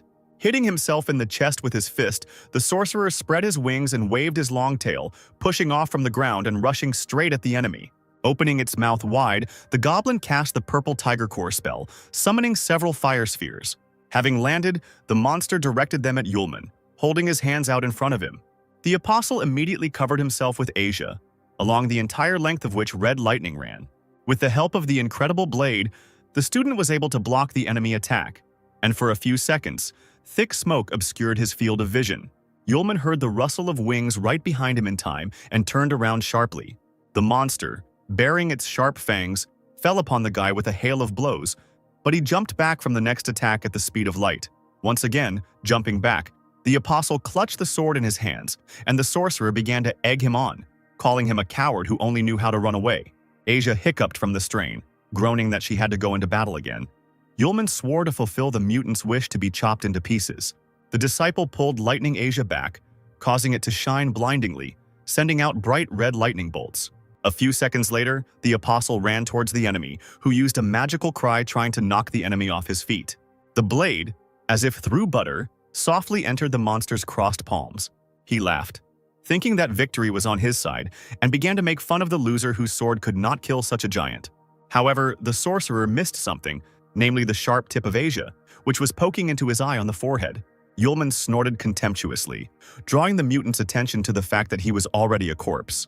The green sorcerer, to his misfortune, did not immediately realize that he was in a trap from which there was no escape. The sword, piercing even deeper, shone so brightly that a bloody beam of lightning passed through the entire body of the monster. The apostle leaned forward once more, then abruptly pulled Asia away. The sorcerer howled and found himself thrown back. He hit, the sheer weight of his impact creating a hole in the loose earth and sending clouds of dust into the air. The red devilish eyes flashed once more in the wall of dust, then went out forever. The villagers, among whom was Lemur, opened their mouths as they looked at the defeated killer. At first, hesitant, and then increasingly loud cries were heard about Yulman's victory. He was alone, against everyone and the green sorcerer. The cat girl's fellow tribesmen began to ask her one after the other how the man she had returned with had managed to survive. The apostle shook himself off and walked up to Luna, handing her Asia. The princess blinked in amazement, not understanding what the guy wanted from her. Yulman casually scratched the back of his head, muttering that, having fought his fill, he was quite hungry. Clutching the sword in her hand, Luna silently looked at his soul hovering nearby. She, not paying attention to anyone, blushed to the tips of her pointed ears, recalling out loud the wonderful feeling of being filled with energy, the sweet moment of concentration, and the explosion at the end. Finally realizing that she was next to her mistress, Asia fell silent, staring into surprised eyes. She sighed dejectedly and smiled, throwing to Luna that, with her magical abilities, such a thing would, of course, never be achieved. The princess and the apostle approached the gates of the tribe, where they, together with the goblins, greeted the victors. Several residents, who had temporarily taken over the management of the settlement, shifted awkwardly from foot to foot, not knowing how to thank their savior. Yulman coughed, looking at the residents with a smile, and asked what they were trying to tell him. He, throwing aside all ceremony, cheerfully asked if they had prepared some delicacies for him, since he had asked for this to be done by the time of his return. The people with animal ears looked at each other in surprise, not expecting such simple words. The lemur jumped up and down, looking adoringly at her master, who had just saved 2 entire tribes from certain death. Finally, the silence was broken by joyful cries from the tribe and goblins, who called for the table to be set and a feast to celebrate the victory.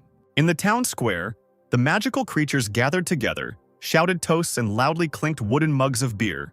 In the very center, they built a huge bonfire around which they danced, holding hands. Numerous tables were laden with all sorts of delicacies, and smiling waitresses, flirtatiously waving their long tails, carried drinks.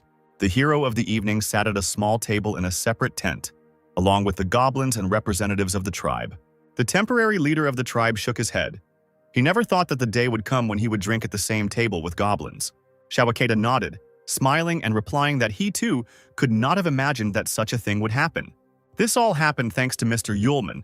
Those sitting at the table supported this idea. The temporary leader decided to ask the apostle about his plans.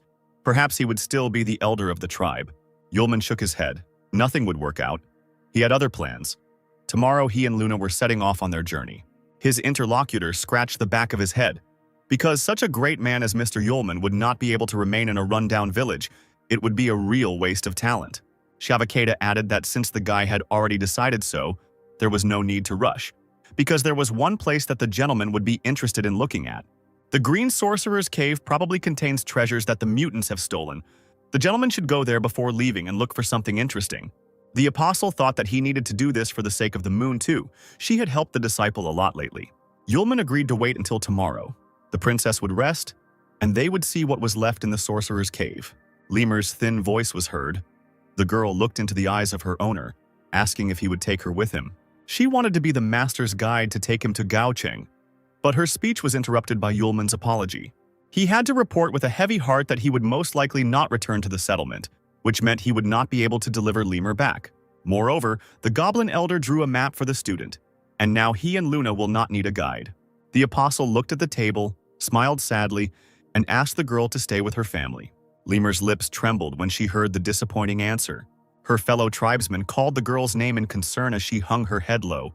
The young goblin woman looked silently at the animal-eared woman who slowly stood up from the table. The lemur leaned heavily on the floor with her hand, stuttering that she would not have the opportunity to repay her master for his help. Putting on a fake smile, Lemur walked away from the table, exclaiming that she would dance for the owner, and that would be compensation for everything. The apostle shrugged his shoulders, agreeing with such gratitude. At that very moment, as if by magic, the square was filled with an enchanting melody. There was no trace left on Lemur's face of the recent pain of rejection and worry. The girl moved easily and smoothly. The hems of her airy dress fluttered in the wind, and her jewelry jingled to the beat of the music. The apostle was watching the dance with interest when he noticed that his neighbor turned away in shame. To the surprised question, he reluctantly replied that the gentleman himself should observe, but he should not. Yulman didn't attach much importance to this and grabbed a mug of drink. But then a young goblin girl approached him. She explained that such a tribal dance signifies the expression of a woman's love for a man. Although she doesn't understand the nature of Lemur's relationship with Yulman, the girl gathered all her courage to confess to her master and dance. At that moment, Lemur turned to Yulman, winking at him. The goblin woman asked the guy to at least take a good look at the creature at that moment. From that moment on, a vague veil appeared before the apostle's eyes. Opening his eyes, he saw Lemur very close. She finished dancing and walked towards her master with cat-like gait, asking why he couldn't take his eyes off her. The apostle was taken aback, not immediately realizing that the two of them were alone and in a different location. He looked around in shock and found himself sitting on a bed with a large red canopy. It turned out that the student had not responded to words since the dance, and Lemur had to take him here. The apostle tried to laugh it off and move away from the persistent girl, saying that since the feast was over, he could go to his room. But she grabbed the guy by the hand, telling him in a languid voice about a special tradition. If a person agrees to watch the confession dance and leave with the dancer, the tribesman and his master can spend the night together. At this time, the feast continued. The streets of the settlement were filled with the noise of the celebrants. The lemur turned away and became sad. She knew that the owner could not stay, and the girl would not demand to take her with him either. So the two of them only have tonight to spend together. The next moment, Lemur began to undress, shocking the apostle. He tried to look away and, stuttering, asked the girl to stop. Quickly throwing the top of her dress over her, Yulman sat down on his knees, demanding that she listen to him. The student was very happy with this attitude, but such things should only be done by mutual consent, and the guy cannot stay precisely because he needs to return to one very important person. There will definitely come a time when Lemur meets a man who will love her as much as she loves him, but until that moment she needs to take care of herself. While Yulman was speaking, Lemur's eyes rolled back and she simply lost consciousness from excitement. After holding the thin cloth on the girl's shoulders for a few seconds, the apostle realized that she had fallen asleep while sitting. Finally, a slight smile touched the student's lips. He was glad that everything ended this way. Having somehow thrown some clothes on Lemur, he laid her on the bed and covered her with a blanket. Having made sure that the girl was lying comfortably on a soft pillow, the apostle lay down next to her, propping his cheek with his palm. He allowed himself to indulge in dreams, completely drowning in his own thoughts. Lemur's chest rose and fell in time with her breathing, and the girl sank deeper and deeper into a deep sleep. But if it really had been possible to stay, they would have had a luxurious wedding. The picture changed. Aisha appeared before my eyes, who blurted out that the guy could stay in this hole, settle in, and not come back to her. Arya, Charlotte, and Luna echoed her, saying that the apostle had made promises and had not fulfilled them. The master was disappointed with her student, and the princess had been completely wrong about him. As expected, you can't trust a word a man says. They are all worthless. Yulman may never return again. The apostle's inflamed consciousness painted ever new terrifying pictures of his future. The boy whispered that everything was not like that.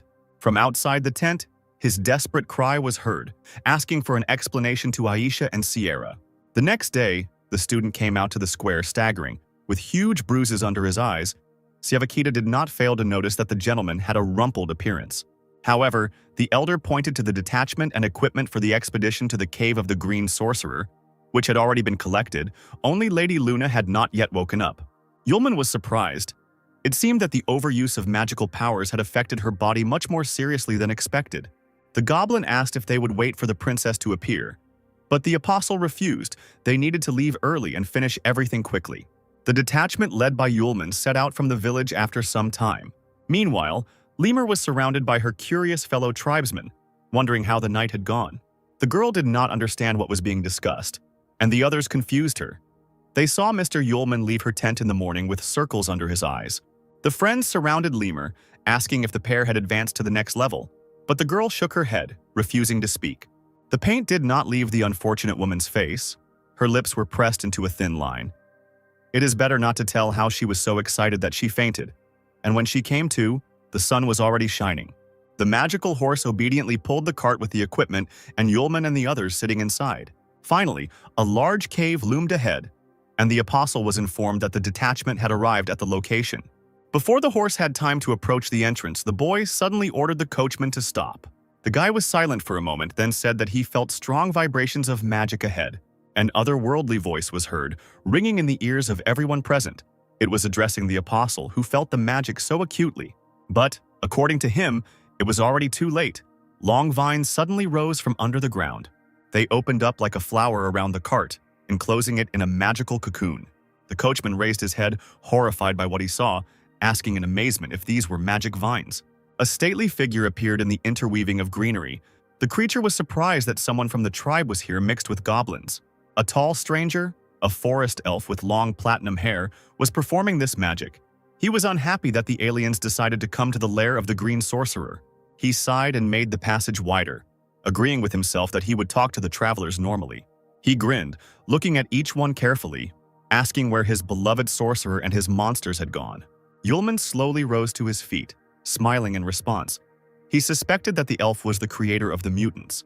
He added that showing such freaks to other people was a real shame, but the stranger shouldn't worry. The student had already helped him get rid of them. The stranger chuckled, demanding that he not be made laugh, since there were only a couple of weak mages in front of him. It seems that if he doesn't make them suffer, they won't tell him the truth. Will the boy really insist that he killed his green monsters? He shouted that he wanted to know what Yulman was capable of and aimed the sharp ends of the vines at the cart. The apostle was incredibly amused and excited by this. He decided to show his strength and instantly burned the magical bonds. The elf recoiled from the explosion, amazed by such incredible power, which he did not expect from an ordinary magician. He couldn't understand who Yulman was. Not a tribesman and not a goblin, perhaps with such an appearance. It was a succubus. The lightning that destroyed the vines slowly approached his hand, because he still hadn't let go of one of them. The last thing those present saw on the elf's face was genuine surprise. The next moment, the entire body of the hapless enemy was struck by a bolt of red lightning. Burning alive, with his mouth melting from the high temperature, he screamed that the Lord would not forgive the succubi for this. The cart was freed from the vines. The last flames of Yulman's power smoldered for a long time in the air near the elf's ashes. An awkward silence reigned. Even the apostle seemed surprised at such a quick turn of events. Finally, he sighed dejectedly. He wanted to ask the elf a couple of questions first, but he didn't know that the fool wouldn't think to let go of the liana. The coachman, stuttering, carefully asked the gentleman what they would do now. Yulman shrugged his shoulders as usual. What else could they do? They didn't even know who it was. They just had to move on. Meanwhile, in the ruler's palace, a warrior approached the majestic throne, kneeling on one knee. The cloaked and masked figure informed His Majesty that Gerd had died, but was able to leave a message before he died. The Lord cursed when he heard the words about the coming rebellion of the succubi. The strong man with large horns on his head was also surprised, not expecting that these creatures would be the killers. The tribe's settlement was resting in their tents after a merry night's feast. The lemur approached the tent where Lady Luna was resting and heard from a fellow tribeswoman standing nearby that the princess had not yet woken up. The girl carefully looked inside. Because Luna had been sleeping for a very long time, suddenly something happened. As it turned out, Mr. Yulman said that the princess spent a lot of energy on her magic and needed a good rest. She needed to sleep as much as she needed, let Lemur not worry. The savior was indeed lying on the bed, covered with a blanket, but she was tormented by doubts. And indeed, the princess's sleep was not so healing and calm. She had real nightmares, the night sky and all-encompassing flames that made her scream in pain and horror. The princess sat right in the center of a huge fire, but she did not burn. She only felt incredible melancholy and powerlessness. Not far from her lay the bodies of her brothers. All her relatives were dead. A dark figure appeared in the middle of the long corridor. Only its grin was visible. The stranger was laughing at her. The face seemed vaguely familiar. The man chuckled, saying that the girl had fallen into his net, and today no one from the royal family would be able to escape. The father's face, so familiar, was sprinkled with blood, and the enemy had a sword pointed at his neck. With his last strength, he asked his daughter to run away quickly. She jumped to her feet and screamed furiously, tears in her eyes preventing her from seeing clearly. The man pressed the sharp blade even harder against the king's neck, and as if playing with his prey, repeated his father's request. Horrible images filled Luna's head. Huge faces leaned over her one after another, asking where the little princess wanted to run away to. They laughed, mocked, and egged her on, pushing her in the back. A sword appeared in Luna's hands, and despite the flames and soot, she tried to attack the killer, who hissed that she could not hide from him. The girl screamed, asking Lightning Asia to give her at least a little of her power. But what Luna had always feared happened. The braided hilt of the sword began to slowly disappear right in her hand. The girl couldn't believe it. A terrifying face appeared in front of her, saying that even a magic sword could not avoid a miserable end. No one would save or protect the princess. All her close and dear ones were all dead. Even this sword was doomed to perish. Luna squealed that this was nonsense and nonsense. The fiery face slowly transformed. Now the princess seemed to be looking at her reflection, which echoed her, saying that it knew everything. It grabbed Luna by the cheek, hissing that while she was having fun in other worlds, she didn't even realize what her country and people were going through. A stupid, selfish girl. In Luna's huge eyes, a face smiled like a creepy doll, demanding to see its agony. Until then, the monster will wait patiently until the princess turns into the same monster. The inflamed consciousness could no longer endure the torment, and Luna suddenly opened her eyes. Worried girls were already leaning over her, happy about the awakening of their savior. The lemur smiled at the girl, greeting her. The princess immediately asked how long she had been sleeping. They answered her that the whole night and day had passed. Luna quietly repeated what was said, not noticing the guest's confusion, and asked if she wanted to eat, since she had slept for so long. But not hearing her, the heiress grabbed her head, wondering if it was a dream. But even in that case, there was no more time to waste. It was time to return home. This dream, the dead visions of her relatives and the scary eyes opposite her, all this brought a bad feeling. Luna shook her head, immediately asking where Yulman was now. Before she could finish speaking, joyful cries were heard from the street. The squad had returned from the campaign with a lot of food, resources, water, and precious stones. The entire tribe gathered around the huge amount of provisions, discussing that this would be enough for them for several years. A companion on Yulman's campaign asked if he was sure that he wanted to give all this to the settlement. The apostle was surprised by the question, especially since almost everyone had previously brought provisions to the green sorcerer. Moreover, these resources are heavy and bulky. The most important thing is that all the tribes need to unite and work for the benefit of the common cause. Only in this way will they avoid all disasters. The temporary leader's eyes filled with tears and he nodded. and Siavakita declared that the goblins were now one tribe with the beast-headed ones. They started talking again about how great it would be if Mr. Yulman became their leader, but the student apologized again. He couldn't stay. Luna approached the guy. The apostle greeted her, asking her to look at the amount of provisions found in the sorcerer's cave. But she didn't even turn towards the cart, and in a lifeless voice demanded that they return. Looking angrily at her friend, the princess again demanded that they leave immediately, because the sooner they left, the sooner they would find a way to return home. The apostle tried to persuade the girl to rest some more, but she assured him that it was not necessary. Because while she was not in the kingdom, anything could happen. Did the disciple really not care about Sierra and the others? Waving his arms, Yulman assured that they would leave soon, and then he saw Lemur nearby. Hearing Luna's words, the girl shuddered, realizing that her master would soon leave her. He beamed at Lemur, shrugging his shoulders and saying that they had business to take care of. The others heard these words and immediately began to cry. It was unbearable that the gentleman was going to leave immediately. Wiping away his tears, the leader asked to at least have a farewell feast, but the apostle flatly refused, gently saying that they really needed to hurry. Lemur's friend gently pushed her towards Yulman, instructing her to say goodbye to the master properly. The girl approached timidly, not daring to look at the one who had been so kind to her all this time. The apostle leaned over Lemur, trying to cheer her up by asking if she really wanted to see him off with that expression on her face. Tears were already gathering in the girl's eyes, and then the apostle carefully placed a pendant with a precious stone around her neck.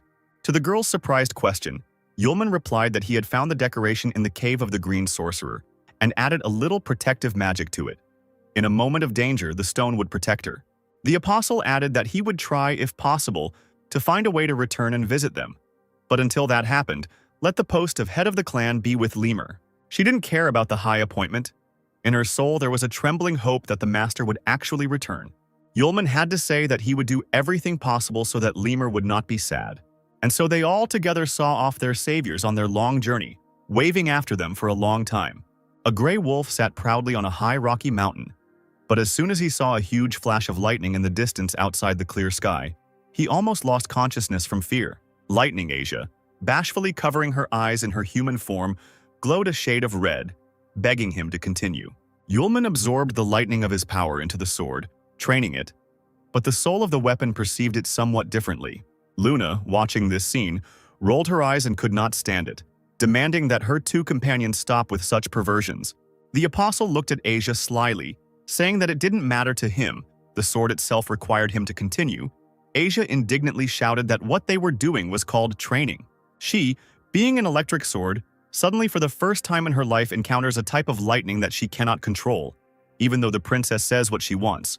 But she must master this lightning. Luna raised an eyebrow. She didn't think it was a big problem in this situation. Few people could tame such power. Asia stamped her foot, declaring that she couldn't come to terms with this, and her soul groaned long and hard with a new discharge. The gusty wind on the mountaintops played with the fluffy fur of the werewolves. A small pack stood on the very edge of the cliff, waiting for something. Finally, a subject approached the commander, sat down on one knee. The wolf told about the people he had discovered ahead, who were about to cross the border, judging by their route. The snow-white werewolf, the leader of the pack, turned around sharply and bared his teeth, hearing that human beings had suddenly appeared here. He was told that one of them was surrounded by lightning magic fluctuations. He must have been a mage. The leader turned again towards the mountains surrounding them, and crossing his paws on his chest began to think. After a few seconds, he growled nervously, because of these filthy people, Carrick became so weak and pathetic. This magician, or whoever he was, would definitely not pass. Having decided that the aliens needed to be stopped, the werewolf ordered the others to set out to stop them, and they unanimously agreed with the commander. Meanwhile, Luna, Asia, and Yulman gradually climbed the huge mountain steps, making their way up the rocks. Asia, whose soul was hovering next to the apostle, suddenly abruptly covered her palm with her hand, begging the guy to stop because the energy was already overflowing her. After twirling the sword in his hands, the student agreed and said that he needed to find something to chop, causing Luna's indignation. The princess asked her friend if he was going to use spells in the mountains, but she didn't know that werewolves had been watching them for a long time. Two gray werewolves silently and vilely attacked Yulman from behind. As soon as he answered Luna that he wanted to find something and wave his sword without spells, he turned around abruptly and pointed his sword with his lightning at his opponents, calling them dogs who had appeared out of nowhere. The warriors dodged the attack, deftly running back and crouching on their hind legs to gather themselves for the next jump. Yulman blinked in surprise, surprised that there were real werewolves in the mountains. They did not get up from their place, raising a pile of dust which soon cleared away, and a white werewolf came out to the people. He immediately praised the apostle's dexterity. But the next moment he bared his teeth in a menacing manner, shouting that both men would die here today, and let them blame themselves for it. The werewolf's snow-white body was engulfed in bright fire, and he was turning into the king of flame. Yulman was not afraid for a moment, measuring the fiery werewolf with his gaze, and only asked if the werewolves knew Carrick. The enemy clicked his sharp teeth and called Yulman a cheapskate who shouldn't talk too much and dare to name werewolves. The guy shrugged, replying that he understood everything. Such behavior did not add honor to the wolves. The werewolves surrounded Yulman and Luna. The apostle put his sword in front of him, realizing that only by putting the leader on his knees could he make him listen. The student put one arm around the princess's shoulders, pressing her to himself, and with the other he grabbed the hilt of the red-hot sword. The girl asked him urgently what he wanted to do. Yulman didn't answer, and with all his might thrust the sharp blade into the ground. The earth opened up, describing a perfect circle without touching the apostle and his companion. Red lightning bolts spread like fire across the clearing where they were attacked. The wall of fog and smoke gradually dissipated along with the smoldering embers of lightning. The werewolves lay on the ground, scattered in different corners, breathing heavily. Their flaming leader remained conscious, the fire protecting him by surrounding him with smoke. However, he did not hide his surprise at the stranger, even wondering whether he was human. Luna stared at the scorched earth and the unconscious bodies of the wolves, while Yulman grinned, making a forced yelp, saying that he had gotten a little carried away. He looked slyly at the leader, who was clenching his fists in anger, asking if he wanted to continue the fight. The werewolf shook himself like a big dog and cursed, deciding what to do. Something hissed loudly, and the werewolf almost fell off his feet. The ground shook noticeably several times. Luna began to look around, fearfully asking Yulman what was happening. The wolf was terribly frightened, howled loudly, and shouted that now it was the end for everyone. Yulman turned to the large mountain looming over those present, reporting that they seemed to have awakened him. Luna patted the guy's hand, hysterically asking who they were talking about, because the apostle seemed not to see the girl. The jagged mountain peaks shook violently, then began to crumble as the long neck of a huge dragon stretched out into the air. At first the creature closed its eyes tightly against the daylight, but then two huge orange eyes suddenly opened. The dragon threw back his snake head and roared loudly, destroying the previously unstable stone. The werewolf, whose fire was slowly fading, fell to his knees, begging Lord Sundevourer to spare him. Because the wolves did not want to disturb the great lord, they were only fulfilling their public duty. Yulman shook his head, looking at the dragon. Luna squealed, clutching her head. She seemed not to notice the small stones flying onto her head, completely absorbed by the sight of the size and power of the monster, from which even the entire Imperial army would not have saved them. She trembled slightly, and then she heard the apostle's voice, smiling and saying that the girl needed to relax because she was not alone. An extremely joyful soul burst out of the sword. It was time to show everything that he and Yulman had learned in training. This was a great opportunity to say goodbye to excess energy. The dragon closed his mouth when he saw a huge bloody cloud high in the sky.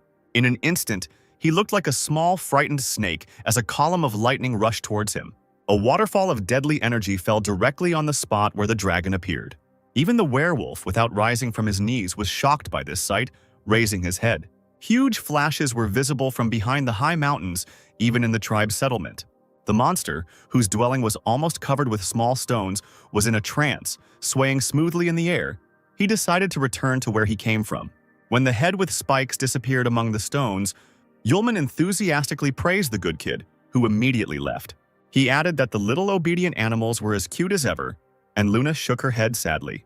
Taking a deep breath, she attacked the apostle with the accusation that he was still using forbidden magic. The student tried to justify himself, then remembered his opponents and slowly turned around. The three opponents sat obediently on their hind legs and trembled, looking at Yulman, who asked if they still wanted to continue. Not hearing an answer, the student demanded that they take him and Luna to the camp, and the wolves immediately agreed. Passing the mountains, the travelers after some time reached the werewolf settlement. The leader led two people along small corridors. The wolves, looking at them, asked out loud if these were Larla's prisoners. The white werewolf laughed awkwardly, apologizing to the great Lord Yulman for his fellow tribesmen, but he simply asked to be taken to Carrick. Finally, the werewolf, still trembling with fear, led the people to a large, bright tent. He loudly warned his brother in advance about the arrival of guests, sharply opening the curtain. A werewolf of the same color met them, sitting on the pillows with a bottle in his hands, drunkenly ordering his brother to tell the Lord that he would no longer come into this damned world of people. Yulman's guide ran up to the wolf and began to hit him in the face, forcing him to come to his senses, because the conqueror of the Sun Devourer, the great Yulman, had come to him. He seemed to sober up in an instant, his red eyes shining, as soon as he heard the name of the apostle. He had previously met a man with that name, muttering that he couldn't possibly be in his world, but there he was. The apostle stood before the wolf with a smile on his face. Finally, having sobered up completely, the werewolf howled joyfully. Yulman again greeted Carrick, whom he had not seen for a long time, and asked how he was doing. The werewolf almost lost consciousness from excitement and the realization that he had actually met an old acquaintance. The older brother grabbed Carrick by the shoulder, saying nothing, but threatening to kill him on the spot with just one look. Then, taking him by the head, he pressed him low to the ground, and he himself fell to his knees, shouting that it was a great honor to receive Mr. Yulman in their lair. And if his brother had managed to offend him in some way, let him magnanimously forgive the idiot. Luna was surprised by such a meeting, and asked her friend how he knew werewolves from the magical world. He answered that Carrick had already been to the human world. He winked at Carrick, remembering that there had been a small fight there, and that was how they had met. The princess, sighing heavily, asked the werewolves to tell her the latest news from the magical world, so that she could then ask a few questions of her own. As it turns out, thanks to the death of Count Pierce, Lilith took his place and now owns a coastal castle, and the ruler of the magical world has a plan to invade the human world. The wolves nodded, also reporting that all zones had received orders for full combat readiness. The king of their zone also sent a messenger to inform the werewolves that it would soon be time to get ready for the campaign. The apostle asked if the wolves were ready to invade the human world. Carrick waved his hands, stating that the werewolves would not obey such an order. The student nodded contentedly, saying that the human world has him. A big man. Even though this world is weak, Yulman liked him, and he will not allow things that he loves to be spoiled. The apostle expressed hope that the werewolves understood him, and they nodded, realizing that attempts to invade the human world were useless as long as Yulman existed. The apostle scratched his chin, assuming that their lord had not fully understood this. Lilith had probably told him everything, and he still dared to have views on the human world. Luna was once again surprised by Yulman's connections, who not only knew the magical world but also did not value its ruler at all. The princess looked at her friend carefully. Such a person definitely could not be a simple student of Sierra, so who was she? But this was not important. The most important thing was that with his help, the issue of the military weakness of the empire would be resolved. Yulman turned to the princess, asking why she kept staring at him. The girl immediately turned away and blushed, ordering Yulman to stop talking nonsense when he suggested with a smile that Luna had finally discovered the depths of his charm.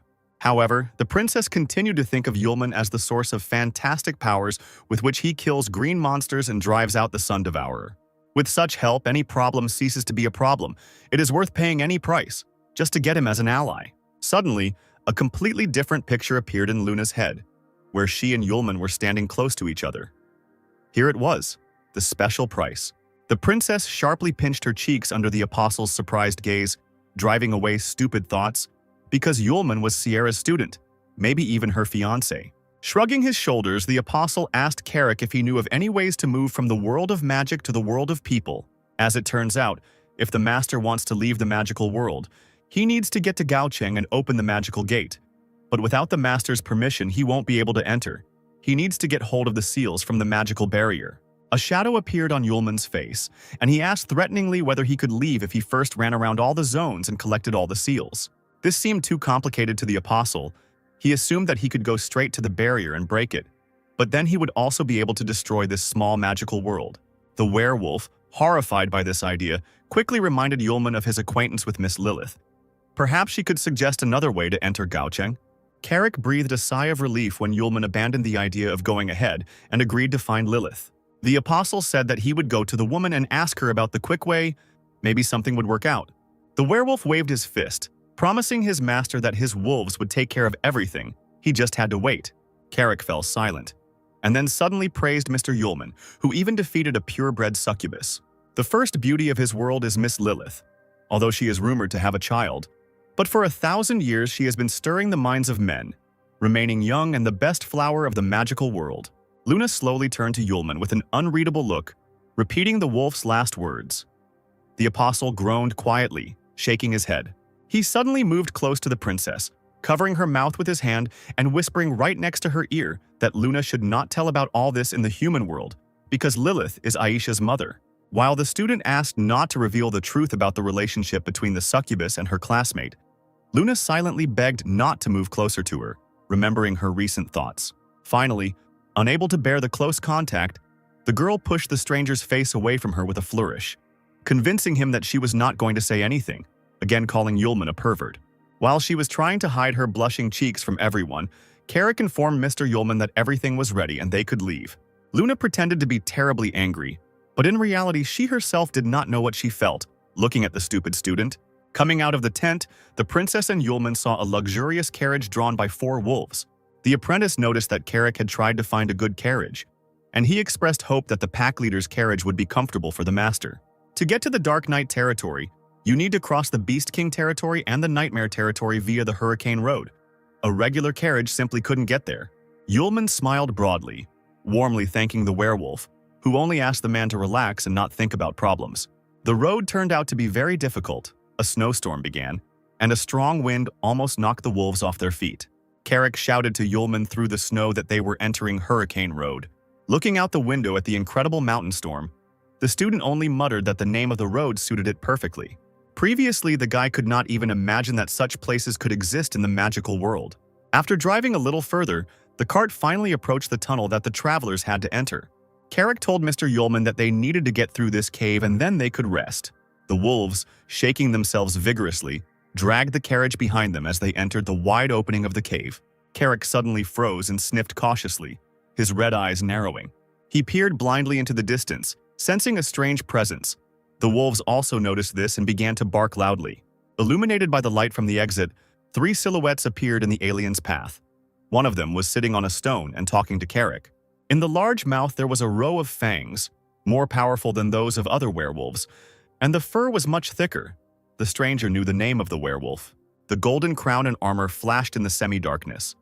This king reported that Carrick had betrayed the magical empire, judging by the reports, and had gone over to the people, and was even ready to cause trouble to the ruler. The werewolf stepped back, shocked by the sudden appearance of the king of beasts himself with his warriors. Yulman was also surprised by the new meeting. Luna hid behind his back, looking warily at the lions. The king nodded. He was here to find out the truth of the rumors of treason. Apparently, Carrick came with a man whom he was happy to obey and betray the empire with the emperor. The huge werewolf, without waiting for an answer, turned directly to Yulman and challenged him, asking if the man would dare to accept him. The apostle thought for a moment, but then replied in a bored tone that he was not interested in duels. The king rose from the stone, saying that the animal world lives by the principle of survival of the strongest. Animals respect strength, because if a man forced Carrick to obey, then he definitely has strength. If the man emerges victorious from the battle, the king will not prosecute Carrick for treason, and will even give the man the throne of the king of beasts. Yulman was surprised by what was said. He did not want to get the throne of the king of beasts at all, but he finally noticed the king's crown and praised it, then offered this decoration as a trophy for his victory. The lion, more like a bear, standing behind the king, almost rushed at the vain man who did not like the throne, but coveted the crown. The white werewolf was not offended, but clarified that the crown is the main symbol of the king of beasts. Whoever has it is a real beast. He agreed to fight. He walked forward with wide strides to the exit of the cave. It was very narrow here and it would be inconvenient to fight. Luna grabbed Yulman's hand, reminding him that their goal was to return to the human world. And why would he need the throne of the king of beasts at all? The apostle smiled, looking at the princess. He didn't need the throne. He just really liked the crown. Earlier, he promised his friend that she would be able to choose the thing she liked in the cave of the green sorcerer. Luna instantly blushed when Yulman promised to give her a beautiful crown. She screamed that the princess of the human world does not need the crown of the king of beasts. Completely embarrassed, Luna added that she did not want to accept any gifts from the apostle. All those present were outside the cave in a few moments, engulfed in a snowstorm. The king of beasts moved away from the man a short distance, menacingly asking if he was ready. The apostle grinned and playfully demanded that the bull be released from the pen. The werewolf frowned. A shadow fell across his face, and it was said that the lion hunts the hare by tearing it apart. The lion extended a paw with long, sharp claws, pouncing on the man with a deafening roar. The beast's fist of the second paw was rapidly approaching the calmly standing Yulman. But as soon as the werewolf approached, everything around was covered by a thick wall of fog. The apostle was already waiting for him, and with one hand stopped the king's fist, grinning. As it turned out, the werewolf had confused the concepts. Yulman was definitely not a hare.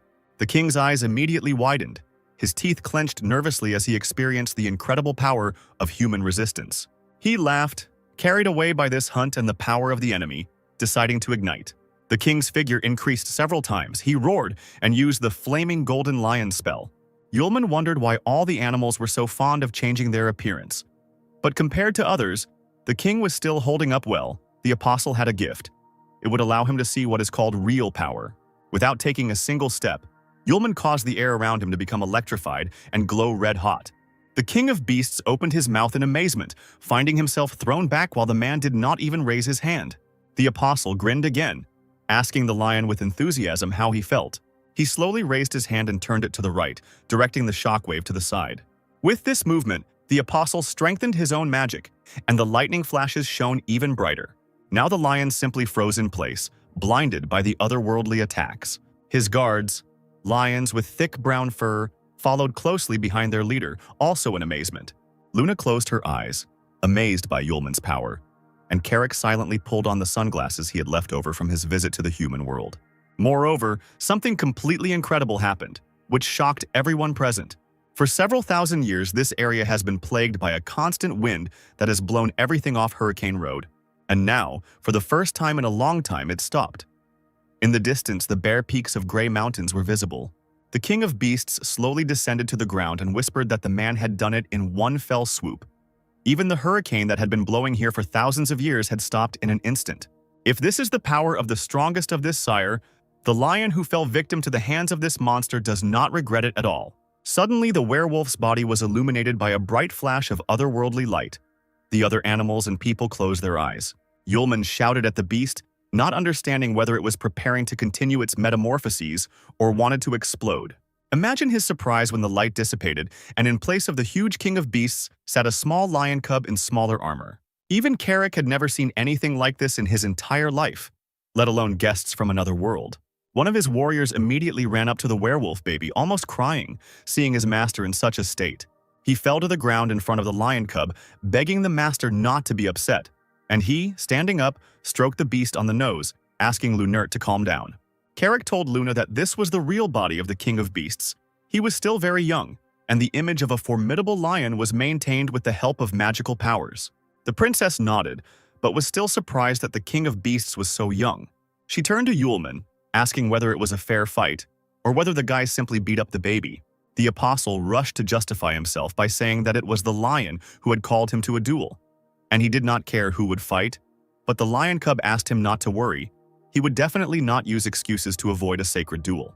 Taking the crown off his head, he approached the man, saying that of all the creatures he had met, he was the first to possess such incredible strength, and the former king of beasts considered it an honor to fight and lose to him.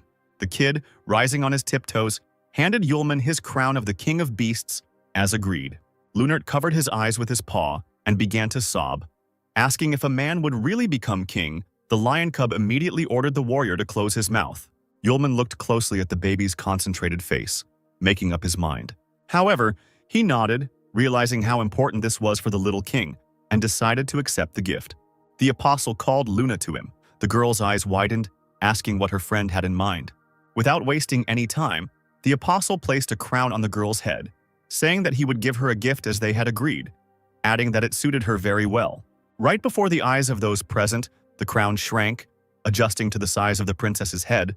Yulman noticed this and admired such technology. Lunert howled, shouting that the female human had become the king of beasts, and the lion cub again demanded that the warrior shut up. The apostle asked with a smile if there was a problem. The werewolf replied that the crown already belonged to them, and people could use it as they wished. Then Yulman decided that it was time for them to continue their journey, and together with Luna and Carrick, he got into his cart. The former king of beasts and Lunert immediately sat down opposite. The apostle, raising an eyebrow, asked if they would go with them. The lion cub nodded, because now that Luna had become the queen of the beasts, it was their sacred duty to follow the new king everywhere. At that moment, Lunert tried to object again, but he was quickly shut up. Luna felt very uncomfortable. To tell the truth, she no longer wanted to own this crown. Some time passed, and Carrick's ringing voice was heard from the street. He informed the gentleman that the carriage would soon arrive at its destination. Just ahead, the night mosquito zone was already visible. A long road led to the city illuminated by lights. The gates slowly opened in front of the carriage, and silent guards let the travelers through. The lion cub crossed his arms over his chest and looked out the window, saying that the nightmare zone was a place that would truly make anyone shudder. Luna adjusted the massive decoration on her head and asked the former king of beasts in surprise what it meant.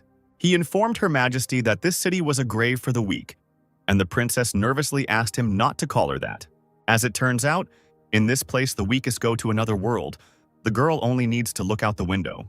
Indeed, on the distant streets, right on the ground, with their backs against the walls, lay a multitude of creatures, their bodies entwined with thin vines. Luna was horrified by their condition, asking if all these strangers were still alive. Some of the creatures moved, but slowly, as if they were delirious. They were already close to death. The night mosquito zone weaves magnificent dreams for them, in which people slowly weaken or die, because the zone sucks out all their life force in return, receiving energy for existence. Anyone who sets foot on this land will immediately become a victim of the incubi. These vile creatures are always looking for an opportunity to take possession of the weak, but if a person's faith is strong, he will never fall into a trap. Yulman shook his hair and smiled, saying that he would still like to meet them. The princess, however, did not share her friend's delight, but thought that she had already seen these creatures in a dream. Although there was no need to worry ahead of time, perhaps she was simply very tired after overexerting herself in battle. A few minutes later, the carriage pulled up to a large building. The lion began to maintain its previous appearance with the help of magic, notifying Her Majesty that they had arrived. The werewolf helped Luna get off the carriage stairs, saying that today everyone would rest here, and tomorrow they could move out into the dark night zone. At the threshold, the travelers were met by a hotel worker, a polite elf in a work suit. He bowed to His Majesty the King of Beasts and his retinue, welcoming them to the zone of nightmares. He suddenly straightened up and perked up, immediately recognizing people among the animals. The first one he saw was Luna. She stood frozen in the carriage doorway, looking questioningly at the elf. Seeing his gaze, the girl immediately asked if there would be any problems with the placement of people in the hotels of the nightmare zone. The employee shook his head with an apologetic smile.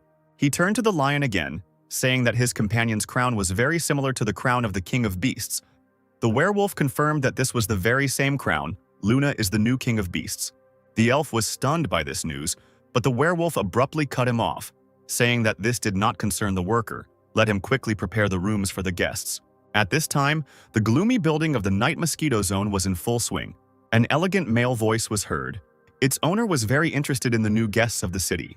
A tall figure in a long cloak stood by a glowing, elongated flask. The man he did not want to see at all and the one he was looking forward to meeting the most suddenly came together. The elf standing behind him asked cautiously if the master meant the King of Beasts. The incubus girl next to him, a charming brunette with a pair of dark horns on her head, called the elf a fool who didn't realize that these pawns were of no interest. Isis adjusted the hems of her open dress and clapped her hands. The owner was talking about those two people, especially about the guy who, although he disguises his power, it is clear that he has an unusual lair. The owner's voice was heard again. Tired of the chatter, the man ordered Isis to be responsible for catching Yulman. When the girl asked if the guy could expose her, the figure said that there was nothing to worry about. The main thing was that her owner was not discovered, especially since that man quickly became infatuated with women. The elf, whose name was Lanti, was supposed to tell Ramir and the Lord that the King of Beasts had betrayed them. The owner, without turning around, continued to look at the sphere, whispering that Yulman had surprised him very much. If you looked closely, you could see inside the object a naked girl with long hair. For her, for Somali, the man had finally found the perfect container. And this time, looking at her long eyelashes, he definitely won't let her leave him. A dark shadow nimbly made its way through the streets and finally, with a barely perceptible noise, slipped under a tightly closed window. Isis arched her back and spread her membranous wings, leaning over Yulman's bed. She looked at the young face with interest, remembering the feelings of the owner, who felt that this guy could interfere. It was for this reason that the incubus was promised a responsible mission, to find out what kind of person Yulman was. Taking a deep breath, Isis invaded the man's sleep, diving in as if into the depths of water. The apostle blinked his eyes sleepily, trying to understand where he was and what was happening. Finally, he looked down in surprise and realized that he was standing chest-deep in the water of some kind of pool.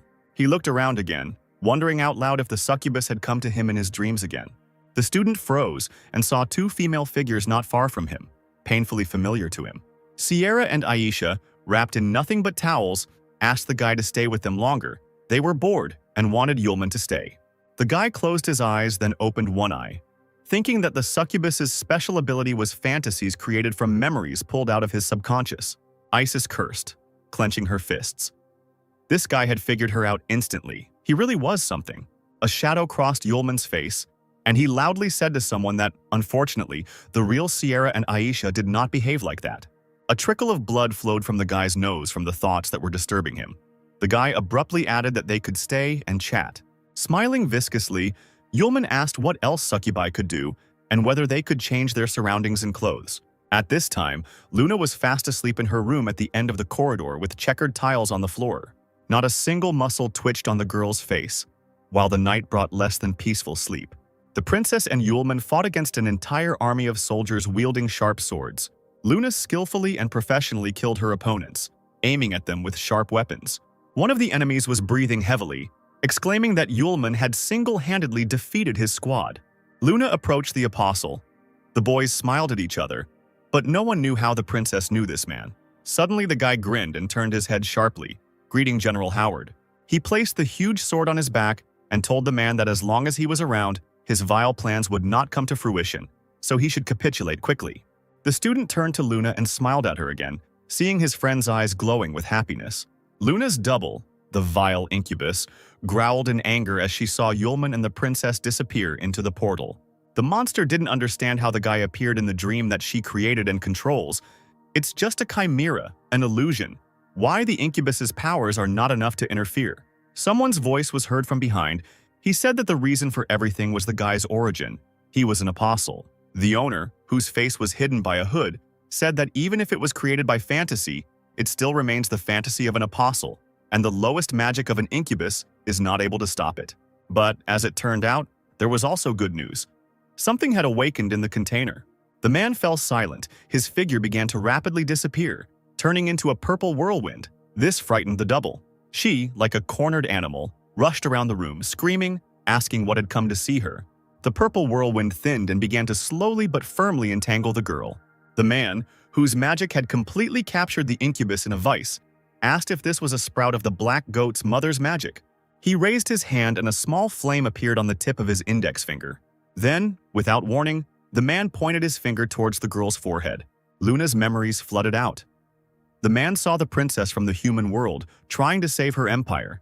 And before entering the demon world, she was possessed by the black goat's mother, and the demon seed remained in the princess. Having seen Yulman's power, Luna hopes for his help.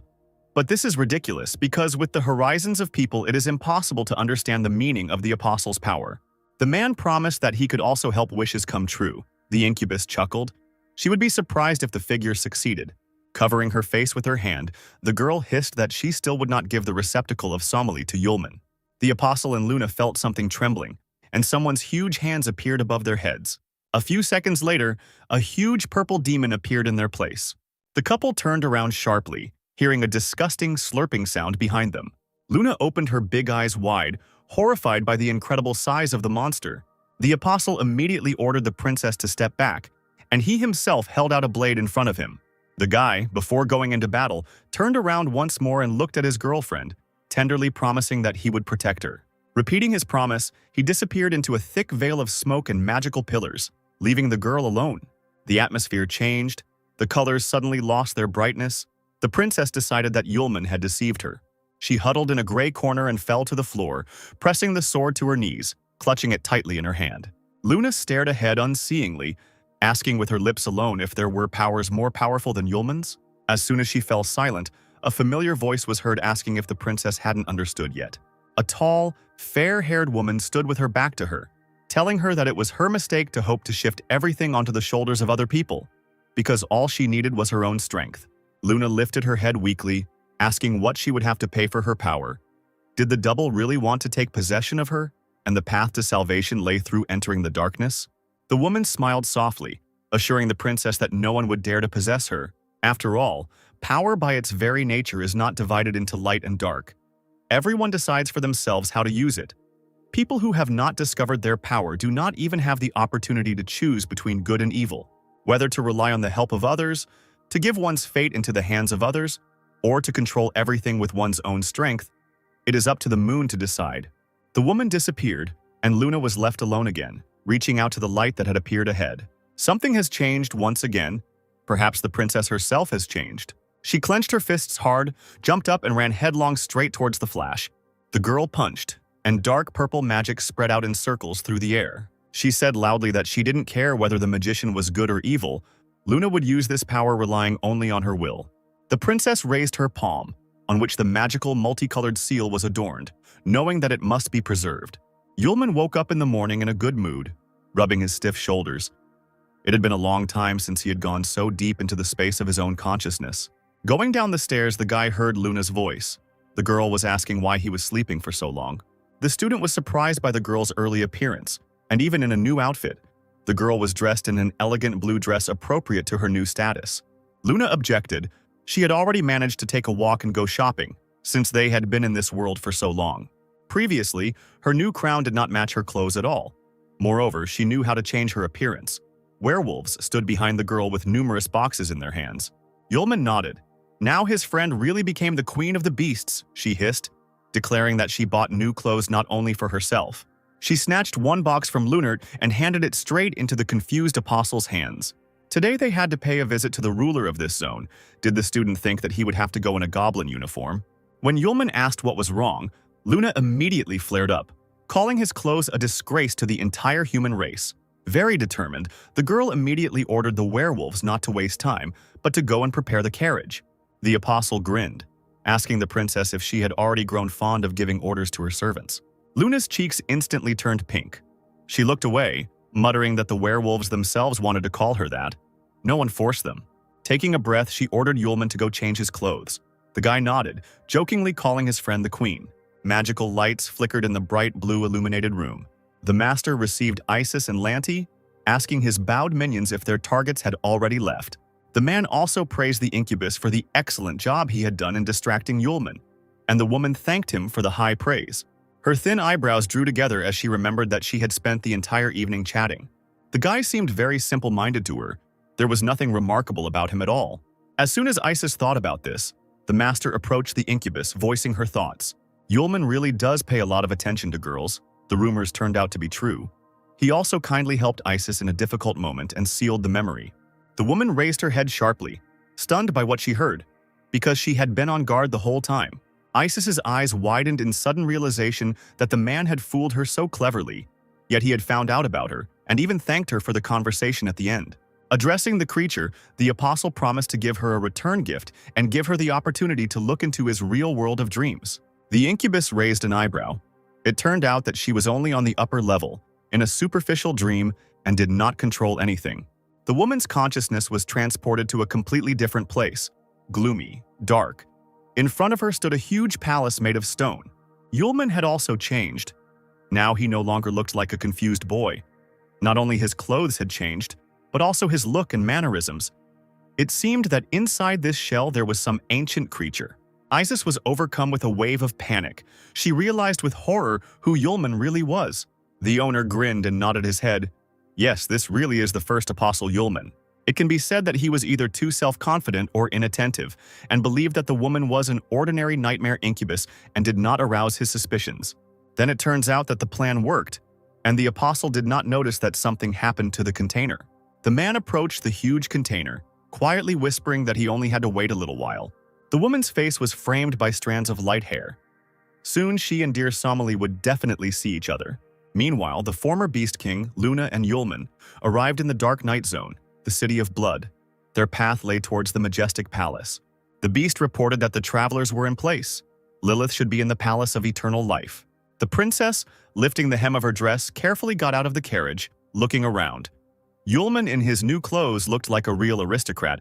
He was amazed at the place where Aisha's mother lived. But the area turned out to be completely empty. The guests did not meet a single living soul on their way. Yulman looked at the palace more closely. He knew that Lilith was there. The apostle felt the magic stone that he gave to the woman. It must be inside. But since no one wanted to meet them, it was decided to go in on their own and look around. The werewolf opened the heavy doors, and the trio carefully entered, walking down the long corridor. Leo said that ahead was the Palace of Eternal Life, but at first glance there was no one there. Yulman narrowed his eyes, thinking to himself that he sensed incubi lurking here, not succubi at all, as he had previously assumed. However, he discarded unnecessary thoughts, leaving them for later. He would figure it out on his own when he met Lilith. Having reached the end of the corridor, the guests were surprised by the picture that opened up to them.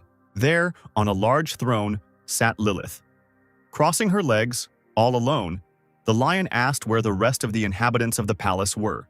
No one even greeted the guests. For the first time ever, the demoness called Leo's name. Asuka. She said that the Lord was gathering everyone in Gochin and asked why the beast had come to her in the Dark Night Zone, and even brought people with him. Lev coughed, saying that he was not looking for a succubus. It was the people themselves who wanted to see her. The succubus narrowed her eyes, indignantly asking Asuka since when the low-class creatures, humans, had the right to an audience with her, the queen of the Dark Night. Luna whispered to Yulman why Lilith was treating him like that, since they knew each other. But the apostle only sighed, answering that they had problems. Now, all the pieces of the puzzle came together before Yulman's eyes, no matter how much he didn't want to admit it. Right now, sitting on that throne before them was not Lilith at all, but someone posing as her. Asuka shouted that he had already met the woman and remembered her scent, but the apostle objected, explaining that the body belonged to Lilith, but the soul did not. The stranger on the throne laughed, declaring that she had been exposed. The trick had worked after all. She stood up and said that since the guests had decided to become her enemies, it meant that today they would all die. The succubus called her Minion Eleno for help. Yulman and the lion heard a rustling sound above their heads, and looking up, they saw a huge web-shaped trap descending on them. Asuka couldn't believe that they were attacked with her spiderweb by the fourth queen of the magical world, the insect queen Alano. Yulman grabbed Luna and jumped to the side, but the trap managed to capture the lion, tightly enveloping him. A spider with a woman's torso in a revealing dress and long purple hair ran out onto the balcony, laughing vilely. She pressed her hand to her mouth and hissed that Asuka, being one of the four kings, knew full well that the magical trap would prevent him from using his powers. Lilith approached Asuka, creating a flame on her palm. She said that she was only destroying the traitor on the orders of the ruler. The beast's body rose up. It desperately tried to escape from the trap, but it was all in vain. Lilith threw fire at Asuka, turning him into a sleep puppet with her powers. Light poured out of the werewolf's eyes. After a few seconds, he fell silent, then began to laugh. Something entered the body of the king of beasts, and without ceasing to laugh, it began to tear the net with its sharp claws. Yulman smiled, asking what was going on here, but reassured Luna by saying that Asuka was being controlled through sleep. Alino was surprised that the guy knew Lilith. She did not feel his magic, and did not understand how he was able to recruit two of the four kings. The stranger did not see any memories of Yulman in Lilith's memory, and now they needed to grab the student and hand him over to the ruler, but carefully, he needed to be delivered alive. The princess didn't know what to do, because now they had to confront four kings of this world at the same time, and Yulman realized that the head of the nightmare zone was in Lilith's body. Judging by their appearance, the kings will not talk nicely. All that remains is to teach them a good lesson. Luna was sad. She would have changed her clothes if she had known in advance that she would have to fight, and Lightning Asia stayed at home. Yulman winked at her, telling her that he could handle it himself, and formed a small red lightning bolt in his palm. A moment later, a blade, Asia, formed from lightning right in his hand, ready for battle. There was only one problem for the apostle. He was completely incapable of treating his enemies with leniency. The princess raised an eyebrow, looking at her sword in someone else's hands. She even felt a little offended. The one hiding under the guise of Lilith directed pieces of sharp ice at the apostle. Although the succubus's powers were not the same as in Pierce's world, this pure-blooded energy was very suitable for the enemy. But this is not bad, because then the fake Lilith will be able to test the full power of the combined energy of the succubi and incubi on people. The apostle, with a thoughtful look, crushed the stones into small pieces, swinging his sword several times. Turning to Luna for a moment, the student asked her to step back and be careful. Meanwhile, Asuka used the magic of the body's owner and transformed into an incredible monster with the help of the full release of the orc's rage. The Thunder Fist went straight to the apostle's face. He was not afraid. He just smiled at the monster's eagerness to play with lightning in front of a man. Yulman jumped back, transferred the lightning bolts to his foot, and swung at Asia. Then, running up to the lion, he threw his leg forward and the guy's boot flew straight into the stranger's nose. The huge beast was immediately thrown back by a powerful strike of 1,000 lightning bolts. Lilith clenched her fists and bared her teeth, seeing that the guy had taken out Asuka with one blow, even though he had used the full powers of the King of Beasts. Eleno crept up behind Yulman, deciding that this was an excellent chance to attack. From her mouth, the spider spewed out blocking bonds, a huge, dense blanket of webbing. Yulman barely had time to look back before it entangled the guy's entire body in a dense cocoon. Luna screamed in despair when she saw her friend's motionless silhouette. The web turned out to be truly powerful. Eleno continually released it from her mouth. Lilith smiled, sickeningly sad, because the spider-like bonds of the insect queen blocked the ability to concentrate and release magical energy. This person did not have a single chance of winning. Eleno gently ran her claws along the web. This is a unique power. If it devours a person, it will rise to a new level, which will not fail to please the ruler. She didn't have time to finish her thought when suddenly a quiet hissing sound was heard through the cocoon, and a red dot appeared. Eleno recoiled in horror as the spider webs turned red and slowly burned away under the lightning bolts. She let out a strangled scream as, moments later, the cocoon disintegrated into tiny webs. The room was filled with acrid smoke, and when it began to gradually clear, the silhouette of an unharmed Yulman appeared. He dusted himself off, noting that it was precisely these sticky tricks that he disliked the most. The princess clapped her hands joyfully when she saw her friend, who gave her a thumbs up. Lilith growled again. She thought that it would be completely impossible to get out of the cocoon. Scorched by fire, Eleno, holding his shoulder, hissed that this guy was not human. Lilith nodded, because Yulman did not even use magic. The apostle called for the sword. His soul was outraged that he was not addressed directly by name. The guy agreed and asked if he could also use the lightning energy to its full potential. Then the damage would be too great, and it would only be necessary to paralyze Lilith. The soul answered that it was possible at a very close distance. Someone in the body of a succubus looked closely at Yulman, confident that he would not be able to defeat the guy. Did the ruler really want to get rid of the 4 kings with his hands? She spat, deciding that the main goal now was simply to survive. The demon turned his eyes to Luna standing to the side. This girl is the key to salvation. Raising his hand up, gathering all the forces of Lilith's essence together.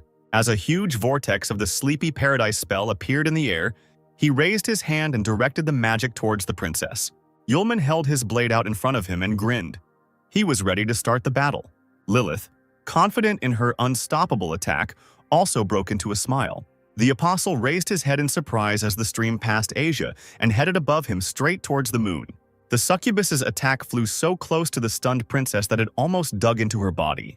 Lilith hoped that she had enough skill to do so that she could take control of the girl. Meanwhile, the apostle ran and, in order to save his friend, jumped in her direction. He heroically covered her with himself and spread his arms wide, absorbing the succubus's magic into his own body.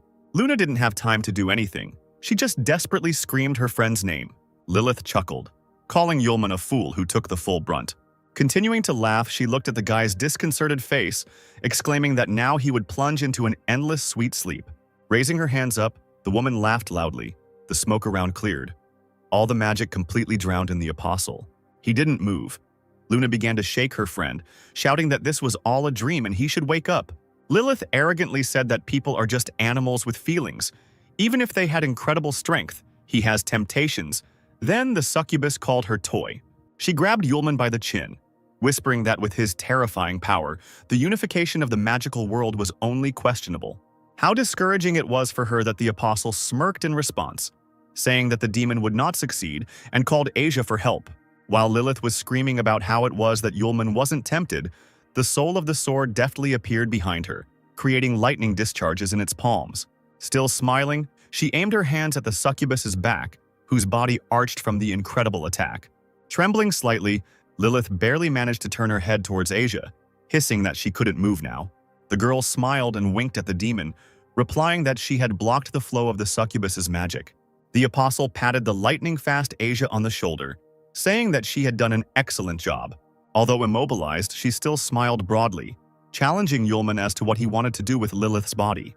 Approaching the settler, Yulman almost whispered into his lips that it was not a problem. He would pull the stranger out of someone else's body. He raised his hands and slowly began to bring them closer to Lilith's face, as if he wanted to hug her. A bright light blinded the succubus, and she lost consciousness. The sun was shining brightly in the blue sky. The trees rustled their green leaves softly in the wind. Yulman, with his hands in his pockets, was heading somewhere, thinking that in the magical world there really was no need to be too afraid of everything. He fell silent, accidentally looking down at his feet, and realized that he was walking right through the air, and below, in the middle of the forest, stood a solid village house. The apostle's boots landed softly on the lush grass. The guy scratched the back of his head and looked around, realizing that he didn't feel any incubi here. He approached the house cautiously, deciding to find out where he had ended up. Having climbed the stairs, the apostle approached the door. Yulman hesitated for a few seconds but still grabbed the round handle. Slowly opening the door, he quietly asked if anyone was home. But the large, well-furnished room greeted the guest with silence and solitude. The apostle looked around, thinking that things were not as he had expected. He put his hands in his trouser pockets again, and the apostle noticed the photographs on the wall. One of them depicted a family, a man and a woman, who was holding a baby in her arms, tightly wrapped in a blanket. The apostle immediately recognized Lilith in the image. In her hands was Aisha, and the man, therefore, was his future father-in-law. The apostle's thoughts were interrupted by a quiet child's voice asking something. Yulman turned around and saw little Aisha in front of him. His classmate was about 5 years old. The girl was holding a bouquet of flowers in her hands, asking who the stranger was. The apostle wondered why Aisha suddenly appeared in the world created by Lilith's consciousness. The girl turned out to be very sweet even as a child. There was no incubus energy in her. The girl tilted her head to the side, waiting for an answer. The guy decided that he needed to check everything first. Now we need to find out what happened in the human world a month after Luna and Yulman opened the seal and entered the magical world. The Empire stopped search and rescue operations and announced that Princess Luna had died in the magical world, and a full funeral was held. At the academy, students wondered why His Majesty the Emperor organized a funeral. Aisha and Arya sat among a pile of scattered books. Aisha was reading something enthusiastically, and her friend, stretching, wondered why the Emperor gave up so easily. Aisha's big eyes filled with tears and she whispered that a whole month had already passed. The girls looked through all the materials they could find, but still could not find a way to enter the magical world. Sierra, who was sitting at the table, spoke up. The witch said that someone had clearly hidden the materials well, or destroyed everything, which could have concerned the gates between the worlds and ways to open them. But even Sierra didn't believe that Luna and Yulman were dead. The seal of the teacher and student has not disappeared yet, so the guys will definitely be able to return. The secretary looked into the office with a sheet of paper in her hand and called the director. She reported that an urgent message had arrived in the capital. His Majesty was summoning the witch to court immediately. Charlotte immediately arrived at the imperial palace. The emperor was already waiting for the witch, standing on a large balcony. Approaching, Sierra dropped to one knee, greeting the lord, who noticed how the girl had grown over the years. After remaining silent, he finally asked directly whether Aces was dead. Sierra winced, asking how His Majesty knew about this. The man replied that he knew about the real evil that Aces hid within himself, but he still remained the emperor's teacher. Ordinary people only see the good and the bad. But you need to look deeper. For the head of the empire, this person was the one who had value, so the motives are quite natural. All these years, thanks to his power, the three clans maintained mutual balance. And now that the old man is gone, the empire is on the brink of destruction. Sierra listened carefully to the man, and he turned to the girl. He named her the new principal of the school in his own name and demanded that she make every effort to ensure the maximum safety for the students. Sierra could only nod, obey, and listen. The emperor never turned around, afraid to show his emotions. He said that from the very beginning he was sure that his beloved daughter could not just go and die in a strange world. Unfortunately, time is running out. A huge storm is approaching the empire. The man was afraid that he would never hear the voice of the moon again. Meanwhile, in the residence of one of the three large clans of the Bale Empire, they celebrated the victory. Chester Bale looked at the prince surrounded by his court girls, asking if he was finally at peace. The guy chuckled, saying that stupid Luna had disappeared into the magical world. The sage noticed that the princess had died. The emperor was getting old, and it seemed that nothing more threatened the prince's ascension to the throne.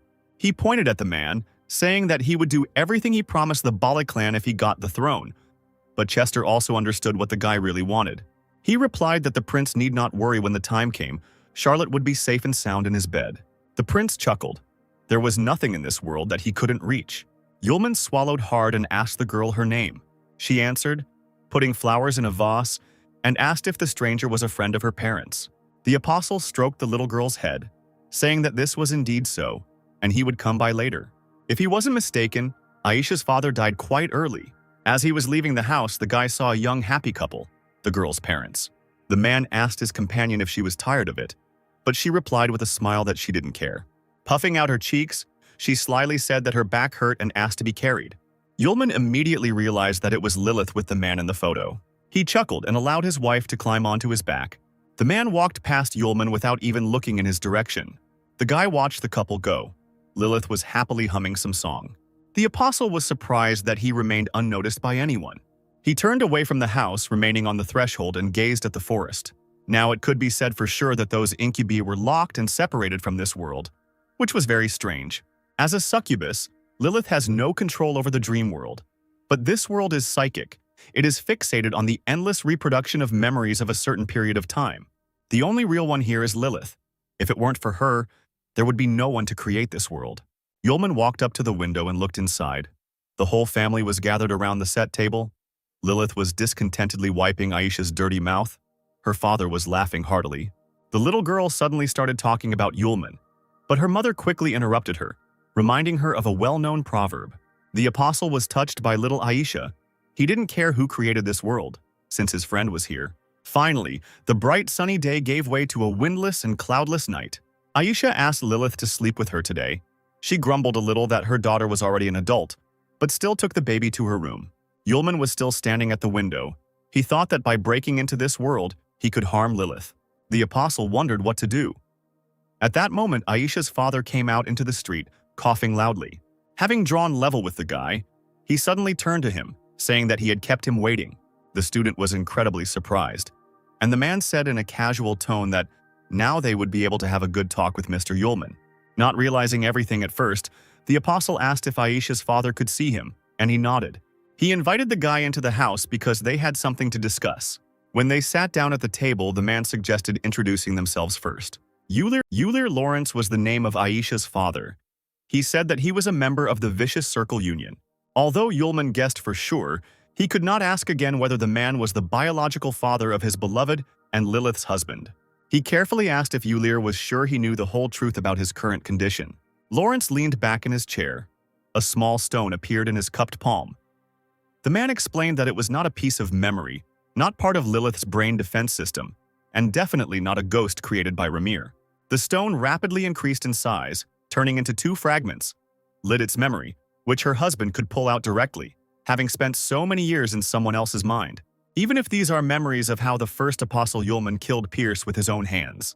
The guy wasn't surprised that Euler knew about him, since she could extract his wife's memory, but he still hadn't received proof of the man's reality. Suddenly, the apostle's vision became clouded as he peered at what one of the fragments revealed. There, enveloped in the steam of a hot bath, Lilith, with a smile on her face, washed little Aisha's hair. Euler drew Yulman's attention to the blood from his nose, and he suddenly pressed his palm to his face, replying that he was over-nervous. The man's voice instantly lost its joyful notes. He understood that because of his death more than 10 years ago, the interlocutor did not believe him.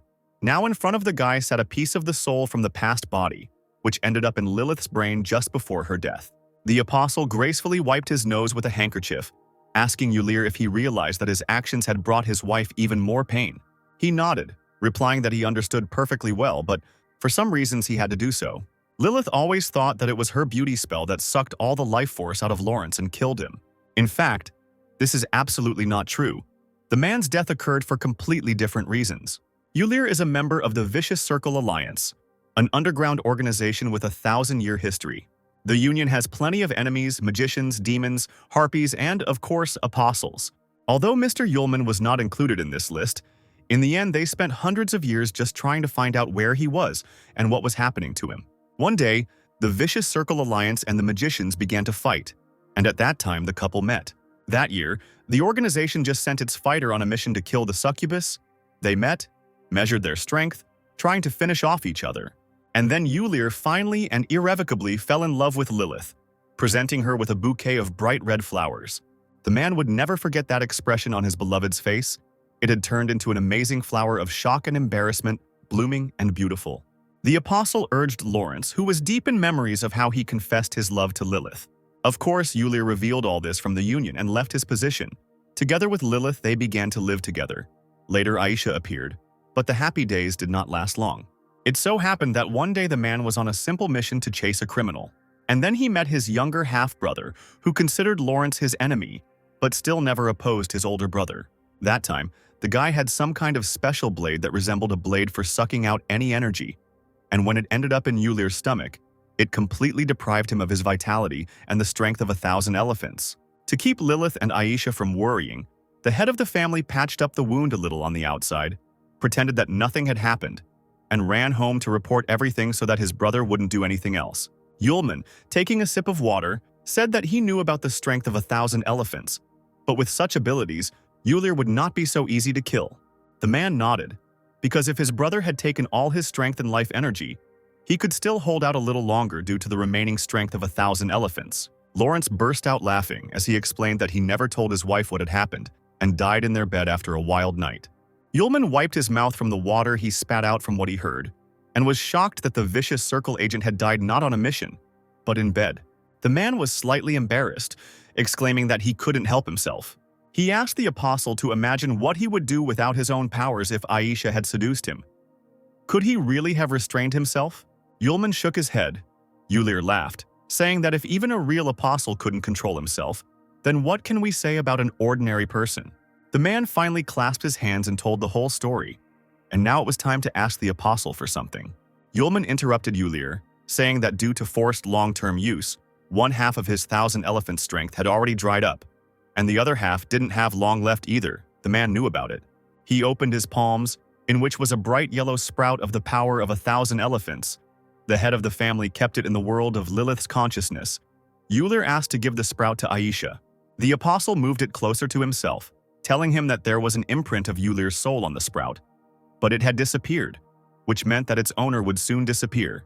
He would die here and disappear forever. Lawrence rose from the table, leaning his hands on it.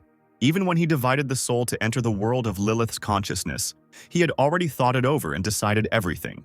He walked over to the family photos on the wall, saying that since everything was already over, the decision he had made would be the right one.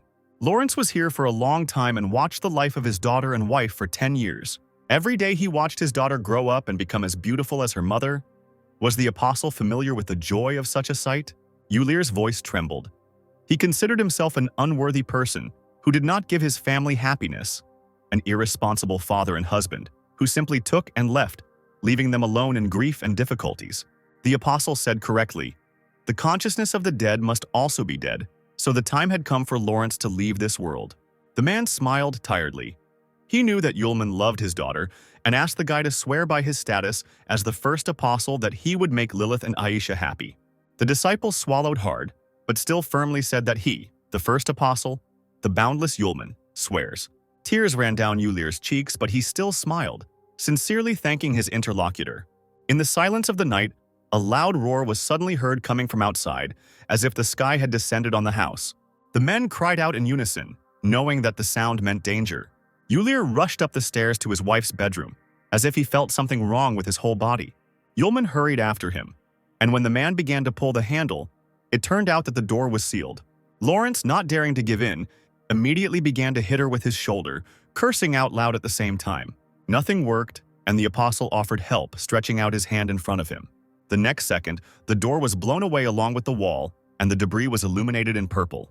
Aisha sat on the floor by the bed, shaking slightly, and the succubus leaned over the unconscious Lilith, clutching the woman with her clawed hands, shaking her ashen hair. When the noise was heard, Aisha turned to the man, whining and sobbing like a child. The stranger grinned, slowly saying that the defenders had arrived very quickly.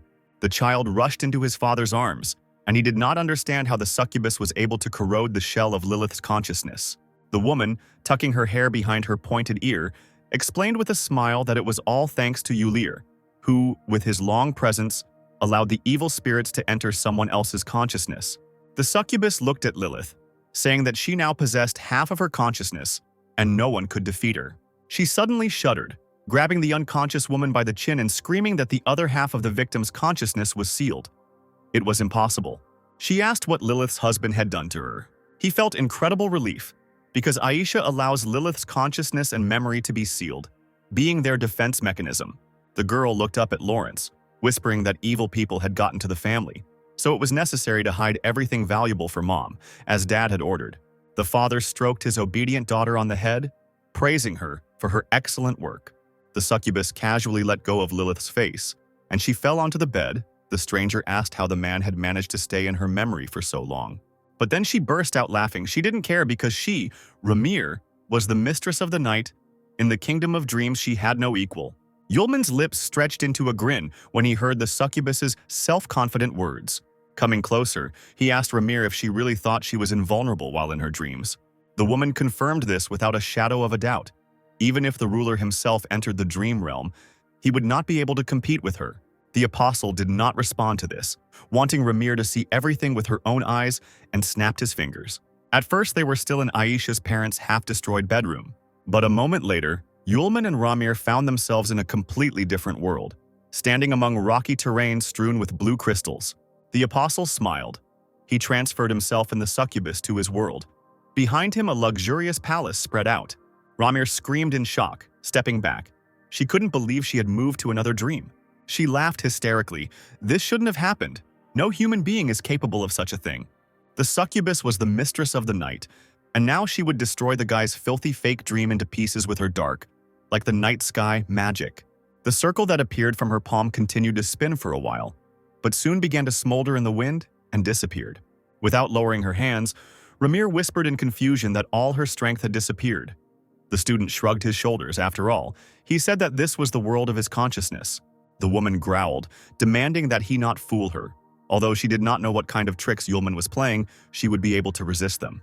She flew up and rushed straight at the guy, screaming that she would deal with him and then her dream world would be okay again.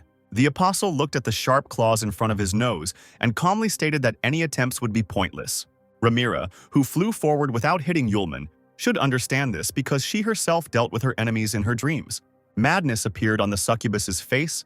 She shook, hearing in her head the commanding voice of the apostle, who insisted that this world was his, that he had invented all the laws of this world himself. Small red lightning bolts appeared above the succubus's body. She froze in the air, and Yulman decided to leave Ramir here so that she could calm down until his return. The woman bared her teeth, making one last attempt to find out who this stranger was.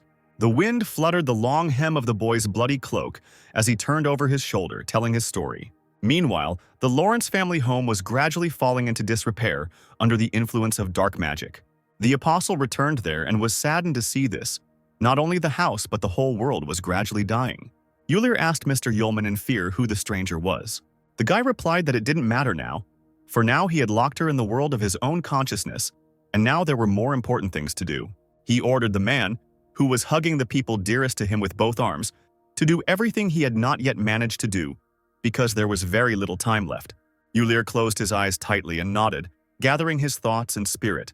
He smiled and looked at his daughter, asking her to get the things he asked her to hide.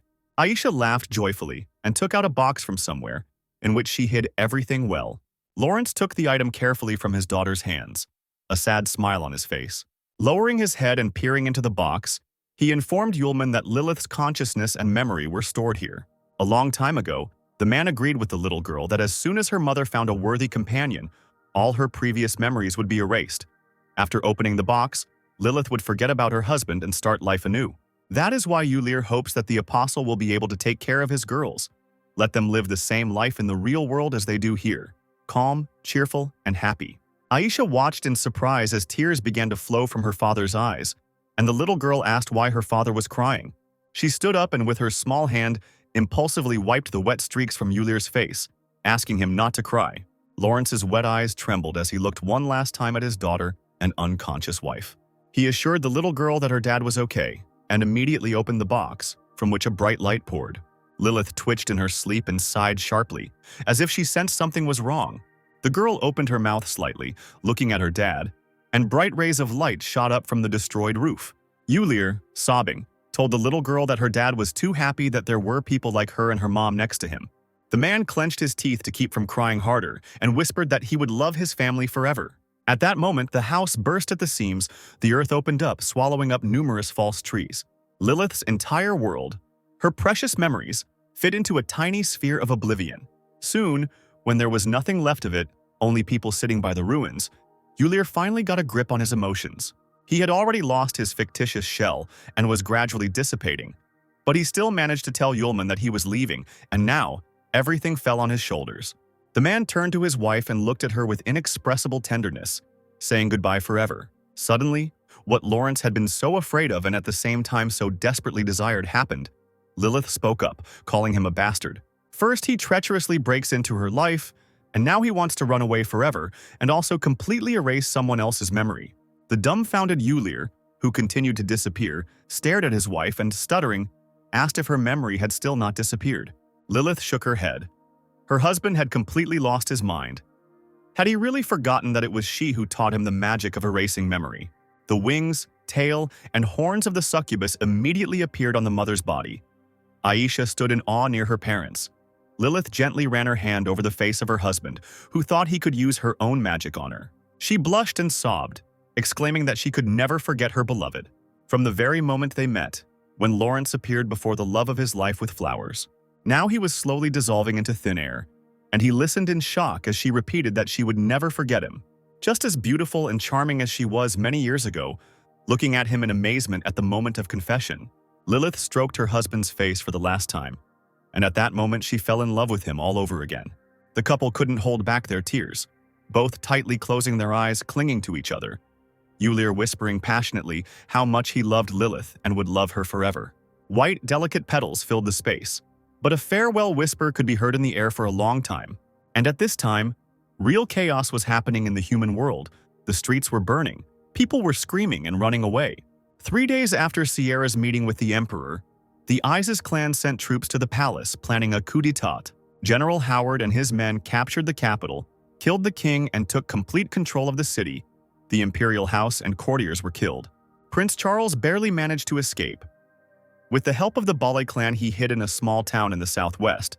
Sierra remained loyal to the emperor and, taking several students from the academy, followed the prince to the west. In the west, Prince Charles was officially able to ascend to the throne. There he agreed with the Bale clan about a campaign against the capital because it was necessary to strike back and reclaim the palace. Chester Bale grinned as he walked with the Fire Witch to an audience with the new ruler. In the large, bright room, an angry female scream was heard, asking what Charles was doing. As it turned out, Sierra and Aisha were brought to the prince by armed guards. The girls were even shackled in magical handcuffs. Aisha silently shuddered, looking ahead. But Charlotte was not going to give up, because she was the director of the Imperial Academy of Magic. Charles, reclining on his throne, greeted Director Sierra lazily and ironically, ordering her to address him as nothing less than Your Majesty. The guy turned to the former Imperial sage Chester, who had approached him, and ordered him to read. The man smiled and read from the unrolled scroll the sentence for the Fire Witch, who failed to protect the Emperor and the palace, which led to the capture of the capital by the enemy, for which he is sentenced to death by hanging, execution, today. Aisha and Sierra screamed at the same time. They could not even imagine that such a fate awaited one of them. The red-haired girl leaned forward furiously. She was sure that Charles had gone crazy. The boy didn't understand what was happening now. If he killed the unrivaled magician, he wouldn't be able to restore the Fram Empire from the ashes. Charles tisked mockingly, reaching out his hand towards Sierra. Of course he couldn't kill her that easily. The Lord will give a choice. Only 2 options. Either the girl will pay him with her body, or she will die today. The choice is hers. Chester spoke up, saying that the legendary magician would play an important role in the return of the former empire if he was useful to the kingdom. Becoming an obedient slave was a better option. The guy on the throne almost clapped his hands. He really liked the idea of capturing the rebellious witch. The handcuffs clanged loudly as Sierra stood up, screaming that this was going too far. Bollet smirked, asking if Charlotte had anything against it, but it was too late to object, as she was wearing magic-blocking handcuffs. He hesitated, looking at the girl in surprise. The very shackles on her wrists suddenly began to glow. The runes on the iron, guided by witchcraft magic, glowed with a bright orange light. Sierra raised her hands up, real fire igniting on her palms, burning away the metal. Charles was outraged when Bolle stated that it seemed that these handcuffs did not fully work on the legendary magicians. Sierra grabbed Aisha's hand to lead her out of the hall, and the Overlord's knights immediately ran after them. Charlotte burned the metal that bound the student's hands and urged her on. They needed to run as fast as they could to escape. The guards were thrown back by the powerful stream of fire that Sierra directed at them. Moreover, several thin streams of fire flew straight at the stunned Charles, who pressed himself fearfully into his throne. A magical sphere appeared in front of him, cooling the air. The guy screamed piercingly in horror. He was saved by Chester, who tamed the fire with ice magic. The man asked if His Majesty was okay. The guy muttered something in response. Turning to the prince, the sage asked the ruler how he would deal with the one who dared to attack the ruler. Charles pointed to the burnt hole in the floor, screaming at the guards to catch the girls and bring them to him. At this time, Sierra and Aisha were racing away on the stolen white horse. They managed to leave the palace grounds. Anger filled every cell of Charlotte's body. She gritted her teeth, cursing Charles for being such a vile bastard. But the court magician still managed to catch up with the fugitives. Streams of air slowly descended from above onto the horsemen. They hit the ground with force, and the horse reared up in fear from the attack and began to rush about in different directions. Sierra clung to the reins and didn't immediately understand what was happening. A grinning sage appeared right in front of the horse, rather than the girls thinking that they would actually be able to escape. The man spread his arms to the side, creating a forbidden wind zone, the entire space seething with air magic. The air currents turned into sharp blades. Charlotte rushed towards Aisha, trying to cover her with her body. One of the blades flew straight towards the horse, cutting through the animal's long neck. The witch grabbed the student with both arms, and the girls found themselves in the villain's air cocoon. He, like a conductor, commanded the elements. The attempts of the Fire Maiden are in vain because His Majesty demands her to himself, and the sage himself simply wants to take the precious flamestone and return the sword of the Bale family. If the captives resist, the wind will accidentally tear off their arm or leg. The prince loves to have a lot of fun. Aisha fell to the ground, crouching. Sierra began to think about how to deal with this wind. The thin voice of Excalibur's soul sounded in the air, and a green sphere appeared in front of those present. The witch did not want to drag Sylph into battle, but the girl herself volunteered to protect her friends. She closed her eyes and spread her arms out to the sides, using her magic to stop the wind. The Fire Witch clenched her fists, exclaiming triumphantly that everything worked out. Chester Bale chuckled, pushing his glasses up his nose, holding a book in his hand. He had a plan to make the soul of the sword Excalibur obey. Opening the green glowing tome, he began to read the spell. Direct descendant of Lorlo Bale, part of the bloodlines personally approved by the King of all elements, true owner of the sword of the King of the Winds. The man commanded the power of the Bale clan's blood ties to obey him unconditionally. Sylph sensed that something was wrong and ordered her friends to run. They simultaneously shouted that they would not leave without her, only together, as had happened before. Without answering, the girl waved her hand, and a green hurricane lifted her friends into the air. They indignantly exclaimed the name of the sword, but the green hurricane, without causing them any harm, was already carrying away Sierra and Aisha. Feeling her own will gradually leaving her, the sword's soul asked them with her last strength to find the owner. The screams of her friends died down in the air, and the spirit of the sword waved her hand one last time. An alien order commanded her, taking away the last remnants of her mind. Sylph whispered the name of her master. The girl's body merged with the sword and flew into Chester Bale's hands in a blue flash. He clutched the hilt of the blade, glad that it had finally returned to him. The man chuckled triumphantly, muttering that now all that was left was to get hold of the red stone. The air currents picked up his body. The sage was going to continue pursuing the fiery maiden, let her not think that she could escape from him. After all, even having become a legendary magician, she remained just a little girl. The next moment, he turned into a flash of air, aimed only at catching the captives. Aisha and Sierra found themselves somewhere far away from the scene of events. The student could not believe that Sylph sacrificed herself to save them. Charlotte confidently said that she would find a way to take Sylph back, but now it was better to leave here. They had hardly moved from their place when they noticed the prince's knight on the dais. Seeing the fugitives, he shouted that he had found the girls, but the guards were only hunting for the fiery maiden desired by their master. The man was joined by other heavily armed knights who ran out of the forest. Soon, Aisha and Charlotte realized that they would not be able to escape. Their enemies surrounded them. At that moment, the commanding voice of Chester Bale was heard, asking where the witch would run now. What would the legendary mage do without a sword? Does he really think she can escape? The man narrowed his eyes and hissed predatorily that Sierra should be a good girl and surrender peacefully because His Majesty was waiting for her. The Fire Witch cursed, clenching her fists. She realized that she would have to protect her student in order to deal with the enemy. The master reached out her hand to Aisha and moved her slightly, quietly telling her that she should run as soon as she had the chance. Charlotte instantly created a fiery pentagram on the ground, each facet of the star glowing brightly. The girl stretched her hands forward, shouting loudly that she was calling upon the hellish Cerberus. A huge, devilish three-headed dog immediately appeared at her call. Chester, looking at the spawn of hell, only grinned, surprised by the magician's ability to summon creatures. Still smiling, he held Excalibur out in front of him, deciding to try his sword on Cerberus. After jumping, the man swung his blade using the wind whip technique.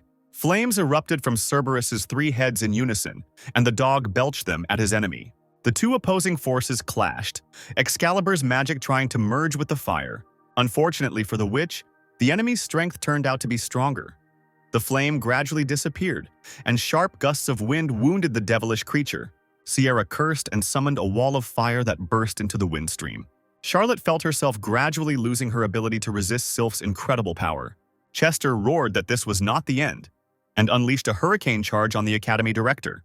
The flames disappeared in a second, giving way to gusts of wind that almost knocked off their feet even the numerous warriors. They covered their faces with their hands, talking loudly about how the fiery maiden was no match for the sage. The burnt-out clearing filled with smoke, and two silhouettes could be seen through the disappearing energy of Sylph. Aisha immediately ran to Sierra, who was lying on the ground, and picked her up in her arms. The girl tried to bring the unconscious witch to her senses, persistently calling her by name. But Sierra didn't seem to hear Aisha. She had spent too much energy in this battle. Bollet slowly approached the girls, embraced by the magical currents of Excalibur, laughing at the decline of the fiery maiden. Noticing him, Aisha extended her hand and sent crystal arrows at her pursuer. But before the ice could even get close to the man, he stopped the attack, saying that this girl was overestimating herself. He came even closer, asking if the flamestone was in the spatial ring. The powerful sorcerer extended his hand towards Sierra. Aisha cowered in fear, unable to stop him. Chester grabbed Sierra by the wrist, lifting her off the ground, his eyes searching for the item he needed. Finally, he chuckled contentedly as the bright light of his prey burst forth. The magician held a large bloody stone in his hands, greedily devouring it with his eyes. Bollet threw the girl away from him. She fell face down on the floor. Aisha rushed to help her. The man immediately ordered the guards to escort the captives back to His Majesty, and they replied that they would do so. Aisha woke up, biting her broken lip. She slowly raised her head to look at the thief. The sage stared in surprise at the stone, which suddenly began to speak, loudly calling for his mother. The man's eyes widened in disbelief, and the object in his hands began to rapidly heat up. When the stone burst into flames, the man dropped it with a scream and began blowing on his wounded palm. Sierra had difficulty even raising herself up on her elbows. She looked at the light and reached out her hand towards it. The burning stone spoke to her, asking her mother to use its power. The bright flame reflected in Charlotte's eyes, and she whispered with her lips what she heard. Sierra did as she was told, and now the entire clearing was engulfed in flames. Chester couldn't believe his eyes. He had absolutely no idea what was happening. Aisha was afraid for the master, for her friend, but at the same time she could not get closer. The guards trembled, taking a few steps back from the strange captive. All present, surrounding Sierra, watched as she rose above the ground. Fiery wings grew behind the girl's back. Even her hair turned into pure flame. Charlotte had a flaming sword in her hands and seemed unresponsive to anything, even when Bollet yelped, asking where his stone was. Cursing, the man released a hurricane charge, streams of sylph power, at the witch. As soon as this energy touched Charlotte, she turned to Aisha and told her to take cover. The girl grabbed her blade with both hands and ran straight towards the energy flying towards her. Having absorbed it, Sierra spun around its axis like a top, which burned the guards and Bala himself with a searing flame. The magician's clothes immediately melted, and he was so shocked that he couldn't even fight off the attack. The tongues of flame devoured everything in their path, and finally slowly reached the man's face. He was shaking, unable to understand why he had lost, silently denying his defeat as the flames licked his face. A column of lava rose up, swallowing the magician, and his terrifying cry of pain was heard over the forest. At this time, Lilith and Yulman returned to consciousness in the Palace of Eternal Life. The succubus did not understand why Yulir did this. She closed her eyes, and an inexpressible bitterness slid into her voice. Because the woman wanted to remain forever in this long dream. The apostle looked down at Lilith and didn't know how he could comfort her at such a moment. He grabbed the succubus by the shoulders and, looking into her eyes, offered to erase her memory. It would be a chance for a new life for her. He would fulfill the promise he gave to Yulir. He would protect mother and daughter. Luna, who was waiting for her friend, finally saw him with the real owner of this palace. Yulman turned to the princess, telling her that in the world of consciousness, time flows a little differently, and a lot had happened. But now the real Lilith had returned to them. Alino and Asuka trembled when they saw the apostle. They no longer felt Ramir. Her energy was not felt. They turned sharply towards the exit and started running, shouting as they went that this guy was a real monster. The student raised an eyebrow, demanding that the former villains return immediately. It was too late for them to try to escape. After some time, Aleno and Ramir were kneeling in front of Yulman, their heads down. Lilith asked if the Lord had sent them into an ambush when he was informed of the betrayal. The incubus replied that it was true. They had taken advantage of Lilith's moment of rest to penetrate her. Ramira smiled awkwardly, noting that she would never have stood in the apostle's way if she had known in advance that he was the Lord's enemy. Yulman suggested going to Gaocheng to visit the ruler, but Luna wanted to hurry because being far from home she was worried about the Empire and the Emperor. Lilith supported the guys, saying that she would go with them. It was high time to deal with the ruler. Their conversation was interrupted by the woman's confidant, a pink-haired succubus girl who ran into the hall, clearly worried about something. She covered her mouth with her hand to tell something to the lady. Lilith heard that it was news from the human world.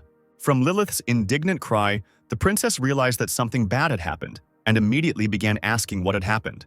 Lilith had to tell that 4 days ago, a coup took place in the Fram Empire. The empire fell apart, the imperial court was destroyed.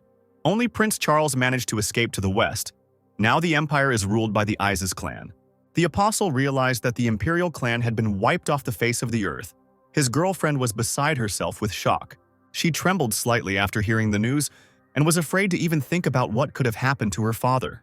The student rushed to the confidant, grabbed her by the shoulders, and asked if there was any news from the academy about Sierra and the others. The succubus nervously replied that the Bale clan had arrested the Fire Maiden on suspicion of murdering the emperor, but she had killed Chester and was now wanted throughout the country. The apostle exhaled when he learned that Aisha and Sierra seemed to be okay, and were at least alive now. He heard the sound of feet, and when he turned around he saw Luna, grabbing the hem of her dress, running quickly somewhere. The succubus looked questioningly at Yulman, who nodded, confirming that Luna was the princess of the Fram Empire. After telling Lilith and Asuka that he would go and look for his friend, he asked them to stay here. Hot tears filled the eyes of the unfortunate girl as she ran without knowing where. She wasn't looking where she was going at all and ended up tripping on a protruding tile. The girl was hit hard when she fell on her stomach, almost injuring herself. She didn't even find the strength to get up. She just leaned on her elbows, realizing that it was too late to do anything now. Tears rolled freely down her cheeks. Luna whispered that the empire was lost and they had nowhere to return to. With her head hanging low, she began to howl loudly, calling herself guilty of what had happened and asking her father for forgiveness. Suddenly, right next to the princess's face, a wheedling voice was heard, confirming her words. Luna raised her head and looked at the figure, so similar to herself, only in a red torn dress. The stranger accused the girl of being soft and lacking strength, and inability to look the truth in the eye. Tears flowed like a stream, dripping onto the floor. Luna furiously whispered that it was too late now. Too late. The figure hugged the princess tightly, daring her to accept herself, to accept someone else's power, and to take revenge. Make all the traitors walking through the imperial family pay with their blood, because now she has nothing to lose. So let her take on another power and become special. Luna whispered that she could take revenge, do what she so ardently wanted to do herself. Dark magic. Another force slowly flowed into the pure young body, staining it. On the girl's chest, a mark blossomed like a bright red flower, symbolizing change. A dark, suffocating voice repeated in her head that it would turn into ashes everything that stood in the princess's way. Yulman wandered around the huge palace and already ran out into the street in search of his friend. He made another circle and returned to the entrance, thinking that he had stopped feeling the moon nearby. Something confused his feelings, and the guy looked around sharply, not understanding where such energy was coming from. The apostle looked at the strange figure on the balcony, and it was clearly not his girlfriend. What was up there felt like a demon. Did someone do something to the moon? Having gained speed, Yulman jumped onto the balcony railing, but the stranger immediately disappeared. The boy cursed when he missed this thing whose presence was a bit like the moon. In the hall, Lilith and Asuka stood menacingly over Aleno and Ramir. The lion ordered the creatures to be calmer. Lilith demanded that they give up their royal seals and be obedient if they did not want to be beaten. At that moment, someone's otherworldly voice sounded right next to Lilith's ear, saying that she shouldn't do this. The doors swung open. A grave cold blew from there. Luna slowly walked towards those present, saying that she would take the seals herself. Asuka greeted Luna happily, but Lilith immediately realized that something was wrong with the girl. Looking at her clothes, the crown that appeared out of nowhere, and her dark eyes, The succubus suddenly leaned forward and screamed at Asuka, who was approaching Luna, that the princess had become a demon. Leo looked over his shoulder in surprise, not seeing the new moon about to attack him. The next second, Asuka was already flying backwards when the princess threw a stream of bloody energy at him. Small, furious lightning bolts streamed from Luna's hands, and she hissed menacingly that she would completely destroy everyone who stood in her way. She flinched as she felt a burning cold sensation all over her body. Something was slowly descending, trapping her. Lilith created an ice prison, huge, sharp ice peaks completely covering the demon. The succubus crossed her arms over her chest, commanding Luna to try to calm down. It doesn't matter what happened to her, but she must wait until Yulman returns because he will definitely come up with a way to help. It seemed as if a pure thought flashed through the girl's mind as soon as she heard her friend's name. But it turned out to be a flash of anger, grabbing the ice. The demon screamed that the apostle was a traitor who promised her a quick return to the world of people. And now the empire is gone, and her father is gone too. Tearing apart the ice bars with his bare hands, the demon growled like a beast, promising to take revenge with his own strength. Only such power, he says, will help to take revenge, and no one dares to stop the new moon. Lilith stepped back, puzzled. Things were going very badly. It didn't look like the enraged princess could be stopped. At that moment, the entire palace trembled. Red lightning began to destroy it, breaking the strong stones. In just a few seconds, the building was in ruins, with clouds of dust spreading everywhere. The apostle, who had been looking for the moon all over the city, sensed something was wrong and only now returned. He was late. There was only one thought in my head: to finish off the demon that had possessed the moon. He began searching for his friends when he suddenly heard Lilith's weakened voice nearby calling him. The wounded woman tried to help Asuka, who had turned into a baby again and was lying on her lap. Yulman rushed to them. Lilith said that they remained alive only because the demon needed to take the seals of the four kings. The student carefully asked if the succubus meant Luna. She nodded. Now the girl was possessed. She took the seals of the four kings and went to Gao Cheng. Who knows what the demon might do? We need to intercept her as soon as possible. The apostle listened to Lilith's story, and in the end said that he had managed. But before that, he needed to heal the woman. The cunning succubus winked at him, saying that she had already sucked some of the guy's life force, and she really did look much better. Her magic was in the air. One of the magical hearts landed on the apostle's neck. The guy got nervous. Lilith bit her lip, saying that he promised Yulir to take care of her and Aisha. The succubus just took a little of his powers. Would the great apostle really be offended? However, waving her hand, the woman hurried Yulman because he needed to save Luna, who had become very important to the guy. Gao Cheng was a gloomy, dark city. Stone buildings sprawled like chimeras across the lifeless land. Yulman rose above the ground to get there faster and saw that the magic barrier had fallen, meaning that Luna had already entered the city. As the apostle approached, he was noticed by a strange creature, a local resident. The red skin merged with the ground. The same color eyes quickly realized that the alien was a human. The resident did not like this very much.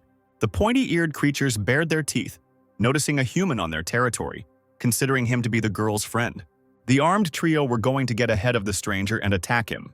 Yulman shook his head, realizing that Luna had already entered and had managed to do something stupid. Having fallen to the ground, the apostle turned his head to the creatures, saying that he would simply go to the Lord. As soon as they dared to pounce on the alien, his figure was drowned in powerful purple magic. The wave of energy suddenly threw the opponents in the opposite direction from Yulman. A huge whirlwind picked up the residents, carrying them away towards the stone buildings. They screamed in a muffled voice. Having freed himself from the obstacle, the apostle suddenly flew up to the sky in order to find his friend as quickly as possible. He looked around worriedly, searching for Luna with his eyes, then shouted her name loudly. In the hole in the roof of the largest building, he finally saw a familiar figure. The demon had already reached the Lord. Having greeted the apostle, she declared that she had already finished here, and with all her might thrust the red blade into the Lord's chest. The man's head slowly dropped to his chest, his lifeless eyes dimming. The demon declared that he was now the new ruler, that he would take the entire army of demons that were now under his control and invade the world of people. The apostle listened in horror as someone, in the voices of the moon, promised to tear to pieces every miserable worm who dared to betray the empire. Yulman quickly flew into the building, asking the princess to stop before it was too late. Now her transformation into a demon is not yet complete. The apostle asked to give him a few days. He will help his friend become human. The demon looked attentively at Yulman and remained silent, standing motionless in place. Finally, the one who was in the body of the moon spoke, asking himself why he was becoming a man again. powerless, and incapable of anything. The princess looked at the apostle, saying that he was very strong, and now she felt this strength, legendary power, even more strongly. After all, in this world there is almost no problem for him that cannot be solved. That is why he is so carefree. Even having ended up in the world of demons, the guy does not worry. He is ready for any battle. There was irony in Luna's voice. She was not like that. Defenseless, she could only cry. She knew about the mortal danger threatening her father, and she could only hope for the apostle, beg him to use his power. But the world, it will never pay attention to the small and weak moon, and now it is too late. Even the apostle will not return the empire from the ashes, and the princess no longer wanted to ask him for help. Even if this power would eventually destroy Luna, she wanted to deal with everything on her own. The human part that remained in Luna began to cry. She called herself powerless. Even though she loved a man, she could not confess it to him. Yulman, hearing this, opened his eyes in amazement, as if he had guessed something. However, Luna turned around abruptly, waving the hem of her dress, and said goodbye to her friend. Yulman shuddered and rushed towards Luna, stretching out his hand to her and desperately calling her name. His palm hit an invisible barrier. Something dark and terrible blocked him from the princess. Through the thick veil, a deep voice was heard, promising to deprive the possibility of escape. Yulman, being in the bubble, listened. The voice seemed very familiar to him. Moreover, this unusual power was felt so clearly, as if he had felt something similar before. The voice came to life again, saying that she and the guy had not seen each other for a very long time. The untouched space around the apostle shrank even more, and red sharp fangs rushed towards him. Both from below and from above, something was pressing into space, an eternally closed gate. The apostle straightened up and knitted his eyebrows together, loudly asking who was playing here. The fangs clicked. The beast seemed to be laughing and was about to reveal the speaker to the world. From the red mist, the 12th apostle, the king of eternal night, Kapasis, a tall youth with a deceptively handsome appearance, slowly emerged towards Yulman. Yulman immediately surrounded himself with his own protective magic. Looking at the other apostle, he didn't even think that Kapasis was still alive. He managed to deceive the demon. The guy grinned, waving his long gray hair. Apostles don't die so easily. Yulman knows this like no one else. With his hand on his hip, Kapasis asked if the first apostle had decided to leave the small world in which he had lived for 1,000 years. When Yulman demanded to let him through, the interlocutor stated that he would not allow anyone to interfere with her. The disciple narrowed his eyes and raised an eyebrow, asking if the 12th apostle really needed such an enemy. Kapasis smiled and held out his palm, on which a small sphere was pulsating. He had long wanted to try to find out this. A real hell opened up between the two apostles, flooding the space with black colors. The sphere shone brightly. The entire demon world was the source of Kapasis's demonic power. This power combined the power of the entire world with his own power. He wanted to see if Yulman could handle something like this. Initially, such a surprise was prepared for the second apostle, but Kapasis decided that it would do for the first one as well. Yulman replied in a bored tone that this performance only made his eyes water. The fire of madness blazed in the eyes of the king of eternal night. He growled that the power was greater than his opponent thought. Extending his hand in front of him, Yulman caught the spear of eternal night, a powerful weapon that the 12th apostle had summoned, in his palm. Not a single muscle on the student's face moved. He continued to resist the madman without moving. The sharp, magical tip pierced Yulman's palm, piercing the flesh. His hand didn't shake at all, and the guy didn't seem to feel the deafening pain. Kapasis leaned forward, whispering in shock that the first apostle had stopped the spear. But his lips spread into a grin as he saw blood dripping from his pierced hand. As it turned out, even the mighty first apostle had red blood. Yulman smiled, wiggling his fingers slightly, asking if Kapasis was disappointed. He chuckled, assuring that everything was the other way around. He only saw hope for himself, although the fact that Yulman stopped the Eternal Night Spear with his bare hands surprised the 12th apostle a little. The weapon can only suck out life force when the opponent is wounded. The student snorted dismissively. This power sucking again. Why does everyone like it so much? Kapasis's mouth dropped open in surprise when Yulman said he had made a mistake. As it turned out, the life force of the first apostle was not so easy to suck out. The student smirked as he looked at the puzzled Kapasis, asking if he really needed someone else's powers. If so, then Yulman will show him something. The guy playfully squeezed his palm, and the incredibly powerful spear crumbled to pieces. The 12th apostle looked like a child whose toy had been taken away. The disciple, meanwhile, without lowering his hand, called upon the fourth seal and commanded it to open. The guy's gaze instantly became heavy. His pupils lost their color, tanning with a hellish red fire. The seal flared with purple lights that gradually grew larger and spread further. An explosion occurred that swept away everything in its path in order to take the power of a single apostle.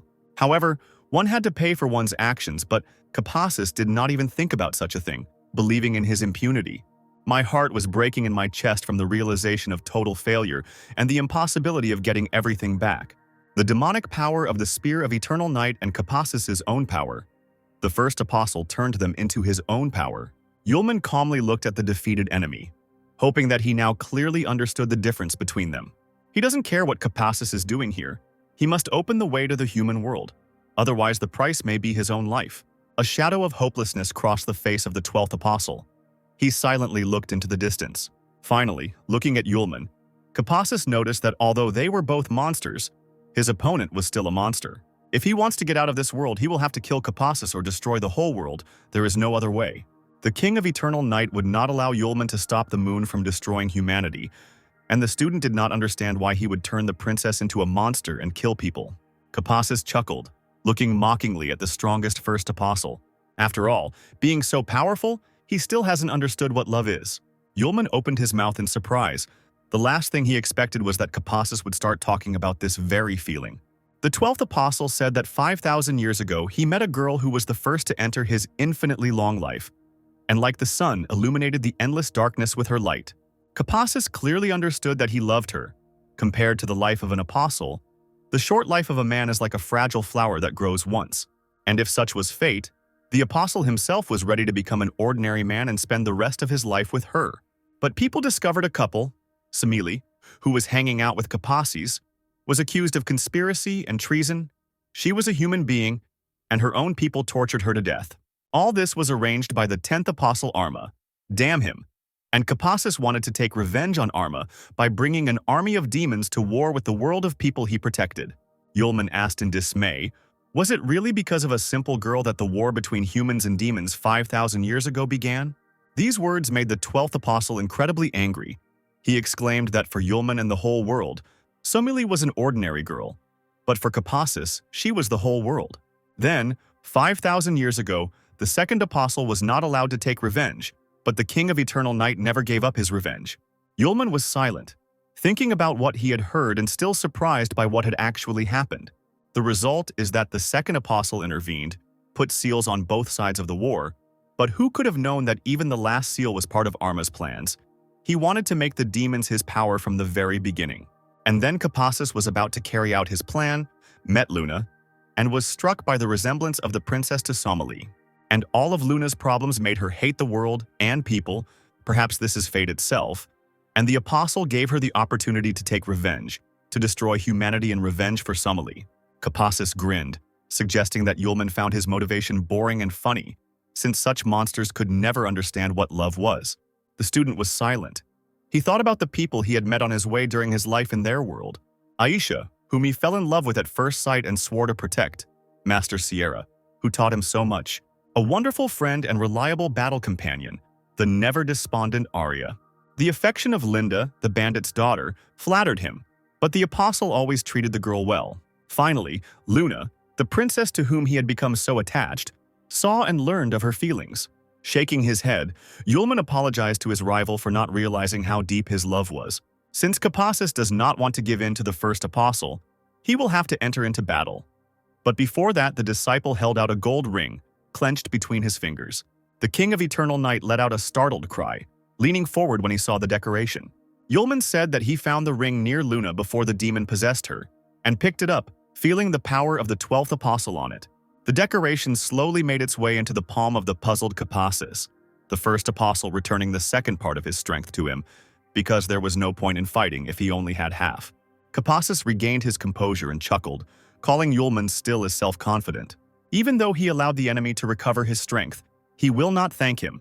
The King of Eternal Night will not be able to forgive people, and only in the event of his death will Yulman be able to pass. Capassus clenched his fists, his demonic wings soared into the air, raising a real storm. The guy shouted that Yulman would have to get acquainted with his power of all demons. A bright, bloody sphere exploded high in the sky, the ground practically opening up under the raging energy. Capasis's eyes turned into two yellow lights of madness. He concentrated in his hands the future power, the strongest blow of the King of Eternal Night, intended for Yulman. Even the Apostle's body itself could not withstand the incredible power of the bloody whirlwind, the boundless chaos. Yulman did not waste time. A long blade appeared in his hands, a concentration of light energy. His hair became completely gray. The student immediately called upon the fifth seal. He swung his blade furiously, commanding the summoned seal to open. The icy, snow-white wall immediately began to press against the devilish power of Capacis. A bright, scorching energy with its power and light pierced the flesh of the 12th apostle, devouring him. The traces of the years lived were visible on his young face. The King of Eternal Night whispered that he had seen the first apostle. He, gradually disappearing, found the strength to smile, muttering that he was very tired after 5,000 years and was now leaving for Somali, whom he had been looking for so long. Yulman was left alone, surrounded by a myriad of stars, the blade in his hands slowly disappearing. In place of Capacis, a yellow stone was formed, from which rays went in different directions like from the sun. The first apostle asked the King of Eternal Night not to pretend, because if the stone was here, it meant he was not dead yet. Capacis's voice said that Yulman's feelings were a surprise. It would be better for him to kill the 12th apostle so that he could finally meet Somali. Yulman scratched the back of his head. He doesn't particularly like killing. Now there is no mortal danger for Aisha and Luna, which means there is no reason to kill Capacis.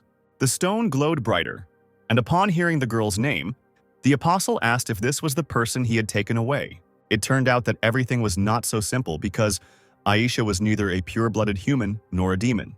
Before Capacis could finish speaking, a huge human hand burst out from under the ground and grabbed the stone. Yulman stared in surprise at the living ruler, who was grinning as he looked at the stone, and the voice of the 12th apostle asked Aquila what he wanted to do. The demon laughed evilly, shaking his bright red hair. He intended to swallow Mr. Capacis and already opened his mouth wide, holding out the stone to him. Yulman furiously rushed towards the foolish ruler because the power of an apostle is not something that such a creature can absorb. But it was too late. The stone fell into Aquila's throat, and smoke came out of his mouth. The demonic eyes of the overlord widened at the effect produced. Rage and anticipation of power overwhelmed the demon's entire consciousness. He began to beat his fists on the ground, shouting that it was a wonderful feeling when boundless power spreads throughout the body. The sky disappeared from view, so huge did Aquila become. Being a demon, his strength increased 100-fold. Yulman shook his head and called the ruler a real idiot. Now before him stood an incredible creature, a huge dragon, which felt the wonderful power of the apostle. It felt like he could touch the sky just by raising his hand. Now he didn't have to remain the king of this miserable world. The whole universe would be under his control. The dragon lowered his head, looking at the first apostle, asking what would happen if he swallowed him, since such power came from the 12th apostle. The student rolled his eyes, calling Aquila a fool who had already gone mad from the apostle's power. Even Capacis himself couldn't defeat him.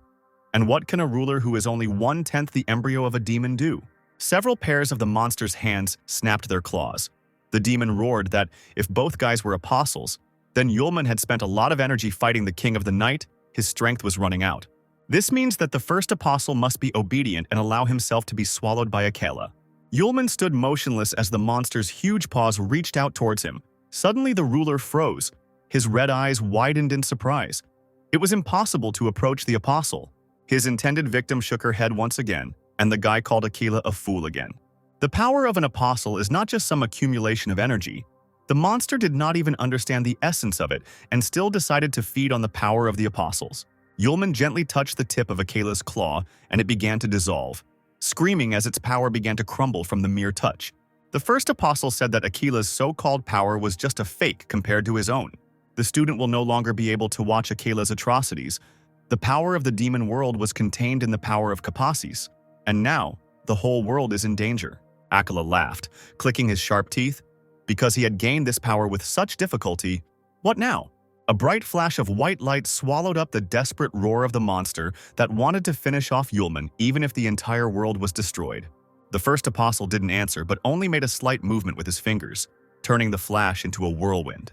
The space was filled with white smoke, and when it cleared, there was no one in front of Yulman.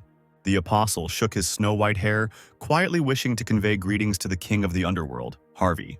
The boy was still in the sky, looking at the battle-scorched earth surrounded by thousands of stars.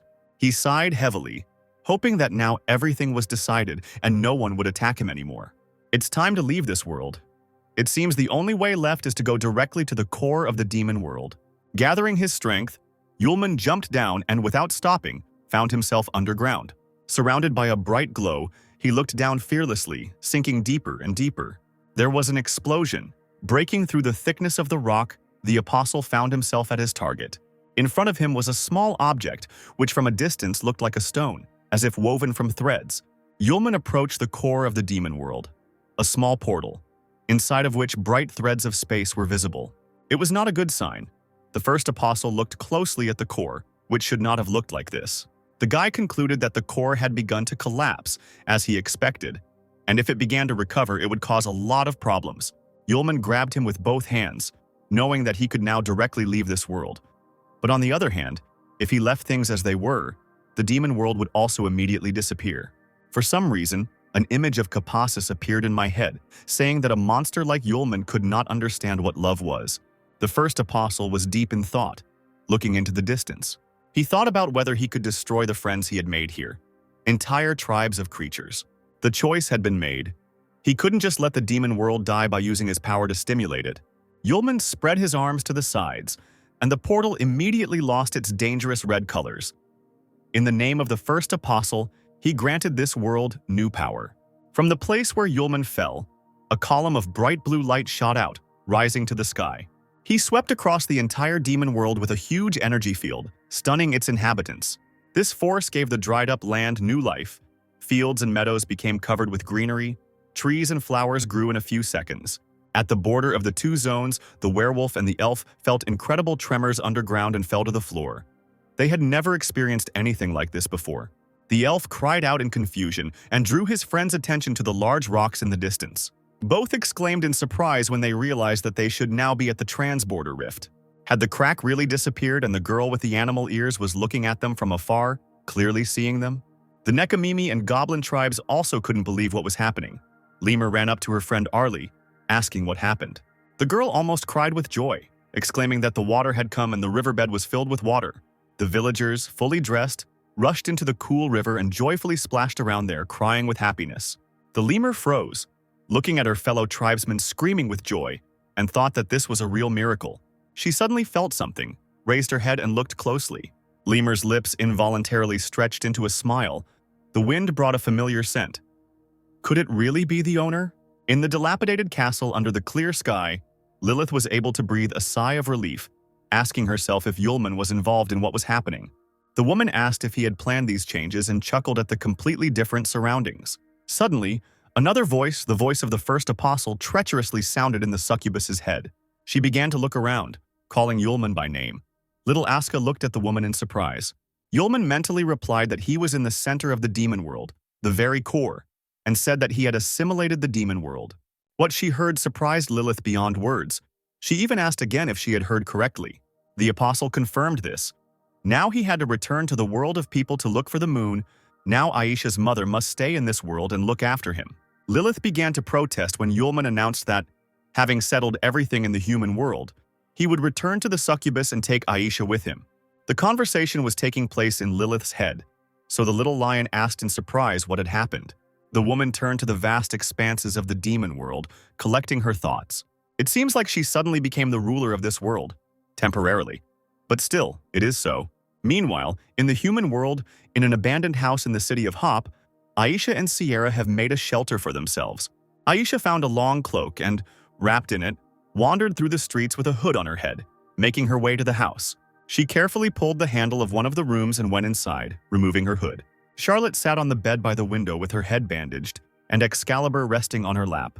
When asked how she felt, the witch replied that everything was fine and inquired about what was happening outside. There was no news from the magical world. 2 days ago, the Bale clan was defeated by a neighboring empire. Charles had disappeared somewhere. The new kingdom headed by the Ises family had already issued an arrest warrant for the girls. Sierra smiled slightly and thanked the student for telling her. They needed to do something, and Sierra needed to find a way to remove the seal from Sylph. Aisha lowered her head and clutched the fabric of her cloak in her hand. So much time had passed, she was very worried about Yulman. Sierra didn't let her student get discouraged, exclaiming that the guy was definitely alive and was now somewhere in the corners of the universe. She stopped mid-sentence, her eyes wide open as she felt an unusual sensation. The witch gritted her teeth. Something incredibly burned her leg. Aisha immediately thought that the wound had opened. After catching her breath, Sierra whispered that this was how a special mark manifested itself. The student's face instantly brightened, and hope blossomed in her soul that Yulman was alive. The master picked up on her guess, showing her thigh, on which the tattoo burned brightly. Yulman had finally returned. The same symbol lit up on Yulman's forehead, thanks to the seal he hears Sierra. But as much as he would like to see her first, he needs to find Luna. Left with platinum hair again, the first apostle sniffed the air, sensing the demon. A little more time passed before the apostle's instinct discovered the loss. Like a bright supernova, Yulman rushed to the desired refuge of the demon in the body of the moon. Now the princess was hiding in the lands of Nonya, an amazing blue planet. The guy saw various creatures scurrying side by side among the city streets. These were monsters that Luna brought with her from the world of magic. They had already managed to settle there. But there was no time for them now. The most important thing now was to find the princess. Finally, Yulman hit the right trail and landed among lifeless white stones. Luna did not greet the apostle very warmly, placing her foot right on the back of the lying man. Yulman, trying not to scare the demon, only cautiously called the girl by name. The princess's eyes, surprisingly, were not as red as before, but something in her gaze expressed complete devastation as she looked at her friend. Luna calmly told him that Yulman was late. People no longer lived in this city. The Capella family betrayed the empire in collusion with Isis, so the girl killed them all. The man on the ground groaned dully, looking up at the apostle. The princess introduced him. Vance, the head of the Capella family, he cannot die so easily for everything he has done. The apostle was silent. Luna asked if he wanted to stop her now. Yulman said menacingly that he could help Luna if she believed, because this power, which did not belong to her, would force her consciousness to drown in a sea of vengeance and lose itself, becoming a monster. The girl gave the student a blank look, asking if he would give up if she refused. Yulman shook his head. He had to save the princess and nothing else. Luna chuckled, accusing the apostle of being complacent and unwilling to listen to anyone, her anger transforming into red flashes. After all, the student was the biggest obstacle on her path to sweet revenge. A long blade illuminated by bloody lightning appeared in the princess's hand, and she proposed a game where there would be only one winner.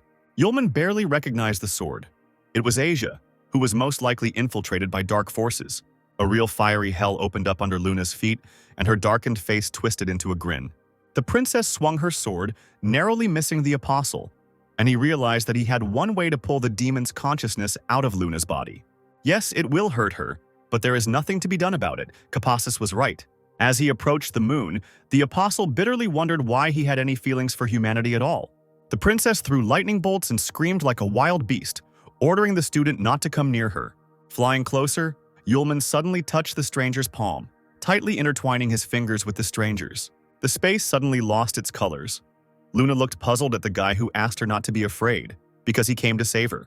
The demon growled, the red pupil of his left eye blazing with rage. With her free hand, which held the sword, Luna screamed and tried to thrust the blade into her opponent, driving him away. A moment later, Asia easily pierced the first apostle's chest. The princess froze, a puzzled expression appearing on her face as she looked at her creation. The eyes widened, confusion, horror, and pain mixed in that girlish look. Yulman didn't move either, the clock slowly counting down the seconds as the couple looked at each other. After a few seconds, Luna's gaze became clear and she realized what she had done. The sword fell from her weak hand, and the princess tried to step back, realizing that she had killed Yulman. But he only smiled, starting to calm the girl down. But he was really in pain. But it was worth it, because in this way the apostle managed to bring at least a little consciousness back to the girl. The sword was still sticking out of Yulman's body when he pulled the princess towards him sharply. Smiling with a bloody mouth, the student winked at Luna, saying that he told her he could save her. Tears gathered in the corners of Luna's eyes as she looked at her friend without blinking. With his left hand, the apostle brought the girl's face closer to him. He whispered that the filthy demon only corrupts the minds of people. Let her try to approach him. The mark on Yulman's forehead lit up, and he rolled his eyes and began to fall backwards. Now the demon was in Yulman's mind. He pressed his palm to his forehead, grinning as he ordered the monster to stay in him. Grasping the hilt of the sword, the apostle slowly pulled it out of his chest. As soon as the blade slipped out of the flesh, The wound began to slowly heal. Luna was still silent, looking at the guy with wide eyes, and he put his hand on her shoulder, saying that everything was okay now. Finally, the princess regained her speech and began to ask through tears how Yulman had not died. He asked for forgiveness for frightening the princess, but it was necessary to force the demon's will to leave her body, and this was the only way that came to his mind. And if all it takes to get the moon back is getting pierced by a sword once, that sounds like a good deal. Luna suddenly flared up, calling Yulman an idiot. Then she called him many more insults until she threw herself on his neck and embraced him. Finally, she burst into tears because she was sure that her friend was dead. Yulman hugged the girl, saying that everything was already behind them. Now they only had to cleanse the princess, drive out all the demonic power from her body. But before they could carry out their plan, a male voice was heard. Luna froze, trembling slightly from pain. Vance stood right behind the girl, grinning evilly. He decided to take for himself the purest power of a real demon. The man sneaked up on her and pierced her with a sword. Yulman screamed in shock, only now noticing him. Vance pulled out the blade sharply and laughed evilly as he looked at the bloody knife that was oozing with demonic power. Here it is, the mind-boggling power of the demon, right in his hands since he cannot take complete possession of it. Let it explode. Blood ran down Luna's mouth in a thin line, and bending over in pain, she asked Yulman to run away quickly. Lightning enveloped the princess's entire body. She again asked her friend to leave, because it was becoming increasingly difficult to maintain her strength. Without letting go of the moon, the first apostle thought about what he could do. Now that the demon no longer controls the dark side of the moon, its power is uncontrollable and chaotic. After a few moments, he could no longer hold the princess in his arms. She broke free and screamed terribly. There was an incredible explosion of demonic energy. Luna sat on the ground in clouds of smoke. The girl barely survived and was coughing heavily. Suddenly, she heard Vance's commanding voice. The man said that Luna had managed to return his demon power to him and also got rid of the annoying idiot. The girl growled, preparing to kill Capella with her bare hands. But when she turned around, she froze in place at the sight of the horned figure. The human body gradually disappeared, acquiring new outlines. As it turned out, Vance had always been a demon, and now he looked at the puzzled princess with a grin, shooting his black eyes at her. The demon didn't understand why Luna was surprised. If she could become a demon, then why shouldn't Vance try too? All the girl's actions, everything she did, was arranged by the demon. Everything in order to allow the demonic essence to absorb her. It was preparation for his transformation into the original demon. Luna trembled, lashing out at the monster with accusations. He smirked, stating that the princess was just a tool he used to obtain pure demonic power. But he never thought that Luna would return from the clutches of the sealed demon. The demon had to thank the girl. If her demonic power wasn't so great, it would have been difficult to obtain it with a demonic blade, relying only on his own hidden abilities. The monster bared his teeth and swung his weapon, declaring that the princess's mission was over. Pure madness flashed in his eyes. The demon was ready to do what he had planned. He screamed that now his time had come and thrust the blade into his chest with all his might. The power of a pure-blooded demon was released into the monster, and the space was illuminated by bloody flashes. The air grew hot, and a terrifying laughter echoed over the mountains. Then a huge red tornado, shooting lightning, was ready to destroy everything in its path. Luna covered her face with her hands as rock fragments flew towards her. Now standing before her was an advanced demon in magical armor. Vince Capella would become the great demon ruling this continent. The monster spread its bloody wings behind its back, spreading its arms to the sides. Luna weakly raised herself up on her elbows, cursing Vince. Everything happened because of him. The fall of the Empire, the death of his father. This man is to blame for everything. The demon chuckled, replying that compared to the great goal of his rule over the continent, some small empire meant nothing. The princess bared her teeth, cursing her opponent with all her might. She grabbed Asia and jumped towards Vince, swinging at him, wanting him to die quickly. The demon bared his teeth, hissing that this girl had overestimated herself. He only had to lazily move his hand, and Luna flew away, dropping the blade. Without turning around, Vince said imperiously that without the demon's power, the girl was now just a pathetic worm. The man walked towards the victim, saying that the demon's power was definitely not something a weak person could withstand. That mad dark force is already eating away at Luna's body.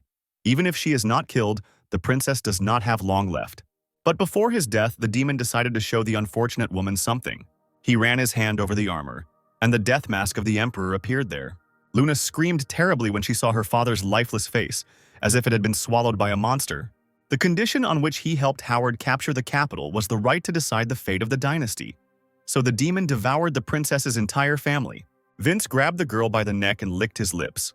It was time to find out what she tasted like. He kept pulling the struggling princess towards him. But the demon did not have time to fulfill his desire. An icy burning sphere appeared right in front of his face. A loud voice asked if it was a pity to destroy an entire country in order to become a demon. The sphere instantly grew to the size of a whole wall, approaching Vince, who froze in surprise. The demonic scream was drowned out by the blue light. The sphere swallowed his hand, and Luna was freed. The demon screamed terribly, having lost almost his arm. The astonished princess began to look around, searching for her savior. In the distance, a man's silhouette appeared in the clouds of smoke, the hem of his cloak fluttering in the wind. Yulman slowly approached those present with light Asia in his hands, telling them that the apostles were originally not supposed to mix in worldly affairs, but now it was time to teach the demon race a lesson. Vince cradled the stump of the other in one hand.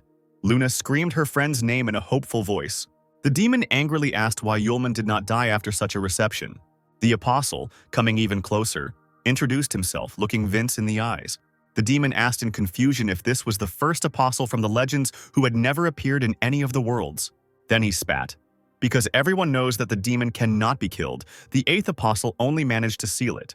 He clutched his bloody stump of an arm. The hand instantly grew, because if even one cell remained, the demon would be reborn again and again. And he will be able to do this at the expense of people's bad thoughts. Vince was so absorbed in himself that he didn't notice Yulman approaching. He, being very close, whispered that the eighth apostle was unable to kill the demon then. But now the powerful first apostle can do it. The guy summoned a destructive whirlwind that cut Vince into pieces. The demon laughed, saying that demons are a specific manifestation of the concentrated evil thoughts of the entire world. After examining himself, the monster realized that he was dissipating, and this was completely impossible. The disciple replied that the erasure of the soul would force both the creature and the apostle to die, especially as regards the demon. Vince screamed furiously, calling for Yulman to stop. Before he could finish speaking, a bright glow engulfed his entire body. The first apostle looked over his shoulder when there was nothing left of the demon. Well, he only has himself to blame for what happened. All this time Luna sat motionless without uttering a word. She rose slowly, ignoring the blood in the corner of her mouth. That's how it all ended for her. For her father. For the whole family. Suddenly the girl bent over and began to cough violently, covering her mouth with her hand. Yulman immediately ran up to his friend, worriedly asking what was wrong with her. He laid the princess on the ground, carefully holding her head. The girl tiredly closed her eyes, calling the guy by name. Breathing heavily, the first apostle asked the girl to remain silent, promising that everything would be fine. It seemed that she had to force herself to remain conscious the whole time. If an ordinary person had received such wounds, they would have died long ago. The main problem is that Luna's body is now on the verge of exhaustion because the metamorphoses and the fight with the demon took a lot of energy. The princess groaned hoarsely, asking the guy not to waste his strength because she herself understood her condition. Luna only asked for a promise to save this country, because the Isis clan would not be able to bring peace. Yulman pressed the girl to himself, vowing to fulfill his promise. He smiled, approaching the other's lips, saying that let Luna herself take care of the problem of saving the empire. Holding the princess's head, the first apostle gently kissed her on the lips. The girl's eyes widened in shock, meeting the gaze opposite. It seemed as if her body was instantly filled with lightness, and her wounds instantly healed. Tearing himself away from Luna's lips, Yulman asked with a smile if she was feeling better, since he had restored her strength with the help of his natural energy, and had also cleansed her of demonic powers. Luna blushed to the tips of her ears, clutching the apostle's tie with all her might. Taking a deep breath, she screamed that the guy had stolen her first kiss. Yulman was puzzled, because if he hadn't done it, the princess would have died. Meanwhile, in the capital of the empire, things were progressing quite well for the new government. A close associate of the Isis clan informed His Majesty that the country had been cleared of Prince Charles, the Bale family, and the rest of the scum. But the whereabouts of the escaped Sierra Charlotte have still not been established. His Majesty ordered a search. He would not allow a small oversight to ruin all his plans. He turned to the gloomy girl standing next to him. The Lord ordered Malena to deal with the Fire Witch, because all the defenders of the old dynasty must be killed. No one should remain alive. The warrior pressed her hand to her heart and bowed, promising to handle this. The man turned to the blonde girl, ordering her to behave like a true princess. Arya frowned at her father, who threatened her, even though she was his daughter. because there would be no mercy for anyone. The warrior, dressed in an unusual outfit for her, an aristocratic dress, left the hall. The girl walked over to the large window, where the lush foliage peered in, and looked at the clear sky, glad that Sierra and Aisha were indeed okay. A creature resembling a werewolf entered a large portal, more reminiscent of a mirror frame. On the other hand, Yulman kept it open, while Luna watched those leaving closely. Finally, she reported that this was the last monster that had entered the human world, and now they had all returned to their lands. The princess began to talk about how they should return to the Empire, but the apostle noted that they had been absent for too long. Luna said bitterly that Howard was an Iron Man, cruel and bloodthirsty, and if the inhabitants suddenly wanted to rebel, they would suffer greatly. Yulman approached the girl and expressed his condolences about her father, but also encouraged her with his presence. The princess was thinking about something, and did not immediately understand why the apostle suddenly knelt down in front of her, smiling and offering to climb onto his back. Luna's cheeks turned pink. She asked what Yulman had planned. He answered over his shoulder with a smile that it would be faster to fly to the capital. The girl pursed her lips, wondering whether she should refuse, since she already felt terribly uncomfortable. But fatigue still overcame pride, and the princess, with a heavy sigh, climbed onto her friend's back, holding tightly onto his shoulders. Smiling broadly, the apostle nevertheless decided to remind Luna once again to hold on tighter. She closed her eyes tightly, clasping the other's neck, when Yulman pushed off sharply and rushed upward, shrouded in a veil of magic. They flew like a supernova streaking across the sky, but the safety of their journey was ensured by a thick magical shell that allowed the pair to breathe and talk. Suddenly, the apostle turned his head slightly and asked the moon if she could become a queen. Leaning close to his ear, the girl replied that she had never thought about it before, but now she had to take everything into her own hands for the sake of the country. After a short silence, the princess asked Yulman why he was helping her. After all, apostles should not interfere with what was happening on Earth. But, as it turned out, each apostle has his own activities and hobbies, but they do not concern the first apostle. He must have something that he wants to protect, for example, the moon. So much has happened lately. Now she has no family, no country. The apostle lured the girl into a trap and made her possessed. The disciple sympathized greatly with Luna. After listening to her friend, the princess fell silent for a moment, comprehending what she had heard. She blushed again, and taking advantage of the fact that Yulman couldn't look at her, she quietly asked if he liked her as a girl. The apostle squeezed his palms tighter on Luna's hips and stopped abruptly in midair. The princess was slightly frightened by this. She held her breath, and her heart skipped a beat. After what happened to Capacis, who almost destroyed humanity for the sake of a woman, Yulman could not judge him. And as for love, this word is difficult for him to understand. The first apostle replied that his feeling for the moon was something more than just ordinary sympathy. Perhaps this is what is called love. If before this only Luna's cheeks had turned red, now the girl blushed and bit her lip from the unexpected and such a sincere confession. Seeing the apostle turn to face her, the princess pounded her fists on his back, ordering him to fly faster. Yulman shook his platinum hair and suddenly blushed himself, asking if they could continue on their way. The interlocutor nodded and sighed deeply, looking somewhere down. Meanwhile, in the capital, popular riots gradually died down, and the streets became deserted. This was facilitated by the appearance of the army of the established government. Knights in steel armor on horseback combed the area. Yulman and Luna had already arrived at the scene, and now they had carefully landed on the roof of one of the tall buildings, quietly observing what was happening. The Isis family's guards were everywhere, and everything was guarded so tightly that it seemed impossible to get in without making noise. The princess suddenly looked at the apostle and smiled, saying that she could do something different, surprising the guy. She crossed her arms over her chest and winked at him, telling him not to forget that she grew up in this palace. The girl nodded her head at the puzzled apostle, calling him to follow her. A little later, both found themselves underground, in specially equipped secret corridors. Yulman was genuinely surprised by the underground tunnels of the palace, looking at the strong walls. Luna replied with a sad smile that this secret tunnel connected the palace and the outskirts of the capital, and only a few courtiers and members of the royal family knew about it. The apostle chuckled thoughtfully, nodding, thinking that this was the right decision. Coming out of the tunnel, both entered a room. The apostle lit a fiery sphere in his palm, asking who the man in front of them was. The gray-haired man closed his eyes, not accustomed to the bright light in the semi-darkness, and asked worriedly who was there. Seeing the courtier, Luna cried out in surprise. It was the Imperial Chancellor Doors. He walked towards the light, and only by her voice did he recognize Her Highness Princess Luna. The old man began to cry, pressing his hands to his chin, glad that the girl was alive, and she asked what the Chancellor was doing here.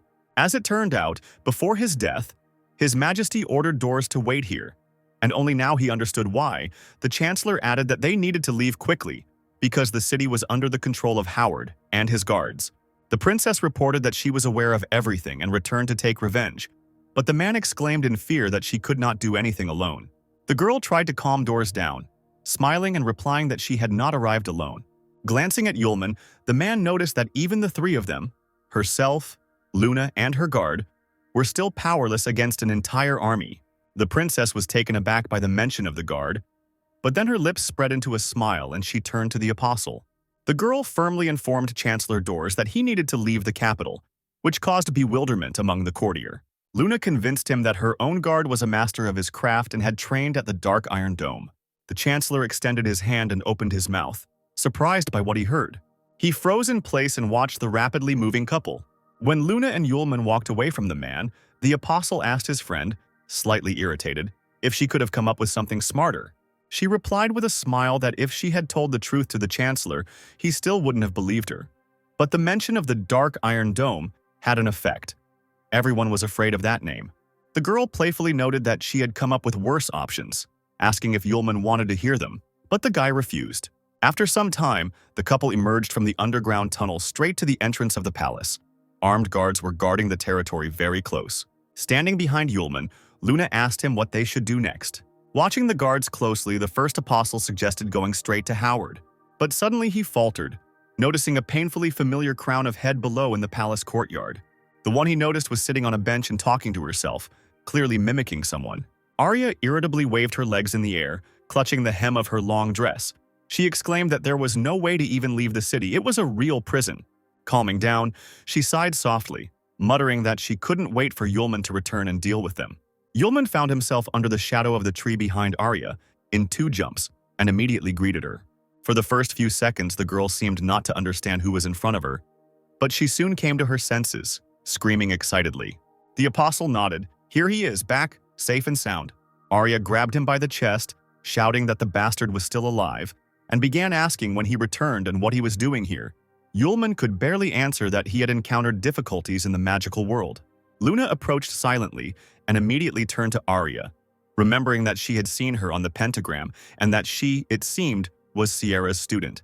Raising an eyebrow, the princess asked suspiciously what Sierra's student was doing in the palace, and it looked like she hadn't sneaked in here secretly. The warrior trembled slightly, muttering the name of Her Majesty. She did not know how to tell the truth. The apostle followed his friend and asked how Arya ended up here, but the girl immediately looked away in shame. Finally, taking a deep breath, she said, as she inhaled, that her full name was Arya Isis. Lowering her head, she heard Yulman repeat the name in surprise, beginning to guess something. Luna was scared to look at. A shadow fell across her face when the princess asked Arya who Howard Isis was. The warrior lowered her head even lower and barely audibly admitted that the man was her father.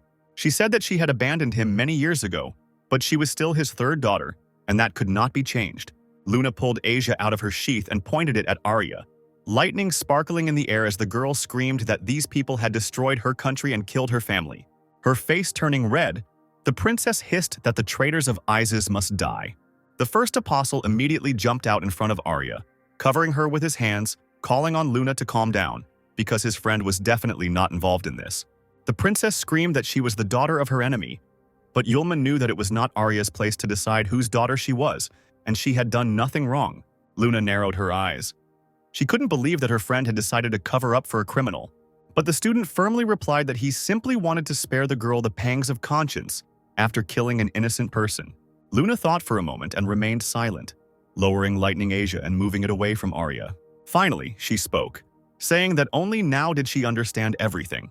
Luna needs to kill Howard with her own hands, and she'll deal with Arya after she's done with everything else. Yulman still hadn't left his friend's side when the princess turned around abruptly and walked towards the entrance to the castle. The apostle apologized to Arya for Luna, who had been very impulsive lately, but the warrior shook her head. She understood everything perfectly. Looking at the floor, the girl quietly whispered that Her Majesty wanted to go kill Howard. Arya winced and grabbed Yulman by the shoulders, ordering him to leave Luna immediately. No one knows that Howard has incredible strength of legendary level, He is not just an ordinary general and will kill the princess in a matter of minutes. A voice was heard from somewhere above, declaring that the princess would die anyway someday. Yulman raised his head and saw a strange glow in front of him. An ice arrow was flying straight towards him and Arya. The guy hid his girlfriend in his arms, and the attack did not touch them. It only landed on the ground with force, raising a column of dust. The ice pillar almost finished them off. A girl's voice announced that since that day the silhouette of the apostle remained in her head, not wanting to leave. Yulman was surprised when he realized that he knew the girl, but he was even more surprised when Arya called her sister. The stranger straightened up, played with the magical ice cubes in her hand, and with a smile she remembered the man who had disgraced and humiliated her, and she had never expected to see him here. The first apostle's gaze fell on the open area of Melena's graceful chest where there was a birthmark. He exclaimed in amazement that it was the same girl from the auction. He remembered the birthmark immediately. Melena moved her hand to the side, generating a spell, and exclaimed that the shame she had experienced that day would be washed away by Yulman with his blood. Arya immediately jumped forward, calling on her sister not to attack her friend, because he was one of their own. The warlike relative looked at her in bewilderment, not understanding what her sister was doing. The youngest heir of the current ruler stood firm. She would not allow the apostle to be attacked. But Melena didn't want to listen to anyone. She was about to throw magic at the guy because he was an enemy of the country, and if Arya wanted to betray her family for him, then she shouldn't spare her own sister either. Now the student jumped out in front of Arya, ordering her to back away as multiple ice spikes flew at them. The first apostle instantly created a dense protective dome around himself and his friend. As the ice hit the sphere with a clang, Yulman grinned and reported that the attack was stronger than last time, but still so-so. The girl, hearing the mockery, let out a stifled cry of resentment, almost crushing the arrow in her palm. But suddenly the apostle noticed how something changed in the look and movements of his opponent. Yulman was still holding the protective dome when ice spikes began to slowly creep up to its base. Melena drew her eyebrows together and waved her hand sharply, summoning the frost. A veritable ice tomb covered the entire surface of the protective sphere, and Yulman and Arya were buried. Melena, as if mad, continued waving her arms for many minutes, building an ice tower. The girl laughed. Now Yulman could do nothing, because her magic would freeze anything in this world. And with this incredible power, the enemies of the country have no chance. Everyone is doomed. The sorceress came closer to the sphere, but stepped back in shock when she heard Yulman's muffled voice, saying that she could not control her power. Melena stamped her foot in anger, not understanding why the captives were still alive. The ice broke up in large layers, and Yulman flew up, carrying Arya in his arms, asking her to try to catch up with Luna and hold her off as long as possible. The friend was trembling and asked with hope in her voice what would happen to her sister, but the apostle assured her that he would not kill Melena. The student carefully lowered his burden onto the icy stairs, and Arya nodded, promising to find the princess. The girl, grabbing the hem of her long dress, deftly jumped to the ground on the ice. The first apostle stood at the very top of the peak and now turned towards the extremely angry Melena. The guy's gaze became truly creepy. His facial expression did not bode well for the enemy. Straightening up, Yulman stared ahead, commanding the second additional seal to open. The warrior stared at her opponent in shock. She still couldn't believe that he had recovered so quickly. The ice that covered the entire sphere began to crumble with loud snapping sounds. Melena watched with regret and anger as the fruits of her labor were destroyed. Yulman jumped down from the ice peak with ease, approaching the warrior, asking where she got this dark power from.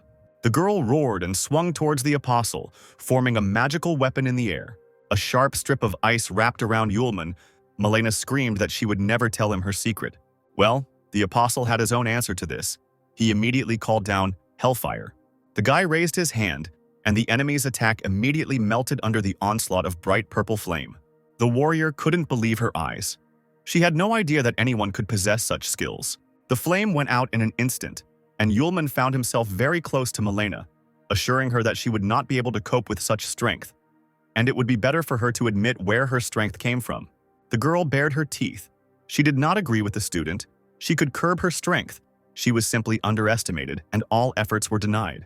The interlocutor replied that this had nothing to do with her efforts. If she couldn't handle it, then that's how it would be. A person trying to play with powers available only to apostles is doomed to death. Melena screamed that Yulman was right. She really couldn't control that damn ice. As soon as she continued to say what she would like to do instead of spending the rest of her years in someone else's shadow, the apostle grabbed her hand, ordering her to shut up. A dangerous ice flower was already blooming under their feet. Malena's uncontrollable power. If she continued in the same spirit, she would certainly die. Malena screamed angrily that she would definitely take Yulman with her. He only sighed wearily. Why was such a beautiful girl talking so dirty? He still hadn't let go of the other man's wrist, and his interlocutor continued to convince her that she wouldn't bow down to him, even though she recognized his strength. Malena's face gradually turned blue. She kept repeating that she shouldn't have been underestimated. The ice crystal that had been ripening in the warrior's palm now opened up to its full potential. The couple standing on the ground were embraced by the icy prison for the second time. Yulman raised an eyebrow. He didn't immediately realize that he was seeing the skills of an apostle in front of him. He noted thoughtfully, ignoring the trap, that the girl had taken something from Felix. Malena's body temperature was rapidly cooling, but this had no effect on Yulman, and the girl did not understand why he stood as if nothing had happened even after such techniques. With her other hand, she tried to pull the other man's hand away, hissing through clenched teeth, "Who the hell is this guy?" The student was already quite fed up with this confrontation. He again demanded to stop and tell where the ice magic came from, so that he could help get rid of the spell before it was too late. Horrible blue veins appeared on the brunette's face. It seemed she didn't realize the trouble she was in. The block of ice, like a taut string, crumbled with a loud sound. A huge dome descended on the couple from above. Malena found herself buried in the thickness of ice and still was not going to give up. The scale of the disaster threatened to become catastrophic, and the man and the apostle could end up under the rubble. Yulman sighed heavily once again, complaining about someone else's incredible stubbornness. Malena's irises filled with cold.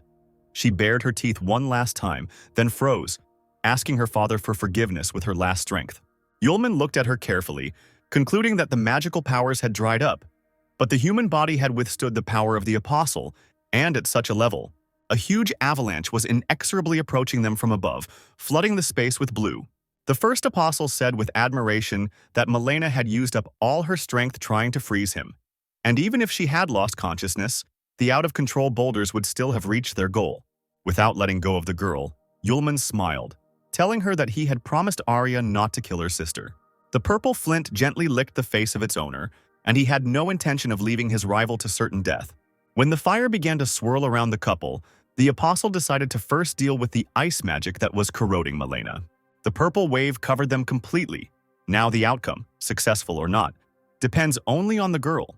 Luna, being near the palace, noticed purple flashes in the air. She recognized the color of the flame. It was Yulman, but she wondered who he was fighting. But the girl quickly lost interest. The most important thing for her now was to deal with Howard. As soon as she started walking towards the chambers, Arya blocked her path, landing abruptly on the ground in a fighting stance. The warrior held her weapon behind her back and kept trying to dissuade the princess from interfering, since it would be impossible to defeat her father. Luna narrowed her eyes and said irritably that she had only pardoned the girl at Yulman's request. So why did she continue to interfere with her and persecute her? It looks like before we can get to Howard and get revenge, we'll first have to get rid of his daughter. Arya screamed that her father had destroyed the Fram Empire, killed the Emperor, done a lot of evil, but the warrior did not want the man to die, and also did not want the princess to die. Luna pulled out Asia, sparkling with lightning, in front of her, exclaiming that Howard was simply a rebel and a traitor. It's worth killing him, and all this will end. With these words, the princess rushed at Arya, who held out her trusty axe in front of her. When the two weapons collided, lightning of incredible force was released and struck the ground. When the huge cloud of dust cleared, Luna was still standing on her feet, her blade resting on the axe. Arya held back the onslaught of the alien weapon with dignity, forcing herself to say that she did not justify her father. But at the same time, she was not going to give up until Yulman caught up with them. Luna recalled Asia's superpower, intending to talk to Arya, who was Yulman's friend and Sierra's student. Will the girl really stand against the princess in justice just because of her traitorous father? Arya continued to hold back the other's pressure and fell silent for a moment, thinking. Since childhood, she understood that her father didn't need her. In his eyes, the girl was just a trinket, a useless, worthless burden. Arya burst into tears, screaming that her father gave life, raised the girl, and he was so hated. And even though in the eyes of the whole world he was a traitor and a criminal, for the warrior, he would remain the only loved one in this world. But these speeches did not soften Luna. Having lost everything, the princess remained cold and unyielding. She remembered the gentle palm of her father emperor on her forehead as he told the little girl about his parents. Now Howard has destroyed her family, destroyed the country, and while Luna is alive, her only goal is to kill the traitor. If his daughter continues to interfere, both will die. The princess screamed in anger, asking Arya one last time if she would let her pass or not. Arya spoke devastatedly, saying that she had no choice. She promised Yulman not to let his friend go to certain death. The warrior did not want to see her own father die. If Luna needed revenge, let him kill her. Hot, bitter tears flowed down Arya's cheeks as she sat on her knees, and she again asked her opponent to kill her. Luna flinched in surprise when she heard this. Moreover, she couldn't believe that Arya gave in so quickly. In the ensuing silence, a male voice was heard praising the warrior for her good speech. The girls turned their heads and Howard was standing next to them, a strong man who looked mockingly at his daughter, ironically saying that for the first time in his life he was proud of her.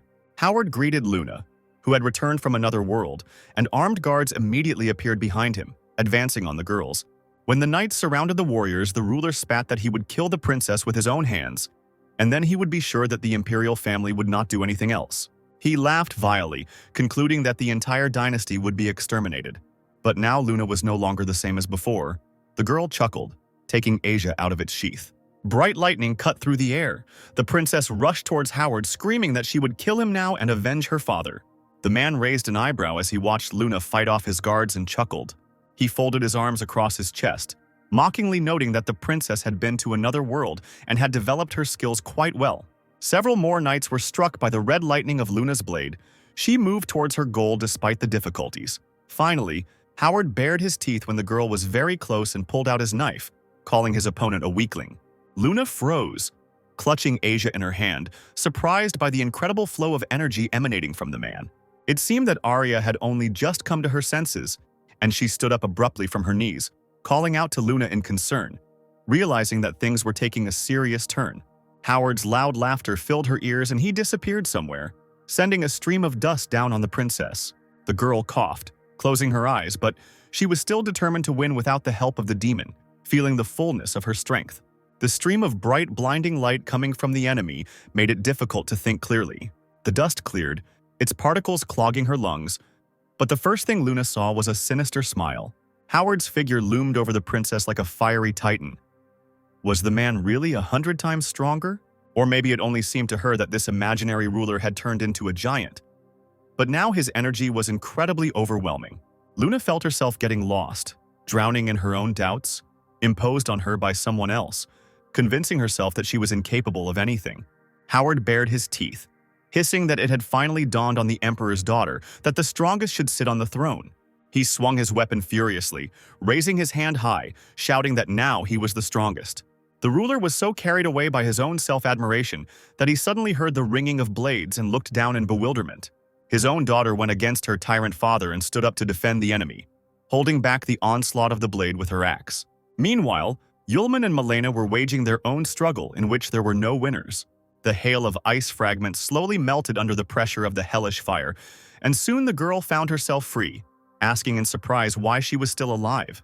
Finally, completely freed, the warrior slid down the wall, exhausted, and the apostle rushed towards her, ordering her not to move. The blue slowly disappeared from the tired girl's face. She stared ahead unseeingly, silently wondering what Yulman had planned, intending to save her. A light appeared in Yulman's palm. He was interested in the blue ice inside Malena, because she had no idea about the power of the apostles. The flame floated towards the girl. She was told that dark ice is the most powerful energy in the world. Its free part provokes monstrous changes in the world, and in humans, it devours consciousness. The warrior cried out that this was complete nonsense, because she was not so weak that some ice could destroy her strength and will. But this was not connected with strength or weakness. That is why the apostles reached the limit of perfection in their field. They are the most perfect and purest beings on the planet, but not people. Complex feelings will rush to the limit under the influence of force, and a person will go crazy or get rid of his will and power. Malena was lucky. The apostles' power only managed to influence the mind, and the consciousness remained unharmed. You just need to extract the crystal. The girl groaned that she had originally absorbed the dark ice crystal in order to die. Let Yulman just rip open her stomach and pull out the object. Returning the flame to his palm, the student shook his head. He had no intention of doing that, especially since Malena was Arya's sister. The first apostle warned his interlocutor that his further actions could not be called polite, causing her to look puzzled. He slowly approached the girl, and she looked at the stranger's face with horror. not understanding what the guy wanted to do. Finally, after a few moments, Yulman's lips found someone else's and pressed hard into them. Howard, at the other end of the palace, had not put away his blade and was pressing it hard against his daughter's axe, trying to reason with his daughter, but not giving in to her. He applied even more force and the steel slid to the side, missing the girl. This maneuver sent him flying back, ending up next to the moon, but he remained on his feet. The knights did not dare to interfere with the confrontation with their relative, and all gathered behind Howard. Arya screamed at her father that he had to stop, because the old dynasty had already been destroyed, and the throne belonged to him. There was no need to make new mistakes. Howard raised an eyebrow and fell silent, looking at the girls. He was deciding something during these few difficult seconds. However, it did not take him long to give his guards the order to kill the princess. The academy student gripped the axe in her hands, slowly ordering the princess to step back. The knights formed a tight circle around the two warriors. Arya turned to Luna, declaring that she would not let her die. Now the princess looked at the daughter of her enemy, appreciating the fact that the girl had gone against her own father. Arya's platinum hair instantly turned pink, and her entire figure was illuminated with a fiery glow. Luna recognized the ability of red anger. Drowning in the fire, which did not cause her any harm, the student fearlessly stepped forward. Woe to the guard who decided to attack first, because a second later, he was already falling backwards from the blow. Not even a few minutes had passed before nothing remained of the ring of opponents. Arya was breathing heavily, and guards were lying around her like sacks. Howard even admired his daughter, who had betrayed him. Now she performed with dignity on the battlefield and knew what to do. He frowned, saying that he was giving Arya one last chance to surrender. Would she really continue to protect Luna? The yellow eyes of the fire warrior looked piercingly at her father. The girl declared that she would not let the princess be killed. Howard shrugged his shoulders. No, then no. Now his own daughter will die along with the emperor's. A cruel mistake suddenly blossomed on his face. Before his death, Arya learns a small family secret. Howard's face, distorted with laughter and anger, glowed with malice. He, slowly advancing, informed Arya that he personally gave the order to kill her mother. This news completely knocked the ground out from under the girl's feet. It seemed as if the whole world had suddenly turned upside down.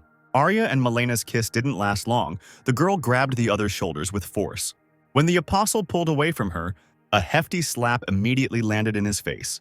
Blushing to the tips of her ears, the warrior covered her mouth with her hand, screaming that Yulman did not dare to do such a thing. The apostle was not offended, and slyly muttered that he got what he needed. A crystal shone in his mouth, clamped between his teeth. Melena herself did not immediately realize how light her body had become, because the power of the dark ice had disappeared. She was very lucky. A minute of delay would have cost the girl her own life. The ice would have burst inside her, and then no one would have been able to help. When the apostle asked how she felt, Melena blushed again and turned away sharply, declaring that it was none of his business. Yulman, laughing at the embarrassed warrior, approached, pleased to see her shyness. He reminded her again that he had no animosity towards her. She and Luna just had a slight difference of opinion. The apostle again asked to tell where Melena got the dark ice from, but the girl stubbornly did not speak, refusing even under threat of death. The first apostle fell silent, but was deeply thinking about something. Clutching the ice crystal in his fingers, he walked away from the warrior with a smile, saying that he would ask about everything again later. With these words, the first apostle, unable to hold back a smile, squeezed his palm with force. The crystal in his hand crumbled into small pieces of ice, as if it was not the mighty power of an apostle, but ordinary ice. But the remains fell down and did not shine as usual. But still, the magical trace was not difficult to see. Melena looked at Yulman with disbelief, who was able to destroy the dark trace of the apostle so easily.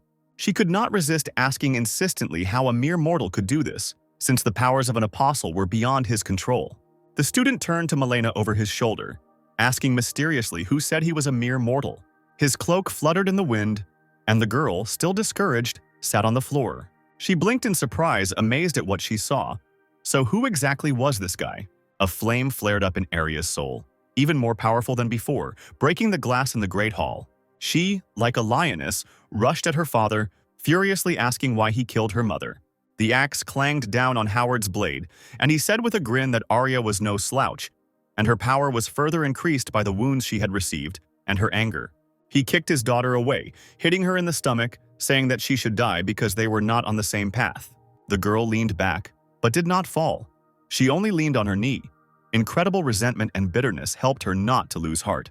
Clutching the metal surface of the axe until it bled, she stuttered, not understanding why her mother, who admired and loved her father so much, died because of him.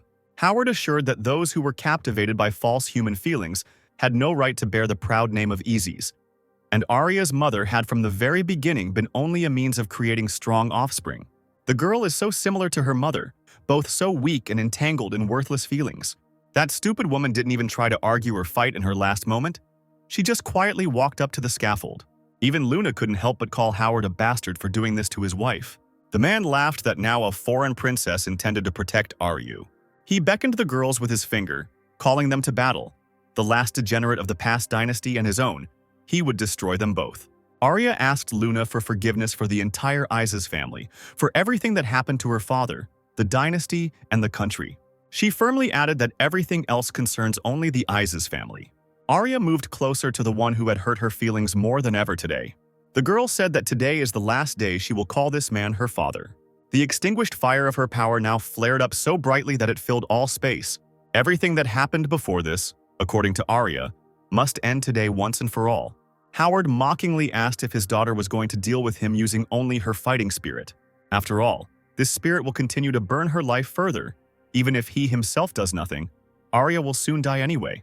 Raising his hand, he made the floor beneath his feet crack like fabric. Now, before the warrior's premature death, the man will show her what real strength is. Out of nowhere, an impenetrable shell began to appear on Howard's face. A supernatural armor made of individual stone pieces. It grew right before his eyes, turning into a full-fledged steel and impenetrable armor. The man called on his daughter to please him one last time at the cost of her own life. The space around Arya continued to burn, but she decided to ignore this and stand firm until the end. Even if she burns to the ground, she will still destroy her father, who became her enemy, in a matter of seconds. A veritable bonfire opened up in front of Howard, hiding his daughter's figure from his eyes.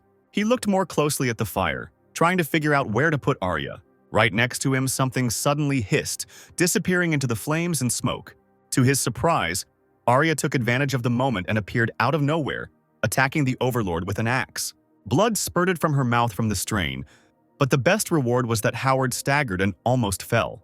He quickly came to his senses and no longer gave in to weakness, quickly dodging the numerous attacks that followed. Another fiery blow from the axe hit the armor directly, but it did not knock Howard off his feet. He mockingly exclaimed that Arya had forgotten that the spirit of war only increased the strength of her body, but that weapon still remained powerless.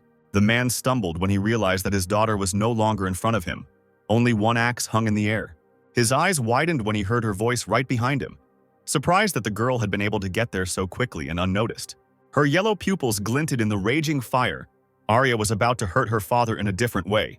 Filled with the power of flame, the white-gloved warrior's fist rapidly approached the elder Isis' face.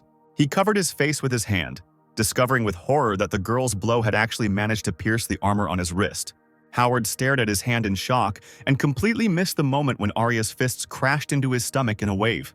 Jumping aside, the girl said that when she was a child, her mother talked about forgiving her father because he was a great general, a statesman, and the child always wanted to receive recognition from her father. Putting incredible bitterness and strength into her blows and words, Arya lashed out at the one who had become a stranger to her, screaming that her mother was sincere, loved, and admired her husband. 1, 2, 3. The fist flashed through the air at the speed of light, throwing Howard back. Lightning flashed from Arya's eyes. Blood flowed from her mouth. The girl continued to attack through tears, blaming her father for the death of her beloved mother. But the man seemed not to care about the attacks. He mockingly asked what difference it made that he was loved and admired. After all, for him, his wife was just a pawn on the path to domination, just like Arya herself. Since she does not want to be a pawn, there is only one thing left to do: die. In a split second, he pulled himself together and, with a grin on his face, rushed towards his daughter, preparing to attack, while she repeated his blows. When the two relatives collided, an incredible fiery explosion occurred. The armor on the man's face crumbled under the onslaught of someone else's power, revealing to the world a face distorted with anger. Arya's red hair made it difficult to see clearly, but her crazy gaze threatened to tear her father to pieces. A few more moments passed, and both could not withstand such energy. Father and daughter were thrown to different sides. Arya slid across the ground like a rag doll, unable to stay on her feet. When everything became quiet, Luna ran headlong towards her, seeing how the girl was lying there and not getting up. The princess saw with horror how tightly the eyes of this brave warrior were closed. She immediately picked up her enemy's daughter in her arms and placed her palm on her chest, exclaiming that she did not feel her heartbeat. A loud, vile laugh was heard. Howard, having lost his majestic appearance, was gloating. He said mockingly that even if Arya was ready to burn her life with the spirit of war, she could not do more. And now it was the turn of Luna, the last parasite of the previous dynasty. The princess wasn't going to give in so easily. She stubbornly pulled away from Arya, gritting her teeth. Howard clenched his fists and slowly walked towards Luna, confident that he would defeat her in a few minutes. The man barely managed to cross the space when one of the walls exploded right in front of him.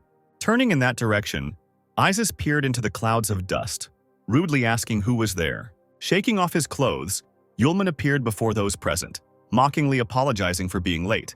He heard how happy Luna was to see him, and her smile changed to a warm one. Howard measured the guy's figure, exclaiming that the Fire Maiden's disciple had arrived, who taught Aryu to use the spirit of war. The man knew a lot about Yulman. In the pentagram, he easily dealt with the prince, whose powers were legendary, and also returned from the depths of the labyrinth with the moon. The apostle was surprised when Isis praised him and offered to surrender without a fight, thinking that the man was recruiting him. He nodded, assuring that Yulman would have no shortage of girls, and his pockets would always be full of money if the guy served him faithfully. The first apostle shook his head and laughed, replying that he would probably refuse. He immediately lost interest in the ruler when he heard the princess calling him. Leaning toward his unconscious friend, Yulman was puzzled to realize what Harvey was feeling. He immediately realized that due to the incident of Arya's revival, her soul could not enter the world of the dead after death. The guy raised his hand and waved the pink glow over the warrior's body, ordering her to return. A few seconds later, to Luna's startled cry, Arya stirred, opening her eyes with difficulty. Howard, seeing his miserable daughter come back to life, opened his mouth in disbelief. Arya, barely moving her lips, began to apologize for her weakness. Yulman breathed a sigh of relief, realizing that everything was fine with his friend. Isis Sr. laughed loudly because the guy was able to drive away death itself. He was good, and the man was very interested. He again tried to persuade Yulman to switch sides and submit. Then Howard would not only give him Aryu, but also Malena. The first apostle coughed, assuring that he didn't need Malena for free. The man asked the young man to name his price, assuring him that his troops were already on the way, and if Yulman refused, the army would tear the entire company to pieces. The first apostle looked at Howard with a grin and interest, asking if he would really do everything in his power.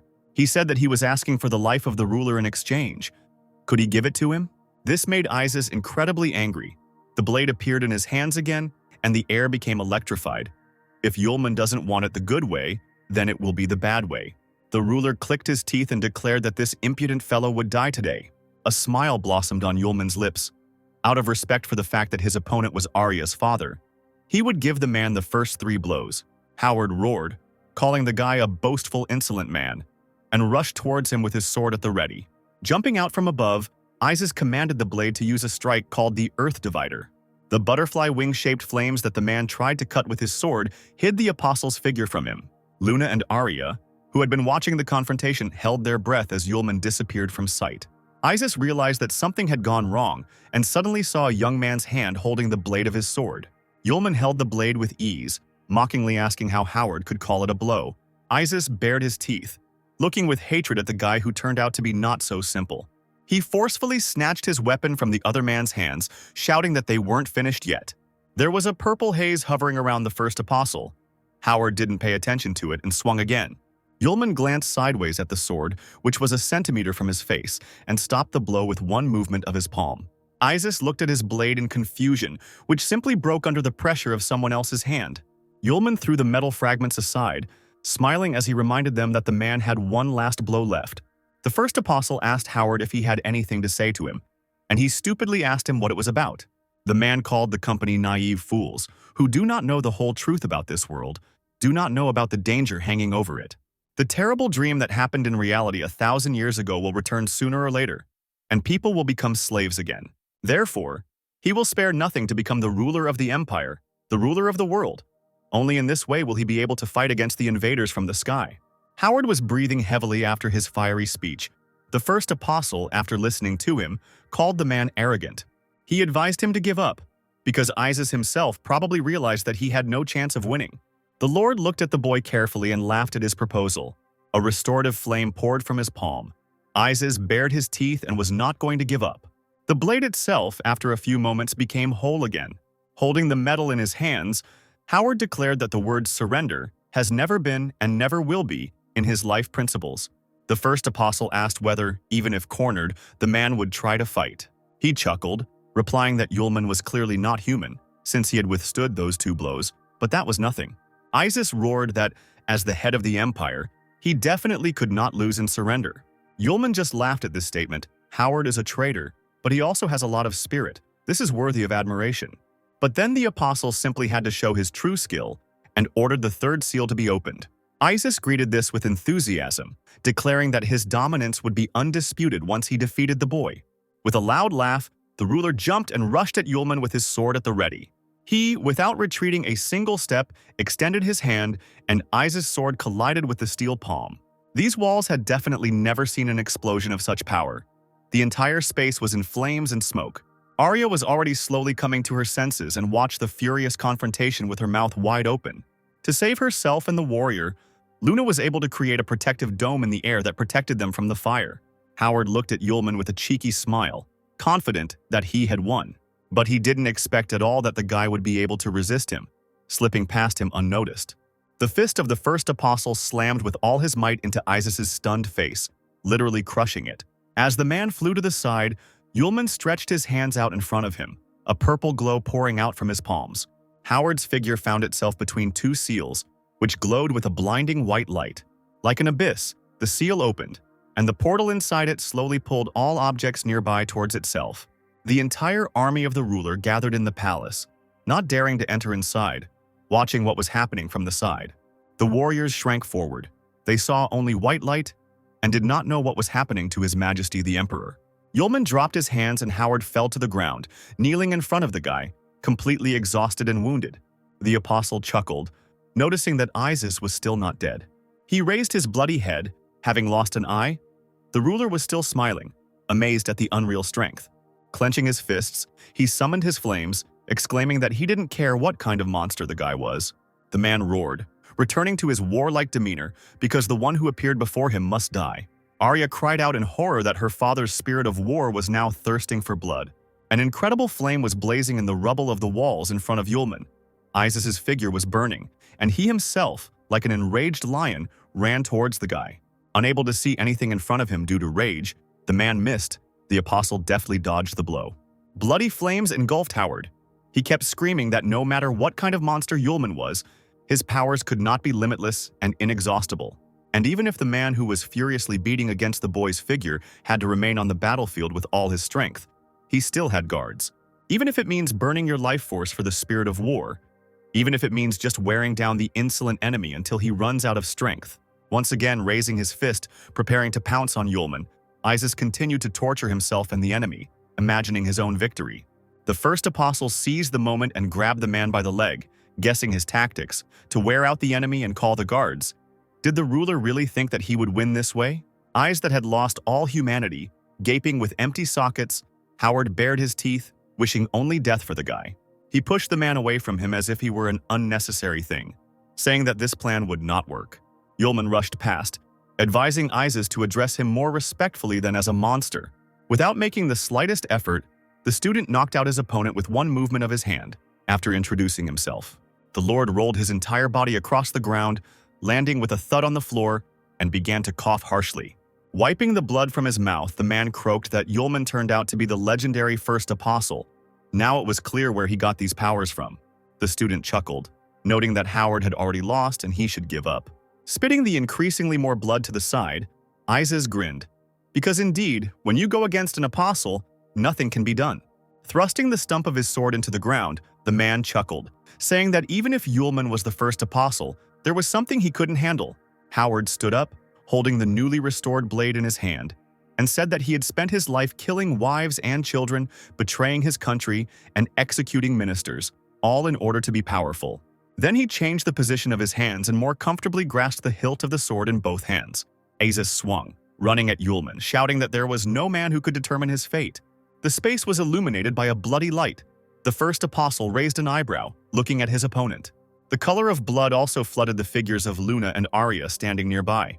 The warrior watched the confrontation between her father and friend with wide eyes, wondering who would emerge victorious. Howard's hysterical scream filled the room as he said that even when it came to death, he decided his own fate. Earlier, when killing the current emperor, he whispered to the killer that he would still not be able to lead the people to fight that unknown enemy from the heavens. Let a man spend his whole life, but he will never become a true emperor. The wife, who was sentenced to the gallows, spoke her last words. She naively believed that she would be able to see those terrible scars on her husband's heart, to free him from terrible and crazy thoughts. And now the woman sees that she is wrong, so there is nothing else left. No one could have expected that Isis would go crazy and stab himself in the stomach with his own blade. His remaining eye looked through Yulman, and his blue lips whispered that even the first apostle would not be able to rule over him. Aisha could not restrain herself. Her former warm feelings for her father prevailed over her resentment, and she rushed towards him with a heartbreaking cry. However, the man clutching the blade said that from today on, Arya would no longer be Howard Eyes' daughter. A shadow crossed the Emperor's face, and the warrior heard that she was no longer part of the Eyes' family. Arya, although betrayed by her father, could not hold back her tears. Yulman looked at Howard in surprise. He used the last of the 3 swords not as planned. He did not even think of killing this man. The man did not answer and continued to sit on the hard ground with a blade in his stomach. Suddenly, the sound of steel boots was heard from afar. The Emperor's entire loyal army gathered together. Armed to the teeth, they hurried to save their master. The leader of the guard ran to where the sounds of carnage were heard and loudly reported to Howard that the Imperial guards had arrived. As soon as the clouds of dust settled, the man saw the whole picture of what was happening and froze in shock. He cried out in shock, noticing the once majestic Howard sitting on his knees with the end of a blade sticking out right from his back. The guard looked ridiculous standing there and also asked if His Majesty the Emperor was dead. Yulman sighed heavily and grinned, looking at the assembled army. He shrugged, asking Luna, who had come up to him, if he didn't think it would end that easily. His words did not go unnoticed. The leader growled, exclaiming that they had killed His Majesty the Emperor. The man raised his sword, calling on the rest of the army to avenge Howard. A horde of armed guards was ready to tear Yulman apart and avenge His Majesty. The first apostle pretended to think, what should he do now? Is it really impossible to destroy them all? Or is it possible? The situation gradually escalated, but suddenly the silence was broken by a clear girl's voice ordering everyone to stop. Luna, with her hand on her heart, stepped forward, loudly stating that she was the princess and heir to the Fram Empire.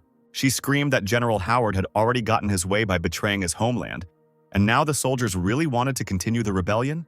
When the girl said that in the name of the princess she guaranteed that in the event of immediate surrender the guards would not be punished for past crimes, the men began to talk, recognizing Luna.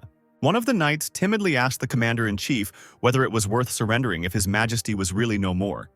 But the leader looked menacingly at his army. He shouted that the warriors had spent their entire lives with His Majesty. He had saved the army from death from the throat of a huge snake, and now they wanted to betray Howard and not take revenge on his killer? Luna asked if the guards really thought they could appease their thirst for revenge. She said that she would not condemn the betrayal and mutiny of the army for now, but they completely overlooked the fact that Howard was not killed. He committed suicide. The corners of the commander-in-chief's lips turned down, and his gaze showed contempt for his emperor. The princess nodded. Isis decided to choose death rather than shame before an unequal enemy. Did the army really think that they could defeat an opponent that their emperor refused to fight? The commander-in-chief shouted that this was nonsense because His Majesty's strength was simply legendary, and there was no one in this world who could force him to surrender without a fight. Luna just shook her head, stating that there was, moreover, he was now right in front of the guards. The girl pointed at Yulman with her hands, introducing him as her Black Knight. The man was surprised, and the other warriors began to talk among themselves. They had already heard about this knight. They say that he single-handedly defeated several dozen thugs, buried their leaders alive in a grave. Someone heard that the knight organized a massacre in several cities in the north, but the commander-in-chief was not going to give up so easily, not caring that he had not done anything to the Black Knight. Did Luna really think that just saying his name would make the army surrender? That was too naive. The princess looked back at Yulman with a searching gaze. The first apostle exhaled heavily once again. He understood everything without words. Luna demanded proof, telling the guards that now someone had made them change their minds once and for all. The guy approached Howard, who had been wounded by his own hands, mockingly asking him to give up his sword. The leader of the army stared at Yulman in confusion. He drew his blade and straightened up, then swung it right next to the guards. The apostle called upon the third seal, and the space was illuminated with a bright purple light. Then the seal was ordered to open, and flashes began to flicker before the eyes of the army. The guards opened their mouths and trembled in fear at what they saw, not understanding what was happening. Luna and Aisha also froze, not knowing what to expect. A huge and very dangerous whirlpool swirled around the apostle, and he exclaimed that it would be better for everyone to surrender. Otherwise, the disobedient army will not live. They will all die ingloriously. The guards who were standing closer to Yulman were unable to stay on their feet when the chimera dragon appeared in the air. The men screamed in pain as a bright flash passed by them. An incredible hurricane rained in the palace, sweeping away opponents and destroying even the stone floor. The commander-in-chief looked at what was happening with disbelief. He was saved from falling by a dagger stuck into the ground. Sweat poured from his forehead in horror and admiration of the Black Knight's true strength. He gripped the handle tighter, thinking of his majesty, because when such a force stands in the way of dominance, there is no other choice. Luna said with a smile and delight that she had seen before what Yulman was capable of, and Arya also could not hide her admiration. The princess once again addressed the imperial guards, who had two options: to die as traitors to their homeland or to lay down their arms and surrender. The knights, terrified out of their minds by the dragon, fell to their knees, screaming that they surrendered. How could people even possess such terrifying magical powers?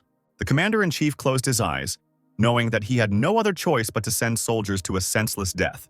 In a tired voice, he ordered the guards to finally lay down their weapons. In just 1 month, Howard managed to lead an army and conquer the empire. Putting an end to the rule of the imperial dynasty, he quickly created a new state. But the most surprising thing was that the new state did not last long, and the new government fell. Princess Luna, the sole heir to the fallen dynasty, and a mysterious black-haired youth killed Howard and reclaimed the country and the throne. The despotism created by Howard ceased to exist simultaneously with the accession of Princess Luna to the throne. The princess became queen. That mysterious young man, possessing incredible strength and defeating Howard himself received the position of First Knight of the Empire, defender of the throne. Queen Luna reformed the government, appointing loyal people to ministerial and court positions, and Luna controlled the defense and army herself. A month has passed since all the events that covered the capital and forever changed the lives of its residents. Arya was heading somewhere to the palace when Yulman called out to her, coming closer. He asked about the girl's well-being. Because Her Majesty the Moon has many state affairs that require her help, she now has so many trusted ministers, and the apostle himself does not understand this politics. They both leaned against the wall of the balcony. Arya said that she was not as weak as Yulman thought. She just needed a little time. The guy remembered what a shock had happened to the warrior's family. She had lowered her eyes, answering that the affairs of the Isis family had almost destroyed the entire empire forever, and his father had gotten what he deserved. Now he's dead and his sister is missing, so the Isis family is gone and Aoya is left alone. Yulman nodded, saying that it all sounded sad, and suggested that his friend feel sorry for her. She was indignant, but the student smiled and gently placed his hand on the warrior's head. The first apostle asked to stop pretending to be steadfast and let Arya just cry out her grief. Yulman was surprised when Arya relaxed and pressed herself against his chest, hiding her eyes.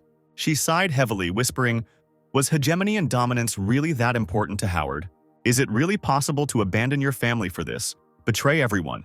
Bring grief to your native country?" And Arya blamed herself for inaction, and her father, dying, did not even look at her. The girl grabbed her friend's shirt, muttering that she didn't know how to pay for all this and how to live now. Yulman smiled, lifting Arya's chin towards him, asking how about accepting it. Something flashed on the guy's palm, and the warrior stared at the storage ring in surprise. The apostle said that Luna found him in Howard's room and told him to give it to Arya. Long ago, the last emperor passed it on to the Isis family, and it has been passed down through generations.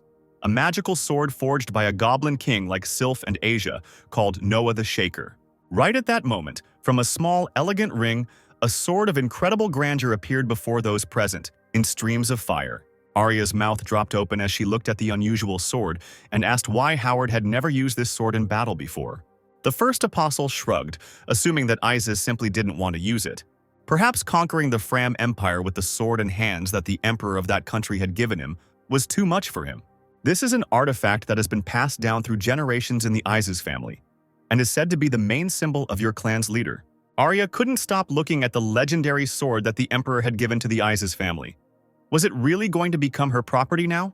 Yulman said with a smile that Arya was not her father. And since Luna had decided to give the blade, would her friend accept it? In the girl's surprised and tearful eyes, a fire shone, washing over Noah the Shaker. She will never erase from her memory the moment her father disowned her, kneeling with a gun in his stomach. Arya's face darkened and she suddenly chuckled, saying that Howard could do whatever he wanted. The warrior grabbed the blade, announcing that she solemnly declared, in the name of the head of the Isis family, which she had just become, that she was cutting Howard out of the family. Arya's gaze showed an unprecedented confidence. She exclaimed that the future of the Isis family was her, and only she could change it.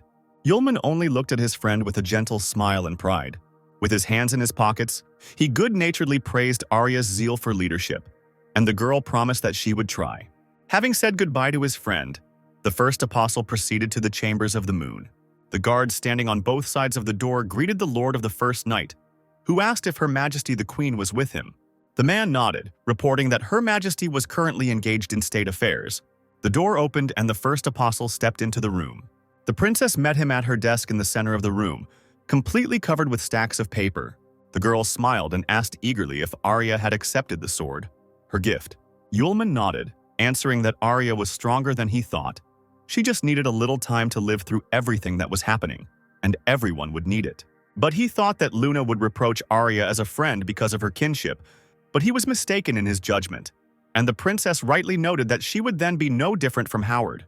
The first apostle sank into a soft chair, remarking that it was an ignoble thing to rule such a large empire, and asked if there was any news from Sierra and Aisha. Luna nodded, saying that this time she called Yulman for this very reason. The princess herself was surprised that Sierra had not yet returned after the news, because the magic school is the main stronghold of the empire, and Sierra, as the director, is needed here. A month has already passed. Charlotte not only hasn't gotten in touch, but the squad searching for her hasn't found anything either. Perhaps Yulman will find the master with the help of their common connection. The apostle touched his forehead in confusion and told Luna some not very pleasant news. Since returning to the real world, this thing seems to have stopped working. No reaction, as if something is interfering from the other side. Luna tapped her finger on her chin thoughtfully, wondering why Sierra needed to do anything. Suddenly, the princess faltered and froze, a thought piercing her mind. The girl nervously clasped her fingers together and wondered out loud if Sierra was hiding from her, and that was why she didn't want to come back. Luna blushed and assumed that Sierra had found out what had happened to the princess and Yulman, and between them too, and that was why she didn't want to show herself. Looking at the incredibly puzzled face of her interlocutor, the princess added that he was her fiancé and was now with her. The first apostle breathed a sigh of relief, explaining that he was not in a serious relationship with Sierra and that he simply had to play her fiancé for certain reasons. Hearing this, Luna was overjoyed, exclaiming that now they could not hide their connection. But she immediately wilted when Yulman told her about Aisha and that her parents had entrusted all care to him. The apostle crossed his arms over his chest, stating that he was worried about Aisha, even though she should be with Sierra right now. He closed his eyes and heard the strange tone in which the princess ordered him to find the master. Looking at her, Yulman was amazed by the change. The princess, with an unreadable look, began to busily write in the documents, saying that she would not interfere with the search for his girlfriend. She forced a joyful smile, urging Yulman on and saying goodbye to him. The student hesitated, completely not understanding anything about human emotions, surprised at how quickly they changed. However, he decided not to argue and obey Her Majesty to leave and find the girls. He scratched his chin thoughtfully, wondering out loud if Luna was offended or if he was imagining it. His thoughts were interrupted by the cheerful voice of Asia, sitting on the railing. The spirit of the sword exclaimed that only a blind man would not see that the princess was jealous of the guy. Yulman asked if Asia was okay, but she shook her head. She had only just cleared herself when the stupid girl gave in to the evil forces and even dragged her along with her. The sharp ears of the sword spirit twitched when the apostle asked what she meant when she spoke of the moon's jealousy. But there was nothing to talk about. Jealousy was jealousy. The girl swung her legs playfully, asking with interest how Yulman felt about Luna and Aisha. The first apostle exclaimed that both were his wings and inspiration. Asia only rolled her eyes at this, calling this phrase too free. The disciple was surprised. He himself heard that in the human world it was normal to have several loved ones at once. The sword spirit could not deny this. She pointed her finger at Yulman, rightly noting that Luna was now the empress. Almost falling off the balcony, Asia screamed that this meant only one thing, The apostle must be her king.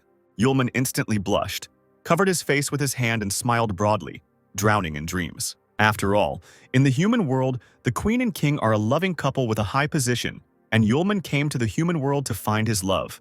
Now he not only did this, but he also found two girls at once, and one of them has the highest status in the empire. Asia was amazed at this logic. She crossed her arms over her chest, noting with displeasure that Yulman had been a rather strange guy before. Let him do whatever he wanted. The girl asked if the apostle was currently heading out to search, and before he left, there was something she needed to remember. After clearing the evil forces, there was a feeling that some of Asia's powers remained sealed somewhere, and now she would withstand the guy's lightning. The sword spirit excitedly asked to strike it again, but Yulman assumed that lightning would simply tear the blade apart. Late at night, two guards were patrolling the palace and had time to gossip. One of them told about a recent rumor. Some white-haired girl entered the chambers of the first night. His interlocutor was surprised where the girl came from in the palace, but the first guard did not know, assuming that it was a spirit or a ghost, because the stranger could float in the air. And after she entered, the sounds of lightning and female moans were heard from the room. The guards passed by, engrossed in conversation, and did not notice that a figure in a white cloak was eavesdropping on them. Someone, wrapped in white robes, waited until the men passed and then ran into the palace. Running through the corridors, the stranger carefully listened to the silence and continued on his way, finally opening the right door. Someone entered the bright room, his face reliably hidden by a large hood. Seeing the bed, the stranger slowly approached it and was clearly tracking someone. The figure shuddered as if from a blow when Yulman's hand fell on her shoulder. He asked in a barely audible voice who it was and why he was walking around the yard, tearing the stranger's cloak off. There was a scream and someone reached out trying to catch the clothes. Aisha, blinking her long eyelashes, looked at the first apostle in fear. He himself was incredibly surprised. The girl caught him by surprise with her appearance. Tears appeared in Aisha's eyes and she sobbed, exclaiming that she had finally found him. The next second, the student pounced on Yulman with hugs, almost knocking him to the floor. Resting her chin on his shoulder, the girl muttered about how happy she was. She would have gone crazy if it weren't for Teacher Sierra, who kept convincing her that the guy was alive. The apostle stroked the girl's back and asked for forgiveness for making them worry. Yulman took Aisha away from his chest and looked at her. The couple simultaneously asked each other how they were doing, then froze in confusion. It was a really long story. Yulman offered to sit down. Aisha did not refuse. The apostle turned on the light and invited the guest to the sofa. An hour had passed when he finished his story. His friend just smiled, saying that her dad must have been very happy when he left. Yulman suddenly came to his senses and took out some object, handing it to the girl. Aisha accepted the gift and was surprised by the precious-looking stone in her palm, asking what it was. The apostle said that his father asked him to pass on this item. Aisha continued to look at her friend in bewilderment. Then, Yulman told everything. This is a particle of the power of 1,000 elephants. Every person in the previous era had one. It is a rare and powerful ability. Tears glistened in Aisha's eyes. She was incredibly touched by her father's gift. She sobbed, saying that Dad had given it to her, and clutched the piece of power to her chest. Yulman, still learning about human feelings, instantly became sad. Looking at his friend, Aisha smiled, thanking him warmly, promising that she would definitely keep the stone. Yulman said that he had told everything he wanted to, and now he was eager to know where Aisha and Sierra were, and what was happening to the latter now. Aisha perked up, as if she had forgotten something important. She really had come to the palace for a reason. As it turned out, Teacher Sierra had been with her all this time. But a few days ago, she suddenly disappeared.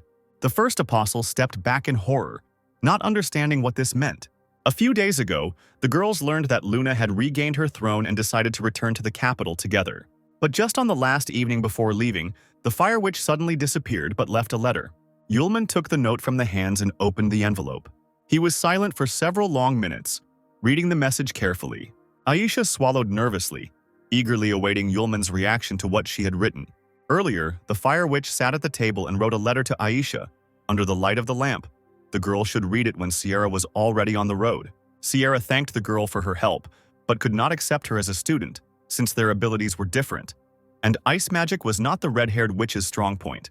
As for Yulman, the seal finally makes it clear again that he is alive. The news of Luna's ascension to the throne has spread throughout the empire. Yulman is probably with her in the palace.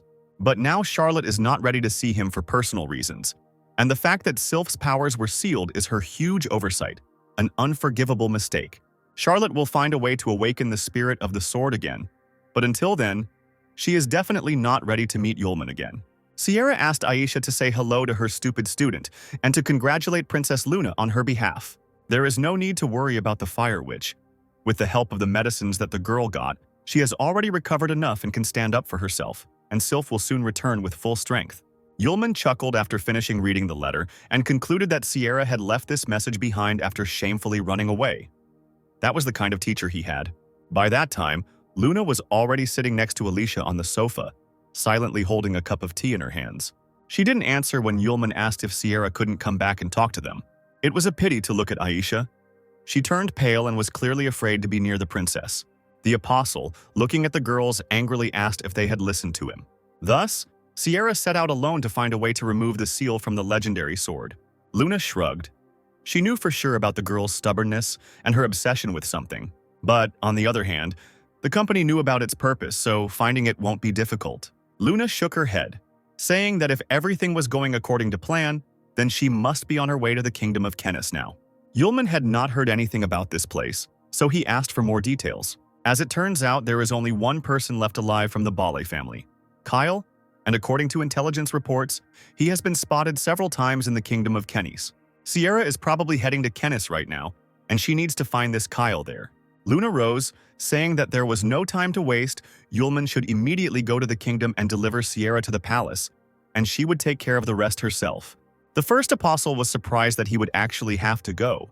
Her Majesty shrugged because even if she hadn't allowed it, the guy would have run away after her anyway. If we talk only about Luna, she would not want Yulman to leave her. But for the Empire, Charlotte is a very important person. She needs to be brought back. Luna blushed slightly, saying that she would have gone with a friend. But as a queen, she couldn't give up everything because the Empire was just starting to get back on its feet. The apostle did not expect such frankness from his beloved and looked at her in a new way. Aisha, who had been silent until then, timidly raised her hand, offering to go with Yulman. Luna seemed to look at the girl for the first time, asking again what her name was. She smiled, placing her hand on Aisha's shoulder, saying that there were few people in the palace that could be trusted, so the girl should stay and help her. Aisha looked at the princess in shock, still shaking. She also tenderly squeezed the other's shoulder, but the apostle could read in his friend's gaze that she needed help. Just as he was about to leave, Luna turned to the guy. Even though she herself sent Yulman on the mission, he should have protected himself from the strange girls who kept pestering him. With these words, the princess grabbed Aisha by the chin, informing her that she would not guarantee the safety of this girl if Yulman decided to have an affair. Poor Aisha almost had steam coming out of her ears from shame, and she stopped breathing for a few seconds. The first apostle himself almost lost consciousness from pleasure, wondering what Luna would do and how she would fulfill her threat. The princess finally let the unfortunate woman go and told the apostle to set out on his journey. Turning to the guy, she blushed and demanded that he come back quickly. Yulman straightened up, once again amazed by such a rapid change of emotions. He reported that he would listen and obey Her Majesty. Meanwhile, the sun mercilessly warmed the yellow stone buildings of the town of Kappa, in the west of the kingdom of Kenis. The streets of the trading city were filled with people and livestock carrying numerous goods. There was a rumor among the merchants about a fire maiden who wanted to sell some magical item at auction, like a phoenix ring. Her interlocutors were surprised by her appearance, since the rebellion in Fram had long since been suppressed. But no one knew the reason. But everyone was interested in looking at this phoenix ring. People rarely encountered a magical object here. Surely all the rich people have long since gathered to participate in the auction. Yulman, pulling the hood of his long cloak over his head, blended into the crowd, listening with all his might to the local gossip. He wandered the streets, knowing that Sierra was looking for Kyle. So what did the auction and sales of magical items have to do with it? But still, this is at least some news about Sierra. I should have looked and seen. Using the timing of the crowd as a guide, the apostle quickly found the right building. Traders walked under his windows every now and then, looking around. The hum of disgruntled voices could be heard behind the door. On the floor, merchants and noblemen sat cross-legged. Some of them stood, having been waiting for the fiery maiden for a long time.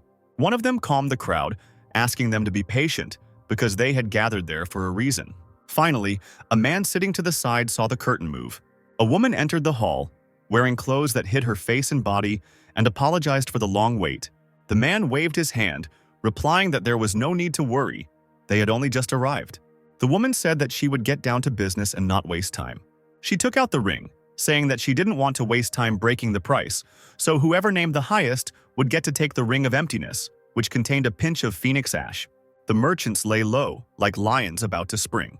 Then everyone began to offer a price several times higher than the previous one. Some guilds offered very large sums of money, but suddenly a tall man stepped forward, ordering the others to be quiet. The Mered Guild offered 100,000 coins for the Phoenix Ring. The Fire Maiden stared at the guildmaster with wide eyes after hearing the price he offered. The man announced the price again, saying that the Moray Guild was buying the Phoenix Ring. The girl nodded, saying that she agreed. The guild representative's face lit up with delight and anticipation. He held out a gold ring, which contained exactly 100,000. Meanwhile, Yulman was not allowed into the premises by the guards. When the guy tried to persuade him to just go in to find the man, the stern voice replied that no outsiders would get inside until the auction was over. The guard laughed, saying that the guy would have to fight him so that the guard would break the rule and let the stranger through. The first apostle smiled and placed his hand on the shoulder of a man twice his size. The guild representative was just handing over the ring when one of the guards literally flew into the room. The man stared at the destroyed wall in surprise, exclaiming what was going on. Yulman, rolling up his sleeves, asked with a smile to be told about such a simple way to get inside next time. When his gaze found Sierra, the apostle cried out in delight. He rushed at the teacher, embracing her.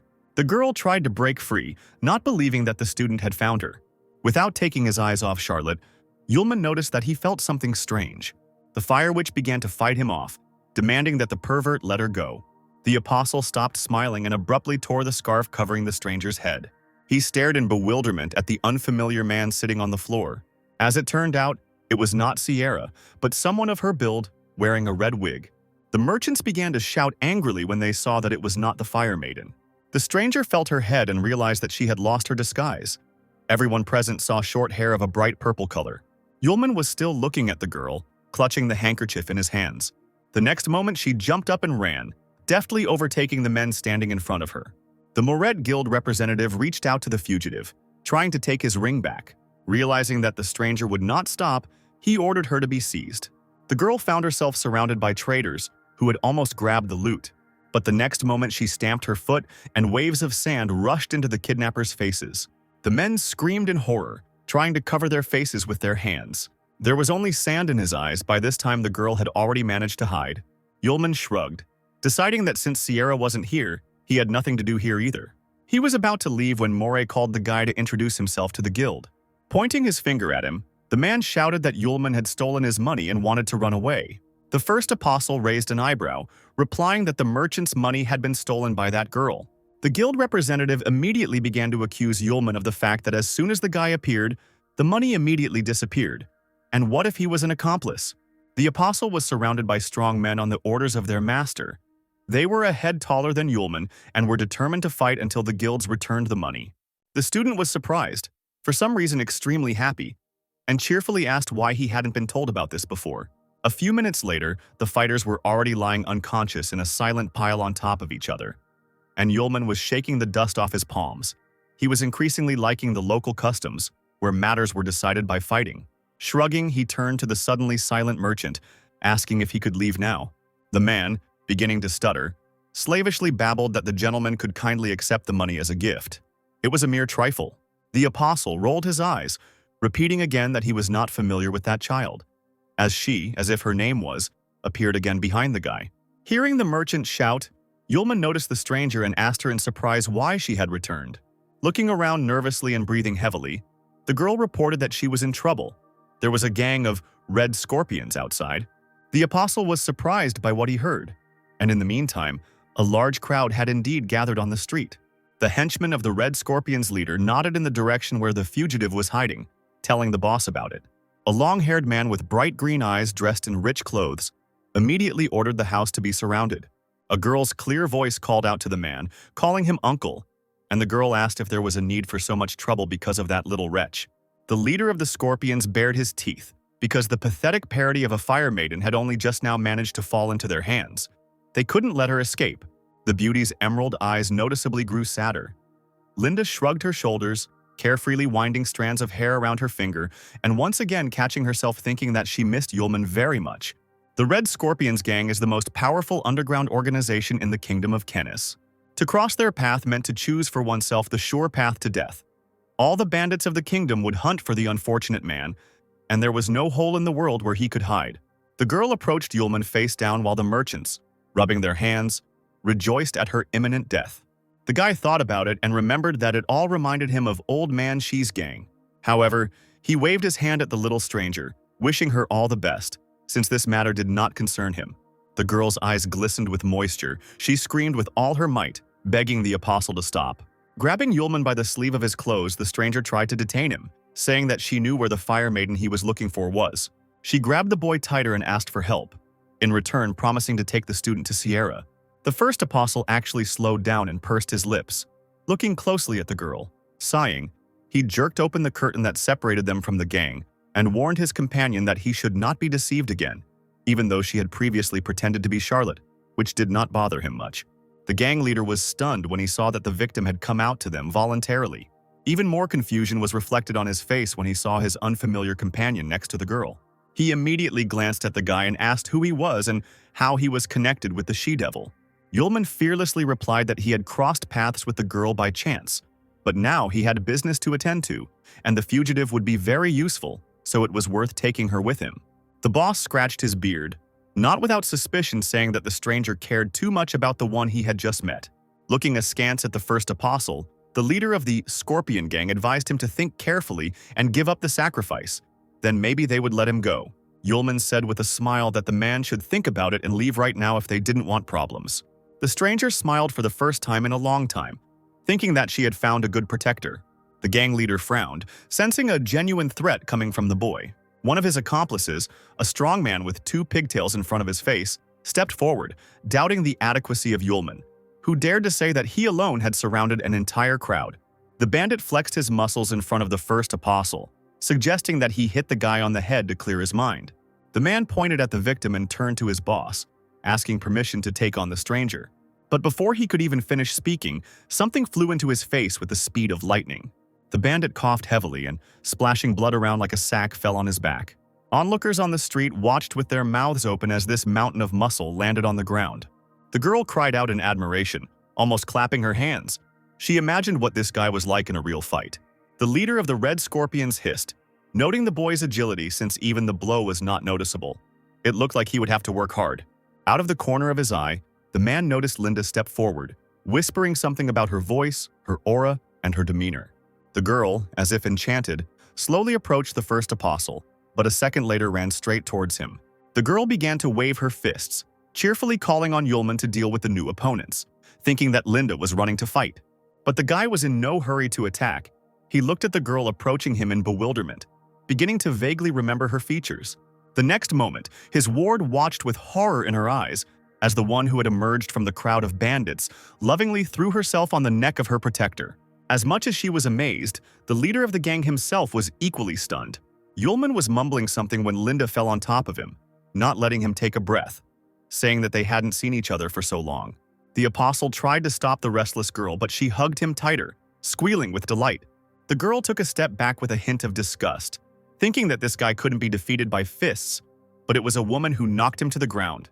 The gang leader, not daring to touch his niece's acquaintance, crossed his arms over his chest, asking only if the girl knew him. Linda had already let go of the still slightly disoriented Yulman and grabbed his hands, declaring that she not only knew him, but was also a very good friend of his.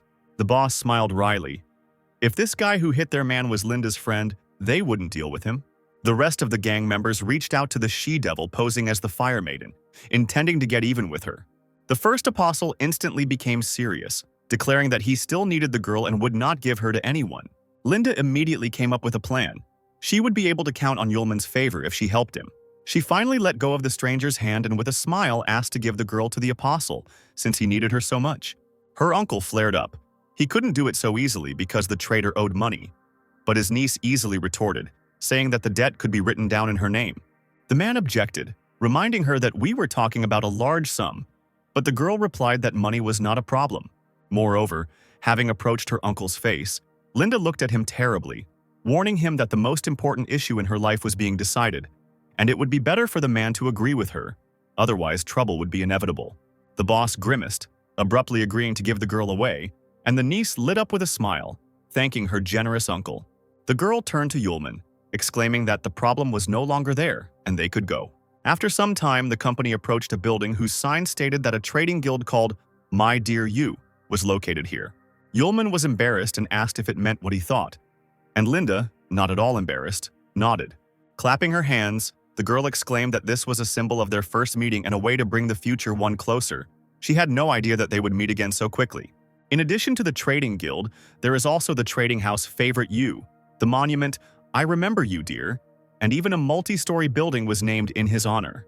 Linda was jumping on one leg with impatience and wanted to show Yulman the interior of the guild as soon as possible. The rooms were all shining and sparkling with wealth and various valuable interior items. Expensive chandeliers, exquisite furniture, incredible sculptures, and much more.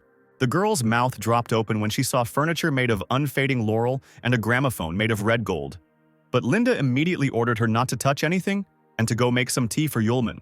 The fugitive turned away, offended, and the owner of the room invited one of the guys to sit on the sofa.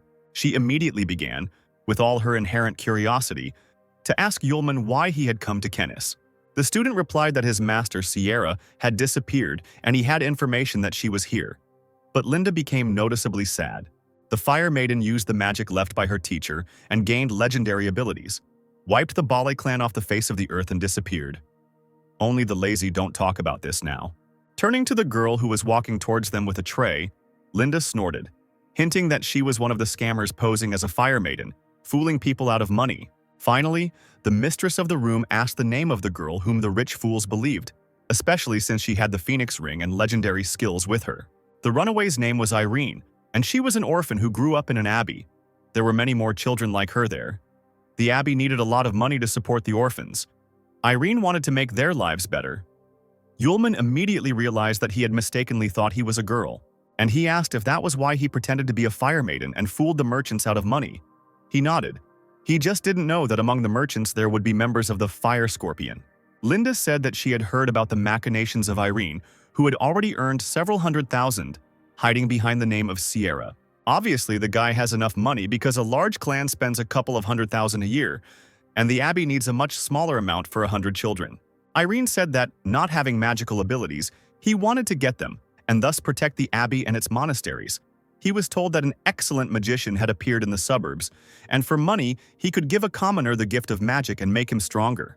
Linda was surprised by what she heard, and Yulman thought about it, asking who this magician was. Irene exclaimed with inspiration that the great magician was like a fiery maiden who had acquired new skills and reached a new level.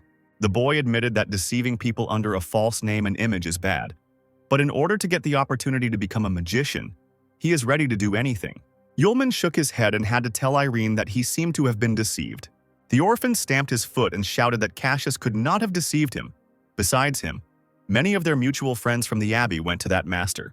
The first apostle noted that if every rich person had the opportunity to become a magician, all the streets would be filled with wizards.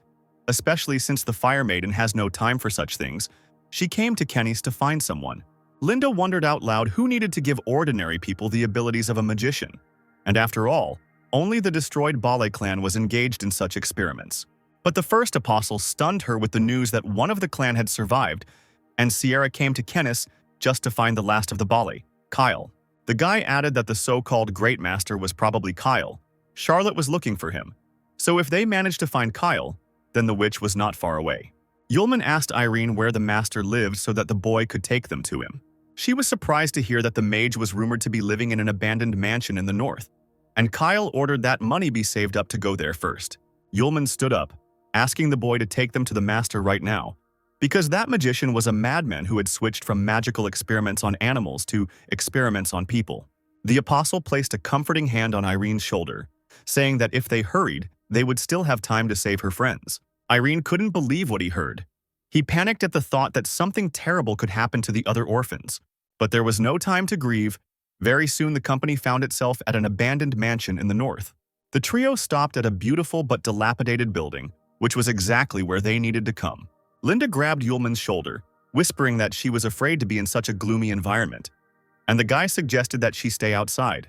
Then the girl began to rely on Yulman's strength, who would definitely protect her. He nodded, asking only not to leave him. The first apostle, shielding his friend and the boy with his body, fearlessly opened the door, looking inside first. The room looked abandoned, but still gave off its former luxury. Linda was whiter than snow, listening to every rustle. Her companion noticed a strange smell. The trio slowly approached the web-lined descent. Irene whispered that it seemed possible to pass through here. The company began to talk among themselves, consulting, when suddenly a loud sound was heard behind them. Linda screamed in horror and turned back, burning with fear, to find the door tightly closed. Trembling slightly, she grabbed Yulman's hand with a death grip. Irene also turned cold, asking hopefully if it was the wind that closed the door. But the first apostle did not live up to the expectations of his companions, harshly responding that something was moving towards them. Linda groaned in horror, and alien energy really did begin to gather over the heads of the uninvited guests. Something hit the floor behind the trio. Yulman wrapped his arms around the shoulders of his companions, pulling them aside. Standing in front of them, he watched as something moved through the thick smoke nearby, forming into a figure. The first apostle concluded that here appeared what frightened everyone. Judging by its appearance, this was the result of magical experiments on something living. A few seconds later, a cloud of dark energy with purple veins formed into a huge devilish monster with a mountain of muscles and the head of either an animal or an arthropod. The monster raised its hand with long claws, and Yulman expressed the hope that it was not one of Irene's friends. The monster's empty eye sockets began to glow with a bright light, and gurgling sounds began to come out of its mouth, forming the words, blood, flesh, magician, danger. Everyone stepped back while Yulman calmly examined the creature. Linda couldn't help but let out a startled cry when she looked at this monster. The first apostle explained that this was a man, but strictly speaking, he could no longer be called a man. Something opened its mouth wide, hissed, and like a big cat on its hind legs, hid before jumping. The monster did not move from its place, but at that moment, long tendrils flew out from its back towards the people like ropes. Yulman shouted to his companions, ordering them to stay behind him, and he himself extended his hand forward, creating a seal from the devil's fire. The seal instantly became several times larger, taking on the entire attack of the monster. Long black tendrils bouncing off the improvised shield lashed out at the walls, destroying them. Dark dust covered the hall, but the Trinity was covered by a dense dome of Yulman's indestructible magic. Moreover, as soon as these long parts of the former human's body hit the dome, powerful electric shocks were already waiting for them there. The apostles saw that the artificially created body as a result of experiments could not withstand such force and began to disintegrate. And indeed, the monster's body was covered with small cracks, but he continued to mutter something. Blood, strength. The shoots continued to beat against the dome with zeal, but it was clear that nothing could save the former man. It was all over for him. The monster, covered in bloody cracks, opened its mouth wide and screamed about how much pain it was in. The apostle asked for forgiveness. He could not turn the monster back into a man, so all that remained was to let him die without pain. Extending his hand again, Yulman pointed his finger at the creature, summoning hellfire. In a deadly round dance like a whirlpool of poisoned water, the flame slowly approached the result of the experiments, destroying the shoots as it went. An incredibly monstrous, loud, despairing, and painful scream filled the entire mansion. After a few seconds, a human form began to emerge from the clot of fluttering darkness. When the darkness of the night passed, a horrifyingly cruel picture appeared before those present. A child with a dull gaze stood on his knees, without hands, as if they had been carelessly torn off.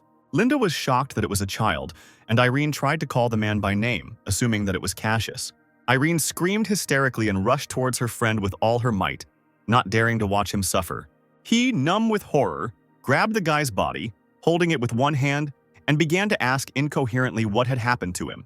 Hearing a familiar voice, Cassius whispered his friend's name with the rest of his strength, without even looking at him. He nodded, continuing to ask the guy what happened and how he became this monster. Irene seemed to have fallen into a nightmare, and her friend began to dissipate right in her arms, having managed to ask the guy to run away at the end. The boy dropped his hands onto his knees and slowly sank to the cold floor, silently whispering the name of the dead boy. Yulman quietly approached Irene from behind, saying that Cassius had indeed become stronger, but had paid for it with his own life. In this world, there were no shortcuts to gaining strength and power, and flirting with someone else's power always leads to such a sad outcome, and there is no turning back. Irene stood up with a heavy heart, answering, "I understand, but if I had discovered all this earlier, perhaps Cassius would be alive now." Linda shook her head. It was a good thing Irene hadn't saved up enough money through his fraud, otherwise he would have become such a monster now. The first apostle urged them on, because to prevent this from happening again, they needed to stop Kyle as soon as possible. The Trinity, as planned earlier, descended the long staircase, illuminated by wall torches. Once downstairs, Yulman immediately noticed the roughly destroyed floor of the hall. Although there were piles of broken stone everywhere, an unusual clock face was still visible on the floor. The first apostle, standing by the large pieces of granite, announced that they were late.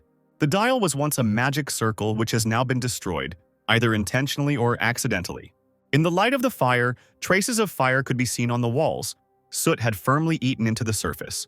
Linda immediately noticed this, and Yulman, looking around, thought that Kyle and Sierra could have been fighting here. Irene went further to explore the room and discovered something in the rubble on the floor. His face lit up with anticipation as the boy called out to his companions, saying that there was something they had not taken from here. Under a pile of fallen stones, the orphan discovered a chest with gold and all kinds of precious jewelry.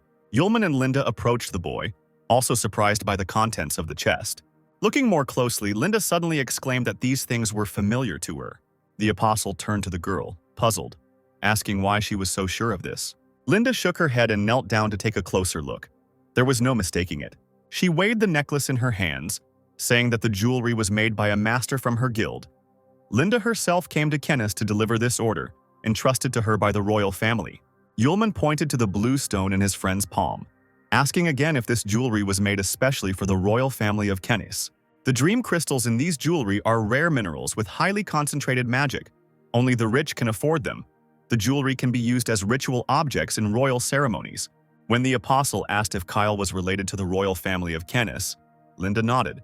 The guy summed up that two conclusions could be made by examining the traces at the crime scene Sierra found but did not detain Kyle, and he himself is somehow connected to the royal family of Kennis. The apostle rubbed his chin, wondering out loud how they could get into the royal palace if Kyle had gotten in. Linda immediately exclaimed that she knew a good way. Clapping her hands, the girl concluded that they would have to change clothes and put on makeup. The town of Kappa was silent at night, and the cloudless sky shone with myriads of stars.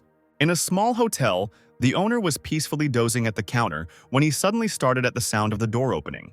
A figure in a hood and black cloak walked past like a ghost. The man tried to greet the guest. The redhead shook her head when she was offered to cook dinner. The figure walked quickly down the corridor and barely audibly opened the door to his room.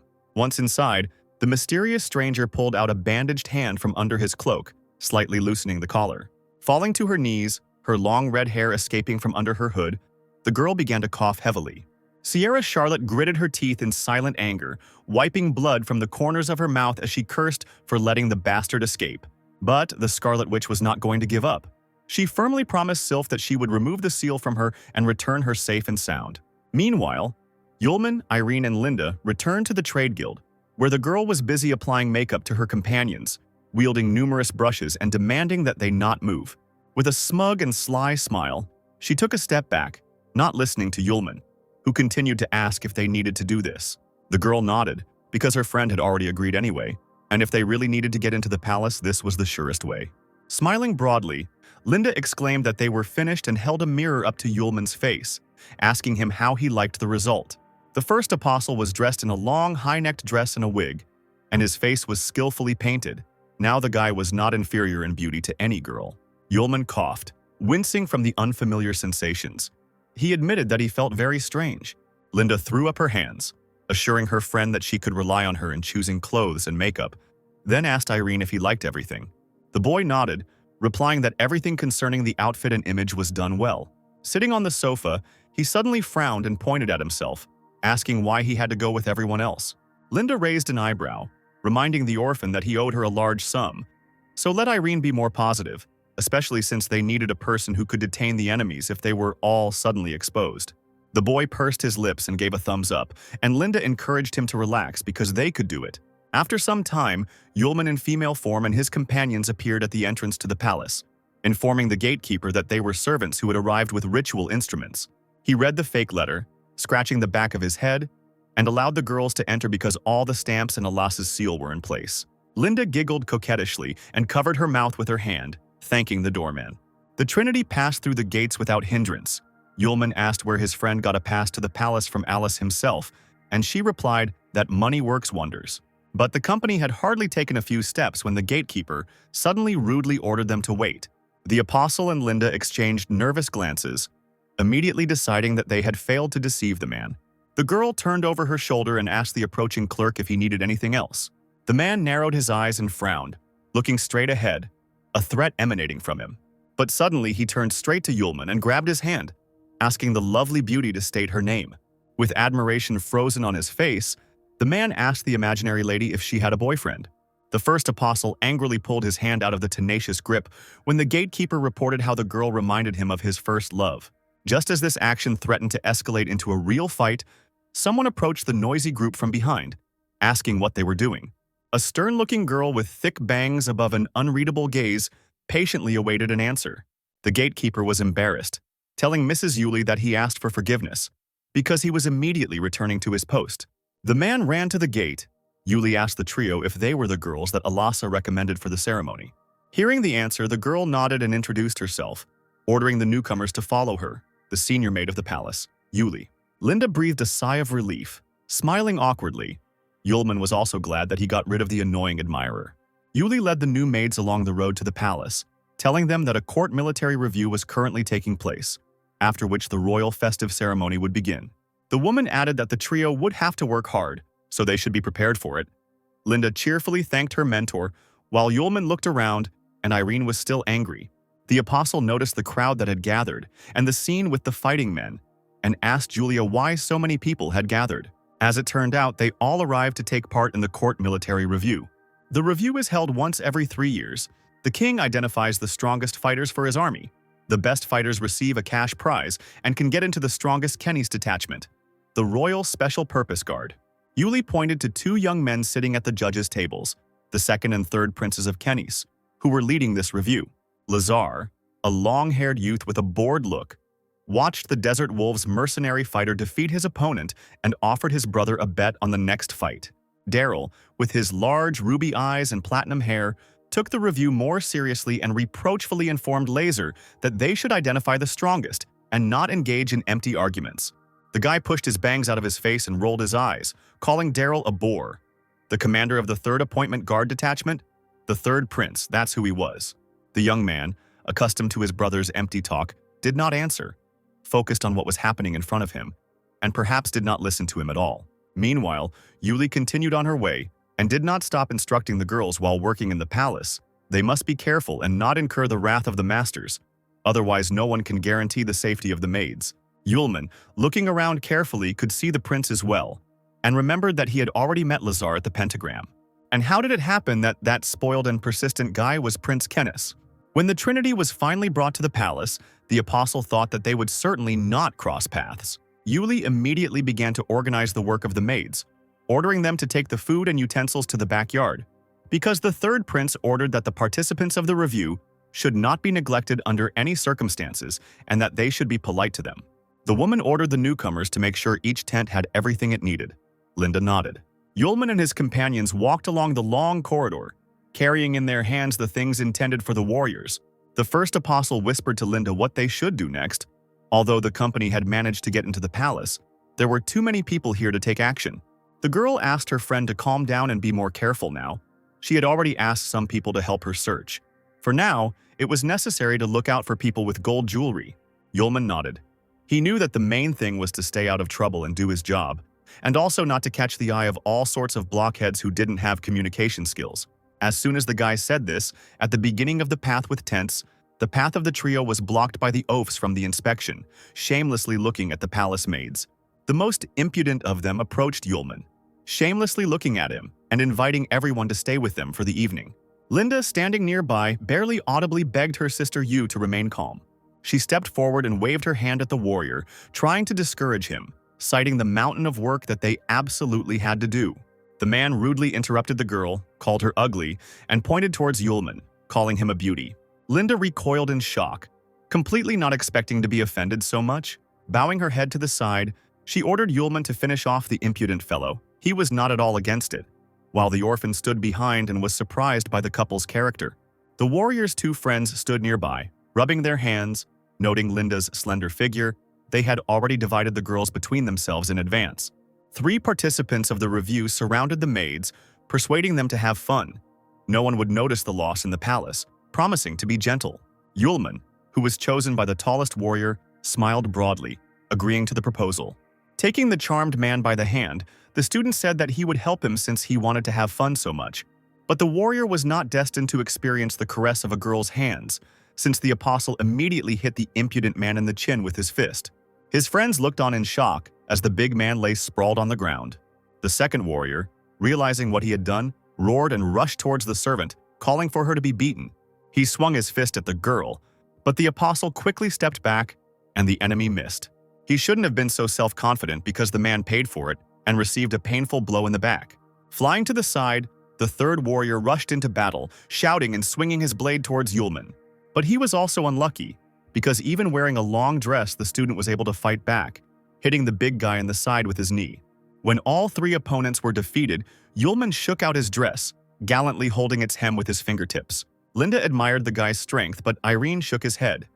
In the end, they still fought and neglected secrecy. Of course, such noise did not go unnoticed by the royal guards.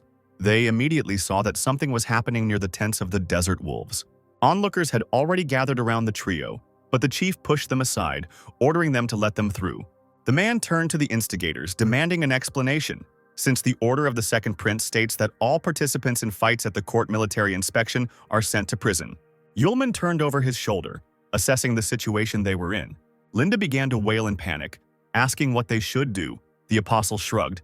They had only one option: to run.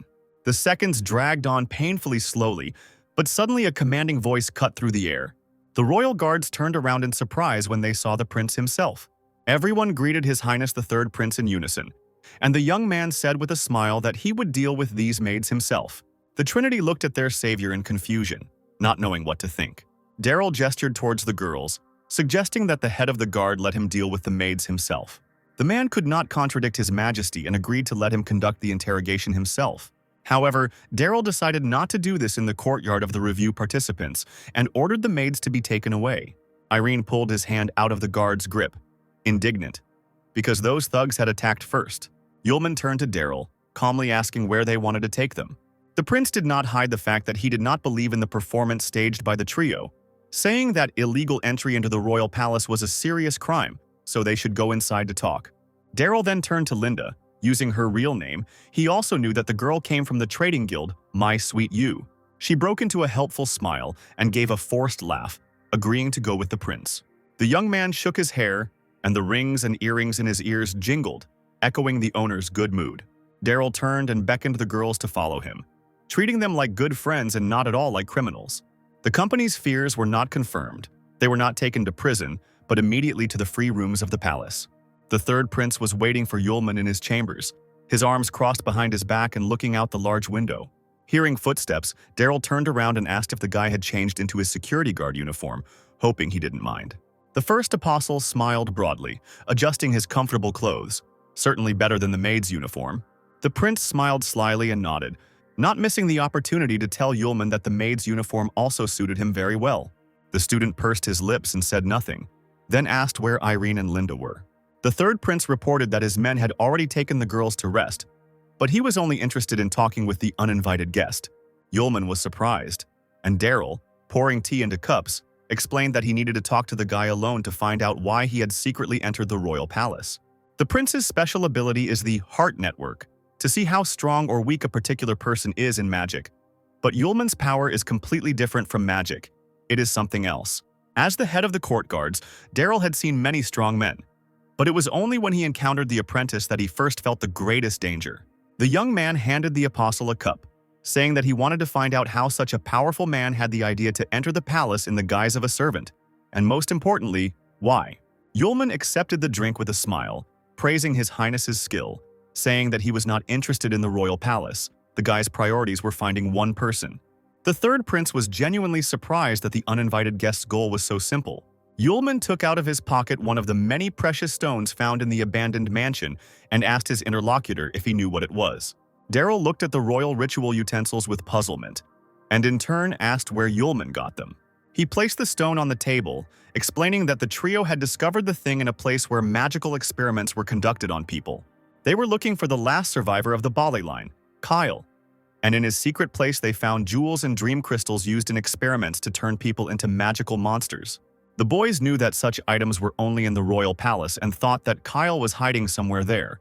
But Daryl was stunned by this news about a criminal possibly hiding in his abode.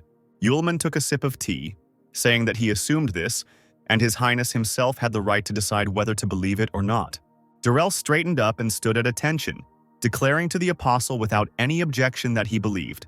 After all, royal ritual objects outside the palace are very strange, especially since the prince took into account the incredible strength of the alien, who no one could prevent from breaking into the palace for any other purpose. Yulman nodded, stating that his plans were only to find one person and not to create a stir.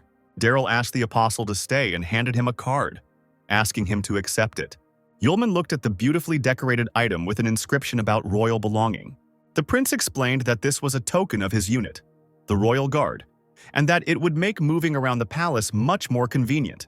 If everything the guest said is true, then everything that is happening signifies a huge danger for the entire kingdom, and as a member of the ruling dynasty, the young man is obliged to react and send people to search for Kyle. Yulman shook the token in the air, winking at the prince. The situation was bad, so what did the heir want from him, since he gave away such an important thing? Daryl didn't object, and offered to help find the right person in exchange for one request. The apostle chuckled, not surprised by the favor for the favor, but the prince assured him that it would not be difficult for him and would not cause him any particular trouble. Yulman shook his head, agreeing to the proposal, since with the king's help it would be easier to find the villain. Waving his hand, the student walked towards the exit. He said his name and said that he would stay in the maid's room until the guards found Kyle. Daryl raised an eyebrow as he watched the boy leave. He wanted to invite him to join his royal guard, but it seemed impossible. In Laser's chambers, the prince questioned the servants about what had happened to the maids. They reported that the third prince personally took away the maids who had caused the disturbance. Lazar was outraged that his brother dared to disregard the laws of the palace for the sake of some servants. This was simply a disgrace to the entire royal family. The young man cursed, because things were bad, then called the killer number Z23 to him. The pretty girl immediately approached the prince, and His Highness ordered her to kill the maids that his brother had taken away. The mercenary asked again if Lazar was sure it was worth wasting his time on ordinary maids, but the guy pointed his finger at her, getting angry that the girl doubted his decisions, because she had previously failed the mission in the Empire. This time, she should not lose. The mercenary bowed, convincing the master that she understood everything. A satisfied smile spread across Lazar's face as he watched Z23 leave with satisfaction. The young man hated Daryl, the cheapskate his father loved so much, and his brother imagined that, being the head of the royal guard, he could fight for authority and the throne. Laser clenched his fist and laughed evilly, declaring that he would destroy everything that the third prince loved. Sooner or later, the throne would rightfully go to him, the second heir. After some time, Yulman, quite tired, came to the chambers where Linda and Irene were staying. They immediately began to question their friend about what the prince had spoken to him about and why he had changed his maid's clothes. The apostle immediately showed the royal token, telling about what had happened, about the deal, and about the gift, with which she would no longer have to pretend to be a servant. Linda was surprised. She knew that Yulman was holding the insignia of the head of the royal guard. She suddenly hesitated and timidly said that there was something she could tell Yulman. But was it worth it? The girl suggested that if Kyle was really looking for accomplices for his plan in the palace, then Prince Daryl should be the first to be suspected. Linda had not been in Kenny's for long, but she had heard that the young man had no chance of inheriting the throne. And besides, he was in command of the court guard, and the prince looked like someone who was looking for an accomplice from another country to seize power. Yulman thought about it, deciding that the argument was logical and that the third prince was under suspicion. However, the apostle had already agreed on a deal. He would have to pretend that the Trinity trusted him, and the trusted token made it easier to move around the palace. Linda gave her friend some information. There were people in the palace who were not part of the royal family, but had access to ritual objects and were also connected to Daryl. The first apostle looked carefully at the documents, seeing the names Isant and Jenny. The interlocutor added that both people were members of the royal guard, and that was why Daryl came under suspicion. But now that the prince was ready to help, Linda suggested simply approaching him and asking him to call Jenny and Isant, but Yulman objected to this. Until Daryl is eliminated from the suspect list, he shouldn't know about the plans. We need to go and find these two ourselves, especially since Isant is rumored to be outside the guard camp at Old Johann's. The first apostle waved the royal token, saying that he would immediately go in search of Isant, and that the girl should wait for him in the chambers. Linda exclaimed that this man was one of the best fighters of the legendary level guard. Her friend should be more careful. The apostle winked at the girl asking her to relax, because the legendary level is something quite simple. Linda squealed with delight, while Irene rolled his eyes as usual looking at this. The town's night streets were filled with the drunken cries of late-night revelers calling for them to move on to the next bar. Ascent waved at his drunken friends who were trying to entice him to continue drinking, babbling incoherently that he still needed to get back to camp. The guy exhaled heavily, trying to come to his senses. His cheeks, burning from the alcohol, were pleasantly cooled by the night wind. Having patted his face, the warrior went out into the square, deciding to do something before returning. He straightened up and exclaimed at the top of his voice, summoning swords to himself with the help of magic, that first it was necessary to deal with the small rat crawling around the alleys. Ascent turned sharply towards the tall buildings, raising his head, and ordered the stranger he had discovered by surprise to come out. Yulman stopped hiding and happily waved his hand.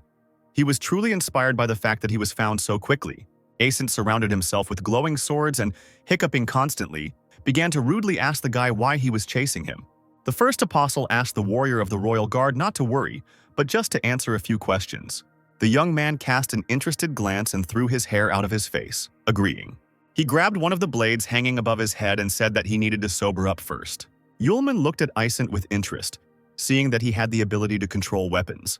The warrior smiled and snapped his fingers, pointing in the direction of his pursuer. At that very second, dozens of glowing blades flew straight at the apostle.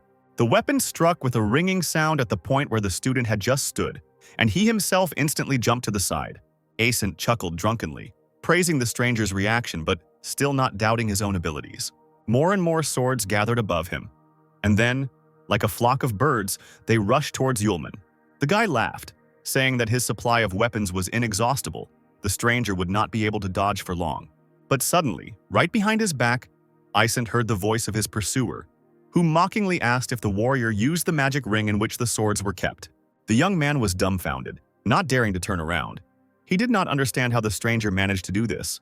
Taking a closer look at the figure on the roof, Ascent discovered that it was a mannequin that looked like a human. He cursed foully and grabbed the hilt of the sword that appeared under his palm. But his slow reaction from alcohol prevented him from attacking, and Yulman sent his opponent into a short-lived knockout with a blow to the neck with the edge of his palm. The apostle held the drunkard who had fallen on his back with his hand and complained that alcohol greatly affects concentration and the senses. But it was too late for Yulman to realize that the guy was now unconscious, and he had wanted to ask him a few questions. He had no choice but to carry the unconscious warrior to one of the streets and lean him against the wall. Now he didn't know whether it was worth waking the drunkard. I got the feeling that Ascent wouldn't just tell me anything and might even lie. The apostle raised his finger to the boy's forehead, deciding to get straight into his memory. It would obviously be faster that way. The skin under the touch glowed with a bright light. Yulman became more and more immersed in someone else's consciousness. As it turned out, over the past 3 years, there was not a single piece of information about Kyle in his memory. Could it really have been a false trail? Yulman looked at Ascent, who still hadn't woken up, wondering what to do with him. The apostle heard drunken shouts. The same warrior's friends who had been drinking with him earlier were slowly trudging down the street, supporting each other. As they got closer, one of the young men noticed Ascent lying on the ground. Both approached each other, laughing at him. Yulman hid behind the corner. He managed to erase the warrior's memories of the last minutes, thus avoiding problems in the future. The apprentice returned to his girlfriend's quarters in the early morning, having wasted the entire evening, finding in the guardsman's memory only memories of drinking parties, training, and rumors of intrigues from all over the kingdom. He was met only by Irene, clutching her head and declaring that something bad had happened. As it turned out, Linda had disappeared from the chambers and no one knew where. Yulman excitedly asked what happened. The boy said that in the evening Linda went to Prince Daryl and still hasn't returned. The orphan clenched his fists and trembled, asking the apostle what they should do now. He shrugged his shoulders, replying that there was no other choice but to go and ask the third prince about it. With the help of the royal token, Yulman and Irene managed to reach the prince's chambers without hindrance. The guards promised to take them to His Highness. Irene barely audibly asked her friend what would happen if Linda's disappearance was Daryl's doing, since they themselves were now walking into his trap. The first apostle turned to the boy over his shoulder, asking him to calm down, because he was not alone. Daryl immediately received the guests at his place, and was genuinely surprised to learn that Miss Linda had disappeared. Yulman said that the girl had gone out in search of the third prince that evening, and no one had seen her since then. Daryl reported that he had not met Linda, and his guard also confirmed that no one had approached the chambers. Then, Yulman had to ask where Jenny from the royal guard might be now, since Linda had found several suspects with whose help the relics could have leaked outside the palace. The third prince was shocked that the trio did not trust Jenny because she was not the kind of person to betray the royal family. The most important thing is that 2 days ago Jenny left to guard the royal holiday, and since then she has been at the tombs, she is definitely not in the palace. The first apostle stated that this was very strange, since only Daryl knew why the guests had come to the palace. The young man understood that he could not provide evidence to support his words now, but he had a way to help find Linda. His heart network covers the entire territory of the kingdom, and therefore it is possible to find Linda. You only need an item that the girl once used and carried with her. The apostle praised such an ability, which, moreover, also covered the entire kingdom. He scratched his chin, thinking about what he might find, and Irene immediately handed him his friend's jewelry. The apostle praised the boy and asked the prince if it would do, and he replied that he would try. Clutching the ornament in his hand, Daryl dropped to his knees, pressed his hand to the floor where a golden glowing web spread across it, and closed his eyes. After several long minutes, the prince suddenly opened his eyes, as if waking from a dream, and exclaimed that he had found Linda. He was surprised by the girl's location, especially since her vital signs were normal and there was no sense of mortal danger. Daryl sensed that Miss Linda was now in a labyrinth built in the forbidden area of Lolanbor. An extremely powerful and dangerous monster roams inside it, and the entire royal guard was created to guard the forbidden area. We need to go there as quickly as possible and get Linda out. The prince immediately ordered the guard faith to prepare the horses. Very soon, 3 horses with riders were racing across a narrow bridge at the exit from the kingdom. Yulman was confident that they would find their friend. The main thing was that she waited for them. After some time of traveling under the scorching sun, the travelers dismounted their horses in front of a large ancient building in the forbidden area. Inside, in the central area of the labyrinth, Linda lay unconscious on the cold floor. It was unknown whether she was truly unconscious or simply asleep, but the girl had a pained expression on her face. Yulman dismounted from his horse and looked at the entrance to the labyrinth, waiting for the third prince to join him. The apostle noted that the style of construction seemed too familiar to him. Daryl said that the labyrinth has existed since the emergence of the kingdom of Kenis. The chronicles indicate that it stood here 5,000 years ago, during the Great War between people and demons. The third prince turned to the guard, Faith, and told him to wait here while he and Mr. Yulman went down to reconnoiter. The man objected and asked to accompany the master, because the labyrinth was fraught with danger. The young man waved his hand and assured them that everything would be fine, since they would only go to the first floor. His Majesty convinced the guard to remain outside, and he called Yulman to follow him. The two descended into the dark corridors of the labyrinth. Daryl reported that Linda seemed to be in the farthest room on the first floor, fortunately not on the second floor. Then the apostle asked what was dangerous there. And the prince told about the divine guard, the creation of ancient people. Although they have no mind, but there is rage, one creature is stronger than 300 magicians of the legendary level. According to the chronicles, they were created to protect the evil spirits locked inside. In fact, they are the local guards, but in fact they kill everyone indiscriminately, be it demons or people. The prince added that there was no need to worry, since monsters usually did not leave the second floor. Finally, the young men came to the right room. Daryl pointed with his hand at the figure lying in front. The apostle narrowed his eyes because it was difficult to see anything in the semi-darkness, and finally saw his friend. He straightened up and desperately shouted the girl's name, assuming the worst.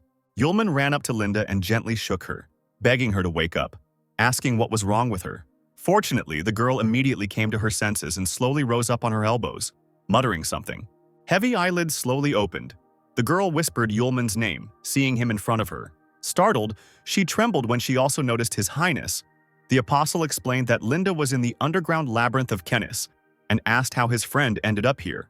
Lost in thought, Linda remembered how she went to look for the prince, then ran into some man in a mask and immediately lost consciousness.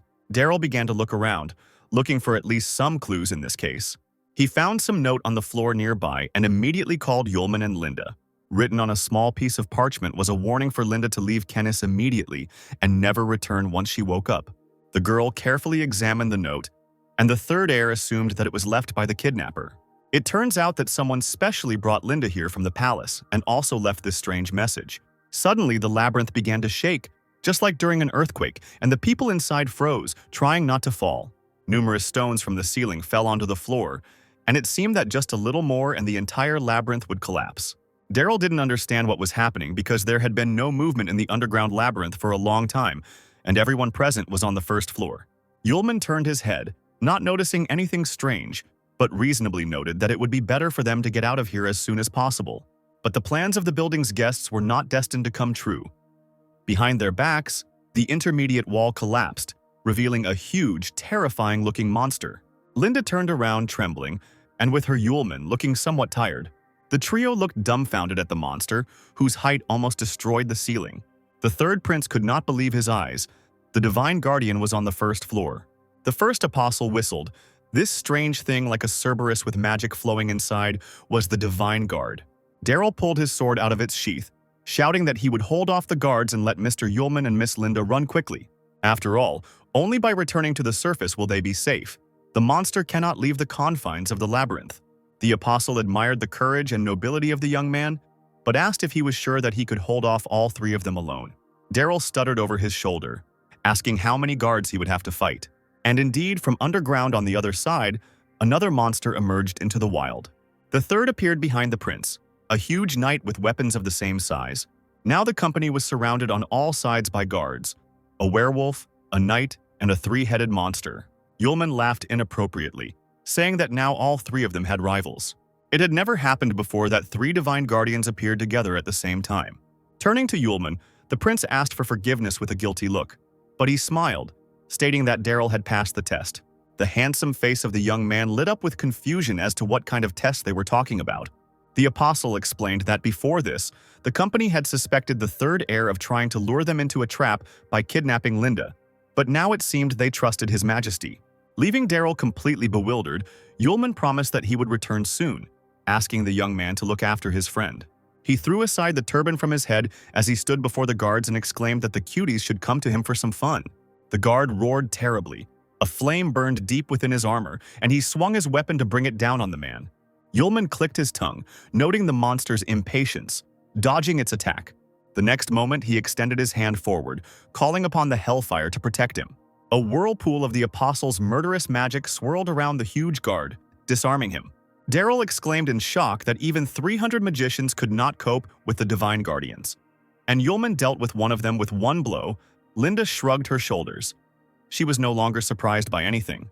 Yulman exhaled heavily, quickly dodging the fragments. This was all that remained of the night. Now it was the turn of a werewolf of terrifying proportions, growling loudly as he aimed at the apostle, who mockingly called the wolf to him, asking if he missed his friend. As soon as the monster opened its mouth, a blinding sphere of fire appeared near its mouth. The apostle advised the werewolf not to lag behind the knight, and with all his might, with one movement of his hand, he pushed the sphere into the monster's throat. There was an explosion, and streams of scorching fire burst out, devouring the guard. Now only one divine guardian remains, perhaps the most powerful. Indeed, a steel monster appeared before the apostle, with three different elements bursting out of its three heads. Daryl pulled back, seeing completely different types of magic combined in one guard. A small crystal appeared in front of Yulman, which the guy lightly touched with his fingertip. To begin with, the divine guardian was completely covered in a thick layer of dark ice. Then, the first apostle called upon the king of lightning, and bloody discharges completely covered the surface of the monster. The third step to destroying the enemy was the order to break that mountain of ice. Large clusters of ice particles of the guardian flew in all directions. Still deftly dodging the falling ice flows, Yulman ran up to the prince and his friend, offering to go further. Linda exclaimed with delight that Yulman had performed unusually well. Daryl couldn't say a word, but he still dared to ask the guy who he was. The first apostle decided that there was no longer any point in hiding the fact that the person in front of the third prince was the first knight of the Fram Empire. The young man exclaimed in fascination that it was Yulman who was the legendary hero who killed 1,000 enemies with one wave of his hand, while at the same time pacifying a soldier's rebellion without a single blow. The apostle looked at Linda in surprise, noticing that she was not surprised at all. The girl laughed. She immediately guessed everything, because in the world there is no other person like her beautiful you. The apostle chose to change the subject and suggested that Daryl deal with the rest on the surface. When the trio appeared at the exit of the labyrinth, a worried royal guard immediately rushed towards them. He began to ask His Highness if everything was okay with him and what had happened in the labyrinth. But the prince assured Faith that everything was okay. It was necessary to urgently report what had happened to his father, so the third prince ordered to return to the palace quickly. Without delay, everyone mounted their horses and raced across the desert towards the town. A figure in a dark cloak, standing on a dais nearby, watched them go. Kyle laughed evilly, whispering that neither the Fram Empire nor the Fire Maiden and the First Knight were his equal. As soon as the experiments were successfully completed, he himself would be able to create a force similar to the Apostles. Crazy eyes sparkled under his blonde hair. The guy promised that very soon the whole world would lie at his feet and beg for mercy. He would return the Boleth clan to its former glory. The measured, quiet life of Kenneth was disturbed by the noise coming from the road to the palace. 3 horses and their riders furiously trampled the ground, raising mountains of dust. The guards immediately blocked the entrance and gates to the palace with weapons, not recognizing their prince. But still, one guard took a closer look at the rider with platinum hair. And indeed, His Highness the Prince himself was rushing forward with all his might, clearly worried about something. Without waiting for the horse to stop, Daryl jumped off it onto the ground. Approaching the stunned guard, he asked if his father had returned. The man nodded. His Majesty the King is now at a feast. Daryl called Yulman and Linda to follow him, and as soon as the guards tried to block their way, Faith waved his hand, saying that they were the prince's guests. He turned to Miss Linda, inviting her into a side room. The girl would wait for her friend there. Meanwhile, Yulman followed the third prince to the banquet hall for an audience with the king. In the richly decorated hall, there were rows of tables set with various dishes, at the head of which, of course, sat the king himself, with the second crown prince standing next to him. The head of the elderly King Kenneth was touched with gray hair, but he was still as powerful as the moment he ascended the throne. The nobles and advisors talked quietly, sitting on soft pillows. Lazar leaned towards his father, trying to once again touch upon the topic that was important to him and discuss it. The king, scratching his thick beard, waved his hand, replying that he understood and they would talk when Daryl returned. At that moment, a guard entered the hall, announcing the arrival of the third prince. The king's confidants were immediately taken aback. Some were surprised, while others frowned at Daryl's sudden appearance. The young man burst into the hall, exclaiming that something very important had happened. But Lazar, with a smirk on his lips, interrupted his brother, calling for him to slow down, because his father also had something to say. Daryl raised his eyebrows in surprise, asking what happened. Lazar moved closer to the king, saying that everyone should listen to him, because now he was going to announce one very important decision. The old king seemed to take a long time to collect his thoughts, closing his eyes before answering. Finally, he stood up and announced that control of the royal guard was now passing from Daryl to Laser. This sentence from his father left the young man with unbearable bitterness in his soul. The king announced that the youngest son would now be responsible for the palace guard, and since nothing had happened in the labyrinth for so many years, there was no need to send the army he had gathered with difficulty to their death. Those present began to talk among themselves, shocked that the king was taking away the prince's powers, and that the royal guard had always been commanded by Daryl, an outsider not related by blood to the king. And it seems that the emperor has already made a choice of his heir. Lazar will become king. Daryl shouted with resentment in his voice that he didn't even tell about what happened in the labyrinth. But Laser interrupted him again. From today on, his brother must hand over to him the soft chair of the head of the royal guard. And now, Daryl's path does not bother anyone with anything related to the labyrinth or the guard. The young man again tried to tell his father about what happened at the entrance to the underground labyrinth. But the man stopped his son. He had already made a decision. Yulman, standing behind Daryl, quietly noted that he was now in trouble. Lazar heard a painfully familiar voice and remembered everything that happened in the pentagram. The veins on the guy's temples stood out. With such anger, he shouted at Yulman, the Fire Maiden's disciple, who also came here from Fram. Lazar pointed his finger at his brother, accusing him of conspiring with neighboring countries behind the back of the royal family. Daryl indignantly exclaimed that Yulman was his guest and was legally invited to the feast. The emperor ordered Lazar to find out whether he was a guest or a spy and to interrogate him thoroughly. This enraged the third prince, who exclaimed that Lord Yu was also the first knight of the Fram Empire. The king was surprised by this, and the second prince called it nonsense that Sierra's student could become the first knight. But, as it turned out, even the courtiers of Kenneth had heard about Yulman's exploits, and that he had helped Luna defeat the rebels and ascend to the throne. The king asked a reasonable question as to why the first knight of the Fram Empire had come to his kingdom. The first apostle replied that the man had nothing to worry about, because the knight was simply looking for one person and was not at all interested in the internal affairs of the kingdom. Yulman added that now it is better to first figure out what happened in the labyrinth. Daryl looked at Yulman with gratitude in his eyes, and he asked him to tell him everything.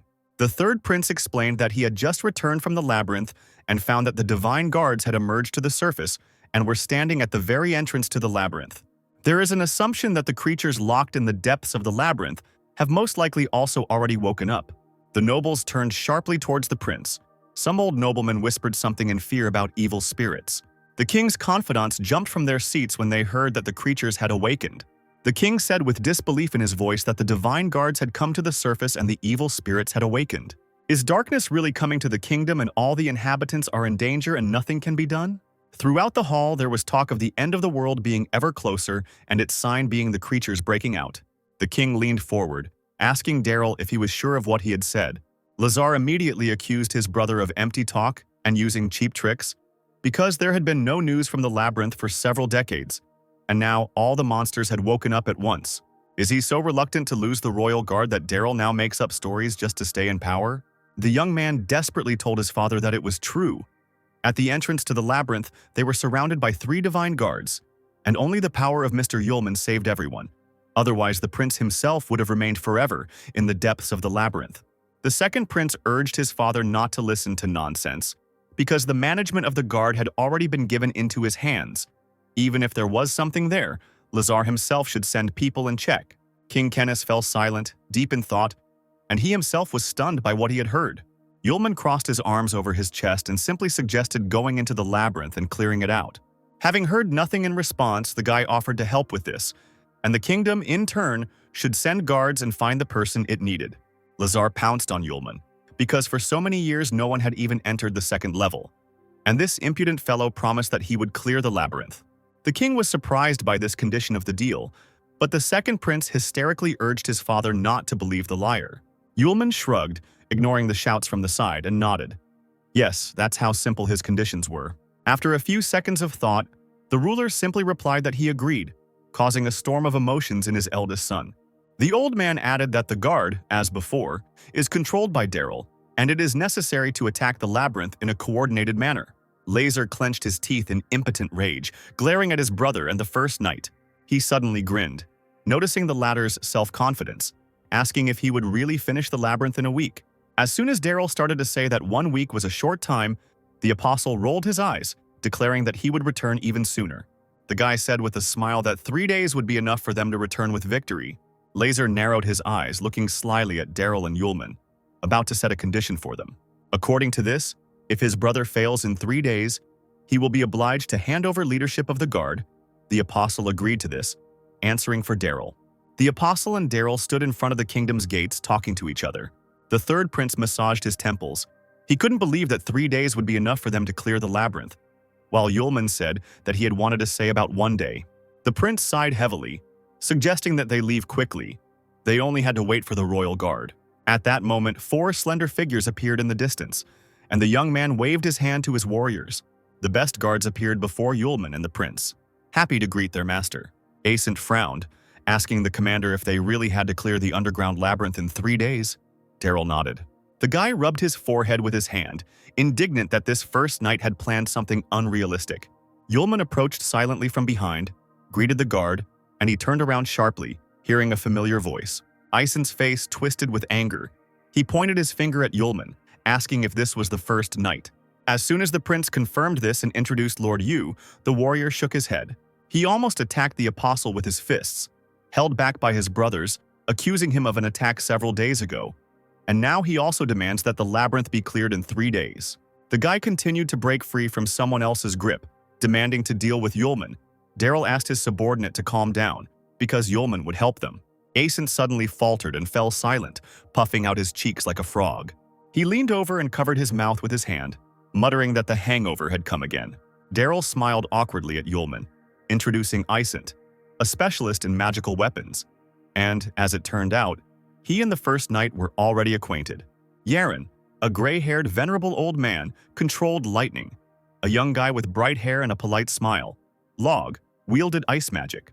Log noted good-naturedly that he imagined the mythical first knight as a grown man with a mustache, while Yaren politely greeted the student. Daryl turned to the only girl in the squad, about to introduce her as well. But Jenny jumped up to the prince and told him that she had been friends with him since childhood and was now his bride.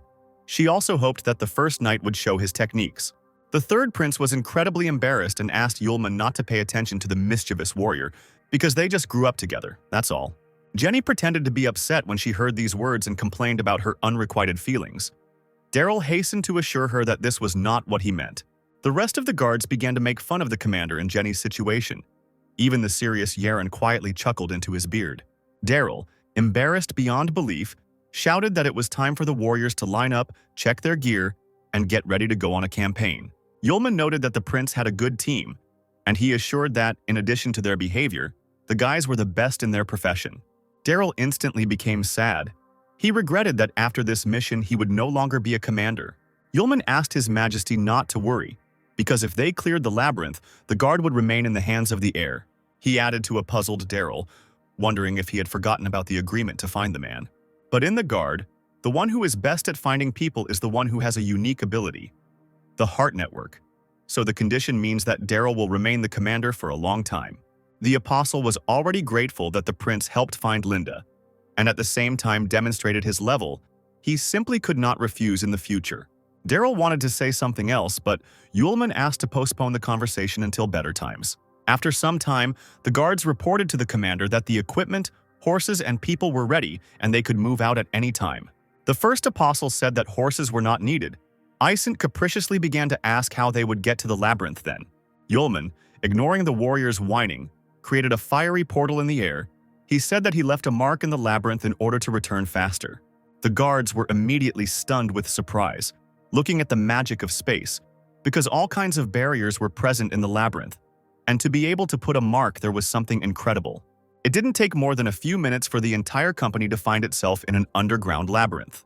The guards, led by their commander and Yulman, entered through the portal into the dilapidated ancient hall. Jenny looked around in surprise, still not believing that they had actually been transported to an underground labyrinth. She noticed a huge helmet nearby, left over from the divine guards.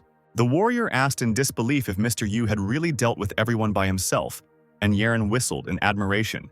Daryl turned to Yulman, asking what they should do now, and informing him that the warriors were awaiting his instructions. The first apostle shook his hair, saying that everything was very simple. Let the guards wait here, and he himself would go in and deal with the monsters, that's all. This statement caused an unusually violent reaction among the soldiers, who were decided to be left out of work. Ascent even stamped his foot. He acknowledged the strength of the first knight. But now they had no time for jokes. The apostle shook his head. He was not joking, but believed that it would be better for everyone. He turned over his shoulder, the first to notice a figure in the darkness, saying he was ready to test someone who had the same powers. A half-naked humanoid creature with crystals all over its body slowly approached the entrance to the labyrinth. The first knight immediately offered to practice on it. Daryl leaned forward, shouting that this was clearly not a divine guardian. Now everyone could clearly see the strange guest. The undead. His burning eyes and bloodthirsty grin did not bode well. The warriors immediately took up fighting stances, but they could not even imagine that the monsters would be able to get to the top. Yulman didn't know that such little ones were called ghosts. He repeated again that the guards should measure their strength with the undead. Log was surprised by such a proposal, but Isent vehemently protested because only a whole squad could cope with such a monster. Meanwhile, the creature was already preparing to attack, growling vigorously. Yulman crossed his arms over his chest, mockingly suggesting that they move away further, since the guards were afraid of the ghost. Ascent gritted his teeth, turning to the first knight and asking him not to push him. Yulman's remark offended the guy, so he immediately began giving orders. Jenny, close combat, Yaren and Log should support with magic. They nodded and immediately began to read spells. The color of their magic, yellow and blue, filled the space. Yaren used his staff to send a whirlwind of lightning at the ghost. Log extended his hand, and ice daggers flew at the undead. But it seemed that this did not harm the monster. He simply covered himself with his hand from the attacks, as if from annoying flies. Jenny cast a spell, and a pink swirl of magic enveloped the girl. She pursed her lips, gripping her blade and shield tighter. The warrior jumped up and flew straight at the ghost, swinging her blade. The steel fell on the monster. He immediately blocked the blow with his hand, on which the metal appendage rang as it met the steel. Approaching Jenny, the evil spirit, like a dangerous, bloodthirsty beast, opened its mouth wide with a row of sharp teeth. The warrior did not lose her composure and immediately hit the monster in the face with her shield. The ghost barely had time to come to his senses before a multitude of Isent's swords flew at his back. The weapon dug into the undead's back with numerous needles. The guard ordered the monster to stand. The ghost suddenly raised his head and saw a huge seal above him, preventing him from moving. All the guards used magic together to destroy the enemy. The monster spread his arms out to the sides and howled shrilly in pain. Log smiled, exclaiming that the undead couldn't handle such blows. Daryl praised his team, but Yulman was quick to dampen the general joy and shook his head. The third prince looked at the first knight with concern, asking what he meant. Jenny realized that once the magic dissipated, the undead regained their strength, even after being wounded by blades. The monster opened its mouth and screamed, but this scream was deadly to human hearing. The shockwave of ultrasound almost knocked Jenny off her feet. The girl immediately covered herself with a shield. Ascent covered his face with his hand, but still managed to stand, keeping the evil spirits in sight. Log cursed as he saw the warrior standing too close to the monster and being literally blown away by the impact of the sound wave. Yaren and Log rushed to help their friend, who was being attacked by a ghost. The girl, immobilized by ultrasound, could barely stand on her feet and completely failed to notice how the monster stood very close, grinning, waving his hand with a sharp metal plate. The commander desperately shouted the name of his warrior, but Yulman held back the prince who was rushing to help, asking him to wait. Yaren, holding out his hand, furiously whispered some kind of spell. At that moment, Jenny was protected by a magical shield created by the guard.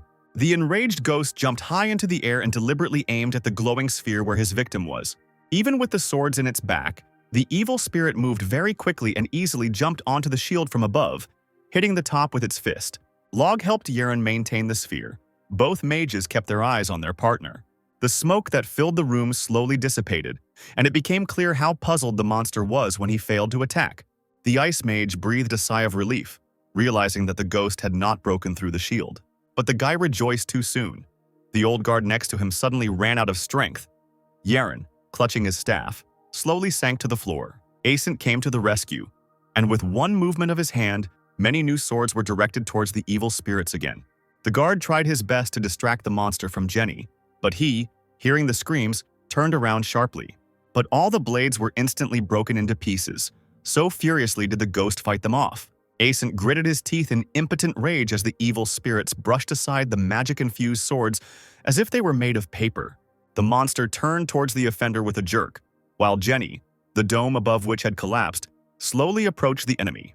He roared and began to pull the blades out of his body. Log ordered to attack now. He extended his hand and directed a beam of magic at the monster. The warrior tried to gather her strength, throwing her shield aside and dropping to one knee. She was badly damaged by the sound wave, and there was dried blood in the corners of the girl's mouth. Ascent cursed again, realizing that the weapons in the ring were almost gone. Making a final push with the remaining batch of weapons, the guard shouted to Jenny that it was now up to her. The evil spirits were still trying to dodge the blades, not looking around. Jenny took advantage of this by rushing straight at the monster. She jumped up and raised her sword filled with magic. At that moment, the monster's face was frozen in surprise when its head was separated from its body by a furious blow from a man. Time stood still, as did the body of the evil spirit, strewn with metal weapons. The monster stood on its feet for a while, swaying awkwardly, as if trying to understand what had happened. Ascent smiled triumphantly, barely catching his breath. Yaren and Log looked closely at the evil spirits. The young magician was very pleased with the result. Daryl and Yulman looked at the warriors with approval. The commander was proud of his guardsmen. Seeing the monster fall to its knees, Ascent let out a cry of victory. He clenched his fist and shouted at Jenny, who was frozen on the floor, that she had done a great job. The warrior smiled weakly, groaning that she wouldn't even be able to lift her sword now, but it was good that she had succeeded.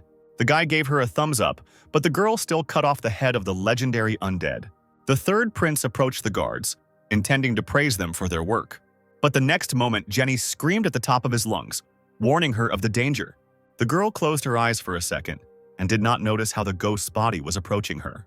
She didn't immediately understand what had happened, staring in amazement at the huge carcass in front of her.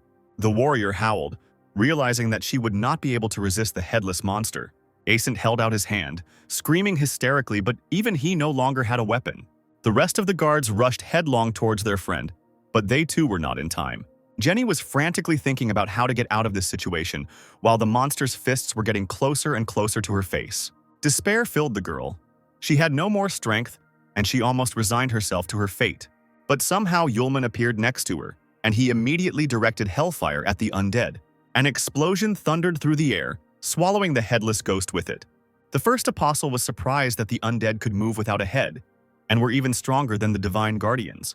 The student cheerfully asked the guards whether they would stay there or go with him. And in the royal palace, Lazar continued to be indignant. He slammed his hand on the table and furiously cursed Daryl, who had ruined all his plans because just a little more, and he would have lost the royal guard. A servant approached and asked what would happen if the third prince or the guards discovered something in the underground labyrinth. But the heir was not worried, because both they and the vile first knight of the empire would die. No one would get out of the labyrinth. Looking out the window, the boy whispered that he had waited so long, and now was the time to act.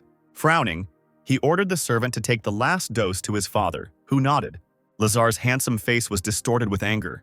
He did not consider the Forbidden Zone dangerous, and wanted the entire continent to submit to him, and even the apostles to bow before their king. In the underground labyrinth, the commander ordered his soldiers to rest before the campaign. Ascent still couldn't quench his thirst from the flask. Seconds later, he joyfully exclaimed that he was now alive again. The guardsmen noticed that Yulman was too strong even for the first night and finished off the undead with one blow. Log agreed that everyone survived only thanks to Mr. Yu and his strength. Looking at the backs of the commanders, the magician assumed that they would be able to clear the labyrinth with the help of the first knight. The apostle asked Daryl for the umpteenth time if he and his guards really wanted to go further. The third prince nodded. He understood that Yulman with his power did not need help, but let him at least allow him to follow him through the labyrinth. Everything that happens inside is a matter of national importance and a threat to the existence of the entire country. The prince needs to understand what happened in the labyrinth. Yulman shrugged, warning that if the warriors got into trouble, they might not be able to save them in time. Daryl agreed, saying that they would always have time to escape. When the guards had rested, the entire large company proceeded further through the labyrinth. Yulman followed ahead of the detachment to repel the sudden danger. They didn't have to wait long. A ghost immediately jumped out of the darkness at the people. But he didn't last long either. The apostle's fire cut the undead's body into two parts. The guards silently looked at the smoldering hellish flames. The third ghost approached the squad from above, moving silently across the ceiling. With a terrifying growl, he pounced on Yulman, intending to grab him by the throat. Without taking a single step to the side, the first apostle grabbed the monster's wrist, burning him alive with hellish flames. A little later, other monsters joined the battle and were quickly defeated by Yulman. Ghosts were no problem for the apostle. He could handle several of them at once very well. The guy tore off the monsters' heads with his bare hands, throwing them aside like balls. Daryl was no longer surprised, watching another evil spirit burn. Finally, the digging approached the huge sealed gates. Yulman chuckled. Now it seems the guards have gone into the very depths from where the ghosts appeared. Turning over his shoulder, the apostle reported that everything was calm for now. But the guards believed that the main monster was now on their side. Daryl never thought he would be able to visit this place. It could have been the greatest feat for many generations of royal guardsmen. But so far, no one has managed it. Yulman did not respond to this, saying that he was ready to open the gate. He waved his hands over them, and the ancient seal, lit up, came into action. The apostle managed to deal with the seal, and the gates began to shine with a bright light. Yulman stood at the gate with his arms spread wide, and the guards gathered behind him, not daring to step forward. They all froze before an incredible sight. An endless meadow strewn with glittering crystals, and above it the blue sky was almost blocked out by bright stars. Jenny let out a breath of amazement, surprised that something like this existed in the underground labyrinth. In the middle of the clearing, a stone-paved path led to a majestic building, and the space was framed by a semicircle with statues of various knights. In the distance, where the rows of stones ended, the entrance to an unknown building was illuminated by a bright blue light. A little lower, near the stairs leading there, one could see an unusual platform with an ornament. Looking at the frozen warriors, it was difficult to understand whether they were statues or living people hidden in an iron shell. The guards, led by their prince, nevertheless stepped onto the path. Daryl barely audibly whispered that they had reached the end of the labyrinth. Those present approached the site, stepping carefully along the stone path. Jenny gave the setting her own assessment, calling it romantic and suitable for a date. But Daryl was quick to point out that the place was infested with monsters. Yaren called out to the captain, noticing that the crystals on the ground seemed to him to be dream crystals. The warrior came closer to the scattering of precious stones, froze at the edge of the road and stepped back in shock. Amazed by such a quantity of crystals, Daryl thoughtfully picked up one of the stones, saying that the crystals found earlier had fallen outside, along with the divine guards who carried them out while patrolling. But the more he looked into the inflorescence of crystals, the more he realized that a familiar feeling was overwhelmed him. It was decided to go further along the road to get closer to the building, and Yulman stepped forward. The company, led by the Apostle, slowly climbed the wide staircase. Once on the level above, Daryl let out a surprised cry when Yulman suggested that there was a magical pentagram in front of them. And indeed, on the round platform there was a star of the same shape, neatly drawn with writing along the edges. Daryl had never seen anything like it before and asked Jenny, but she, having read all the palace manuals, also didn't know anything. The student calmly noted that what he saw was a teleporter connecting their world and the world of the dead. The prince asked again in surprise, and the Apostle nodded, because he felt the energy of the dead breaking through to the outside. In any case, they needed to move forward. Yulman subconsciously knew that the main secret of this labyrinth was somewhere inside. He felt something incredible inside that tower, the high vaults of which shimmered with a bright blue color. The guy began to climb the stairs to the gate. The guards were barely audible talking behind his back, fearing all sorts of dangers. Jenny even laughed timidly, assuming that there was a lair of evil spirits inside, and at that moment something exploded dully behind their backs. The company turned around in surprise at the sharp sound, seeing the space filled with a fiery red color. The pentagram collapsed, and a real pillar of fire began to beat from the depths of the stone, cutting through the sky. The crystals at the feet of the guards began to vibrate slightly, and it seemed as if the entire earth was repeating them. The warrior mages did not understand what was happening and froze warily, not knowing what to expect. To their great regret, the stones began to crumble, and newborn undead slowly emerged from them like ugly chicks. The sky lit up in bright purple colors, and in place of the dream crystals, more and more new figures of ghosts appeared, the same ones with which the guards had fought earlier. With their mouths wide open and rows of needle-like teeth, some of them looked carnivorously at the group of people, while others looked around in surprise. Yaren lowered his eyes and sighed dejectedly. He believed that the guards were finished, and that even with Mr. Yu they would not survive. The Apostle turned around. He didn't look worried, he just noted that it wouldn't be easy. Having glanced at the horde of monsters, the Apostle suggested first opening the doors of the tower, in case they would be able to get inside. The company stopped right under the bulky entrance. A blue light spread across it like an ominous grimace. Daryl ordered Jenny to open the gate. The girl nodded, raising her hand with the strength budding above her. The warrior took a deep breath and put her gloved hand to it. And even so, she felt the ominous cold coming. Dazzlingly bright magic circles appeared on the door. They spread out like circles on water. Jenny said she could open the door, but she needed a little time. Yulman winked at the third prince, asking the guards to wait here until the door closed. To the surprised question, the student replied that he would buy time for the warriors and deal with the enemies. After all, they are impatient and will not wait calmly.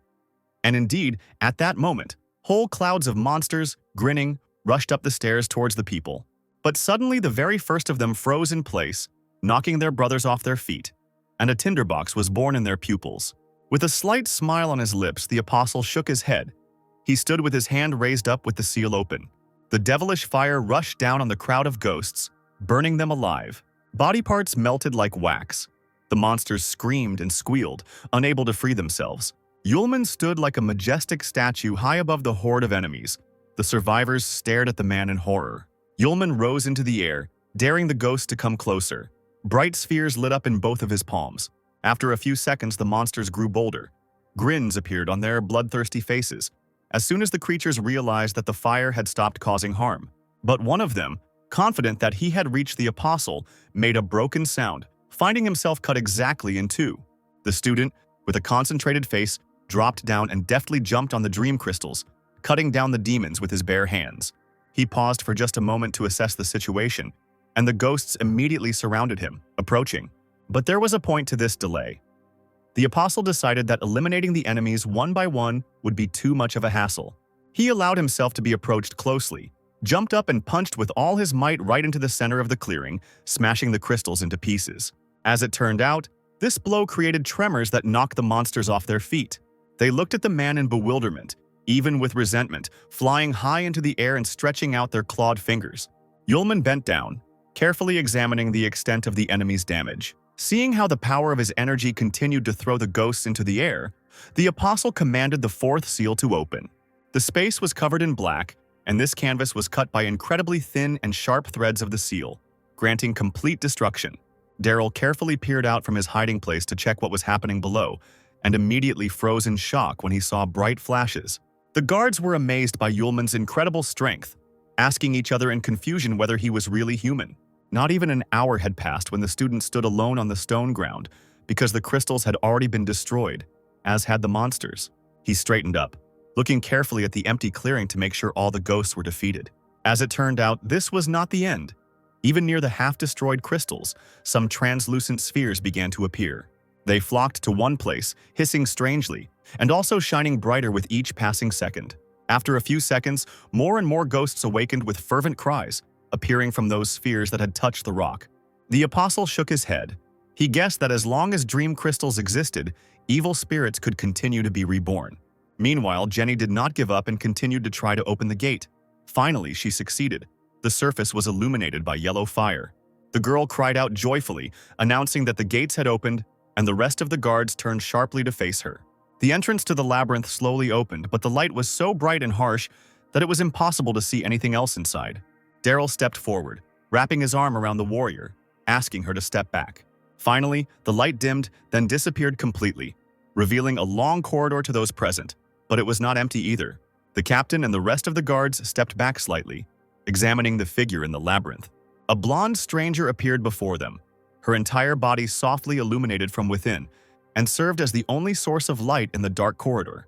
The royal warriors flinched as the woman opened her eyes, shining brighter than the lenses in her glasses. The stranger raised her head and straightened up, greeting the guests. Yulman, who was once again surrounded by demons, suddenly heard an unearthly voice calling him. He didn't even notice that the light on the gate changed from blue to yellow, and the night guards around the perimeter of the clearing began to come to life. Suddenly, a glow poured out from the cracks in the stone armor, and the sight was truly majestic. All the guardsmen exhaled as one, because they too heard this unusual address to Mr. Yu. The student meanwhile raised his head high. Something really surprised even him. Those same knights woke up and now rushed from their places straight at the ghosts. Tirelessly, being several times larger, they crushed the monsters and simply crushed them like bugs. The apostle shrugged, continuing to watch the unequal battle of the creatures. The stranger in the labyrinth smiled slightly, lowering her eyes, saying that the guards would deal with the rest of the undead. At that moment, the gates glowed yellow again, and a loud voice invited the Lord Apostle inside the tower. An awkward silence fell between the woman and the guards, the group not daring to come closer. Finally, Daryl shook his head, whispering that he was an apostle, Mr. Yu was an apostle. The answer was a slightly mocking voice from Yulman himself, who had already found himself in the tower, saying that now everyone knew the truth. He added that he did not hide it on purpose because, after all, not everyone would be able to believe it. Smiling at the guards, the disciple turned to the stranger, asking how she knew that he was the apostle. The guy didn't miss the chance to notice that. Judging by the woman's energy, she wasn't human either. The guards, led by their captain, once again exhaled in surprise upon hearing this. The stranger pressed her hand to her chest and nodded, answering that Yulman was right, because she, Zoe, was the manager of this underground labyrinth. The woman turned and asked Yulman to follow her. Daryl immediately said that his team would wait for the apostle. He added that he was also interested in what was happening in the labyrinth.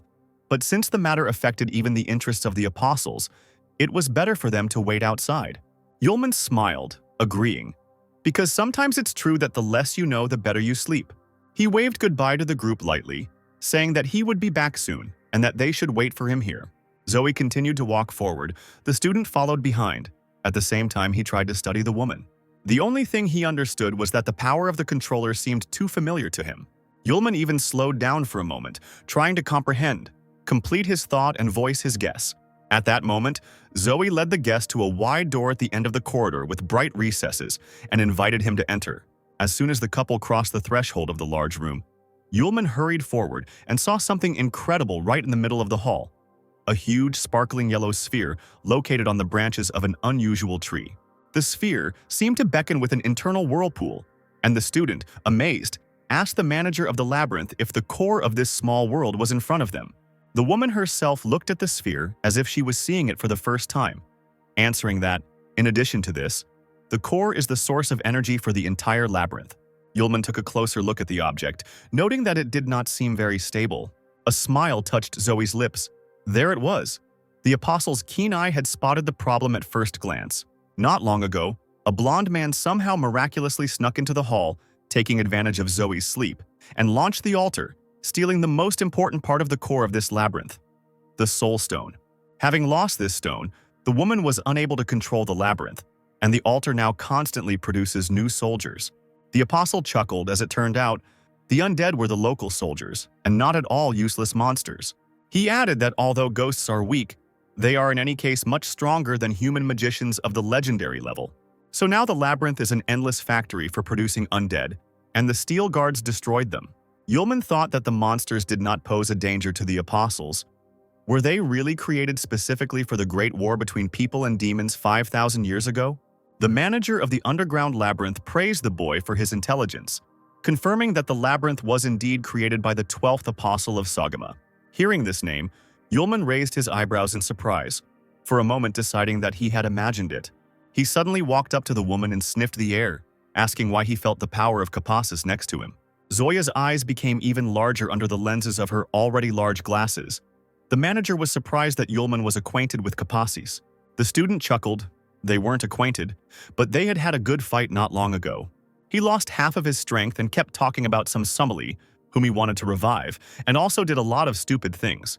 The woman didn't expect to hear this, asking if Kapassus really still couldn't forget her sister. This time, Yulman did not hide his surprise. Zoe asked for forgiveness. She was not ready to hear a familiar name from the lips of the apostle. As it turned out, Somali, who Mr. Kapassus was so eager to revive, was her sister. The apostle lost half of his powers precisely because he gave the second part to his beloved. She needed to return to the human world, so Kapassus shared half of his powers. When people wanted to kill the girl, the apostle unleashed a great war between people and demons. Zoe managed to take Kapassus's powers and escape, but Sogama grabbed her and threw her right here, into the sealed labyrinth. When she woke up, the woman did not find her own body, only her consciousness, which had become a tangible substance. She had to hide in the depths of the labyrinth until the end of the Great War. Yulman chuckled, saying that Kapassus had not only lost half of his strength, but had also been left looking like a fool. Zoe timidly asked what had become of her sister, whom Kapassus had wanted to revive. The apostle smiled lightly, blurting out that he had dealt with him. There was no need to worry because he was smiling happily, and left calmly, knowing what would happen to Samili. The manager exclaimed, saying that in the absence of the apostle, the inner world of the labyrinth, which was fed by his powers, had weakened, so a person was able to penetrate here and steal the soul crystal. It turns out, therefore, that the underground labyrinth started working again because the student dealt with Kapassus, and the forces were freed. Zoe turned to the apostle with an insistent request to destroy this core. Yulman frowned, reminding the woman that if the core was destroyed, not only the labyrinth it powered would fall, but also its controller. Zoe shook her head. She herself was only the soul of a person who had died many thousands of years ago, and this undead factory should never have come into being. After all, the appearance of the undead would only bring troubles to the world of people, and now Zoya no longer had the ability to control them. The entire labyrinth is protected by extremely powerful security seals. Zoe does not have the strength to destroy them, but the apostle will surely cope. At this time, guards were guarding the entrance outside. Jenny was the first to notice one of the bloodthirsty ghosts approaching them. The manager looked at Yulman with a pleading look, asking him to end all this chaos. The apostle looked away somewhere, obviously weighing all the risks. But then he raised his head and firmly said that he heard Zoe and understood her. And now, the monsters, which even the steel guards could not defeat, were trying with all their might to break through the security. With a low growl, one of the monsters rushed up the stairs to the entrance of the labyrinth. Jenny, Log, and Ascent were already waiting for him with weapons in hand. They couldn't let the undead get inside. Third Prince Kenneth Darrell screamed desperately for the guards to hold them back. He immediately used his ability, Heart Network, on the undead, and was able to gain full access to the bodies of his enemies.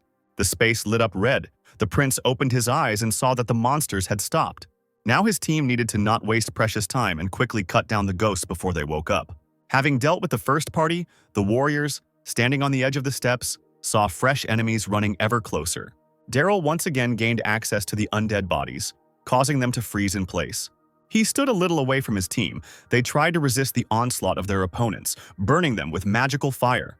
Darrell was so tense that blood started pouring from the prince's eyes. He begged Yulman to hurry, because they wouldn't last long. It seemed that the apostle heard this message immediately, because at that very moment he answered Zoe. He stepped forward, straight to the large tree with the crystal at its base. It was the core, and announced that he would indeed destroy it, since the manager wanted it that way. The student turned around, asking Zoe to find a way to continue living, since she only had a tiny bit of consciousness left. The woman suddenly smiled and shook her head, replying that the apostle should not worry. Zoe should have died long ago, along with that generation 5,000 years ago, and she was already very tired. She had waited so long for this moment, worked for 5,000 years, and now she wanted to retire. Yulman shrugged his shoulders. He couldn't do anything on his own. He only offered his services. He nodded to himself and reached out his hand towards the dark branches of the tree, at the top of which the cannonball was swirling. At first, it did not react to outside interference in any way, and did not even change its structure. The apostle smiled, muttering that Sogama had organized a pretty good defense system here.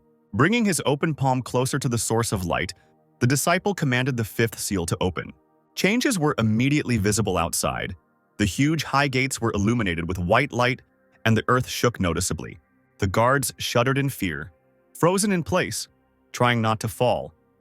They assumed that an earthquake had occurred in the labyrinth. Daryl raised his head up, mentally asking Mr. Yu if this was his doing. Meanwhile, the tree next to the apostle disappeared under the pressure of the seal, the enormous force changing everything that its owner touched. Zoe couldn't believe her eyes. She had never seen anything like this before. Realizing that she would soon disappear, the woman decided to ask one last time what number of apostles Yulman was. He chuckled when he heard the manager call him the fifth or sixth.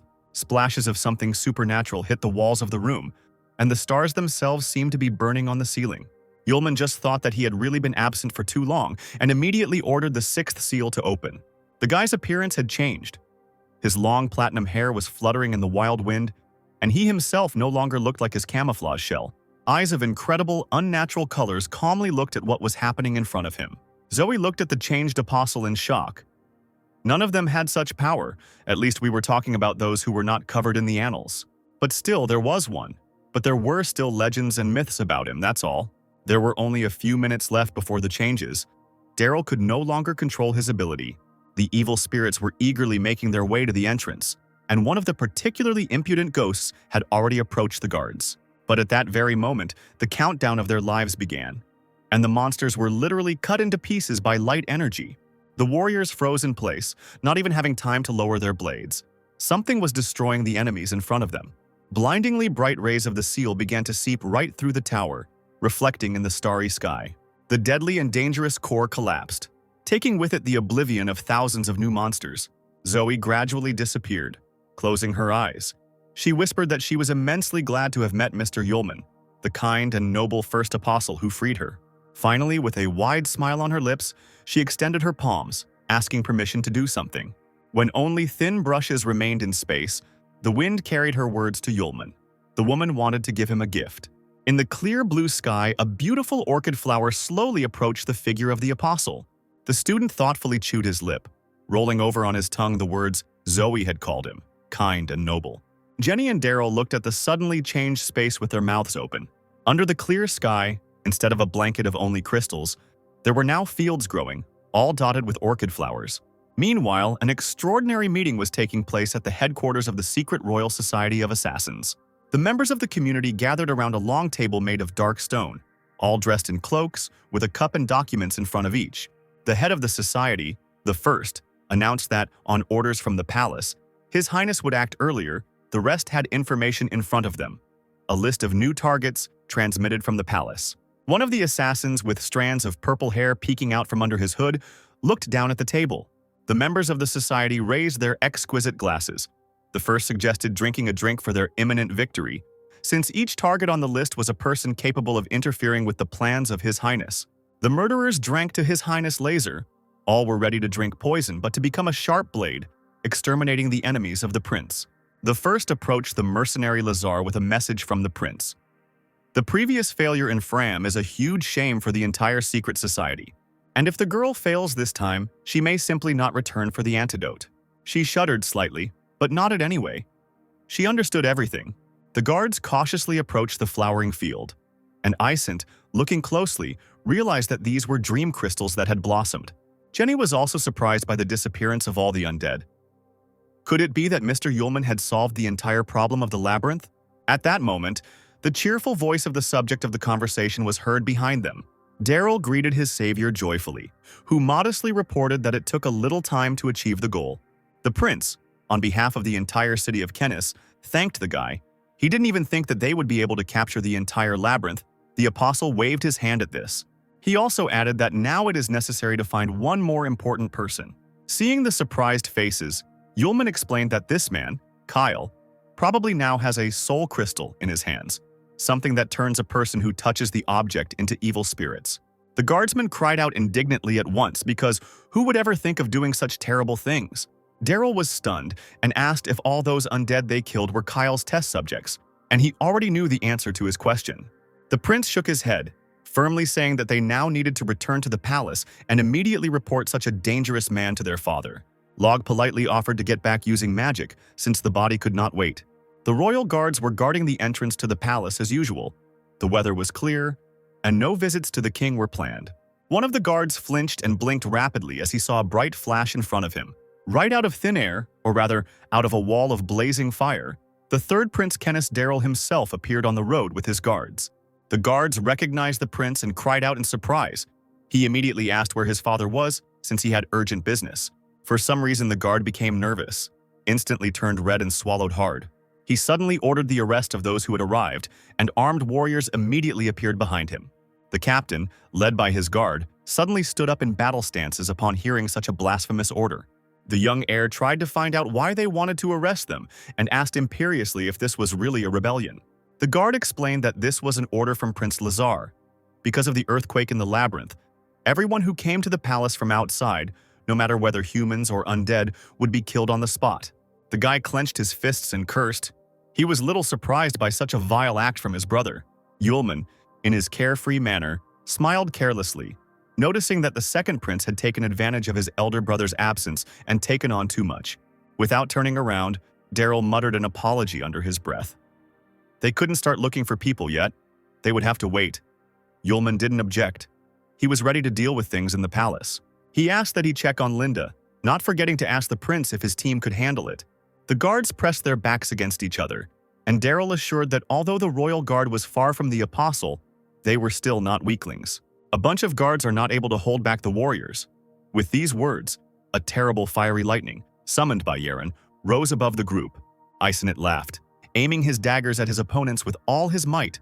Now his supply of weapons had been replenished again. The prince called on Log for help, asking him to go with him and find the king. At this time, Yulman stood to the side, watching how the guards dealt with the security, and only then left. Upon reaching the guild building, Yulman loudly announced his presence but did not see Linda inside. Walking into the large room, he was surprised because his friends had not planned to leave the city. On a large table in the center of the room, the guy noticed a note with neatly written text on it. The guy picked up the piece of paper to read the note. It had an address, Northern Outskirts, House 32. Seeing this, the apostle waved the leaf and sighed dejectedly, realizing that history had repeated itself. Just at this time, the sun was already setting behind the horizon, and it was necessary to hurry. The house was not too far from the city, but it took a lot of time to get there. Looking at the bright orange sunset, the cloaked figure did not turn away from the window. Behind her, against the wall, sat a tied-up captive. The killer chuckled and gently reproached her guest for disobedience. After all, she had already been warned and asked to leave. The stranger turned and slowly pulled out a sharp blade from underneath her robes. She slowly approached closer. Linda, whose limbs had already begun to ache painfully, only frowned. Yulman arrived at the specified address by nightfall. Carefully comparing the inscriptions on the note and on the sign, he realized that he had found the right house. The young man entered the yard, heading towards the house, passing a tall, withered tree.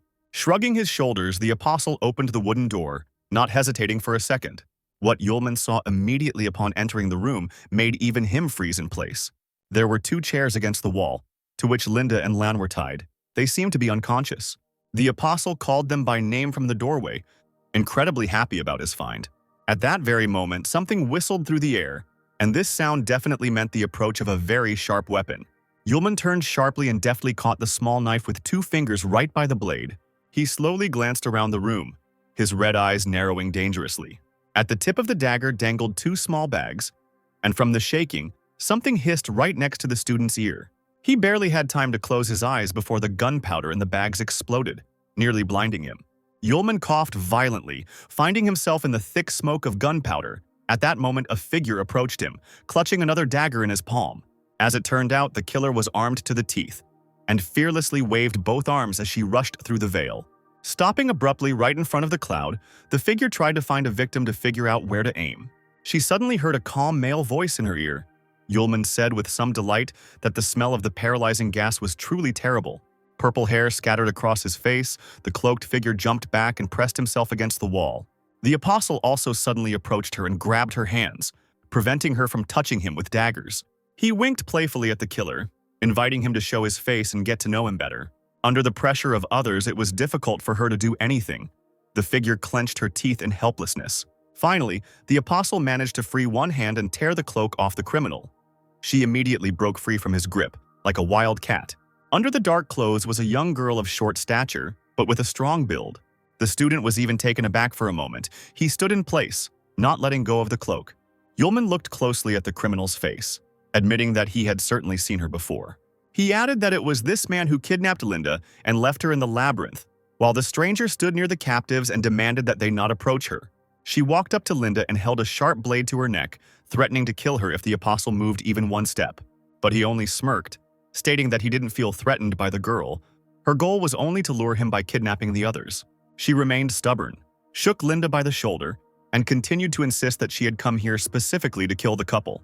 Yulman repeated again that this was a lie, because if the stranger wanted to do this, she would have done everything quickly. He called his friend by name, and she suddenly woke up sighing and saying that she so wanted to become the princess that the hero saves. Linda immediately tore the bonds with the help of magic and grinned at her captor. She would not fall into the same trap twice. Having escaped, the fearless girl left the same ropes on the kidnapper's body with one movement of her finger. Now it was her turn. She hissed, powerlessly trying to break free, while Linda laughed, reveling in the other person's anger in response. She came closer and pulled sharply at the end of the rope, tightening it on the spy's body, whispering that she would not be able to escape. Yulman praised his friend for her excellent work and again suggested that they talk calmly with the stranger. She lowered her head, asking if her interlocutor was sure of this. This was said in such a tone that Linda even looked into the kidnapper's eyes in surprise. The next moment, there was no trace of the stranger. The ropes that had previously wrapped around her body did not even have time to fall to the floor. Linda didn't let go of them, and her mouth awkwardly opened in mute surprise. The stranger quickly appeared behind her, declaring that she had underestimated the couple. With her sharp elbow, she hit Linda hard and painfully on the back, pushing her away. The girl flew forward and almost fell when the apostle caught her in his arms, asking if everything was okay. Linda, burying her nose in Yulman's chest, blushed incredibly, finding herself in an ambiguous situation. She, not caring about anything, clung to her friend, whispering that she was just a little tired. They almost forgot about the killer. She approached the still unconscious Lin, saying that she had been too careless. But now, with the sharp end of the dagger pressing against the boy's neck, his accomplices would answer all the questions. Not hearing the bickering, the stranger grabbed Lin by the shoulder, asking how the victims were connected to this guy. The couple was surprised. Yulman immediately replied that they had not seen each other before. Lin said that he was an orphan from the local orphanage. Linda narrowed her eyes and looked at the faces opposite her. She wanted to tell her friend something. Didn't he notice that Lin and this stranger had almost identical faces? The apostle perked up, as if he had just noticed that they were almost identical twins. The stranger, looking at her captive, said that there were only 2 people in the prince's order for the murder, but in the palace she came across a boy. Now the girl ardently wanted to know who he was, and most importantly, who she was. Suddenly the stranger was struck by a spasm, and red stars danced in her eyes. The mercenary fell to her knees, dropping the knife to the ground, and abruptly covered her mouth with her hands. She coughed heavily, realizing with horror that the customers had not wanted to let her return alive from the very beginning. The girl leaned back, closing her eyes, and began to fall when the apostle suddenly grabbed her by the shoulders. He gently sat the stranger down on the floor. Without letting go, Linda asked what happened to her. Having scanned the mercenary's body, Yulman reported that her vital signs were rapidly declining and that there was poison in her blood that had begun to act. The stranger began to whimper without regaining consciousness. Blood began to flow from her mouth, and purple veins began to appear on her face. The apostle could make an antidote from rush, lotus leaves, and ultralisk blood. Linda immediately said that all this could be found in the warehouses of her guild. The apostle nodded, reminding them that they needed to act as soon as possible. After some time, the couple, together with the twins, found themselves in the trading guild. The stranger was lying in bed, Yulman was sitting next to her. Linda was holding a basin of water in her hands. Suddenly, the girl exhaled sharply and opened her eyes covered with a cloudy haze. She groaned softly and sat up in bed, clutching her head. Linda asked if anything hurt, since the poison had already left her body.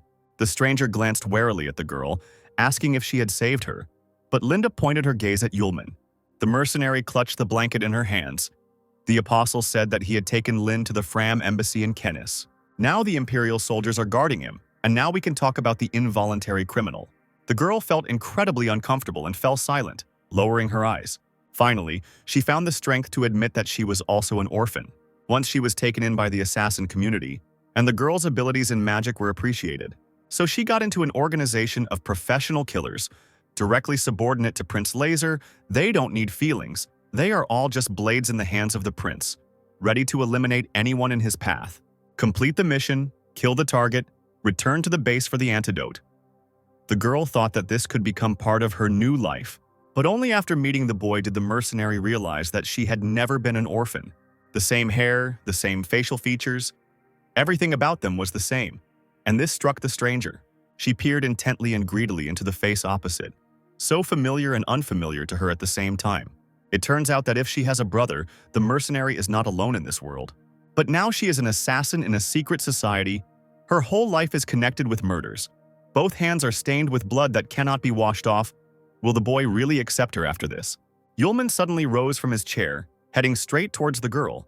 He even caught Linda's surprised glance.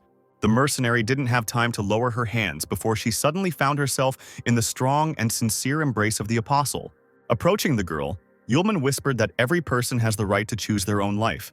It is not too late now, and she can still try to change herself and her life. The mercenary's eyes filled with tears and she sobbed, asking if she still had a chance. Unable to restrain herself, the girl burst into tears, letting out all her grievances and regrets. Linda silently watched as the stranger cried loudly, burying her face in Yulman's shoulder. Meanwhile, a bright light was burning in the window of the large lighthouse, standing out against the black sky. There was a conversation going on at the table in the room. The red-haired man exclaimed that Lazar was brazenly killing his opponents and enemies. He really had gone crazy. His interlocutor, a man with a beard and glasses, reported that they had almost stopped the actions of the Assassin Society and its bodyguards, but many had already fallen at its hands. The third man with an eye patch added that if Laser and a certain Kyle's plan had succeeded, in their current form they would hardly have been able to resist the undead. A clear female voice came from above the table. Charlotte said that she understood everything. The girl promised that she would help restore order in the country in her name. In return, she wanted Kyle to be hers after everything settled down. The next day, people on the main street of the city looked around in surprise at the unusual quartet. On either side of Yulman walked Linda, who was clinging to his hand, and the mercenary, who was clearly very uncomfortable. The young men cursed, calling Yulman a pig for getting such sweet fruits.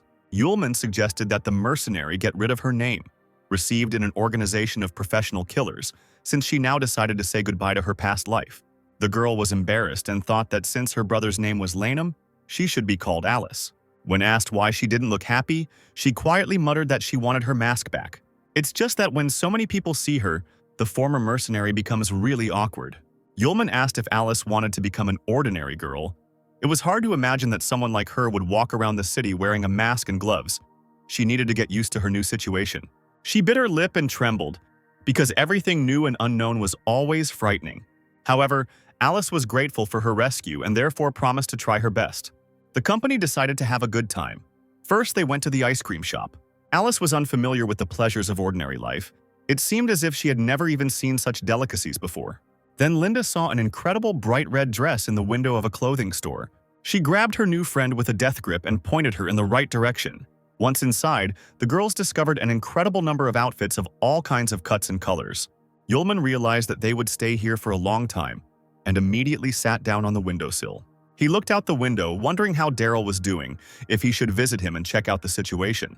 At that moment, Linda called him sweetly by name, and the apostle shuddered, turning to the hall. He opened his mouth and widened his eyes when he saw the girls in their new looks. Alice, flushed with embarrassment, was led by Linda's shoulders, asking if it suited the girl. The former mercenary felt extremely strange and covered her chest in her jacket with her hand. She looked herself over, and what bothered her most was that the skirt was too short. Yulman gasped, not expecting to see the academy's school uniform. Linda added that this store has clothes from any country. Alice hung her head, muttering that she didn't fit into such things and couldn't wear them. The apostle waved his hands, asking the girl not to worry because it suited her very well. Linda nodded in a strange way, and Alice became even more embarrassed as much as possible. Then the fitting continued. Linda said that she had reserved the store for today to try on as many clothes as possible and show them to Yulman. Alice only had time to try on more and more new dresses, and Yulman, for the umpteenth time, wiped the blood from his nose from the tension. He was almost losing consciousness from such a display, when suddenly he heard Linda's voice. The girl put on an incredibly revealing dress, playfully winking at the apostle. He could no longer restrain himself and lost consciousness for a second, ending up on the lap of Linda, who was bringing him back to his senses. The student mentally asked Daryl for forgiveness. He would deal with him later, because now there were more important things to do. Dusk slowly fell over the city. The three continued their walk. Linda just asked Alice if she liked everything. The girl laughed, saying that she would bankrupt Yulman, and he remembered that he had read about something similar in books.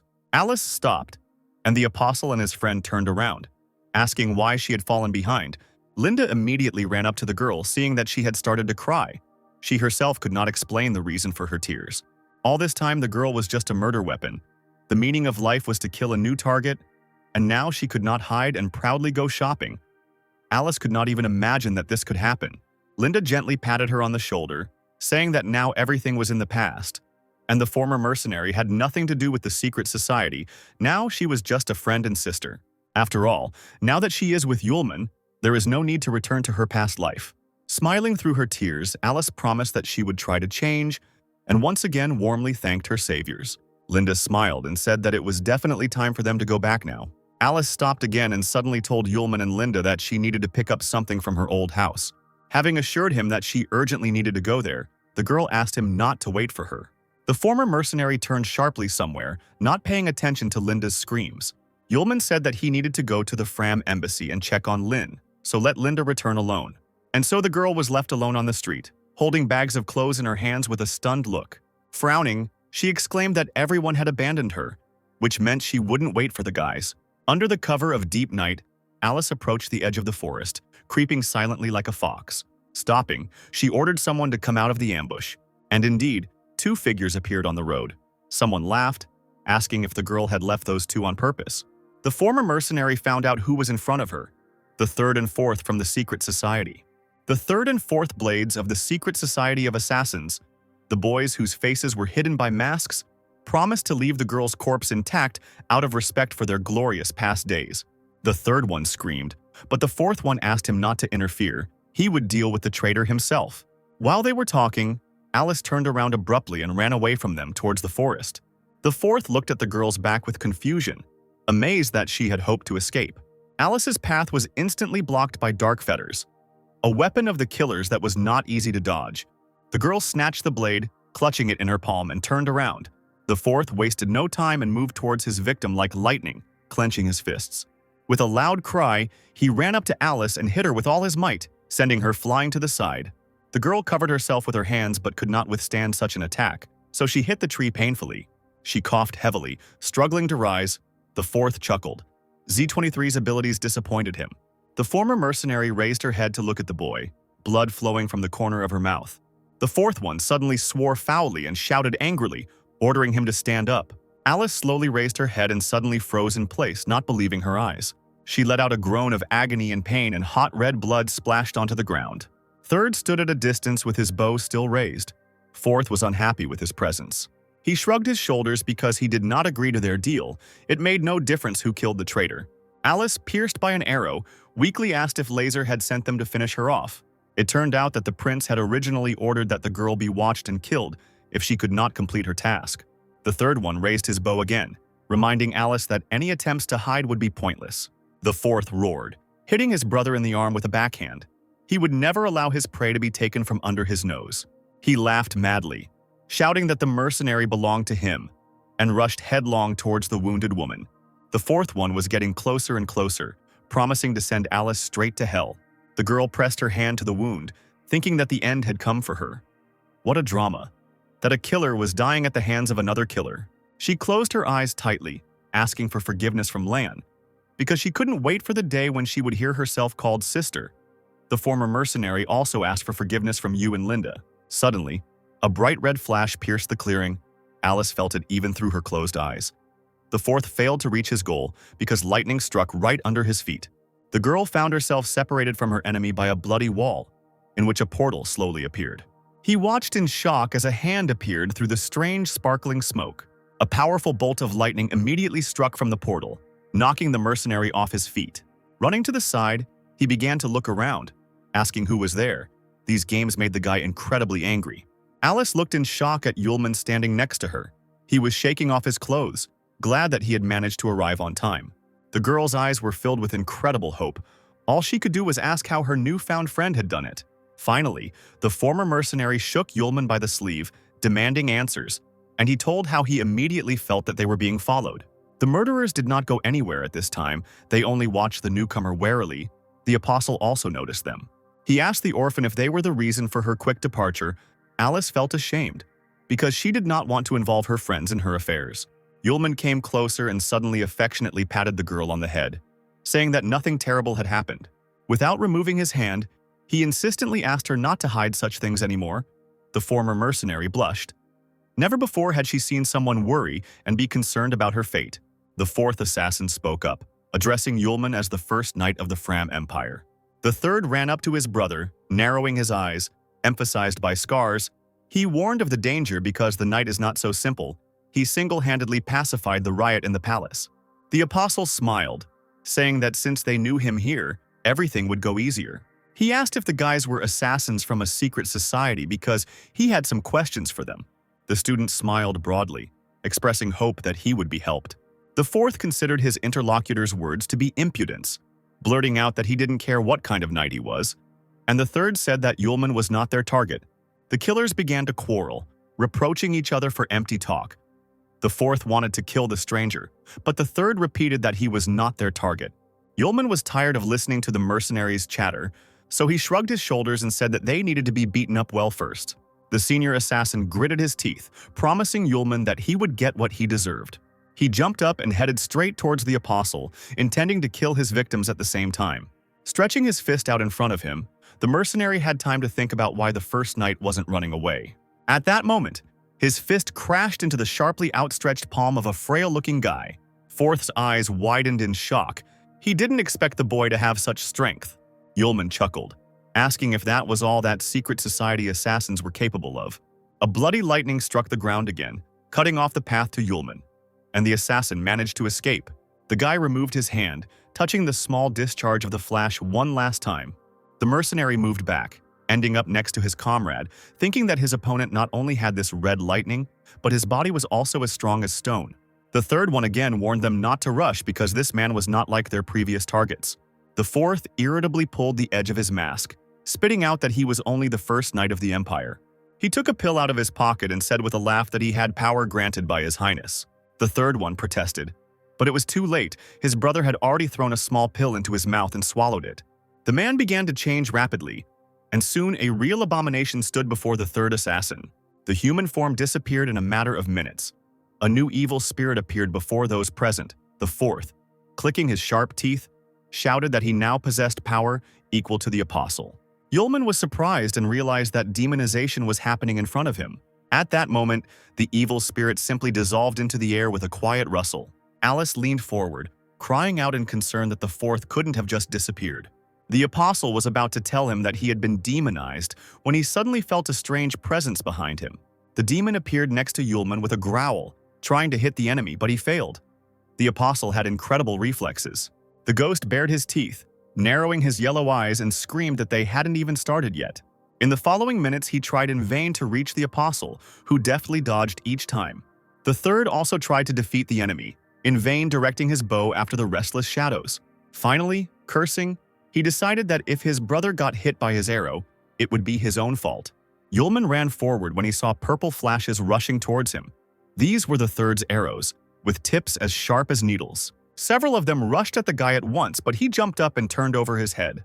On the other side, the fists of the transforming evil spirits were already waiting for him. By freezing for a second, Yulman gave the enraged ghost a deceptive advantage. Waiting until he got too close, he pushed the fourth away with all his might. The apostle raised his head and jumped back, at which time poisonous arrows rained down on the ground. The third one had the guy at gunpoint, but he shot up into the sky like a bloody lightning bolt. Once at the top, he changed his maneuver and directed a thunderstorm of lightning at the enemy. The mercenary didn't have time to react and froze in his tracks, seeing a wall of electricity in front of him. It engulfed every part of his body, burning him alive, and eerie cries of supplication echoed across the clearing. Wiping the blood from the corner of her mouth, Alice praised Yulman's strength with admiration. The evil spirit, sensing something was wrong, began to look around furiously, and only now noticed the disappearance of his brother. Seeing the terrible mark on the ground from lightning, he growled and rushed at the culprit. The monster was about to tear the enemy apart with his bare hands, but Yulman successfully defended himself from the attacks. After a while, he took advantage of his opponent's hesitation and sent him flying with one kick. The fourth one appeared in the sky in a matter of seconds, and the apostle immediately took off after him. Without mercy, he found himself right behind the ghost and, frowning, swung. The next second, such a blow fell on the fourth's back that he arched, howling in pain. Shaking his hands, the apostle sank to the ground, exhaling heavily. Looking at the unconscious mercenary lying on the ground, he thought that a little more, and he would have to open the seal. Yulman stood over the fourth for some time, waiting for him to wake up. The guy dropped to his knees and tried to feel his pulse. He should have been more gentle. Now the killer wouldn't be able to answer questions. Well, the apostle decided that in that case he would have to extract the memories directly, and placed his palm on the monster's head. A vision appeared in the purple haze, 3 strangers standing with their backs to the owner of the memories. There was someone in the company with light hair. Yulman could not understand who it was. Unfortunately, the purple haze quickly cleared, leaving the apostle without answers. The mercenary's body was scattered to dust in the wind and could not be restored. Yulman thought that he had definitely seen the man who appeared in his memories. He heard a cough behind him and turned to see Alice silently watching him. The girl said that she felt good, but she just couldn't feel her own body. The third's arrows must have been laced with paralyzing poison, but Alice assured him that she could go. But the apostle didn't want to hear about it. He immediately picked up his friend in his arms, saying that he would take her to Linda. The former mercenary almost lost consciousness from excitement and delight when she found herself in strong embraces. But upon arriving at the guild, Linda was very unhappy with the sudden disappearance of her friends, and also scolded Yulman for poorly protecting Alice. The girl asked for forgiveness, but the apostle justified himself by saying that he was not familiar with the area and was therefore a little late. The mistress of the house said that if they ever got into trouble again, they should expect no mercy from her. Yulman asked Alice if she knew who had recently entered the palace dressed in mania. The girl thought for a moment, answering that it could have been Prince Lazar's special guest. A few months ago, Lazar invited a foreign alchemist. Everything about this is a state secret. The first and second of the society were responsible for the meeting and escort. Alice didn't know his name or where he came from, but every time he left the palace, the stranger took away a huge number of dream crystals. Yulman firmly said that she would soon go to the palace when Linda asked that Kyle could be Lazar's guest. The apostle nodded, because when he and Daryl cleared the labyrinth, the crystals were the source of the undead, and the core that reproduced it was stolen. At night, a meeting was held in a secret building under the royal palace. Lazar and his assistants looked at Kyle. They were standing at a high staircase, above which a large crystal was glowing. Kyle turned around, saying that His Majesty had arrived on time and he was already finished. At the cost of time and human lives, he created this greatest invention of the Bali family, a true masterpiece of magic, the undead incubator. The incubator was truly impressive, a low tower with sharp edges, above which levitated a crystal, being the heart of creation. The second prince smiled. His wish had finally come true. Kyle approached His Highness and politely extended his staff. It was inlaid with soul crystals that contained great power that could make the undead obey him. All those transformed would become slaves with this staff. Without further ado, the narcissistic Kenny snatched the thing from the stranger's hands and raised it above his head. With this staff and an incubator with soul crystals inside, one can endlessly turn worthless people into servants. Even legendary-level swords from the royal guard will become silent servants. The prince lit up with a smile. He was glad that he had not been mistaken about Kyle. The man spread his arms and laughed. Now he had the dominance he had been waiting for. Kyle reminded that he had fulfilled the prince's request. He had created an endless incubator of undead, and now he had to fulfill the terms of the agreement. The blonde narrowed his eyebrows, repeating that now the undead must take over Fram. Kenneth waved his hand, replying that, of course, he remembered the terms of the deal. He immediately turned to his mercenary. First, a man whose body was tightly wrapped in bandages. The eye peeking out from under the fabric turned white as the killer lunged at Kyle. The first one instantly pulled out a knife and plunged it into the mage's stomach, holding him by the wrist with his other hand. Kyle, trying to control the blood in his mouth, tried to call out to Kenneth, but he said that the mage was no longer of value. The prince spat out one last time. Let the idiot now try to restore the honor of his family in the underworld. Yulman and Linda were talking while standing in front of the door of the trading guild. The apostle suggested that his friends wait for some time at the Fram embassy, where it was relatively calm, and she agreed. Suddenly, Linda handed Yulman a heavy scroll, saying that it was a message from Alice. Unfolding it, Yulman saw a map of the royal castle and was very pleased with the useful gift. The guy waved goodbye to Linda, who wished her friend to take care of himself. The apostle walked along the crowded shopping streets. He was in no hurry, hoping to overhear random conversations. And indeed, as he passed the two men, he heard snatches of conversation about the royal guard and the danger hanging over the kingdom. He was especially upset by the words thrown out about the guard and some action of His Majesty Daryl. The man said this so loudly, then asked about Lazar. His interlocutor pulled his friend up, reminding him what had happened to the ministers. Then someone spoke about the death of the first prince, and now the third prince is betraying his homeland. Of all the heirs, only the second prince remained alive, and the third dared to poison the king. Yulman followed the crowd, and it led him to a large notice board. As it turned out, next to Daryl's photo, it was written that the prince, for trying to send the king away and seize power into his own hands, was thrown into prison and awaiting sentencing, which would be carried out in 3 days in the central square. Yulman looked at the black and white photograph of Daryl and whistled. It seems he'll have to change his priorities a little. Meanwhile, the third prince was indeed languishing in the underground prison of Kenny's. 2 guards stood outside his cage and shamelessly discussed His Majesty's guilt, but ultimately decided not to discuss royal affairs that did not concern them. Daryl, incredibly tired after all this time, closed his eyes heavily. At that moment, the guards' cries were heard. They saw a stranger who had illegally entered the dungeon. Yulman, without saying a word, dealt with the guards with lightning speed, knocking them out. He walked up to the bars where Daryl was and asked how he had ended up there, since it had only been a few days. The third prince jumped up from his seat, happily greeting Mr. Yu. He returned the smile to his old acquaintance, destroying the metal beams with just one glance. Daryl carefully left the dungeon, no longer surprised by anything. The apostle asked him how he felt. The prince thanked him for saving him. Then Yulman asked how Daryl got here and where the others were. As it turned out, on the day of their separation, the young man went to look for his father, but did not have time to find him, as the people sent by Lazar detained him, while they planned to take the others to someone from Bolay. A sudden guess struck Durley.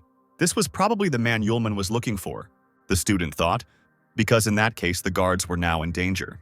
The prince exclaimed in horror that the swindlers had now mastered the way to turn people into undead, and so he needed to see where the team was now. Daryl took off the earring that Jenny gave him, and he uses it in the heart network. The mage dropped to one knee and pressed his hands to the floor, preparing to activate his ability.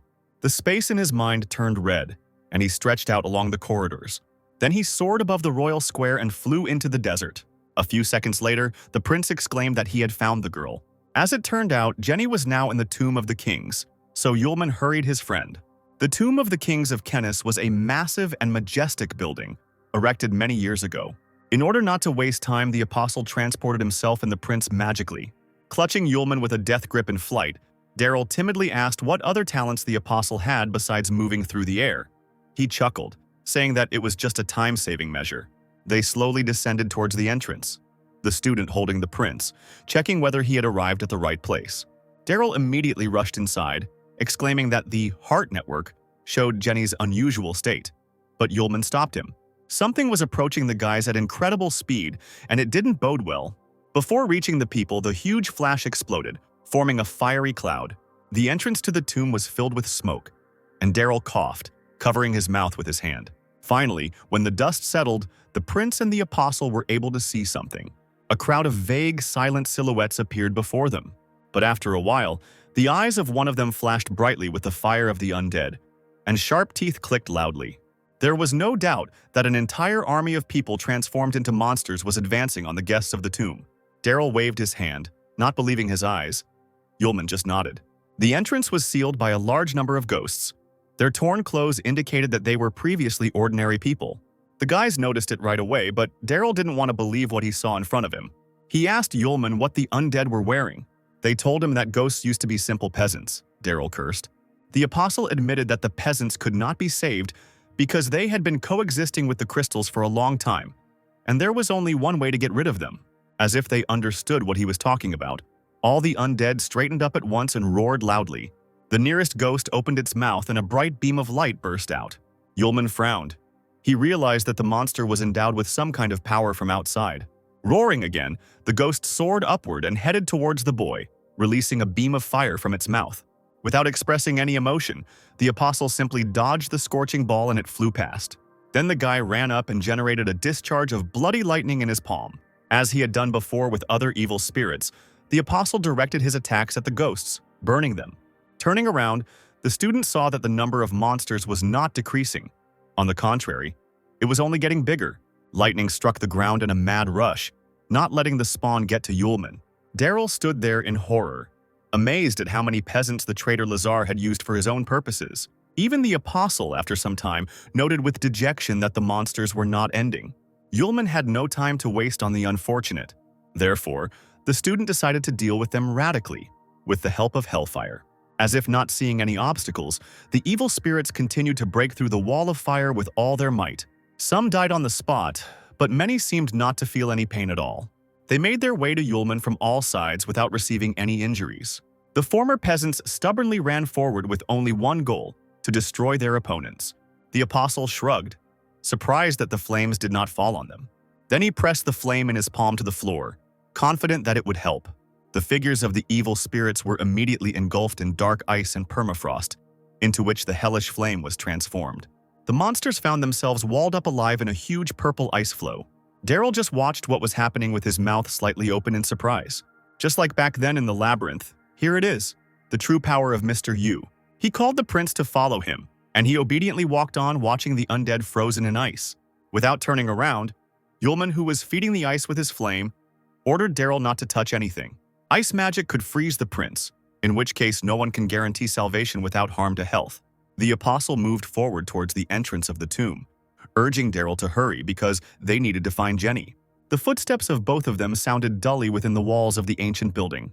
Daryl suddenly said that this was his first time in the tomb, which surprised his friend. This was the place where all the kings of the Kenneth dynasty were buried, and he was only an adopted son and was not allowed to come here. Yulman, hearing this, only grinned. He asked the prince if he knew if there had originally been a magical seal here. The interlocutor was surprised, but then noticed the walls of the tomb. They were completely covered with blue lines. Daryl cursed, calling Laser an absolute lunatic. One floor below, they saw a drawn circle with an illuminated stone levitating in the middle. The third prince assumed that the ritual ceremony was taking place right here. The spectacle was striking in its scale and indicated the madness of the owner. Looking at the seal, Yulman remembered that he had already seen one like this in an abandoned mansion, and there was clearly a connection between them. Looking closely at the stone in the center of the seal, he noticed someone's figure right in it. And indeed, Jenny was trapped inside, and she was unconscious. Daryl screamed the girl's name in horror, almost going mad with rage. He immediately rushed to the seal, jumping over several steps. It was necessary to urgently save the warrior. But such a valuable thing clearly could not be left unguarded, and a fiery flash appeared right in front of the flying prince. Gritting his teeth and feeling the hot touch, Daryl turned around abruptly. He was saved by Yulman, who was covered in hellish flames. He covered his friend with himself and thus saved him. Both found themselves near the seal. The apostle held the prince by the shoulders, asking him to be careful and not to rush. At that moment, both of them noticed someone's figure guarding the stone. Someone with platinum hair and white clothes looked straight at the uninvited guests, stretching out his hand and aiming sharp stones at them. Yulman, without taking his eyes off the stranger, quietly ordered Daryl to stay put. Then he covered him with himself, ordering them not to move away. At that very moment, sharp ice flows flew at them. Raising his palms in front of him, Yulman whispered the order for hellfire to appear.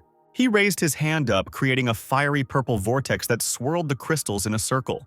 But suddenly, one of the stones rose up into the air and was captured in the grip of the flame. From one crystal, it moved to others, coloring them green and connecting them together.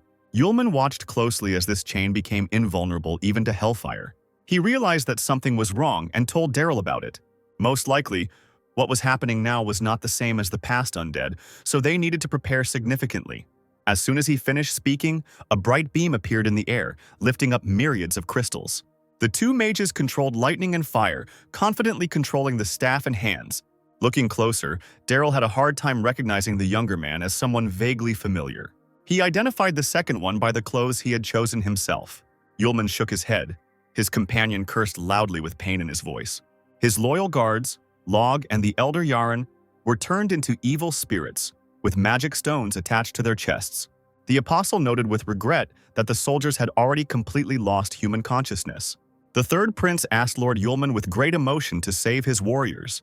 The apostle explained that the fusion of the dream crystals with their souls had already happened. The mages had become undead long ago. Even if the dream crystals were broken, the two would no longer be able to recover. Daryl looked with regret at his old friends who had now turned into monsters. The third prince clenched his teeth in silent rage as his jaw began to creak. The magicians gave their lives for the palace and for the kingdom. They could not be left to die. They had to be spared from suffering. Yulman sighed heavily, saying that he would try to kill the warriors without pain. Meanwhile, the new undead were not going to give up. Fire was shooting out of Yaren's staff, and crystals were rushing upward from Log's hands. When they united, they formed an incredible dragon, which rushed at the guests. Straightening up, the apostle commanded the second seal to open. Yulman flew up and headed straight for the dragon to seal it. The two elements collided with each other. Daryl gasped, watching the actions of the apostle. There was an explosion of unprecedented force, almost destroying the tomb. Daryl covered his face with his hands and called out to Yulman with concern. A few seconds later, he appeared, passing through a wall of dust and fire. He shook his head, saying that the mages definitely did not have consciousness, but they were still very strong. Now it was the apostle's turn to show his power. Hellish flames ignited in Yulman's hands, and the student ran as fast as he could to attack his opponents. Seeing this, Log shouted a spell and a huge crystal grew right out of the ground. Raising his hand up, the magician pointed the sharp boulder at those he had previously called friends. Yulman pressed his lips together and pulled his hand back, the flame in his palm lengthening, turning into a blade for a moment. He swung his weapon with all his might and directed fire at the guards. The crystals flying at him also did not remain unaffected. The flame struck the crystals in a thin snake, destroying them. Now Old Man Yaren took over. He loudly pronounced the spell, and the fire divided into several parts, heading towards Yulman. The man's eyes burned with an inhuman fire. His sharp teeth snapped like those of an animal. The apostle maneuvered in the air, trying to dodge the omnipresent fire. He thought that Log didn't bother him as much as that old man with lightning. Turning around, he noticed several dozen crystals flying towards him. Yulman cursed and muttered that he was taking his words back. Now two elements pursued the apostle, not allowing him to stop for a moment. The apostle still managed to slow down. He understood that he would not be able to let the magicians leave this world without pain. The guy's eyes glowed red as he used a thunderstorm of lightning. The attack that poured out on the men turned into a threshold violation. Yulman flew forward with all his might and hit the magicians with both hands. The apostle found crushed crystals from the guards' bellies in his palms. There was a hint of melancholy in the guy's voice, but it was still time to finish with the evil spirits. Both ghosts grabbed the apostle's hands with all their might. He realized that mages could act even with a destroyed crystal. The undead from legendary-level mages were incredibly powerful. Yaren froze, piercing the apostle with his gaze, as if he was seeing him for the first time. Log also stood with his mouth slightly open in surprise. Yulman heard someone whisper and turned in amazement to the side where the young magician was casting some kind of spell. The Trinity found themselves buried in a huge ice crystal. The apostle turned his head with difficulty to look at the guards. Unfortunately, Log had already died by that time. A huge fiery funnel formed above the ceiling. Looking there, Yulman was amazed to realize that the magician had managed to restrict his movements with his last move. He did this to give his brother a chance to hit the target.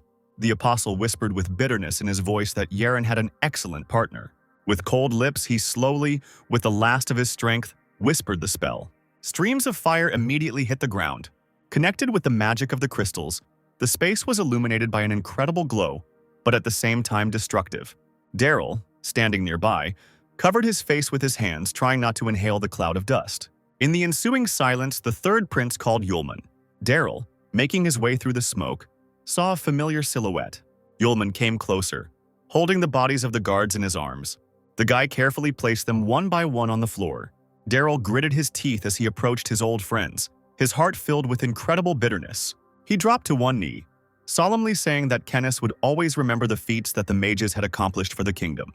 The third prince shook his head, vowing to avenge his team. As if waking up from a dream, Daryl suddenly called Yulman's name. The prince thanked the apostle for allowing the guards to proudly pass into oblivion, as Yaren and Log had given their lives in the fight for peace in Kennis. Yulman replied that the outcome was unknown. What happened only confirms the decisive stage of Kyle and Laser's experiments. His Majesty once again exclaimed that he would pay his brother back in full for the magicians. Yulman added that now they needed to figure out how to get the prince's bride out of the crystal. Daryl timidly asked how the girl ended up locked in the dream crystal. The apostle announced that the warrior was still alive, and there were no signs of turning into the undead.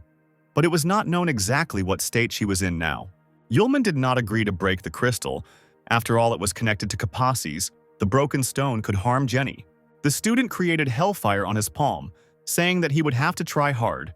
As the fire grew brighter, the apostle asked Daryl to step aside. He came close to the crystal, directing the flame at its walls. Upon contact with the translucent surface, the fire quietly hissed in Yulman's palm. A few seconds later, the huge crystal was engulfed in hellish flames. The boys saw that the surface of the stone began to melt like ice. Yulman only watched tensely, catching the slightest changes. The girl trapped inside did not move.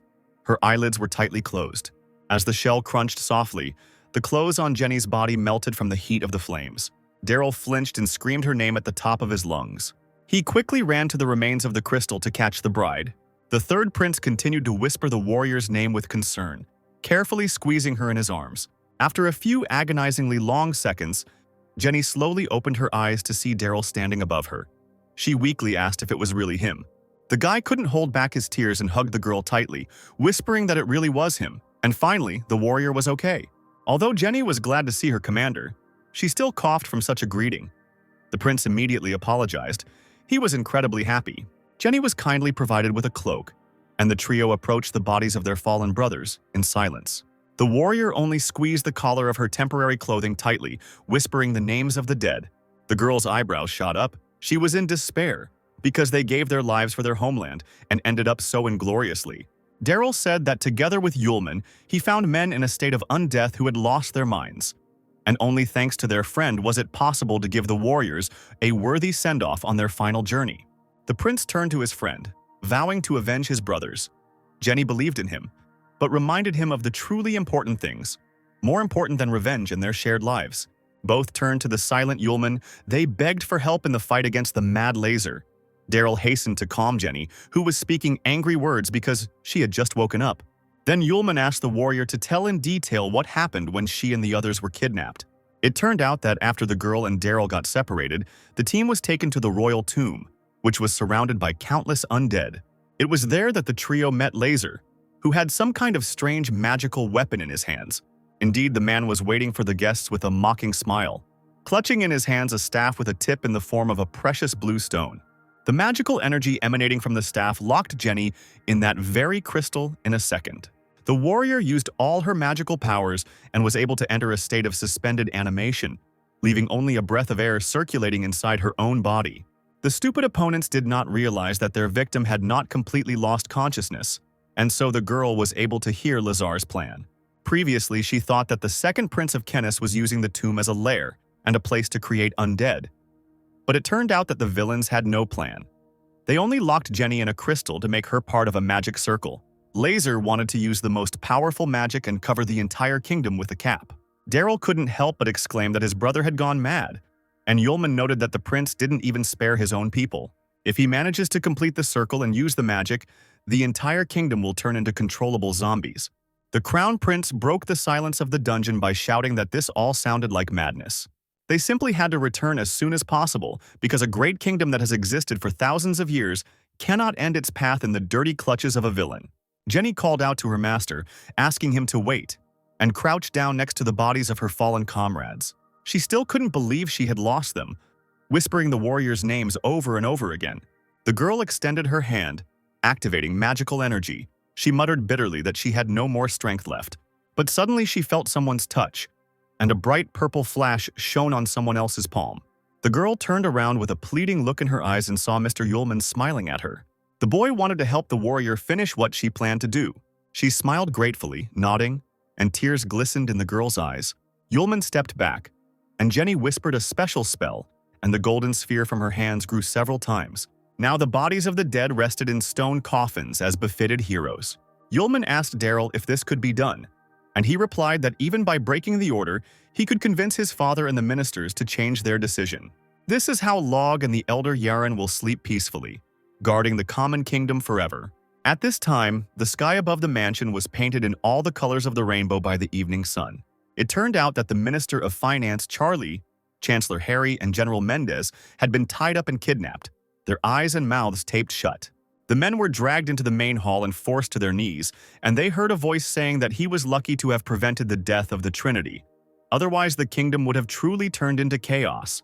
An unperturbed security guard tore the tape from Treasury Secretary Charlie's eyes and mouth. He, having barely regained the ability to speak, shouted that Lazar should not touch his wife, let him deal only with him. But suddenly the man saw someone he absolutely did not expect to meet here. The handsome warrior Dorian, with an eye patch, was a retired royal guard, and he rolled his good eye, saying that even such small fry knew him. In a deep, emotionless voice, he said that the men had nothing to worry about. Their families were all fine now, but first of all, there were a few things that needed to be clarified. The warrior asked the rescued men, "What is Lazar doing now?"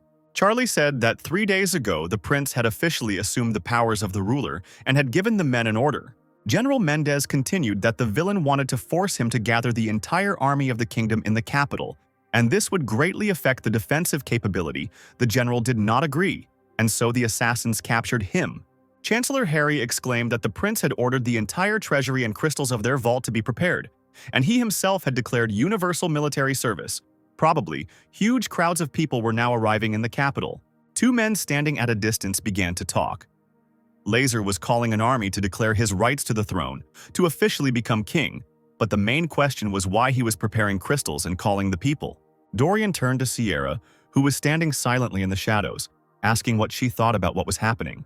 The Fire Witch admitted that she was not well acquainted with the internal affairs of the kingdom, but there was usually no reason to call both the people and the army at the same time. When night fell on the desert, even at that time one could see a high tower. Suddenly, a bright blue fire flared up at its very top. When it caught fire, a few seconds later it immediately shot a bright flash into the sky. At that moment, Sierra thought hard about why Laser had called the people and the army. Something suddenly clicked in the witch's head, and the puzzle came together at that very hour. When one thought came into her head, the ground began to slip out from under her feet. The whole house began to shake. Her assistants could barely stand on their feet, trying not to fall, and everyone immediately thought that an earthquake had begun. Dorian looked at them with irritation, barking that Kenny stood on a plane and there were no earthquakes here. Meanwhile, underground, the tremors were also felt by the city's residents, who screamed shrilly and began to run away from the square. Sierra's blonde assistant ran to the window and called the others to look. Dorian was the first to get there and stood there in amazement, asking what he saw before him. The city found itself in an unknown magical trap. An energy field covered the entire space with a huge cap. Dorian gritted his teeth and growled, immediately realizing that this was Laser's doing, while Sierra knew that Kyle had originally targeted the entire country. While the men complained about being late, only the Fire Witch was about to take action. She, like a cat, deftly jumped out of the window, grouping herself in the air, not paying attention to the screams behind her. The woman landed neatly on her feet, then told her companions that it was too early to give up. Just don't let them tell her that they're just going to stand by and watch the kingdom perish. And at this time, a magical lightning of bright purple color cut through the desert sky. It was Yulman, carrying Jenny and Daryl on his back, moving forward faster than the birds. He looked ahead attentively, listening to the warnings of his companions. Daryl screamed, and Yulman saw a huge poisonous-colored magical dome above Kenny's. It seemed they were a little late. A strange picture appeared before the trio's eyes. The city was trapped, and its power was supported by 4 magical pillars and inscribed runes. Daryl was furious and desperate at the same time, because the psychopath Laser really wanted to bewitch the entire kingdom. Yulman did not answer, but only advised his companions sitting on his back to hold on tighter. After these words, he accelerated so quickly that the others caught their breath. Situated in the high tower, Laser looked lovingly at the staff in his hands. His goal had been achieved. The magic circle had been activated. The figure in black behind him greeted His Highness, congratulating him on his victory, for soon the entire people of the country would become soldiers, unquestioningly obeying their master. The prince chuckled, noting that it was too early to talk about conquering the continent. His assistants confirmed that they had managed to capture all the townspeople. Once the demonizer is running, it can't be stopped. And for that, thanks to our mutual friend Kyle for his excellent magic. It's just a shame he died." The assistant was surprised. He still did not understand why after the process was launched those few people were needed. They could also be turned into undead. Lazar explained that the success of demonization depends on the number of victims. Ordinary people easily become undead. But if a person has a talent for magic, it will take more time. The vile first knight of the Empire is still in the country. Laser didn't think that demonization would help get rid of him. But if he has an ace up his sleeve, he can be dealt with once and for all. Looking at the people running in horror from the zombies, the prince dreamed that the boy who insulted him would become the strongest zombie and would serve his master forever. There was real chaos on the city streets. Ordinary people ran as fast as they could, saving themselves from the newly emerged zombies. The former inhabitants, now turned into monsters, grabbed the rest, devouring them. One of the monsters, one of the new victims, stopped dead in his tracks when he noticed the people. There was a woman sitting on the ground, shaking with horror, hugging her daughter who was choking with tears. The zombie advanced slowly, snapping its sharp teeth and extending its hands with long claws. Tears clouded the woman's eyes. She could do nothing but beg for mercy for her and the child. But the monster knew no compassion, hissing loudly, but already swinging his large fist at the people. Suddenly, he felt someone else's thoughts, which were several times stronger than his. He had to stop, blinking his eyes in confusion, and at that moment someone called out to the monster. Before he could look back, Yulman struck the monster in the back faster than light, illuminating everything around with purple energy. The zombie opened its mouth in a silent scream and fell face down on the ground. Yulman didn't even turn around.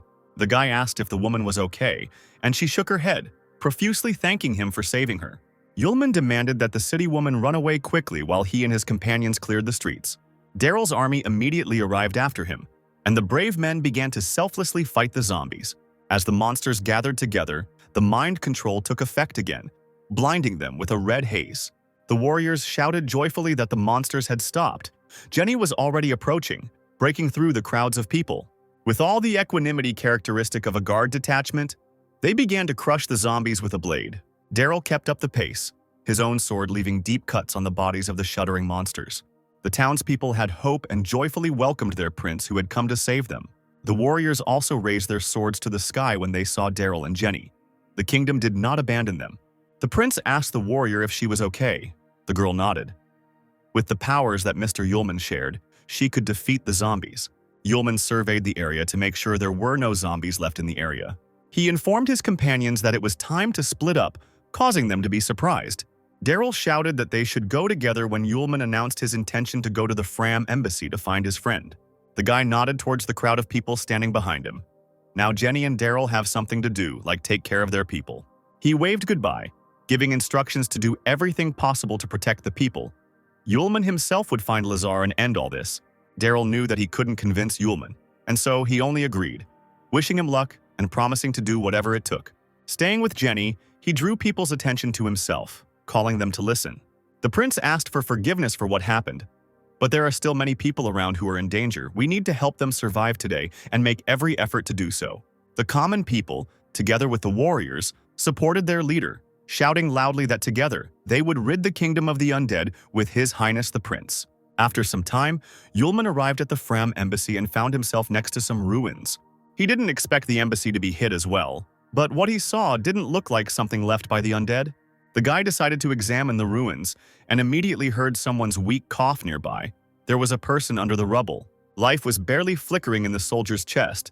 He recognized Yulman and barely audibly called him by name. The boy exclaimed that the man should hold on and began to heal him with magic. Blood was flowing from the corner of the warrior's mouth. But despite this, he reported to Yulman about the arrival of assassins at the embassy, who took Miss Linda. Yulman, without stopping his treatment, shook his head sadly, realizing who was behind this. The top of the ominous tower was still surrounded by a bright, magical flame. Laser, still holding his staff, majestically entered the building to listen to the report of the last hours. The kneeling figure in black joyfully reported to His Majesty that the order had been carried out. They had come here. Nodding, the prince walked up the stone steps to look at his creation. Finding herself at the jagged edge of the balcony, she silently looked at the magical dome. The grin revealed sharp fangs. The master smiled, enjoying the excellent view. At the foot of the tower, the tightly bound assassin number Z231, as soon as she saw Laser, called him a traitor. He lowered his heavy gaze to Anka and her sister. She was also tied up and was glaring angrily at the prince. Lazar merely laughed at the dog biting the hand that fed it, because the girl had betrayed him, knowing full well how traitorous assassins end up. Anka screamed furiously that she had indeed betrayed everyone and would suffer any punishment, but let her sister and Miss Linda go. The zombie's eyes stopped on the girl, and it seemed that the ruler was amazed by such a request. Apparently, she didn't fully understand who she was, just like everyone else. They always were and always will be small dirty dogs, Lazar's personal dogs. Whether they live or die is up to him to decide. In the past, Anka was at least somewhat useful, but now her only value is to participate in the sacrifice, to give her life to realize great plans. Laser pointed his hand somewhere into the distance, urging them to look there. The girl looked back sharply. The expression of anger on her face turned to despair. Anka saw Miss Linda. She was unconscious, locked in a magical trap. Now the girl is part of a magic circle that will turn the entire people of Kennis into zombies. Soon only the undead will remain there. The huge crystal has practically become a tomb for Linda. Soon her life force will run out. Then, it will be the turn of Anka and her sister Irene. All that remains is to decide who will go first. Lazar grinned. He proved that these people were absolutely indifferent to him. All that was required of them was to give their strength and die. Moreover, he called Anka his sister, which made her really furious. Lazar said that 17 years ago, the undead, out of control, took their father's favorite concubine captive. At that time, the concubine was in the late stages of pregnancy, and the people decided that she died in the depths of the underground labyrinth. But this turned out to be just a rumor, specially spread by the palace. In reality, the royal guard managed to save her. Due to the injuries sustained, the concubines went into labor. She died in childbirth, but the children survived. The guards, not having time to bury the woman, immediately took away the two babies. They snored peacefully, wrapped in blankets like caterpillars. Everything that concerns her children remained only in the memory of a few eyewitnesses and the records of chroniclers. No one knew where these two had gone until today, and the father had been trying to find them all these years. 3 years ago, Lazar killed his brother and became his father's first heir. Having learned about this long-forgotten story, he began to look for his sisters. He was incredibly surprised to learn that one sister had always been nearby and, moreover, served the prince. And now he had found the other one too. But now even that doesn't matter. Kennis won't need kings anymore, which means it doesn't matter whether Lazar is the only heir or not. Soon he will become the most powerful ruler with the strongest army. A little more time, and not only Kennis, but the entire continent will lie at the guy's feet. Anka leaned forward, shouting that her new brother would not succeed. Yulman would definitely stop him. Hearing the familiar name, Lazar raised an eyebrow and asked again if this was the first knight of the empire. The girl nodded, adding zealously that the zombie was no obstacle to him at all. Laser had grabbed Miss Linda, and for that Yulman would kill him. The guy spread his arms to the side, ordering Anka to close her mouth because he was not afraid of Yulman. He was really strong. But Lazar had long ago come up with a way to stop him. As soon as he began to talk about what he would do with the first knight, he heard the voice of Yulman himself. And although the guy himself was not visible, the space was illuminated by a bright light. Growling, Laser turned around sharply, seeing a flash of purple light. A deadly, scorching beam flew past him a centimeter away. Yulman was deliberately aiming past it. A little more, and Lazar was hit. He recoiled. The prince's cloak was burnt to the middle. Seeing smoke from the destroyed rock next to him, he gritted his teeth, cursing the uninvited guest. Yulman stood at a distance next to the hired killer and her sister, saying that it was all over for Lazar. The captives joyfully shouted the name of their savior. They had no doubt that now everything would be fine. But Lazar was not going to give up. He grinned and seemed glad to see Yulman. The prince pointed to the huge crystal behind the guest, adding that it was too late because his beloved Linda was on the altar and had become the generator that fed his army. As if to confirm his words, the structure behind Yulman began to hum menacingly. Lazar added that all this was retribution for the insults that Yulman had inflicted on him. But the boy interrupted the prince, asking if he was ready, which caused the latter genuine surprise. Yulman's eyes lit up with a menacing red fire.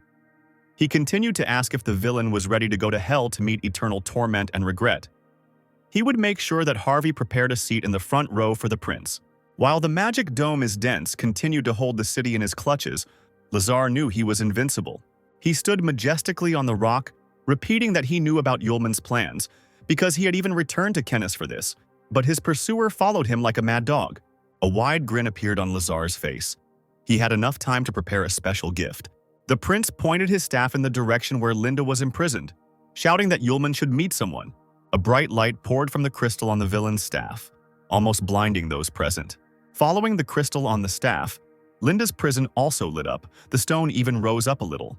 This light was not healing. It began to spread to the sides, and the prisoners looked at it as if they were under hypnosis.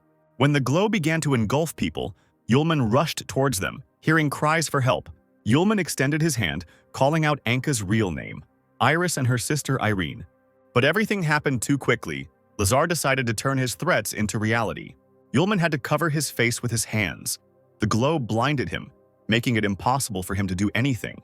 After a few seconds, he was able to see again, the light dissipating, retreating back. But what he saw amazed Yulman. It was true power, which was also possessed by the 12th apostle, the king of eternal night, Capacis. Moreover, the space had now changed dramatically, as if everything around was on fire. Yulman stood on a large piece of stone that was levitating in the middle of the abyss. He also saw that the city was upside down, and he whispered with his lips that this was impossible. Turning around, the guy saw a pleased prince, who was also standing on a dais, saying that now Yulman had entered his world. He himself looked like the ruler of the underworld, joyfully asking if the first knight liked his gift.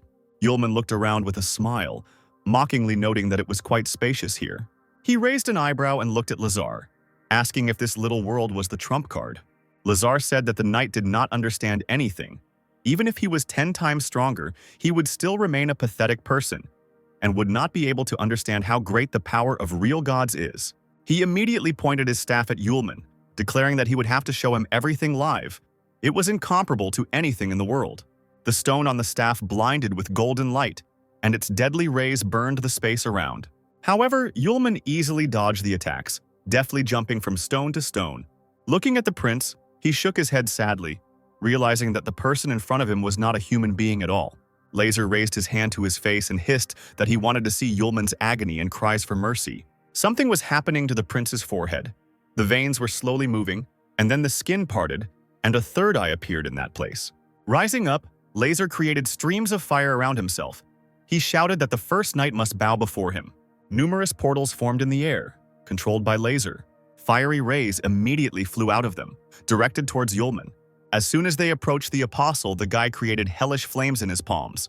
Like a stream of water, it spun around the figure of the first knight, unquestioningly following in the right direction. Yulman ordered the fire to create a deadly funnel that would inevitably approach Lazar. But suddenly the apostle felt that something was wrong and raised his head sharply.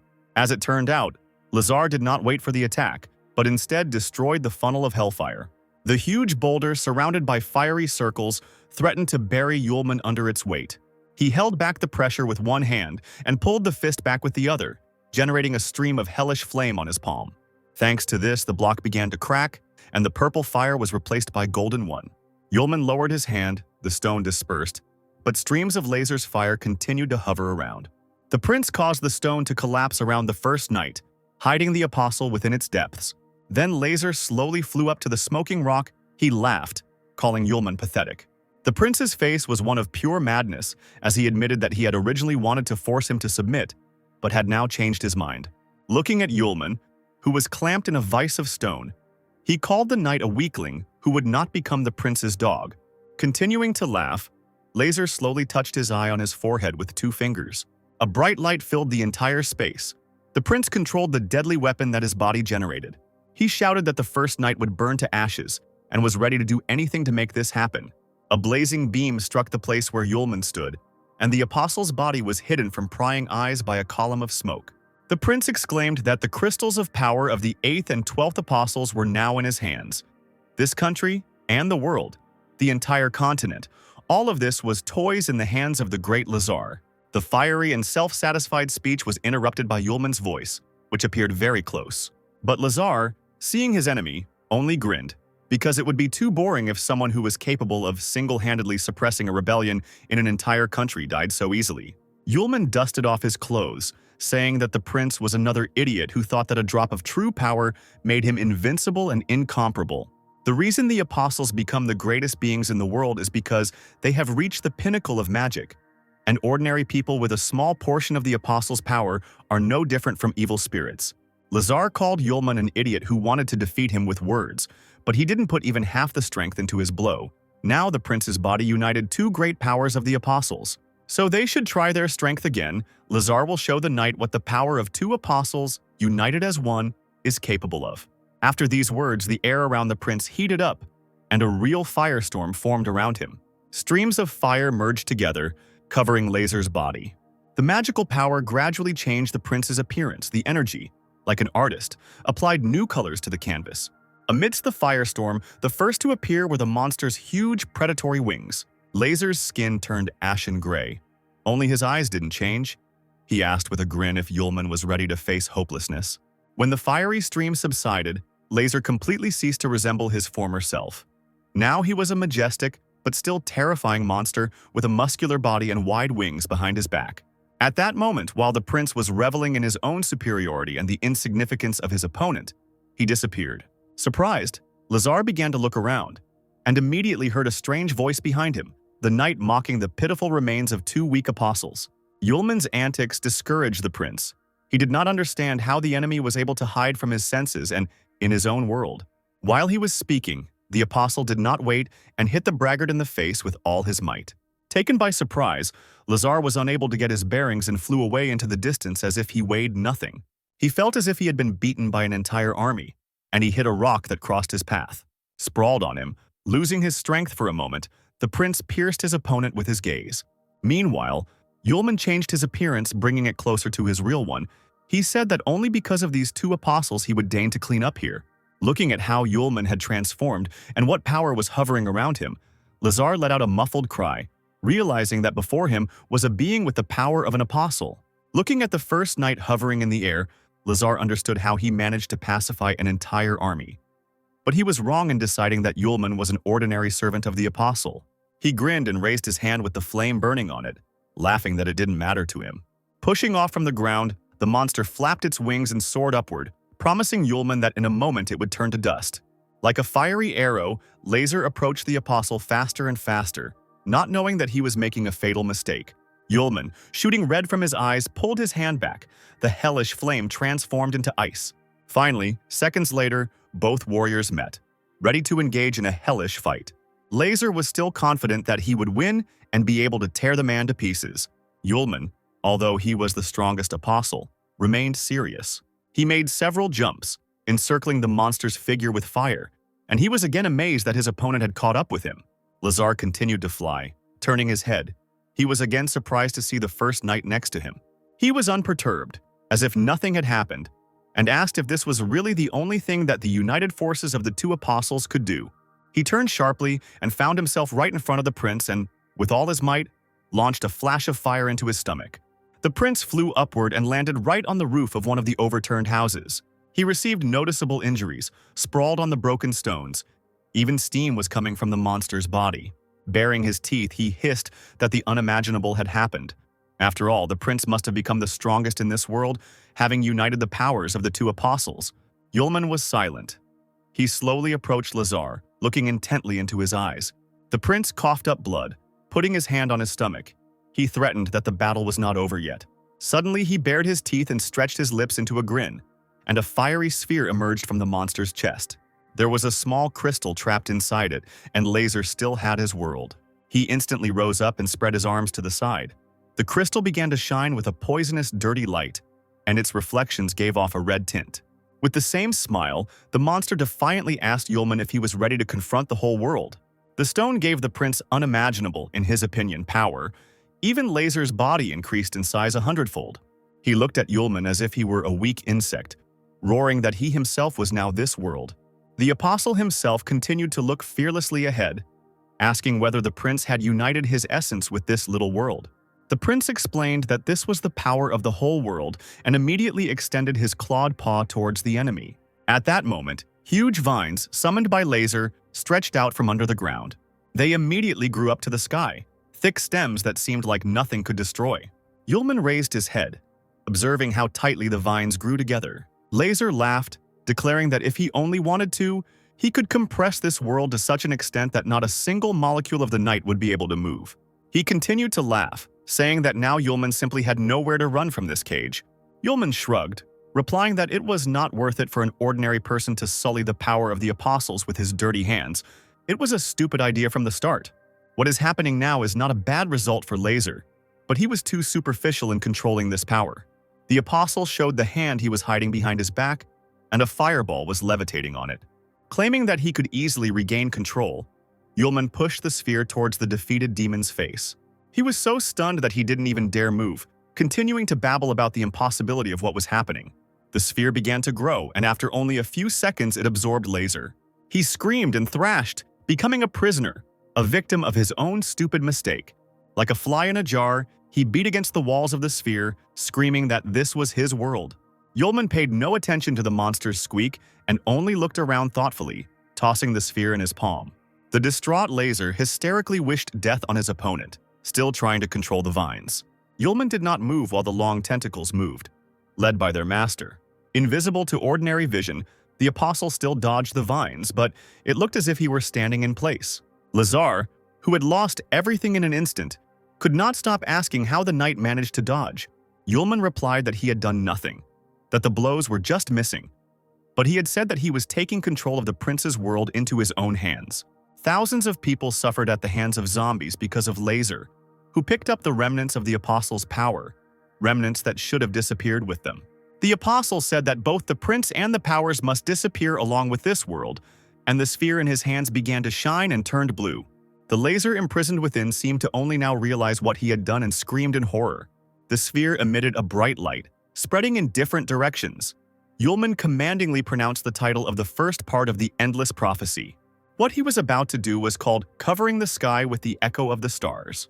The sphere spun and rose upward, and at the same moment a ripple of webbing passed across its surface. The monster's face began to crumble, and Lazar accepted his fate, almost sobbing. He felt like he was burning alive, not fully believing what was happening to him after everything that had happened. Finally, the sphere became so hot that it cracked, sending millions of pieces flying in all directions. Buried in it, Lazar found himself in space, now with only one eye left on his face. Yulman looked at the recent monster emotionlessly. He didn't feel sorry for the usurper at all. And in the real world, the flame at the top of the tower stopped burning so brightly. Irene calmly asked her sister if she was okay.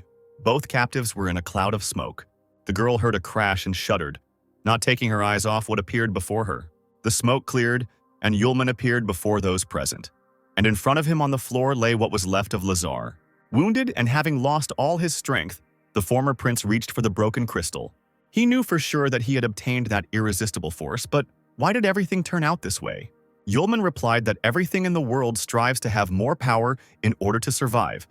There is nothing to blame Lazar for here, but each apostle represents the pinnacle of mastering a certain power that cannot be copied or taken away.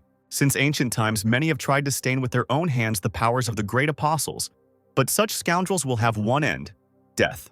When true power reaches its limit, the flesh cannot withstand it, and the soul burns.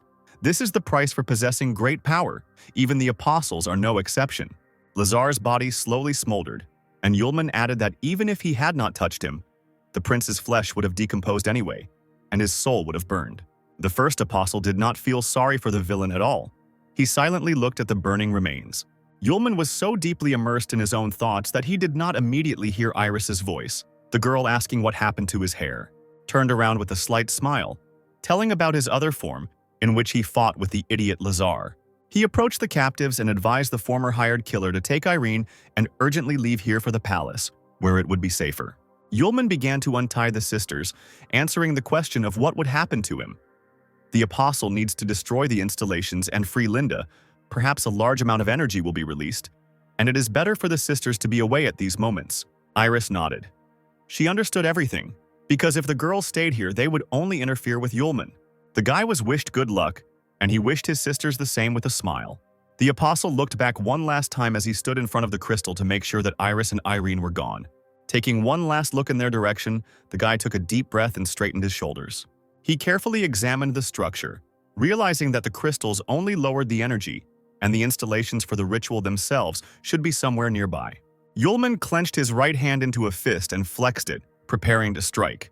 Before he could slam his fist into the ground with full force, he realized that there were no installations up there. Falling to his knees, the apostle put into the blow not only his strength but also hellfire. He was hit so hard that the floor broke into pieces and crumbled under the apostle's feet. He fell one level deeper and found himself in a magically created space where there was an installation that looked like a throne. The guy looked around the area and nodded to himself, realizing that he had found what he was looking for. At the top of this throne was a small blue crystal, and the object also had runes inscribed around its entire perimeter. Approaching the stairs, Yulman shook his head, analyzing the actions of the apostles. They gave true strength to man, then causing a great war between demons and people. Only by destroying everything can the seal be removed from Linda, and at the same time fulfill the promise given to her in the labyrinth. Yulman extended his hand, and a thin beam of light poured from his index finger. The war 500 years ago, the attempt to capture Kennis with the help of zombies. Now it will all end. If someone were to look at the top of the tower of the once-deceased laser, they would see a thin ray of light. He would probably be surprised that this beam suddenly disappeared, leaving only a glow for the end. But this was not the end of it, on the contrary. It was the beginning of the end of the destruction created by laser. Now the tower looked like a lighthouse in the darkness of the night, which illuminated the way for travelers with its bright rays. A bright halo floated from it towards the trapped city. It moved towards the blue sphere like a blanket. Yulman made sure to end the suffering of the inhabitants quickly.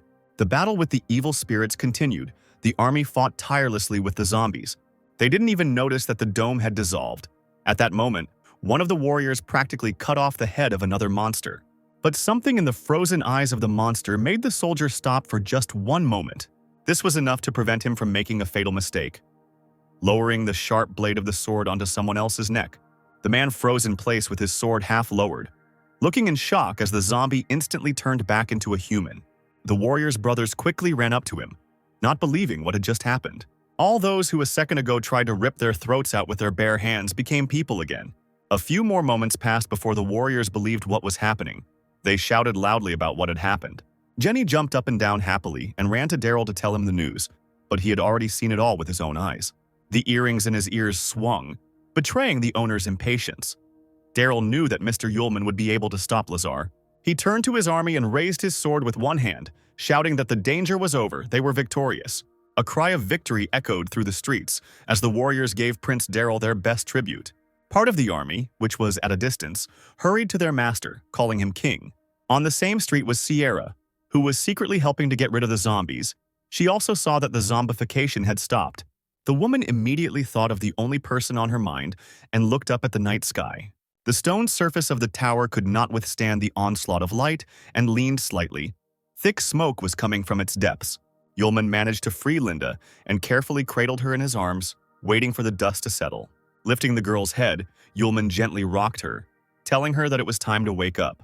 Linda, still not completely recovered from the magical influence, muttered something in her sleep. She slowly opened her eyes and immediately called Yulman by name. He was glad to see Linda conscious, but the look of the girl he saved stunned the apostle.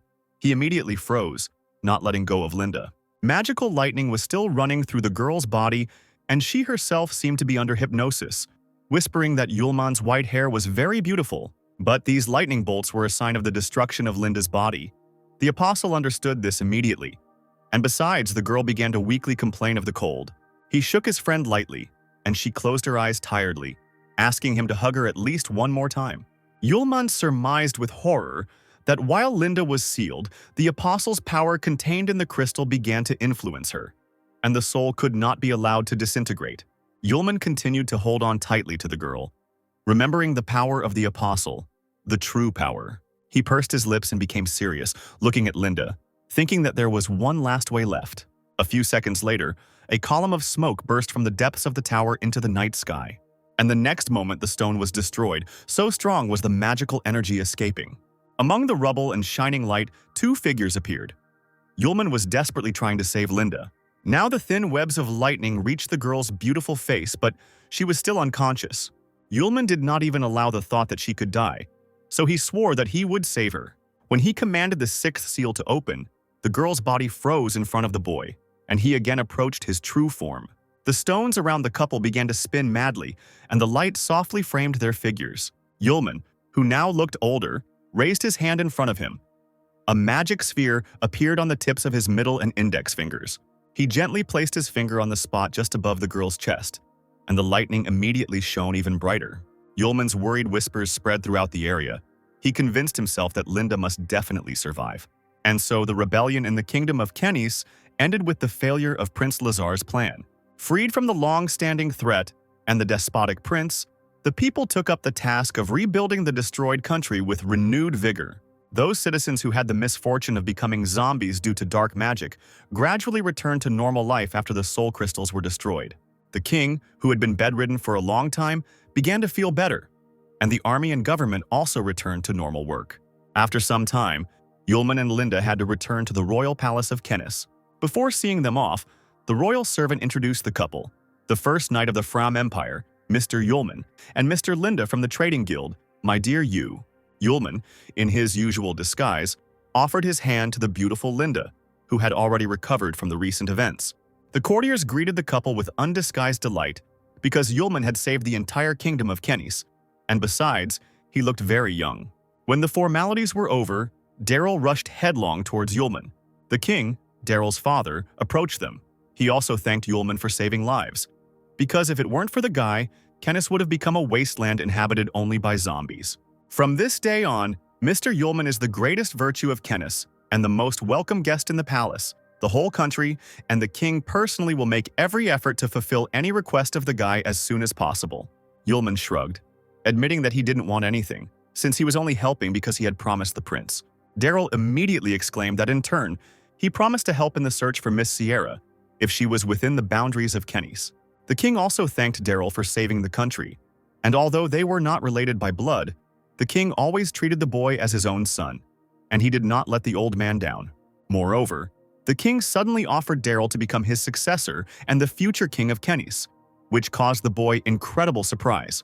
He hesitated, but still answered that his uncle saved his life, and the king and mother raised him. If the king really decided to make Daryl his heir, it would be an incredible honor for him. However, Daryl immediately turned around, saying that there were heirs in the kingdom who were much more worthy than him. At that moment, the royal guard Dorian entered the hall and greeted those present. King Delis immediately perked up, his eyes wide open, not believing that his brother was standing before him. The man crossed his arms over his chest, reminding that he had once given up his claims to the throne. But although Delis had ruled well, his boundless connivance had led to recent events. Hearing Doran's apology, he shook his head. He didn't want to blame his brother, so he brought those who would be suitable for choosing the heir. The man stepped aside and pointed to two silhouettes standing in the shadows, the children born to Marianne. When they came out to those present, Yulman and Linda were stunned, not expecting to see old acquaintances. They were none other than the princesses Irene and Iris. The girls were dressed in royal robes but still looked wary. The courtiers immediately began to talk and whisper as the girls approached. From all corners there were surprised exclamations, but the most important thing was that now there were new contenders for the royal throne. Tears froze in Delis's eyes. These were his children, his and the deceased Mary Ann's children. Daryl nodded and said that not long ago he and his uncle checked everything thoroughly. They really are the children born to that woman. Now the king could no longer hold back his sincere tears and only whispered that he had found his children. Irene and Iris both gasped in surprise as they saw the majestic king turn into a crying father. He rushed towards the girls and, bursting into tears, began to hug them tightly. Both heads with hair the same color as his beloved surrounded the man, and he couldn't stop crying. The girls froze, not daring to take a step, only looking at each other in surprise. Dorian silently watched the scene of a reunion, then turned his attention to Linda and Yulman, the benefactor, the savior of the state, standing at a distance. He was also surprised by the young appearance of the guy. It was difficult to determine his exact age right away, but an unusual, incomparable strength emanated from the guy. Could he really be Miss Sierra's student? Last night, the man personally arrived at the estate where the Fire Witch lived and thanked her on behalf of the king. The woman shrugged her shoulders, replying that she had done nothing special, and that if anyone needed to be thanked, it was Miss Luna. After all, the girl ascended the throne not so long ago, so she must need an ally like Kenis now. And since Kyle was already dead, that meant Sierra's time was up, and she hoped that what happened in Kenis would remain a shared secret. The witch looked at Dorian carefully, saying that there were reasons why she did not want to see her stupid student right now. The interlocutor thought, according to the stories of Jenny and Daryl, it was Yulman who destroyed most of the evil spirits in the labyrinth. He feared that the Fram Empire would represent a military force in the future. And now, looking at Yulman, Linda and the sisters, Dorian for some reason became seriously agitated. but I still forced myself to calm down. I could think about this later. The main thing is that everything is fine now. Irene will be the queen of Kenny's, even though she is too young and inexperienced, but Daryl will be by her side. The man thought that this first night was still with them. The future of the kingdom was in safe hands. After some time, when the royal reception was over, everyone went outside. Yulman and Linda decided it was time to leave and began to say goodbye to the royal family. Iris hoped that Yulman would come to Kennis, and he, in turn, expressed hope that the first person he met would not be a street swindler. The girl scratched her chin and looked away, muttering that at the time she had no other choice. Yulman agreed, but said that now he sees before him not a hired killer from a secret society, but Princess Iris. Everything that was has passed, and now everything is in her hands. The girl blushed at such a speech and nodded fervently, promising that she would try to change her life. Daryl asked Yulman if he would stay for a few more days. Even though Sierra had left Kennis, he could send agents to other countries, but Yulman refused to help. The kingdom needed to accumulate energy for restoration. He waved goodbye to the royal couple and asked them to come to the Fram embassy if they needed anything. Irene called out to the guy and fervently promised that she would do everything possible to become a great queen. Yulman turned over his shoulder, saying that he believed the girl and knew it. Linda also gave those present a warm smile. After some time, the couple arrived at the My Dear You trading guild in a carriage that was sent. Linda asked the apostle once again if he really would not go back to Fram with her. Yulman shook his head, replying that their adventures in Kennis were over, and that Crazy Kyle was dead, and the trail had been cut off, but they still had to find and bring Sierra back. And although Linda would also be glad to stay with Yulman longer, she cannot wait to leave, because she is the head of the guild. It is time to return to Fram. She added that there was a new product in the Empire, a rejuvenating potion for girls, so she urgently needed to buy a couple of them. Yulman was surprised by such news. It seemed that he had only just now noticed how long he had been in Kennis. The guy handed Linda a sealed letter, which he asked her to give to Luna. The girl, with her usual curiosity, asked if she could read what was written, and immediately received a slap on the forehead. The girl rubbed her forehead sadly, calling Yulman a scoundrel who writes letters to other girls. After all, he has Linda? The guy rolled his eyes, justifying himself by saying that he was simply reporting the situation to the kingdom. Linda chuckled, replying that she understood. She winked at the apostle, adding that although she didn't mind, in the end, Yulman's mark had already been left on her. He coughed into his fist, muttering that he had to do this to save the girl. He didn't know any other way to revive her. Yulman looked away, adding that it was not worth walking around with such an open neckline. You could catch a cold. The girl just laughed that there was no one else there. She took Yulman by the hands, saying that the most important thing is that little Yu has a place in his heart for her too. The apostle nodded when Linda asked him to return to Fram as soon as possible. Yulman decided not to set out on the road at night, but to spend the night in the guild. He sprawled out on the soft, spacious bed, lost in his own thoughts. Fram escapee. Kyle is dead, which means the Bale clan does not exist.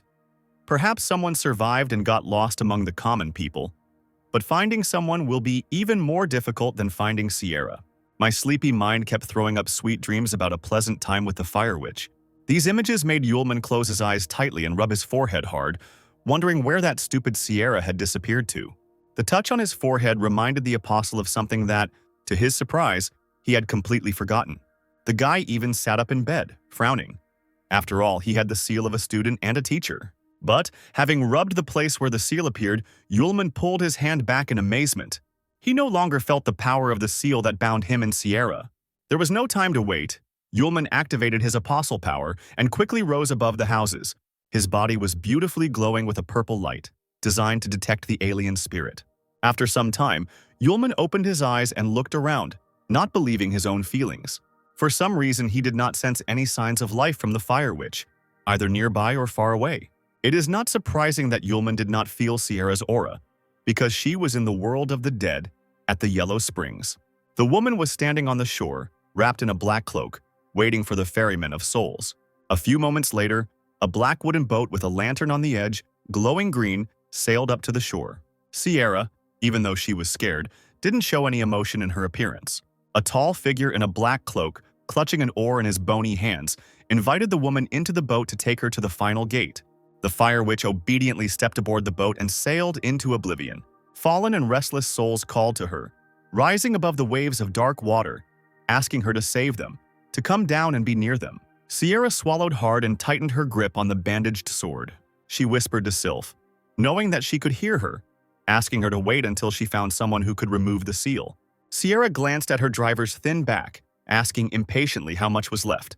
He turned around, looking at the woman with blackness from his hood, answering that it wouldn't be long. A few minutes later, a thin finger pointed forward, to the last gate, behind which was the place the witch needed.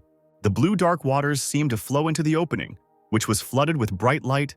The gates were already ajar. Sierra leaned forward, peering intently at the colorful colors.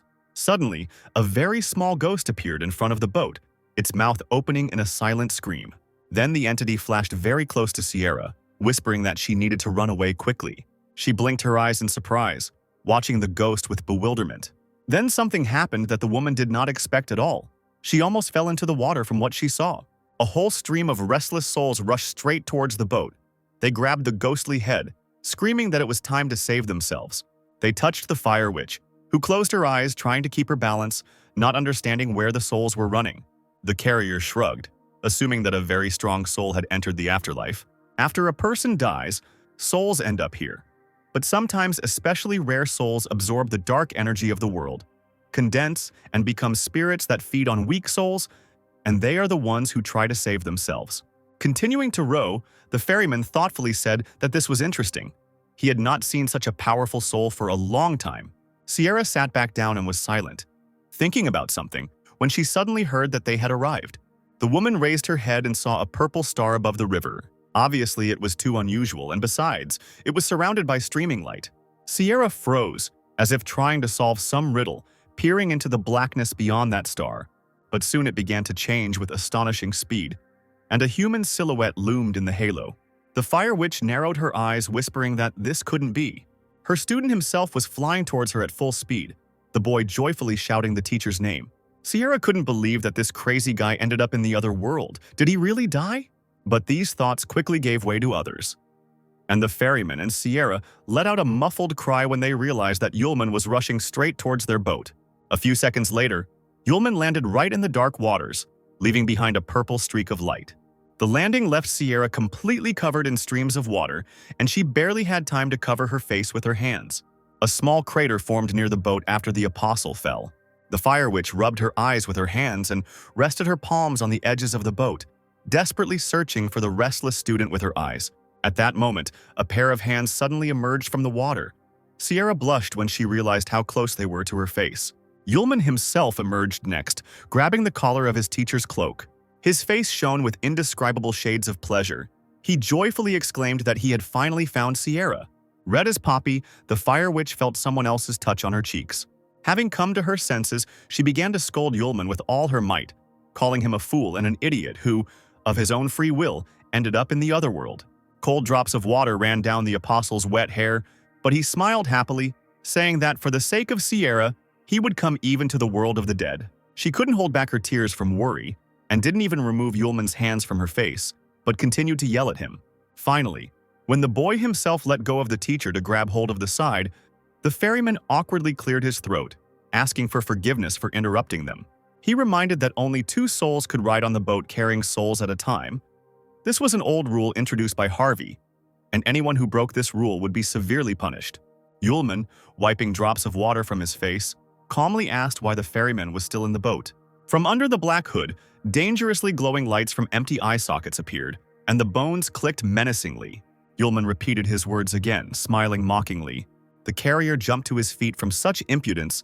He could not even imagine that some mortal would dare to treat him like that. Now he would pay for his recklessness and impudence. Sierra trembled, frightened by the ferryman's reaction, but Yulman asked her to relax, pulling himself up to the side of the boat. He winked at the fire witch and turned his gaze to the figure, promising to deal with her. The carrier suddenly froze. The threatening lights dimmed slightly and changed their shape. The next moment, Yulman, holding Sierra, rocked the boat with force, frightening the random souls even more. A few seconds later, he was already steering the boat himself, standing at the stern, and the poor translator did not even dare to rise above the water. For some time, the couple continued to sail in silence, the boat rocking gently on the waves. Finally, Sierra couldn't take it anymore and demanded an explanation, asking what was wrong with Yulman, since he had almost lost his life trying to find her. Turning over his shoulder, the apostle looked at the woman in surprise, replying that he was now more alive than anyone else. The fire witch was dumbfounded when she heard this because she knew that there was no other way to get into the other world. She asked again, as if she was stupid or had not heard, if Yulman had died, and he shook his head. After a short silence, Sierra spoke up again, asking how Yulman came to this world. Yulman came up with a legend to avoid telling the truth, that long ago he acquired a magical instrument that opens the gates of the world of the dead. Sierra jumped up from her seat and loudly asked what kind of magical instrument it was. But the apostle thought that he should be quieter, otherwise Harvey would find out about his arrival. He stumbled slightly when he turned and saw the teacher's face too close to his own. At first, she looked intently into the apostle's face, and then suddenly covered his cheeks with her palms. Yulman had never seen the teacher show affection towards him, so he was completely confused. And she, placing her palm on the student's heart, whispered that his heart was still beating. The next moment, Sierra burst into tears like a child, mumbling through her tears that she was glad Yulman was alive. A gentle smile played across the boy's face. He didn't say anything, just looked at the teacher. Since he was holding the woman's wrist, he suddenly felt someone else's heartbeat too. He carefully called the witch's name, placing his hand on her shoulder. Grabbing the woman's shoulders, he suddenly pressed his ear to her chest, stating that since someone else's heart was beating, it meant that Sierra was also alive.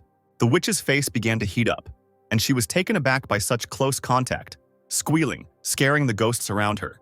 Yulman was completely overcome with pleasure, whispering that he felt a familiar, pleasant feeling. Sierra was so angry that she slapped the guy, screaming even louder than before, and he only concluded with satisfaction that he had once again experienced the familiar, furious strength. When the passions died down, Yulman took up the oar again. He learned that Sierra had entered the afterlife thanks to an ancient book left by Master Aces. In that book, the woman found records of an ancient altar located in the west of the continent. In its depths, there is an altar connecting the mother and the world of the dead, and the altar turned out to be the underground labyrinth of the kingdom of Kenis. The witch called Yulman a fool who opened the gates of the world of the dead only because he thought about the death of the teacher. Sierra shook her head. She changed her mind about scolding the student, but she didn't expect Kyle to die and Ballas Mouth to cease to exist. The apostle patted Sierra on the cheek, calling her not the smartest teacher because she didn't discuss anything with anyone, and ran away alone in search of a way to remove the seal from Sylph, and in general, broke into the world of the dead in search of the deceased members of the Bale clan. Blushing, the fire witch threw the other's hand away, again calling the student stupid and demanding that he shut his mouth. The apostle winked at the woman, declaring that they were even, only such a stupid teacher could end up creating such a stupid student. It wasn't Sierra's fault that Sylph was under a spell, and she ran away without a word. And Aisha, Luna, and Yulman himself were worried about the woman, and Sylph certainly wouldn't want to see their mutual friend suffer. Hearing these words, which were so important to her, the fire witch blushed and sincerely asked for forgiveness. She looked at the apostle for a few seconds, and he, as if sensing something from the outside, looked back. The half-open gates beckoned with a bright light. They had finally arrived at their destination. Sierra looked at the huge structure with a mixture of horror and awe. She and Yulman stood looking straight into the light shining in their eyes. The woman remembered that according to the records in that ancient book, there were 2 doors in the middle of the river. One of them leads to Samsara, and the other leads to the world where the souls of the dead live.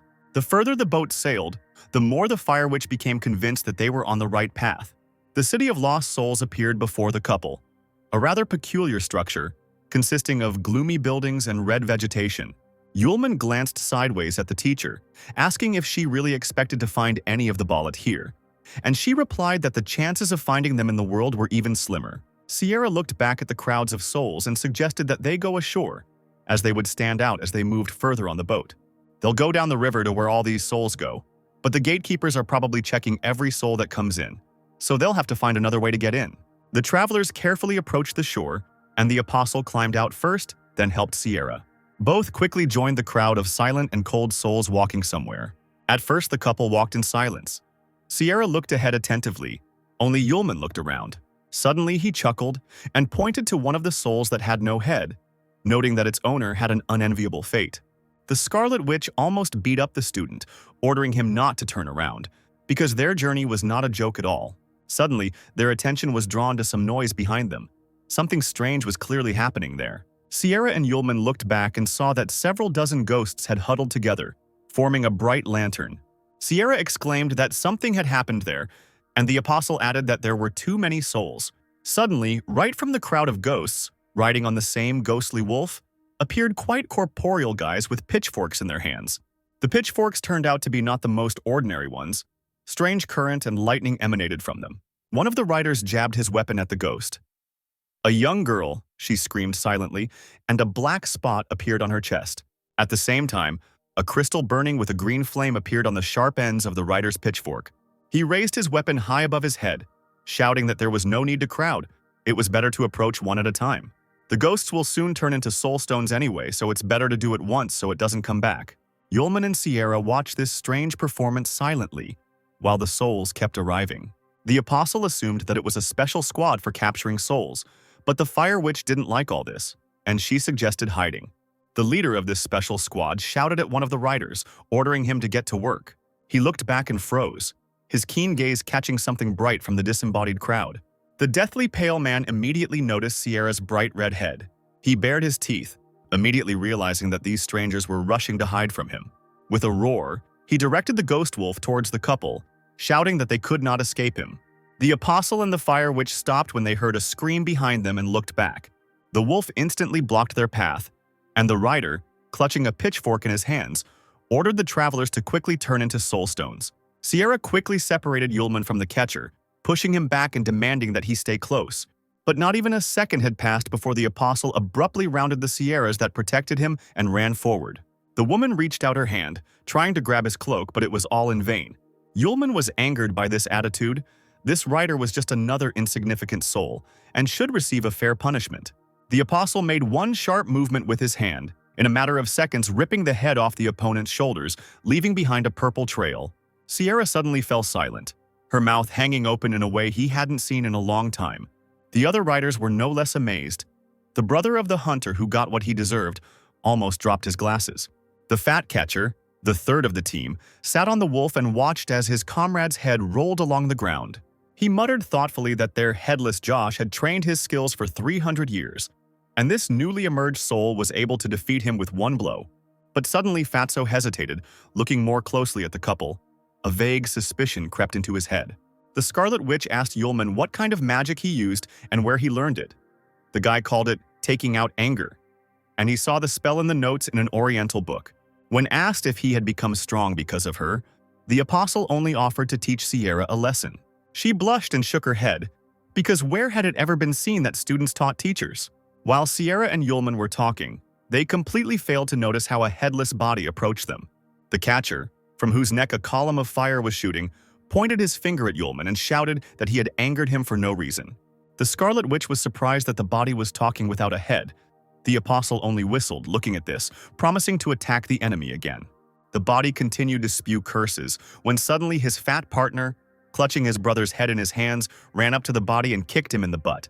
The catcher did not expect such a setup from his friend and immediately fell to the floor, simultaneously watching his fall. Sierra's mouth dropped open, shocked by what she saw, and Yulman looked in surprise at the awkwardly fluttering body.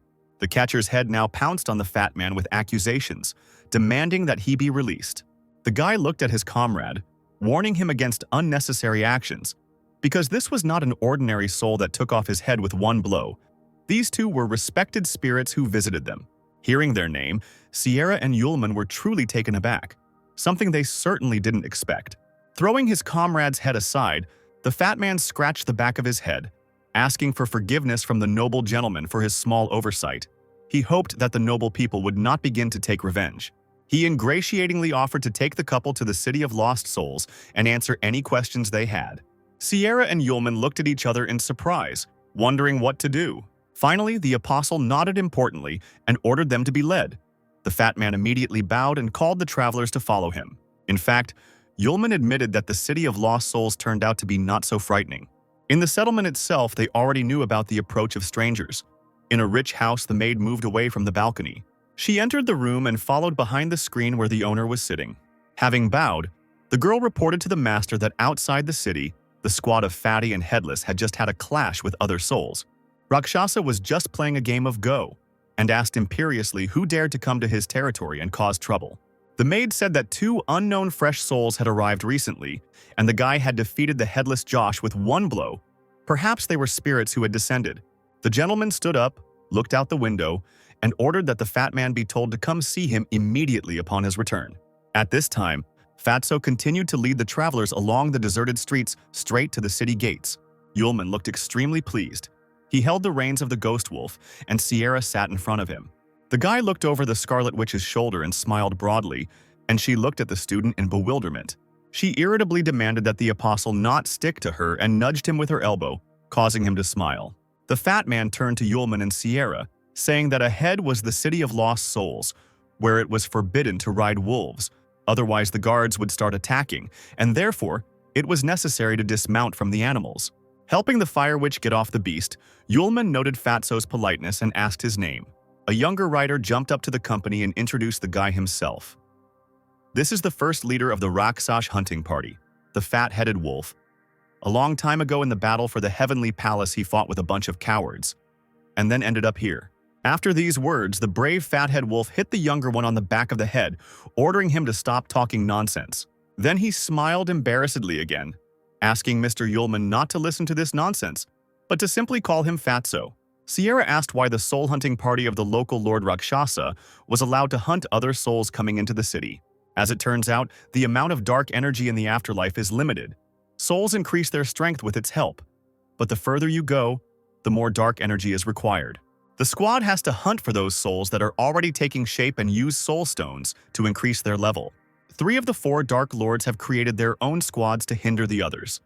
If you join one of them, you don't have to worry about someone stronger taking the crystal. So for lonely souls, this is the safest option. When the fat man finished his story, a tame raven flew up to him with a letter tied to his leg. As the hunter began to read the message, the smile on his face slowly faded.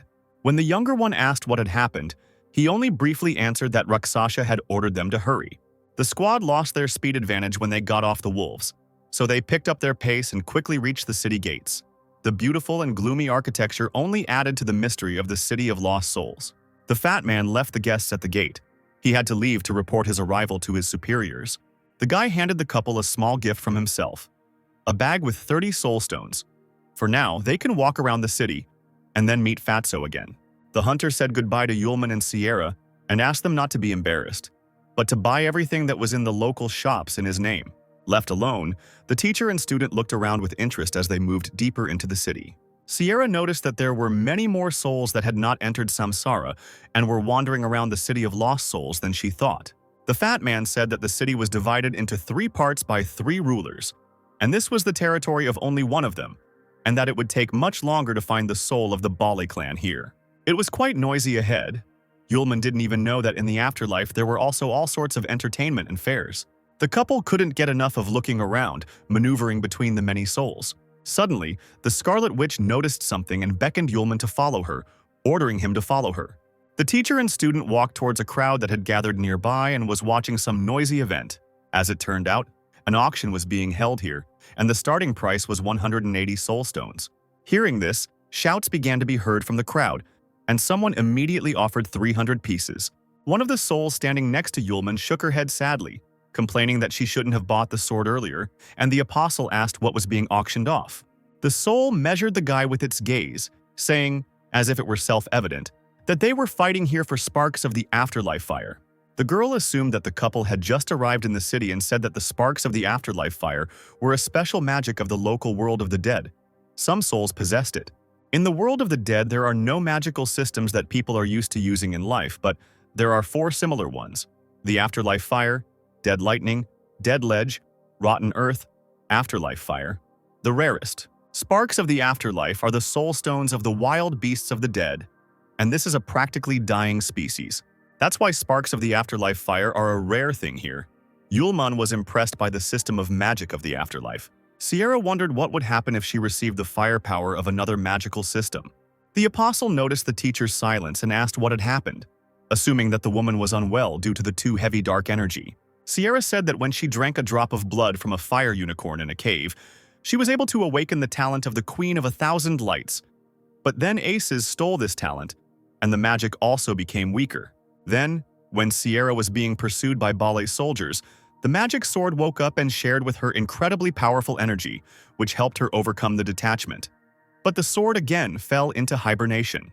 The power of the sword was not the power of the fire witch. After that, she began to feel her body differently. She thought that the gift of the Queen of 1,000 Fires was stolen, but it seems that it is still in her. Sierra looked at the scene, wondering if she could obtain the afterlife fire here. Perhaps she could once again awaken the gift of the Queen of 1,000 Lights. Yulman understood why Sierra was in such a hurry to come here, and if there was a chance to awaken her talent, it was worth a try. Now they were offering 420 stones for the caviar, but the apostle without hesitation offered a price of 1,000 stones. At this time, Fatso had already arrived at his master's estate and reported that he had obtained 157 soul stones. An authoritative voice was heard from behind the partition, asking where the two descended spirits were, and he was told that for now, they were walking around the city. The hunter was ordered to bring the guests here to the mansion, but to be careful, as the news of the spirits that had appeared should not leak out. Even Lord Raksha should not know about it. Yulman was determined and offered 1,000 soul stones for sparks of the afterlife fire. The crowd called him a madman, because such a pile of stones would have been enough for an ordinary soul to rise to the level of a spirit. Sierra pulled the student hard by the ear, scolding Yulman for his willfulness, since Tolskyal had only given them 30 stones. But the apostle just smiled at the teacher, saying that she didn't often want something, so they definitely needed to get those sparks. When Yulman said that they would ask the fat man for more stones, the fire witch raised an eyebrow, doubting that the hunter would be able to get that many for them. The auction owner agreed that no one else would offer and asked to get 1,000 soul stones to obtain sparks of the afterlife fire. Yulman smiled, simply saying that the stones were still with his friend, and he would pay a little later. The crowd began to whisper that this was the first time someone had evaded payment, and if it was Greyback's payment, then the daredevil would have a hard time. That same Greyback asked if the Wanderer was looking for trouble since he showed up at the auction without stones. But the apostle retorted that he would pay later. He just needed to wait a little. The owner of the auction house approached the man, asking him to slow down a bit, but Greyback was not so accommodating. The owner of the house replied that Lord Raksog had established the following rules. No bargaining, touched. Take, lot must be paid for immediately after the end of the lots. The seller has the right to deal with the violator of the rules. Yulman rolled his eyes. He hated rules, and Sierra called the student a fool again. The auction owner announced that from that moment on, Greyback could exercise his right to deal with the offender. The man chuckled contentedly and turned to Yulman, saying that he himself had broken the rules, so he only had himself to blame. He raised his hand and was about to direct the brand of the afterlife fire at the apostle. The ghosts around the couple, hearing this, ran away in fear. Greyback smiled predatorily and released a stream of purple magic towards Yulman. The apostle watched in surprise as a thin strip of light approached him, aiming straight at his chest. Sierra screamed as she saw magical flames spreading across the student's body. Greyback exclaimed that Yulman didn't even dodge his brand, another converted idiot. But the apostle easily grabbed the unknown entity with his hand, asking in surprise what it was. He squeezed the flame in his palm and it immediately went out. The guy looked at Greyback and asked why he pierced him. The man looked in amazement at the stranger who had dealt with his attack so easily. The souls looked at each other in surprise, surprised that this guy had extinguished the afterlife mark. Greyback was angry and confused at the same time, not understanding where this wanderer came from. He even assumed that someone started fighting with him and wanted to set him up. Yulman turned to the man again, reminding him that he had promised to pay later and that Greyback was piercing him with fire. It was not decent. Then Greyback thought that this soul came from the powers that be. But even so, he dare not break the rules set by Lord Rakshasa. Maybe then the guy would dare to bet. The apostle was not at all frightened. Such a proposal even made him happy. Greyback was going to show Yulman one technique, and if he succeeded, he would receive sparks of fire for free, and if not, he would leave without anything and give all the stones. Sierra touched the student's shoulder, asking him not to take any risks, but he told the woman not to worry. She would get sparks. The apostle declared that one reception was too boring and suggested receiving a spark of the afterlife fire for each faithful one. Greyback got angry at such an impudent offer, assuming that the guy didn't know who was in front of him, and therefore let him try to reflect at least one technique. The man was so irritated that he threw the afterlife pearls at Yulman. Dozens of fiery flashes. The souls immediately realized that it was time to run away, because if they came under fire, it would be the end for them. They assumed that Greyback had gone completely crazy and wanted to destroy the entire market. Sierra was also beside herself with anger, and was about to cover the student with a stream of curses when he calmed her down again. Fatso made his way through the running crowd, wondering what was going on there. He came closer and was stunned. realizing that he had failed the task from the master. There was Greyback on the auction stage with a multitude of lights in his hands, and Yulman and Sierra were standing nearby. Trying to do something, he loudly asked them to stop.